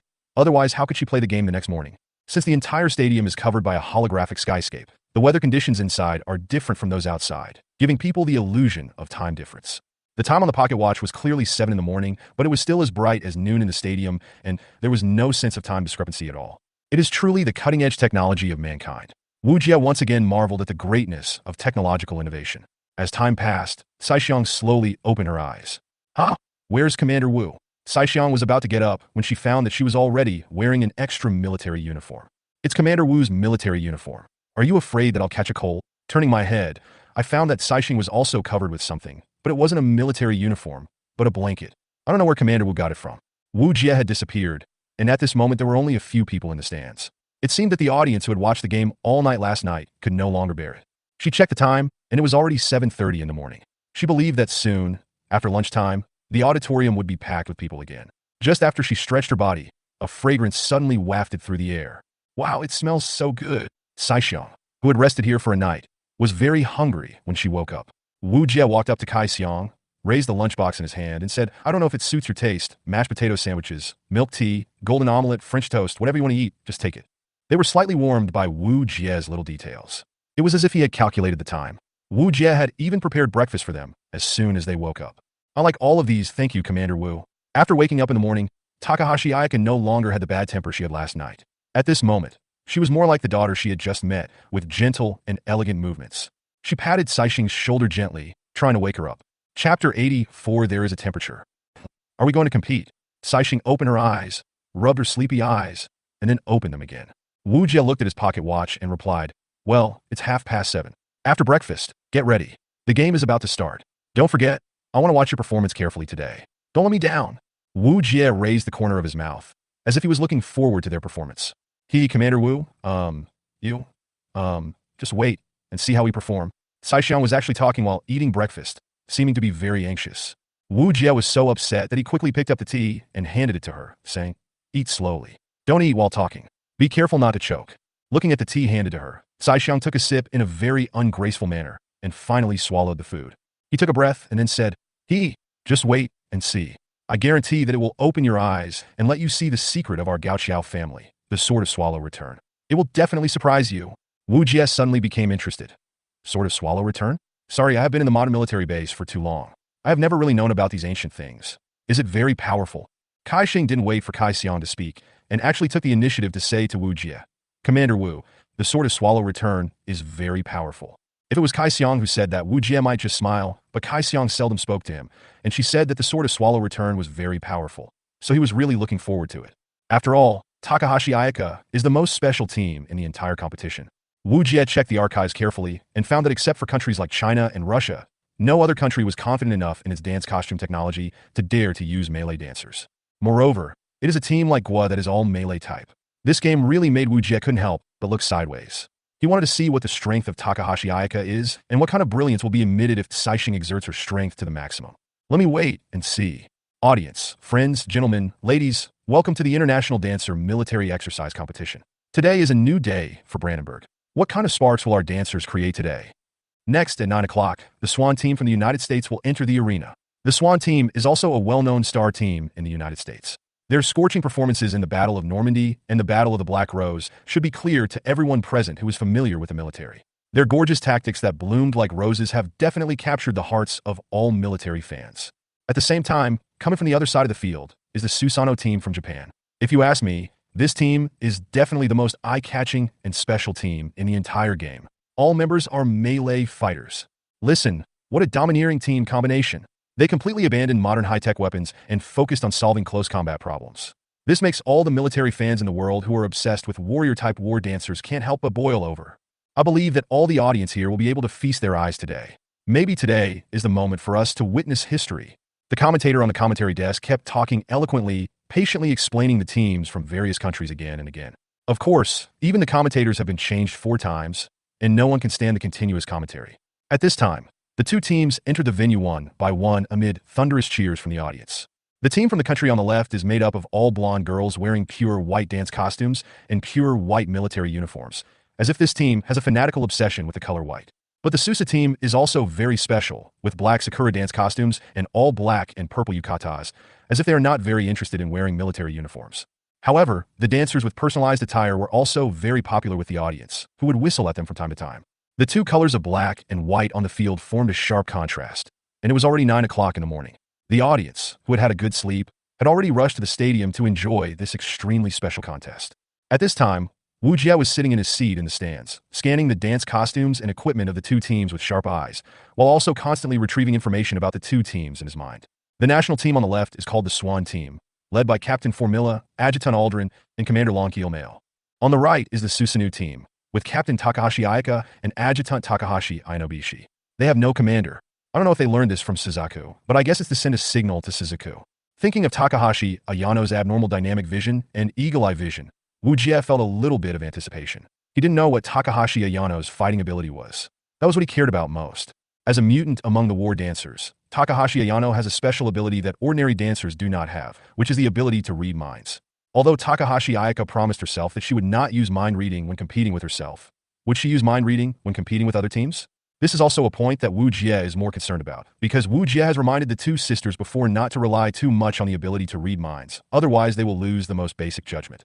Just as Wujia was waiting for the referee to announce the start of the game, Sheila and the others also arrived. "Sir, good morning. You worked hard last night." Sheila looked at Wujia with heartache. She knew that the commander often stayed up late to do homework, just to make everyone suffer less during the battle. Cecilia rushed to Wujia's side and began to massage his shoulders and back, kneading and pinching him. "Look, sir, your shoulders are stiff. If you don't move them for a long time, be careful of periarthritis of the shoulder," Cecilia said while rubbing her shoulders. I didn't expect Cecilia to be so thoughtful. Wujia couldn't help but sigh. He didn't refuse her massage and quietly enjoyed this moment of comfort. Sheila also sat down on the other side and gently pressed Wujia's arms to help him relieve the pressure of his muscles being stiff for a long time. The audience behind the stands were so envious that they could not help but express their envy when they saw Wujia being surrounded by two beautiful women and being massaged back and forth. "Thank you, everyone." Wujia expressed his sincere gratitude. Sheila shook his head and said, "Commander, finish watching this game and go back to rest. Did you hear me? We have been up all night. Let us watch the game from now on. I will bring my notes to you." Feeling Sheila's attentiveness, Wujia smiled and nodded slightly. "Look, the game is about to start." Chapter 85, Swamp Battlefield. Formilla, it seems that our opponent is very special. Are you confident?" As the commander of the Swan Squad, Longkeel moved his neck out of boredom. Looking at Longkeel's lazy look, Formilla was silent for a while. "Oh, Commander, can't even such an opponent arouse your interest?" Aldrin said with a chuckle. As the adjutant of the Swan team, she knew Longkeel's temper too well. After all, they had been fighting together for more than 3 years, and they were a famous old team. Longkeel said lazily, "Aldrin, you should know that my goal is to be the champion. If the opponent is not someone like Suzaku, the goddess, or the giant bear, I will definitely not be motivated. But Commander, even if the opponent is not a strong team, we still have to be cautious, right?" Aldrin tilted his head, expressing his doubts. "That's true, but if it's a crushing victory, I really have no interest. It's a different era now, and they're still using ancient things like cold weapons. I really don't know what's in the minds of those people in China." Longkeel still didn't regard the Suzaku team as a strong enemy at all. After all, he was arrogant. At the same time, the Swans were a veteran-strong team and one of the favorites to win the championship this year. There is nothing wrong with what Longkeel said because according to the current mainstream common sense in the world, everyone knows that the weakness of the warrior-type dancer is not only that they have core defects, but also that they specialize in close-range combat. Once the opponent uses the kite method, it is easy to be defeated in one blow. It would be fine if there were only 1 or 2 melee fighters in the team, but if all of them were melee fighters, it would be a sign of not taking the opponent seriously. The opponent is very strong. Formilla, who had been silent all the time, suddenly spoke. "Longkeel? Aldrin. Huh? Did you see anything?" Longkeel perked up a little after hearing what Formilla said. Fumara shook her head and said calmly, "I can't tell, it's just a hunch." After all, he and Formilla have been in a team for a long time. Longkeel sighed and said, "Okay, since Formilla has said so, I will cheer up a little bit." At this moment, the sky over the entire venue suddenly darkened, and a huge wall suddenly rose up around everyone, surrounding them. This is the process of terrain transformation. When the team enters the field, a high circular wall will rise to surround the team. Then after the terrain is completely generated, you can start the game. The terrain generation is completely random, which also increases the fun of the game. At the same time, it can also test each team's maximum strength and adaptability when facing different terrains. The reason why it is not generated in advance is to prevent each team from formulating strategies after understanding the terrain in advance, which would lose the meaning of testing on-the-spot command and response. The rules of the game are different from those of Capture the Flag. It is a battle of annihilation. All ammunition for ranged weapons will be replaced with paint bullets, following the same rules as the paint bullets used in the previous Suzaku War Dance Troop competition. If the degree of paint contamination exceeds 60, the unit will lose its combat capability. Note, losing combat capability does not mean that it cannot conduct reconnaissance or use communication equipment, but it cannot move, which is equivalent to a serious injury in actual combat. If it reaches 85 or above, you will be directly judged as killed. After death, you will be directly eliminated by the system and can no longer use communication equipment or move. There are also weapons and equipment. If they are hit and stained with paint, they will be deemed ineffective, but the contamination degree must be above 60. The calculation rules for melee dancers are different, and the official definition has been made long ago. All melee weapons of melee dancers are switched to swords made of special materials, mainly to prevent accidental injuries. When hitting the enemy's armor, the system will automatically determine the extent of the damage based on the force of the attack. As long as it reaches the specified value, it will directly determine whether the opponent is seriously injured or killed. As the high wall slowly descended, Longkeel glanced around and sighed again. What bad luck! I actually encountered swamp. This kind of terrain is really not suitable for me. Okay, sir, get in the car quickly. The enemies might be here soon. Aldrian kindly reminded. Longkeel responded and immediately perked up, jumping into his own exclusive vehicle, a Jeep with optical camouflage. At the same time, with the press of a button, the tires under the Jeep became larger, and their shape also changed, a bit like paddles. This is a special tire specially developed for swampy terrain. The commander can sit on it and walk on the swamp as if it were flat ground. Everyone listen up, switch your wheels to dance costumes. Although everyone knew that they should change into dance costumes in the swamp area, no one changed without the order from their leader. It was not until Longhair gave the order that they began to change. The movements were uniform and very fast, and all the replacements were completed in less than 6 seconds. This aspect also shows Longkeel's authority and allows the audience to see that the Swan team obeys orders. Wujia nodded slightly. They were indeed a strong veteran team. Although they were eliminated in the quarterfinals in the last session, it did not affect their international reputation. Looking at the Takahashi sisters, they didn't even bother changing their dance costumes. They had already started moving the moment the wall fell. So fast. Their speed was so amazing that even the drone could hardly keep up. If it weren't for the radar on the holographic screen showing their location, Wujia's eyes would not be able to keep up with their speed. Wujia picked up the telescope and carefully observed the Takahashi sisters' every move. What were they trying to do? The Takahashi sisters were divided into 2 groups, one led by Ayaka and the other led by Ayano. Since the location information of the game is top secret, it is impossible for them to know the exact location of the other party. But why did Wujia always have a vague feeling that the Takahashi sisters seemed to know where their opponents were as soon as the game started? Is it my illusion? Wujia was a little curious. He wondered what the Takahashi sisters planned to do, since they neither changed their dance costumes, nor did any reconnaissance. Assuming they really knew each other's location, you have to know that this is a swamp terrain. Not only will the war dancers' moving speed be greatly reduced on this terrain, but the jungle is also dense. If you don't do reconnaissance in advance, you may be ambushed by the enemy at any time. And they don't even switch the wheels. Is there something special about their foot dance costumes? I'm kind of looking forward to it. Seeing that everyone had changed into their hub dance costumes, Longkeel pointed with one hand at the tallest tree on the left and said, Eldrian, take someone to occupy the tallest tree. Yes. Aldrian didn't waste any words and rushed towards the tree with full concentration. Chapter 86 Tactical Showdown. Formula. Activate the cloaking force field and move toward the center. The rest of you follow me. No one knew what tactics Longkeel would use, and the audience in the stands were talking about it for a while. That team from China is really brave. They didn't even change their foot dance costumes and just rushed in. They really don't take the Swan team seriously. I'm looking forward to this Susanoo team. They are all Oriental beauties, so it is very entertaining.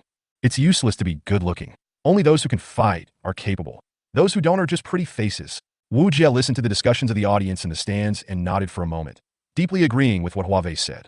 The battlefield is no joke. Good looks are the most useless thing. Only real strength can make people feel most at ease and assured. When Wujia thought of the personalized costumes of the dancers in the Suzaku War Dance Troop, he felt a sudden stomachache for no reason. Although everyone likes to dress up nicely, this is a battlefield and flashy clothes will only become a target for the enemy. But forget it, Suzaku is so powerful after all, and now he has the invisible force field technology, so it doesn't matter if he wears something flashy, as long as he's not stupid. Longkeel led everyone and rushed south, constantly observing the battlefield with a tactical telescope and using the intelligent driving mode to move forward towards the destination. Since technology is now very advanced, the Jeep will start the intelligent driving mode even if the commander does not manually control the Jeep.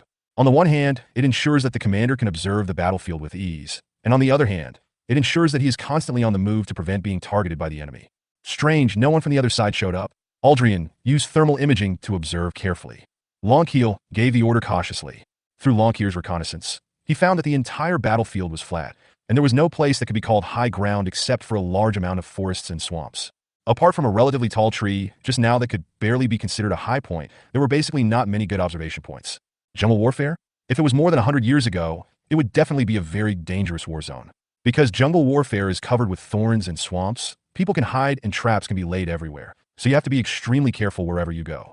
But with the support of today's high technology, each war dancer not only has a thermal imaging vision mode, but also an electric current vision mode. Not only can it detect the enemy's life units at any time, but even the electronic mines and electronic machine guns buried by the enemy will be pulled out one by one. Therefore, apart from the fact that jungle warfare can have a very good striking effect on normal vision, it can be said to be nothing to the war dancers who have other visions. This is today's high-tech warfare. Of course, these things are of little use to Auroramon, because Auroramon is too abnormal and cannot be measured by common sense. 3 small red dots suddenly appeared in Aldrian's eyes. After zooming in, he found that there were 3 figures approaching the commander's forward route. Report to the commander. Eastern coordinates, 3 enemy dancers have been shared to all our channels. Commander, the enemy is heading towards your route. Please pay attention. With a dripping sound, a red light flashed in the pupils of all the dancers, and everyone knew the enemy's exact location. Okay, Formilla, after reaching the center of the map, stay on standby. I'm going to meet these 3 people first. Longkill was a little surprised. Could it be that the enemy already knew his location? This is impossible. The location information is kept absolutely confidential. The enemy can only take action after detecting your position. But we were just a short distance away from the starting point, not even reaching the midfield one, while the opponent had already crossed the midfield and headed straight for our own route. Is it a coincidence? A trace of doubt flashed through Longkill's mind. Impossible, there are not so many coincidences in this world. Everyone, listen to my orders and retreat immediately. Lay mines, increase the alert level, and target the direction of Eldrian. Realizing that the problem was unusual, the arrogant but cautious Longkill immediately gave the order. Seeing this, Wujia couldn't help but nod his head. As expected of a veteran commander, although he was a little arrogant before, his intuition developed over the years still made him realize that something was wrong. Sheila asked in confusion, Sir, in this situation, shouldn't we just fire at the enemy? Why are we retreating? After hearing this, Wujia laughed and said, This is your weakness, Sheila. Although I don't know much about Longkill, there is one thing that commanders all over the world have in common. Sheila was stunned and asked, What is it? Intuition. Sheila was confused. Isn't this answer too metaphysical? She thought the officer would give her a more logical answer. Wujia smiled faintly and said without keeping the secret, Intuition is just a way of saying it, but there's actually a little trick here. I wonder if Sheila has noticed it. What is it? Sheila was the captain after all. As someone with certain command experience, she was very happy to pass on her experience to Wujia. Look at Longkill. He is not eager for quick success. After discovering the enemy, he did not rush to open fire. Instead, he chose to retreat because he wanted to first figure out whether the enemy had really discovered their position or it was just a trick. If the opponent is bluffing, Longkill will take the opportunity to use the numerical advantage with the adjutant who has joined him to form a defensive formation, secretly observe, and wait for the opportunity. After all, this is a full half of the opponent's team. They can use static to counter dynamic and gain the advantage in the opposite direction. But if the other party is not bluffing and has really discovered their position, then they will not suffer any loss if they retreat. First, they should quickly merge with Eldrin to form a numerical advantage of 5 against 3, and at the same time force the other 3 opponents to reveal themselves. Moreover, Captain Formilla, who is hiding in the dark, will be like a steel needle piercing the enemy's heart from behind. When the enemy focuses their attention on our main force, Formilla will take the opportunity to launch a devastating attack on the enemy's back, forming a pincer attack from the front and back. Don't underestimate Formilla. Although she is alone, she is a dancer of the Rose Dance Army class. She is also a veteran dancer who has been famous for many years. Her combat power alone is even comparable to that of an entire team of combat dancers. In short, retreat is to show weakness to the enemy, and then take advantage of the enemy's carelessness to launch a counterattack. This tactical technique is called when the enemy advances, I retreat. When the enemy tires, I attack. When the enemy retreats, I pursue. Sheila was stunned after listening to Wu Jie's clear and logical analysis. Dirty. Really dirty. People who play tactics have dirty hearts. Although Sheila thought that his tactical command was pretty good and his grades in the military academy were among the best, after seeing the world competition, he realized that war is not just a competition of tactics. It is also the pinnacle contest of psychological warfare and reaction warfare. No wonder the captain wants to bring the superior into the war dance troop. It seems that I still have a lot to learn from now on. Chapter 87. Fire at will. Of course, if it were just that, it would be fine. The key is that in war, the stronger the individual strength, the stronger the chess piece can be, bypassing the opponent's main force and attacking from the rear. The more powerful pieces you have, the more power you can freely use. If I have 2 or more players like Qing Xiuyu and Gamma, I will probably adopt a more radical strategy. Only in this way can I deal the greatest blow to the opponent. Wu Jie smiled and continued. So-called intuition is actually on-the-spot judgment, which is different from what we learn in books. Large-scale battles focus on momentum, while small-scale encounters focus more on time. After hearing what Wu Jie said, Sheila only hated that he was not strong enough to help Wujia. It would be great if he could be like Captain Qingxiu and hit the enemy's heart like a steel needle. It's a pity that I still have so much to learn, and I'm still too young. Shila thought of something and felt that he should listen to his superiors more carefully and study hard. So she asked, "Sir, what exactly is this time?" Wujia did not hide his shortcomings, but said carefully, "If I were to explain it in detail, it would probably take days and nights to finish. It focuses more on understanding. But based on my personal summary, this time represents time and space." Time and space. Yes, that's right. Space and time are divided into time, opportunity, and space. So that's how it is. Let's not talk about it for now. They are about to encounter each other. As soon as Wu Jie finished speaking, the first artillery fire was heard on the battlefield. It was Aldrian who fired the shot. Boom! Aldrian, who was watching from afar on the treetop, received an order from his superior and fired a shot at Takahashi Ayaka's group. Why only fire one shot? Just when everyone was confused, Takahashi Ayaka's team suddenly went crazy and sped up. With so much jungle and trees blocking the view, it is easy to crash into a tree if you speed up rashly. Commander, the enemy speed has increased to 150 kilometers per hour. A strange light flashed in Aldrian's eyes. Kilometers. This speed is not considered fast if you're just driving on the road. With today's technology, 150 kilometers is normal. But don't forget, this is a jungle swamp with randomly staggered trees blocking the way everywhere. When moving at high speed, the inertia generated by the body is very strong. This is the law of physics. In addition, the weight of the dance costume of the war dancer itself. If a tree suddenly appears in front of you, it is impossible to dodge it quickly. So in a jungle like this, based on past experience, 80 kilometers per hour is pretty fast, but even so there is still some danger. The other party rashly increased the speed to 150 kilometers, even in a jungle swamp. Isn't this crazy? Of course, it is not impossible if the opponent starts to use a defensive force field or uses a dance costume to forcibly crash into the tree. But that would certainly greatly affect their speed of travel, thus disrupting their formation, and the crowns and branches of the fallen trees would also affect their vision and concentration. What on earth do they want to do? Aldrian felt incredible at this moment. At this moment, she exclaimed, "So that's how it is."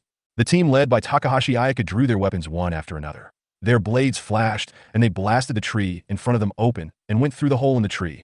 Of course, Longkeel below was also shocked. It was the first time he saw such a brutal method of advancement. However, this also shows one thing. The opponent will consume a lot of his physical strength and core energy during the sprint. You know, this is a 90-minute match, which not only tests the tactics of both sides, but also tests the baggage configuration of both sides.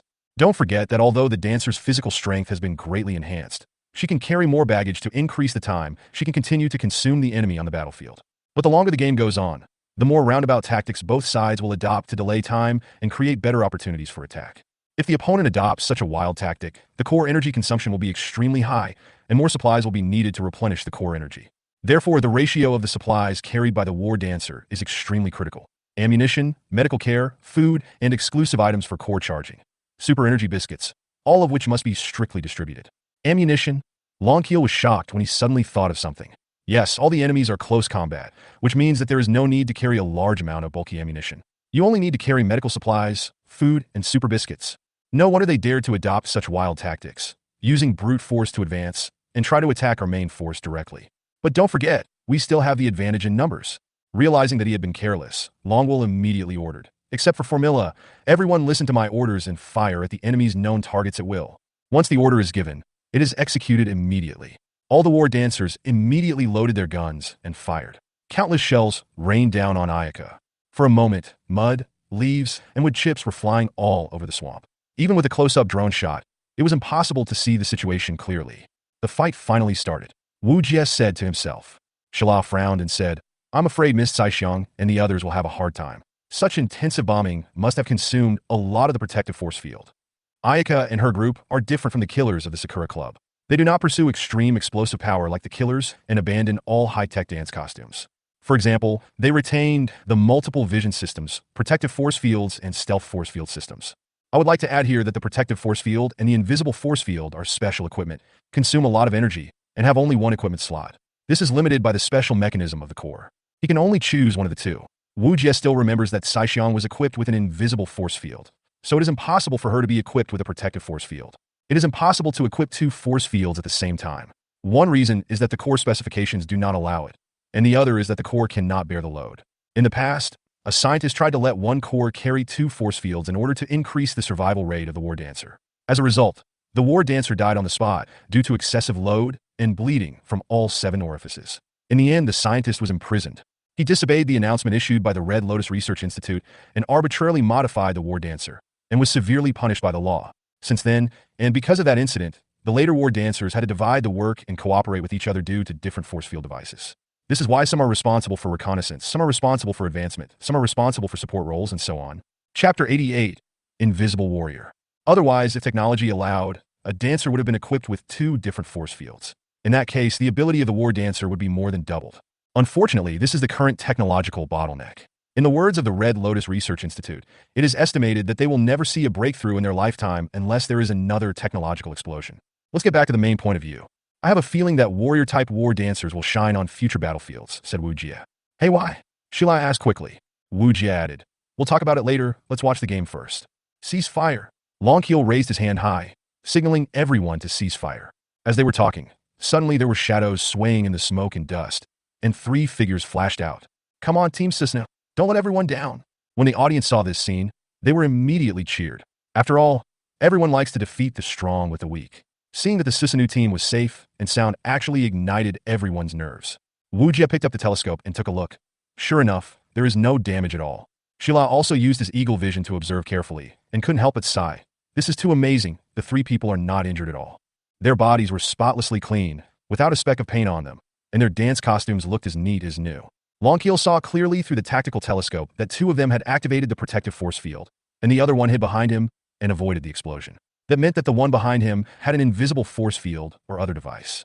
Suddenly, Takahashi Ayaka rushed out and disappeared in front of everyone. Invisible. Longkeel was stunned. It was the first time he saw such a reckless enemy. Becoming invisible in front of the opponent, what did this mean? But he did not give up his caution and immediately picked up the tactical telescope to observe. From multiple angles, none of them showed Takahashi Ayaka's location. This is impossible. He was stunned. Even if she could deceive thermal imaging by lowering the temperature through the dance costume, how could she make ray reconnaissance and electric current reconnaissance completely invisible? Eldrian, what about you? A drop of cold sweat flowed down Longkeel's forehead. Sorry, Commander, I didn't notice it either. Aldrian replied calmly, but in fact her heart was in turmoil. Could it be the latest coding technology? Thinking of this, she recalled a new coding that was mentioned in a foreign scientific research journal before, but it did not cause much sensation internationally at that time. There are too many research institutions that use the guise of advanced codings to defraud scientific research funds. But this time it's a little different. Maybe the other party used new coding technology, so they dared to be so bold. Commander, the other party has activated the invisible force field. According to the consumption rate, it should last for about 60 minutes. Although shocked, Aldrian did not lose his composure and reminded his commander. Yes, I know. Thank you, Eldrian. Everyone listen to my instructions. Turn on the second-hand countdown in the upper right corner. At the same time, equip smoke bombs and fill the area within 500 meters around with smoke. Also, turn on the electric current vision at all times. Don't miss any clues. Longkeel is indeed a veteran commander. Although he no longer has the convenience brought by visual assistance, he has not forgotten the ancient traditional methods. In the smoke, whenever an enemy passed by, no matter how invisible she was, she would always leave traces of the smoke being stirred. Yes, upon receiving the order, everyone immediately loaded the smoke bombs. There was a series of gunfire sounds, bang, bang, bang. The sound was quite nice, and smoke bombs soon exploded around. Because the number of smoke bombs is limited, spreading it within a radius of 500 meters is already a considerable consumption. Taking into account the subsequent battles, in order to prevent the enemy from having a stealth force field, Longkeel will not use up all the smoke bombs at once. He felt a little distressed to have to use so many smoke bombs just for an invisible war dancer. In his opinion, the 2 war dancers in front of him did not pose much threat because they were always within his field of vision. But the invisible war dancer is different. Not only may she have a special coding to counter reconnaissance, but she may also have other means. After all, she has not taken action yet. However, the 2 war dancers were not in a hurry to attack at this time, but hid behind the trees, waiting for the opportunity. Longkeel was no fool, of course. The smoke bomb had a limited time, and it was impossible to keep wasting time. He said to everyone, Eldrian continues to monitor, and the rest of you continue to attack the enemy behind the tree. As they spoke, everyone immediately started firing at them. However, since these 2 war dancers were carrying protective force fields, and they did not stand still and take the beating the entire time, they kept dodging left and right while continuing to advance towards Longkeel. Change the bullet, said a team member. Due to the continuous bombardment, ammunition is consumed a lot. Although a single magazine contains a lot of bullets, there is always a time to change bullets. Eldrian's eyes suddenly flashed with a fierce look. At this moment, she had switched the cannon in her hand to a sniper cannon. With her electric vision turned on, she captured something in the fog in an instant. Without time to explain, she pointed the gun at the team member who was reloading. With a whoosh, a shell instantly flew out of her gun muzzle, leaving only a trail of smoke. Immediately afterwards, the shell passed right through the side of the face of a team member who was changing ammunition. If it had been a little bit more off, the shell would have hit her. Then there was a ding sound, and a katana suddenly appeared from the fog, like ripples in the water, and Ayaka's figure was clearly visible in the fog.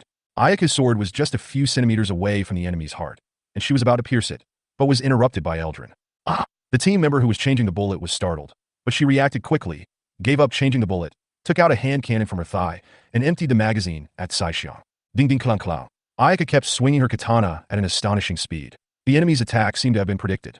None of them hit Ayaka. All of them were deflected by Ayaka's sword. What? The team member made a shock sound. Is this still the War Dancer? Although War Dancer's motor nerves and reflexes were indeed very strong, this was the first time she had seen one so strong that it could deflect bullets with a knife. Get out of the way! Aldrian roared on the radio, and then her gun fired again. But Saixiang just glanced at Eldrin indifferently and swung the sword in her hand fiercely at the air. Chapter 89. The whole audience is boiling. Takahashi Ayano's shell, which the naked eye could not see clearly, was directly knocked away by Ayaka's knife. Then there was an explosion. Boom! A huge tree nearby suddenly exploded and broke into pieces. However, Ayaka Takahashi was unharmed. Hiss! This is a real warrior. Team Suzaku. I love you. So cool. So cool. So cool. The scene that I could only dream of before actually happened. Thank you for making my dream come true. The audience was completely boiling. At this moment, inside the room, all the generals looked at the battle in front of them and started discussing it. Some of them even took the initiative to applaud. It's so passionate. They're all soldiers. Although their combat effectiveness with guns is not weak, fighting in such a primitive and violent way can easily ignite people's adrenaline. General Wang's eyes lit up with wonder, and he nodded continuously. Is it the Suzaku team from Japan? Takahashi Ayaka. I remember she seems to be the daughter of the Takahashi family. Roselle said thoughtfully while looking at the battle in front of him. However, Roselle was not interested in this primitive way of fighting. In his opinion, it was foolish to fight in this way when technology was so advanced. He thought it was unacceptable to not use long-range weapons, but instead fight the enemy in close combat. But Bostern, who was standing by, laughed and clapped his hands in praise. Excellent. Very wonderful. It suddenly occurred to me that if our army could train such a team, I wonder what would happen. This fighting power is worth learning from. General Wang laughed and said, General Bostern, if it were you, maybe it would work. Although fighting like a samurai is a bit primitive, it doesn't hinder the excitement of such a battle, right? General Wang's words are exactly what I agree with. When I return, I will study this Suzaku team carefully. Bostern replied with a laugh. Roselle said disdainfully, What era is it now? You are still so barbaric. Bostern immediately blew his beard and glared. General Rossell, you don't understand this. Although planes and cannons are powerful, primitive combat can best inspire people's bloodiness and easily inspire the fighting spirit and morale of soldiers. I reserve my own opinion. Roselle did not respond and turned his attention back to the court. Only General Wang looked at the battle in front of him thoughtfully. He seemed to have thought of a new possibility. Perhaps that Brat had also discovered it. And on Wujia's side, it's so exciting. Is this the real strength of those two sisters? It makes me excited, Cecilia exclaimed in shock. What do you think, sir? Shilao's face was also a little hot, and even her chest was a little heaving, indicating that she was also greatly shocked at the moment. Wujia didn't even breathe, but said seriously, Don't talk for now, look carefully.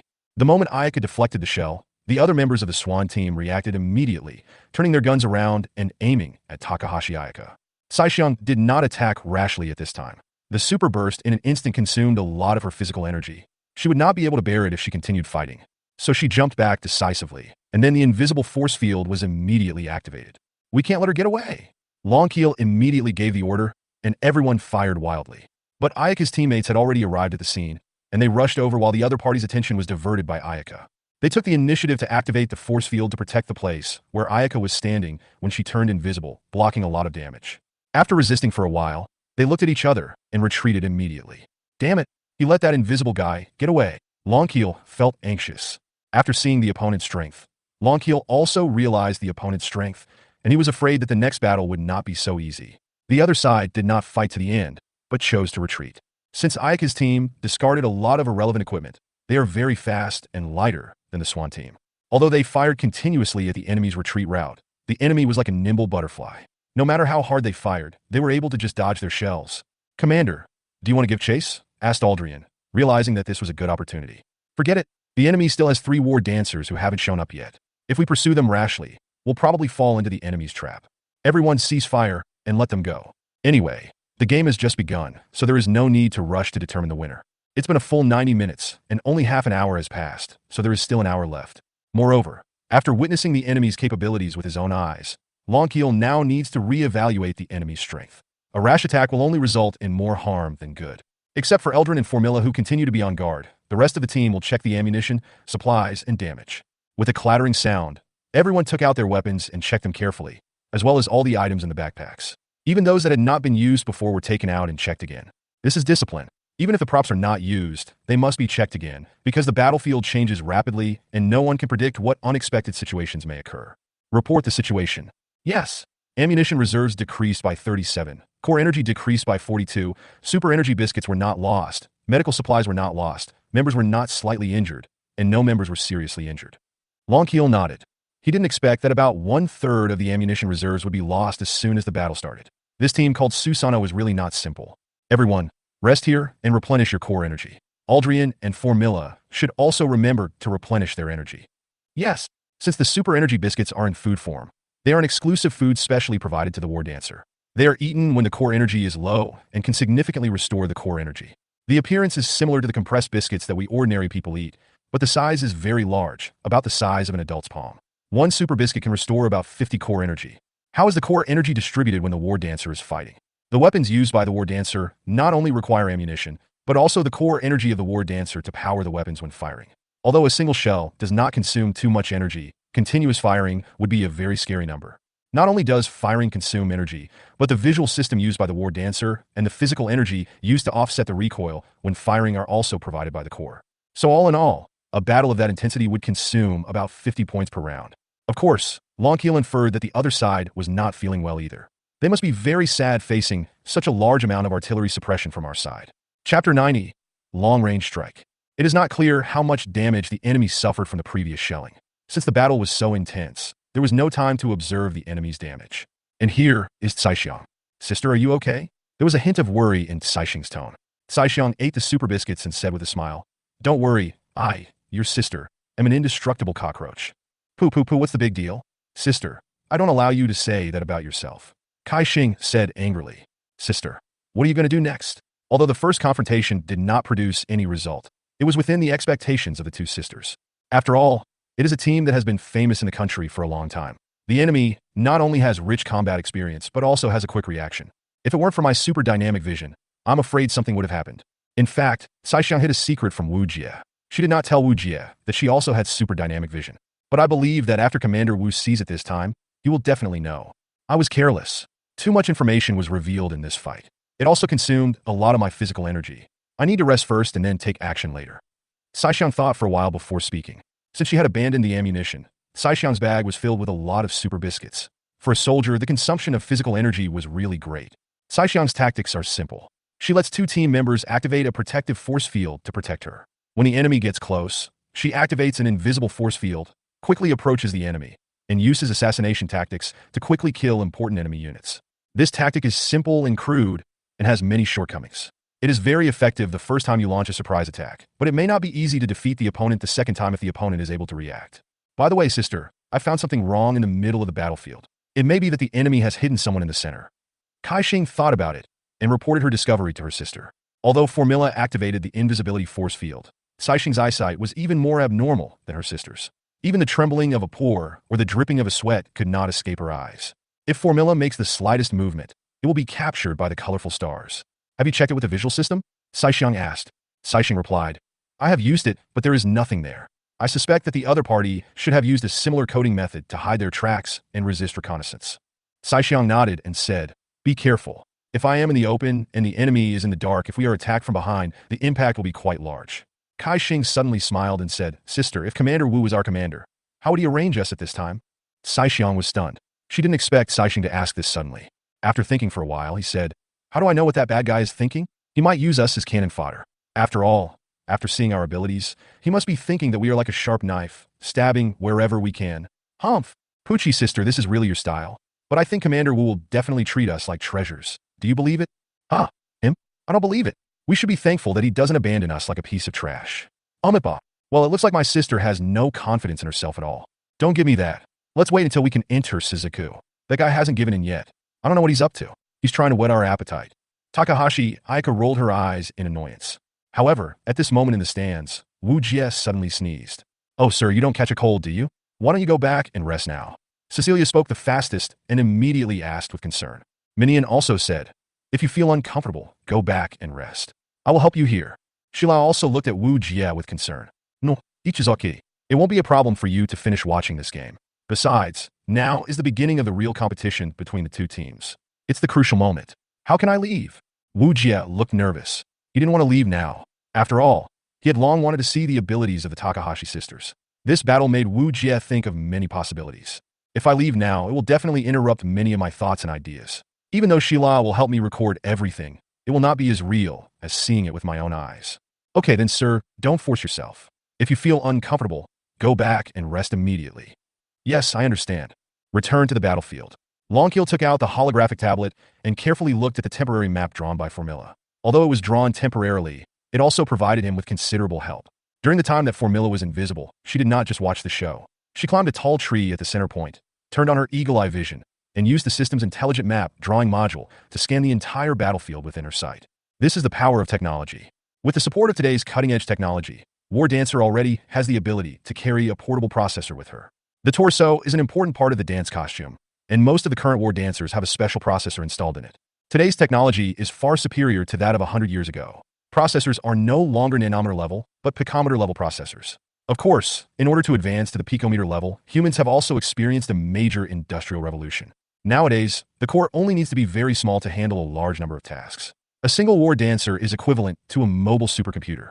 It can perform calculations through the visual system wherever it goes. It is very powerful.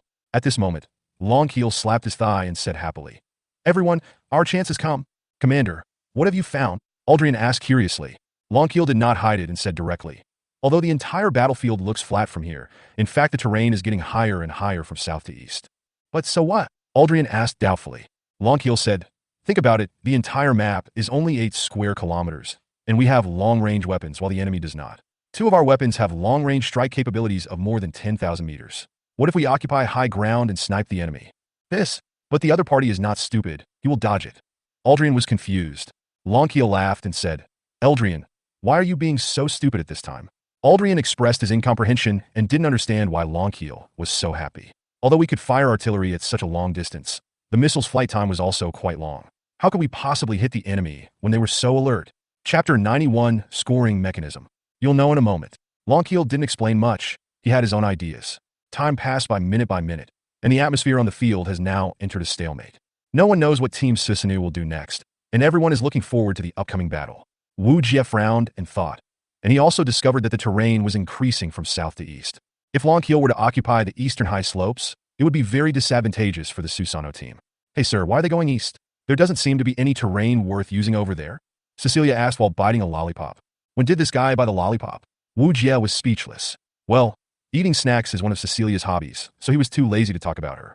But on second thought, it's really rare that Cixia would ask such a question. Because they have the advantage of high ground vision, the range of the advanced visual mode will also be increased from 2 kilometers to 3 kilometers. Combined with Formilla at the center, they can observe an area of 7 square kilometers. Don't underestimate these 7 square kilometers. There are no other shelters here except the forest, such as rocks, reverse slopes, and hills. Takahashi Ayaka and the others' movements are very conspicuous in the enemy's thermal imaging vision. After hearing this, Sheila asked in confusion, "But sir, according to my observation, only 2 weapons in the Swan Squadron's weapons and equipment have long-range strike capabilities, and the maximum attack range of the remaining weapons is only about 2,000 meters. If I were Ayaka and the others, I would definitely stay away from the Swan team. At such a long distance, it would be difficult to hit Ayaka-san and the others even if we fired, right?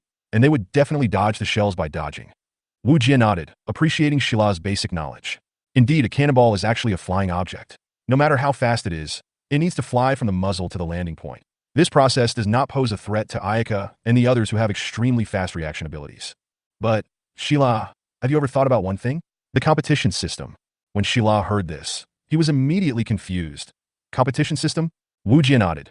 Yes, that's the competition system. After 90 minutes, the game will be forced to end, and the referee will calculate the score based on the comprehensive situation of both sides and finally decide which side wins. Sheila continued to ask, "But Miss Saixiong and the others have been dodging the shells and not getting hurt. How could the other side win so easily?" Wujia smiled and replied, "This is where you have an illusion, Sheila. The organizers had already considered this situation when setting this rule, in order to avoid meaningless delays by both sides, which would lead to a draw. So the organizer added one more point at the end of the rules. The party that does not take the initiative to attack after a certain period of time will be penalized with points. Remember? At the very beginning, the rules mentioned that there is a way to calculate the points.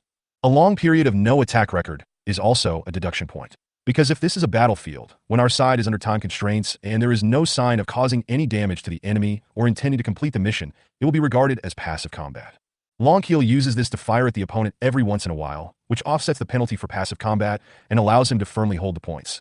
The Susanoo team, who have been patient and have not fired, will continue to lose points. Don't forget, this is both a competition and an actual battle. Why is it called actual combat? For example, the fake enemy buried a bomb on the scene to blow up our important facilities, and the countdown is 90 minutes. If we don't attack, will the important facilities be blown up? So this is why it is a point deduction. After hearing this, Sishia clenched her right hand into a fist and hammered the palm of her left hand. Suddenly she realized, no wonder the Swan team wants to occupy the high ground. It turns out that they have mastered the competition system. So that's how it is. Everyone was thoughtful after hearing this. They didn't expect that there would be such a tactic in the game. Wujia continued, and now Longkeel has mastered the vision of the entire battlefield. It can be said that he can see the enemy clearly. The Susanoo team has almost no room for operation. As long as Ayaka shows her head, she will be bombarded by the enemy at regular intervals. No matter how Ayaka and the others try to hide, there will always be a time for them to fight with bayonets. As one side gains strength while the other loses strength, the Swan squad will gain more and more initiative. And all the members of the Susanoo team are melee fighters, and they have no way to provide long-range support. Once they engage in close combat with Longkeel, the other group of the hidden colorful star team will definitely be exposed to Longkeel's sight. In this way, Longkeel will have no worries and can attack the Susanoo team at will. After listening to Wujia's story, everyone was amazed. It was indeed a competition of intelligence. It seemed that combat power on the battlefield was one aspect, but the intellectual confrontation was also extremely important. At this time, on the battlefield, Longkeel and the other war dancers had their visual systems almost fully activated, like 6 radars, constantly scanning everything that moved on the battlefield. It seems that the opponent is really a newcomer. He comes to participate in the competition without even understanding the competition rules. I will definitely win this game. Longkeel laughed. His tactics were perfect. No matter how good the Susanoo team is, he has already controlled the entire field of vision. Even if they grow wings and fly into the sky, they can never escape from his control. Since they occupied the eastern high ground, all members have been on alert, cooperating with Formilla at the center to carefully search for the enemy. With such a large-scale visual control, it seemed to everyone that Team Susanoo was having a hard time. Although Ayaka and Ayanaboshi are both in visible force fields, their teammates are not.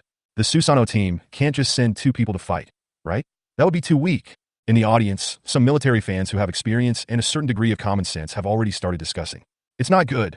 Team Swan occupies the high ground, and Team Formilla at the center controls the key field of vision. I'm afraid Team Susanoo will have a hard time. Well, after all, this class of Susanoo team is still rookie. Let's wait for the next class. Maybe they will be stronger. No, look, all members of Team Susanoo are missing. What? There was a lot of discussion on the field for a while. No matter which drone angle was used, not a single member of the Susanoo team was seen. How is this possible? Wujia scanned all the drone shooting angles with a look of astonishment, while constantly observing the battlefield with a tactical telescope, but there was nothing. Chapter 92, Radar Red Dot. Look, sir. Shala pointed to the radar system on the large map and saw 6 small dots approaching Longkeel from the north. Oh yes, they all have the system installed on them, and the referee can check the opponent's position on the radar in real time. Wujia just remembered it. But that's not right, sir. Even with the radar system, I can't see the real bodies of Miss Ayaka and the others. Shala also observed the drone's perspective while scanning the battlefield with his own visual system. Since Wujia and his team's audience seats were located on the north side, they could just see the location where the Susanoo team passed by on the radar. It's really strange. Wujia was puzzled. Could it be that all the members were temporarily replaced with invisible force fields? This is impossible. The invisible force field and the protective force field are special equipment. Without special surgical instruments, they cannot be replaced on the spot. Why is that? Longkeel was already getting a little impatient waiting on the field, and even had a vague sense of uneasiness in his heart. Fumilla, is there anything unusual? No. Eldrin, what about you? Reporting to the commander, there is nothing unusual. Longier paced back and forth. Then his frown relaxed and he laughed loudly. It seems that I was worrying too much. The other party is really a rookie with no experience. In this case, it is impossible for him to break through my blockade. Then he said to the other 2 team members, remember, as soon as you find the opponent's trace, open fire immediately and get the points. Yes, time passed by minute, although there was still a long time before the end of the game. The waiting was always so anxious. Looking at the red dot on the radar approaching Longkeel, Wujia carefully searched the moving position of the red dot with his eyes. Wujia's eyes lit up, and he finally understood how Xiong avoided the other party's detection. Sira, do you understand how Ayaka and the others avoided detection? Shila shook his head and looked at his superior in confusion. Wujia smiled slightly and uttered 7 words: land and sea composite dance costume. Ah! Shila was stunned for a moment. Of course, the other team members also reacted, and the smarter Phoebe was the first to speak. Sir, isn't that dance costume still in a research stage? I don't understand why either. It could be a prototype, but I suddenly understand why Ayaka and the others ignored the swamp terrain at the beginning. Swamp terrain is terrain with water, and I have used measurement methods to calculate that the deepest water in the swamp here can reach about 2 meters. For Xiong and the others, although it is not as deep as the ocean, it is almost the same. At first, when I saw Ayaka and the others walking on water, I thought they were just too fast and rushed directly through the water because warrior-type war dancers usually use land dance costumes. But I was wrong. I was very wrong. Each of them is equipped with a land-sea composite dance costume. If they calculate the depth of the swamp, they can move freely underwater in the swamp to avoid each other's sight. You know, they are warrior-type war dancers. Their bodies are actually much smaller than those of long-range dancers. Because they have discarded a lot of useless dance costumes, 2 meters of water is enough for them to sneak. Everyone was amazed, but Sheila asked sharply, "This is too amazing, but sir, even underwater, facing advanced vision, it should be impossible to completely avoid being detected, right?" Wujia nodded. "Sheila, you are right, but there is one thing you don't understand. Once the land-sea composite dance costume dives underwater, it can activate a special stealth mode, which is a special anti-reconnaissance mode. The nano shell of the dance costume will also change. If the enemy's advanced vision does not have a special system for underwater or special detection equipment, it will not be able to see the enemy lurking and moving underwater. This is really an eye-opener.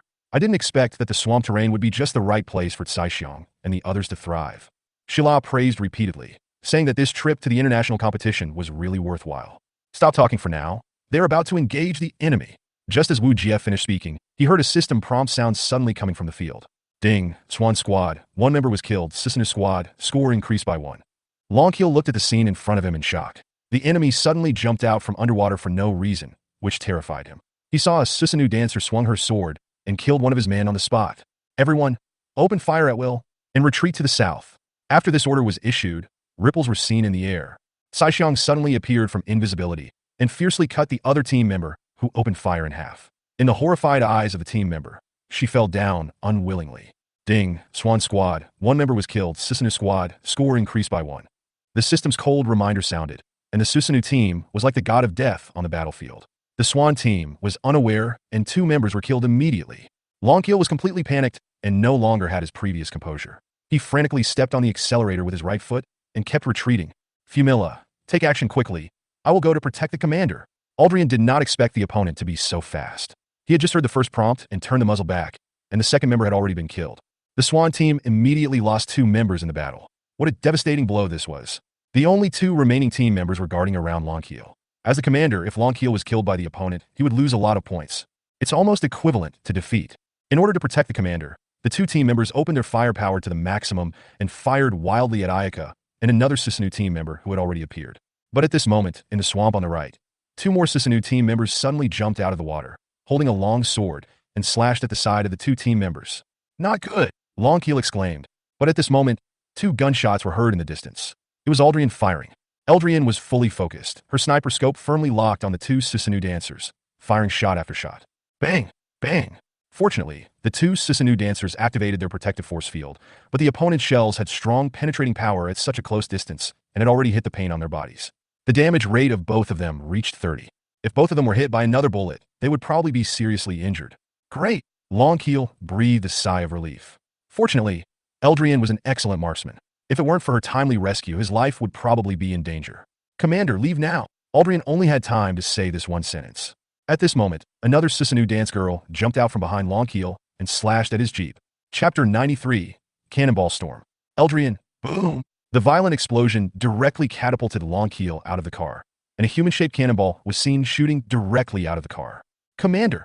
Everyone in the Swan team exclaimed in surprise. At this moment, a platform suddenly emerged from the ground and caught the flying Longkeel steadily.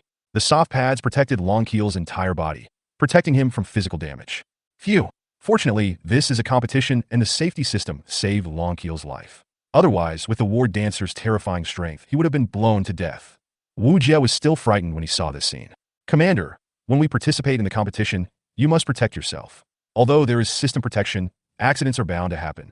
Shila expressed his concern. Well, thank you, Shila. Let's watch the game first. Wujia expressed his gratitude sincerely.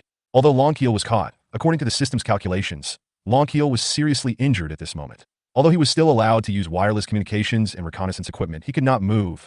You guys protect the commander. I'll deal with these 3 guys. Aldrian was also aroused at this moment. She suddenly jumped from the tree, landed on the ground, and switched to her own ejection cannon. Bang! Bang! Bang! 3 consecutive shots accurately hit the 3 Suzaku dancers who were attacking by surprise. Ah! The 3 of them screamed. What a fast speed. Although the 3 dancers activated the protective force field, the distance was too close, and the good penetrating power of the ejection cannon was fully utilized. Even though some of the damage was blocked by the force field, some shrapnel still got through. 2 of the warrior dancers were instantly seriously injured and lost their combat effectiveness, while the other dancer was also in a bad condition. Don't be too proud. At this moment, Saixiang, who had been hiding her figure, suddenly appeared from behind Eldrin. After a flash of ripples in the air, Ayaka suddenly appeared from invisibility and slashed at Eldrin's back. Huh! Eldrin reacted quickly. She turned around suddenly, raised the ejection cannon in her hand, and blocked Saixiang's attack with her waist. Oomph! Both sides could not help but hum because of the powerful force that collided with each other. The 2 men looked at each other and saw the overwhelming fighting spirit in each other's eyes. Eldrin! It was Longhair's voice. Aldrian understood immediately, raised his gun, thrust it forward, threw away the gun, and stepped back. Saixiang's movements were not slow either. She turned around quickly and wielded the sword in her hand skillfully towards the line of guns behind her. Ding ding dang dang. There was another pleasant sound of metal colliding, and countless shells were directly deflected by Saixiang. The smooth movements were simply not like those of a human. The 2 warrior dancers who were originally protecting Longkeel raised their guns and continued to focus their firepower on Saixiang. But Saixiang remained unafraid and took on the oncoming storm of shells completely. Longkeel was sweating profusely as he watched. Is this still the war dancer? It's so exciting. This is the first time I've seen such an exciting battle. I love you, Captain Suzaku. This is so fucking exciting. This is a true warrior. I love you, Miss Ayaka. In the audience seats, watching such an intense battle, their excitement instantly boiled over. However, Eldrin, who had retreated to the side, did not just stand there and watch. She took out her sniper cannon and locked onto Saixiang. You can't miss the opportunity created by the commander. You must kill with 1 strike. She exhaled lightly and focused all her attention. Fire! Just as she was about to give herself this command in her mind, a figure suddenly appeared from behind her. A sword slid quickly past her eyes and stabbed straight into her heart. At this moment, she realized something, released her hand that was pressing the trigger, and slowly looked up at the sword that was getting bigger in front of her. Zoom in, and zoom in again. Her pupils also dilated and dilated. Am I going to die here? Just as I was thinking this, suddenly a red light flashed from somewhere in the center of the map. The sword that was originally stabbing downwards suddenly changed direction. The originally vertical blade surface became a horizontal blade surface. So fast. This was the only word that Aldrian could say. The sound of a bullet flying past, flying over Eldrin's head. Formilla, who had been lying in ambush at the center point, finally took action. But the sword was not slow either. It aimed at the flying bullet and cut directly through the center of the bullet with incredible precision. The originally complete bullet was instantly split into 2. Boom! Boom! Suddenly, the 2 trees behind happened to be unable to absorb the 2 split bullets and were immediately blown into pieces. The light from the explosion also allowed Aldrian to see clearly the person who swung the knife. Takahashi Ayano took action, and her eyes were so cold that they didn't look like those of a human. Takahashi Ayano was concentrating, with all the pores in her body relaxed. Her eyes and 5 senses were capturing every movement on the field. The speed was so fast that even the drone's high-speed camera could only capture a tiny bit of the movement. The commentator was so excited that he even asked the director's studio to replay the footage. All the spectators in the stadium were overwhelmed by the continuous excitement. There were so many surprises today, and everyone feels lucky to be able to participate in this international competition. Eldrian retracted his gaze and leapt back suddenly, trying to create some distance. But Saixiang would never let her have her wish. The moment Aldrian jumped out, Saixiang also jumped up immediately. He swung the knife directly at Eldrian's waist. But in fact, this knife was not aimed at Eldrian at all, because Fumura attacked again. Aldrian was shocked beyond words. Did that man even expect this? Formilla's bullet was shot in the direction predicted by Saixiang, but Saixiang's knife in the air was aimed at the bullet. Clang! As expected, it was not that Formilla's shooting skills were too bad. On the contrary, her shooting skills were extremely accurate, and every shot hit the enemy's vital points.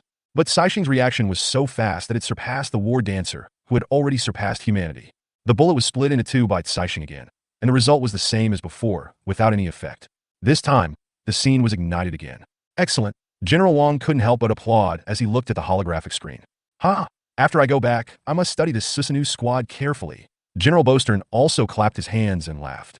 Only Roselle looked at the scene on the screen thoughtfully. It seemed that General Roselle also realized something through this battle. In addition, the generals from other countries were also inspired by hearing General Wang applauding and could not help but applaud. Chapter 94. Capture the Thief and the King. At this time, in the stands, Wujia was watching Saixiang's fight and thinking quietly. Commander, what have you thought about? Shilao looked at the fierce battle on the battlefield and felt something in his heart. No, it's just an immature idea now. I'll make a summary when I go back later. Wujia pressed down the brim of his hat and said calmly. The battle will not stop because of the reaction from the stands. Saixiang fell from the air, holding the hilt of the knife with one hand. She used her chi to lock Eldrin's position firmly. The body is slightly leaning forward with the waist slightly pressed down like a cheetah in Africa. His eyes were fixed on Eldrin. Saixiang stood there with his sword drawn. Eldrin swallowed her already dry saliva. She had a strong premonition that if she moved, she would die in the battle. Although Eldrin was not a warrior, she was also a fighter who had experienced life and death. Her strong premonition made her understand her situation. Fight or flight. Her hand slowly reached for her only remaining main weapon, the sniper cannon. Sniper guns are only suitable for long-range combat. Once you get close, it will be a life-and-death battle, and you must kill with one shot. Although he also had a hand cannon, after witnessing the horrific reflexes of Saixiang and Saixiang, he knew very well that it was just the last bit of self-consolation. The only thing she could rely on was the sniper gun. What to do? The enemy would not give himself time to think, and a drop of sweat had already slid down Eldrin's cheek. She thought that this must be the only enemy she had ever seen in her life. Having experienced countless battles, she felt her breathing was a little unstable at this moment. Even as they were facing off here, Ayaka did not stop fighting Longkeel. After Ayaka blocked the storm of artillery shells over there, she suddenly opened her mouth and said something, and the last Susanoo dancer, who was still hiding, took action. In the water behind Longkeel, the last Susanoo dancer suddenly appeared from the water and slashed at Longkeel with her sword. Not good. Although Aldrian was anxious, she dared not move at all because her energy had been locked by Saixiang. But Formilla did not just stand there and watch. She fired 3 more shots in succession. Formilla's extremely accurate shooting skills once again proved her identity as the terrifying Rose Dancer. The Susanoo dancer who had just emerged from the water was undoubtedly hit by 3 bullets in a row. After the first 2 bullets, her protective force field was completely broken up. In the next second, before the force field had time to regenerate, a live bullet directly hit the dancer's costume. Ah! With a scream, the dancer was directly judged to be seriously injured. Leaping sideways, he flew to the side. Saixiang frowned slightly. She did not blame her subordinates. After all, it was normal that she could not withstand it with her strength. But this is also an opportunity. In fact, when Formilla focused her attention on the dancer behind her, Ayaka had already moved. She activated an invisible force field, and her dance costume had a special coating. So no matter how the other 2 dancers searched, they could not detect Ayaka's exact location. Damn it, it's such a close distance. There is no time to deploy smoke bombs. Longkeel cried out. Since they were ambushed and were in a state of counterattack the whole time, and Longkeel was injured, they had no time to launch a smoke bomb. What should I do? Longkeel was a little confused at the moment. His hair was messed up by the explosion, making him look even more disheveled. His pupils began to dilate, and his speech became somewhat incoherent due to his excessive fear of failure. Fire! Fire! No matter where she is, we must shoot her out. This was Longkeel's last madness. The 2 swan dancers also lost their composure at this moment, and Longkeel's irrational roar made them lose their backbone. He just kept pulling the trigger, continuously firing at the place where Saixiang had disappeared before. However, in Ayaka's opinion, trying to sweep Ayaka out with this cleaning method was just a futile struggle. It's her! Quick, concentrate your fire! Longkeel suddenly laughed in surprise, pointing at a figure that suddenly appeared in the flames, and continuously issued attack orders. Influenced by Longkeel, the 2 dancers no longer cared whether it was real or fake, and just attacked the figure. Bang! Bang! Bang! A series of explosions sounded, and a figure suddenly flew backwards like a kite with a broken string. Ah! Hit it! Longkeel laughed, thinking he had finally killed Saixiang. Commander, be careful. It was Fumura's voice. What? Longkeel was still feeling proud, but he didn't expect a sword to sweep past him, and he was directly knocked away by it, just like hitting a baseball. It was not until the last moment that Longkeel saw clearly from his blurred vision that the dancer who had been knocked away by them was the last surviving Susanoo dancer who had been injured before. The dancer sacrificed herself to cover the captain's attack. Ding! The commander of the Swan team is killed. The game is over. The winner is Susanoo team. The system's cold reminder tone sounded again, and the whole audience immediately erupted in waves of cheers. Susanoo! Susanoo! Susanoo! In the stands, Sheila exclaimed repeatedly. It's amazing. Sir, Miss Saixiang and the others are really amazing. Cixia scratched her head and said, But sir, even though we killed the enemy commander, why were we declared the loser so quickly? Wujia smiled slightly. Ayaka and the others are not completely ignorant of the competition system. Don't forget, although Ayaka's team does not have a commander, Ayaka, as the captain, naturally becomes the commander. There is a special rule in the competition system. If our commander can kill the enemy commander, it will be directly judged to be over. Hey, is there such a rule? Cecilia said, quickly flipping through her mobile phone. Really? You are worthy of being our commander. You remember every detail so clearly. Do you know why it is designed like this? Wujia asked. Everyone asked in unison. Why? Because to capture a thief, you must first capture the leader, and to kill an enemy, you must first cut off the head. Just like in ancient times, there is a special setting in the competition, and that is the morale system. Once our leader is killed on the spot by the enemy leader, the morale of our soldiers will drop greatly, and they will have no intention of fighting again. I see, but this is indeed more in line with actual combat. It seems we still have a lot to learn. Suddenly, Minnie and said something out of the blue. What do you think? If something happens to the commander, will our morale plummet? Huh? Wujia was speechless. Minnie Ann, you are worthy of being my good sister, Cixia said with her eyes shining. Why are you so happy? Minnie Ann asked. Because this way I won't be the only one with a bad mouth in the team. I don't want to be a jinx. Chapter 95 Special Guard.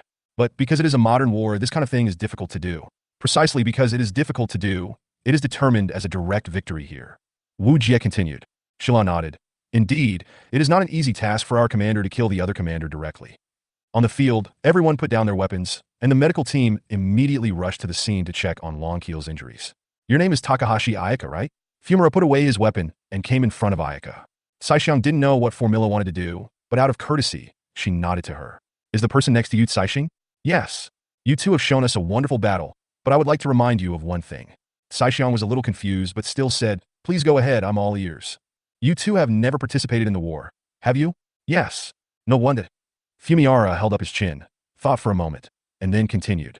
I want to mention two of you here. On the battlefield, no matter what time it is, remember not to abandon your comrades easily, because they are our comrades who fight together. After saying this, Fumura left Saishiang with only her back. Formilla walked up to Longkeel, staring at him with her eyes, holding his hand with one hand, and her eyes were full of concern for Longkeel. Then, under the escort of the medical team, the Swan team slowly disappeared from the sight of the Saishiang sisters. Sister, Saishing stood behind Saishiang and gently pulled the corner of her clothes. Although I still don't quite understand what Formilla means, I seem to have realized something.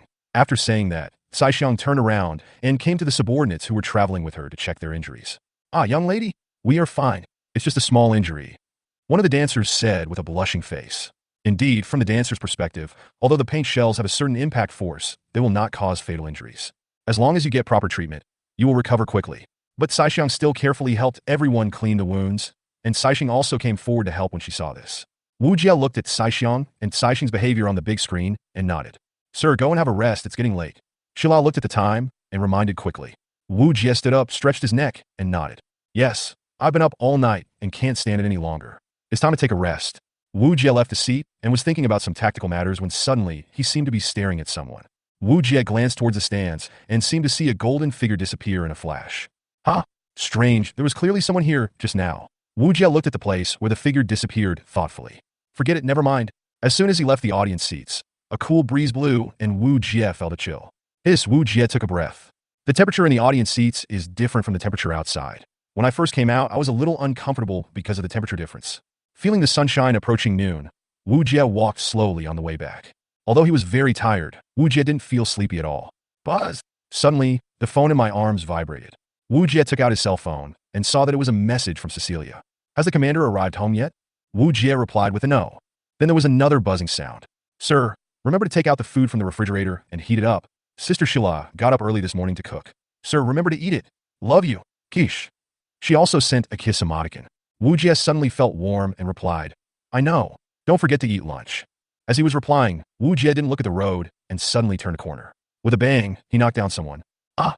At this moment, Wujia just felt that he was buried in a ball of soft cotton, soft and elastic. What was that? Wujia opened his eyes suddenly, only to see a pair of eyes staring at him fiercely. Yes, I'm sorry. Wujia apologized quickly. Wujia's posture at the moment was as bad as it could be. His head was pressing on the chest of this beautiful woman, and his hands were pressing on her breasts. Wujia wanted to get up, but unexpectedly, a knot on the other person's clothes got tangled in Wujia's clothes. He pulled hard and tore the other person's clothes directly. Ah! Wujia never expected this to happen. At this moment, Wujia looked up and could not tell the girl's emotions at all. She just glanced at Wujia coldly and didn't even care that her underwear was exposed. I'm sorry. I'm sorry. Nous apologisez repeatedly. He never thought that he would be so unlucky and tear other people's clothes. Just when he was about to say that he would compensate the other party with a set of clothes, he heard a cough behind him. Ahem, you little brat. You even dared to tease my guards. I haven't seen you for a few years, and you've become more courageous. Hearing this voice, Wujia was stunned. It sounded somewhat familiar. When Wujia turned around, he found a black-haired old man with a rosewood cane, wearing a gorgeous robe and looking at him sharply. Principal, principal. Wujia was shocked and immediately saluted. The blonde beauty whose clothes were torn put away her torn clothes, not caring about her current image at all, and walked quietly behind the old man whom Wujia called the principal. Only then did Wujia see the image of the blonde woman clearly. The bright orange top was torn by Wujia, revealing large areas of snow-white skin. The white lace bra was tightly attached to her breasts, and it was quite big. She has long blonde hair, but a face like an oriental girl from the south of the Yangtze River. Is she mixed race? Her blue eyes reveal an indescribable chill. The long skirt that only reached her calves hid her legs, but it still couldn't cover up her proud figure. Her straight figure is comparable to that of a veteran in the military, and her every move reveals her amazing qualities and good mental state. If Wujia were to judge the appearance of this woman, I'm afraid only Ziska and the senior in the group could compare with her. Well, it seems that you, a bad boy, haven't forgotten about this old man like me. Wujia was sweating profusely and said quickly, Principal, you are joking. What do you mean by old and immortal? In my opinion, you can still live for several more decades. By then, you will have many children and grandchildren, and you can go home to hug your grandchildren and enjoy a peaceful life. Hee hee. Ah, who did you learn this way of talking nonsense from? I've never seen you so slick before. General Wang pointed to the mixed-race blonde beauty next to him and said, Let me introduce you to this girl. She's called Dongfang Xingyue. She's a national-level special guard who's here to protect my safety. Wujia was overwhelmed. He had offended a powerful person. Chapter 96, Dragon Kingdom Plan. I'm really sorry for what happened just now, Miss Dongfang. Nuye bonnet depli. Wujia glanced at Dongfang Xingyue and found that she neither spoke nor looked at him. She just looked straight ahead and had no intention of paying any attention to him. Alas, she must be angry. Wujia was helpless. Anyone with a little bit of common sense could understand a girl's temper. It seemed that he would have to find a chance to help her calm down later. Okay, Xingyue is not as fussy as you think. After all, you didn't mean it just now. After saying this, General Wang turned around and slowly walked in the direction Wujia was going. Wujia immediately realized that the principal wanted to say something to him, so he hurriedly followed. At the same time, General Wang's words made Wujia feel even more embarrassed. It would be great if Xingyue was really the kind of girl who didn't care about things, but why did he feel a vague sense of uneasiness? So Wujia quickly waved his hands and said, It was indeed my fault. I didn't pay attention to the road when I walked. I will definitely apologize to her when I have the chance. Wujia's attitude was pretty good. Although he had already pointed it out to him, Wujia still knew his limits. General Wang nodded slightly, but Wujia was actually feeling a little puzzled. As a special guard, her skills should be quite strong. But why did she not react at all when he knocked her down just now? Just like an ordinary person. You must have some questions in your mind. As a national-level special guard, how could he be knocked down by your collision? Right? General Wang said as he walked, but he revealed what Wujia was thinking in one sentence. Yeah, why? Before Wujia had time to ask, the principal spoke first. She just finished the core version update operation, so she can't move freely for the time being. But if it's an hour later, you will be in trouble. General Wang said lightly. When Wujia heard this, he broke out in a cold sweat. He didn't expect it to be like this. Wait, core version update surgery?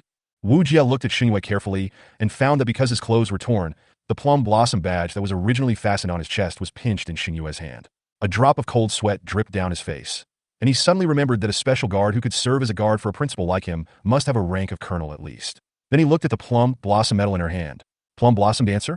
And there is another problem. All the warriors are still using the third generation core that was updated only half a year ago. Could it be that the woman named Dongfang Xingyue has only updated to the third generation? No way. Noticing Wujia's gaze, Dongfang Xingyue rarely reacted and actually stared straight into his eyes. Wujia was startled. Was it murderous intent? Or hatred? Wujia didn't know. He just felt a chill all over his body. Okay, stop guessing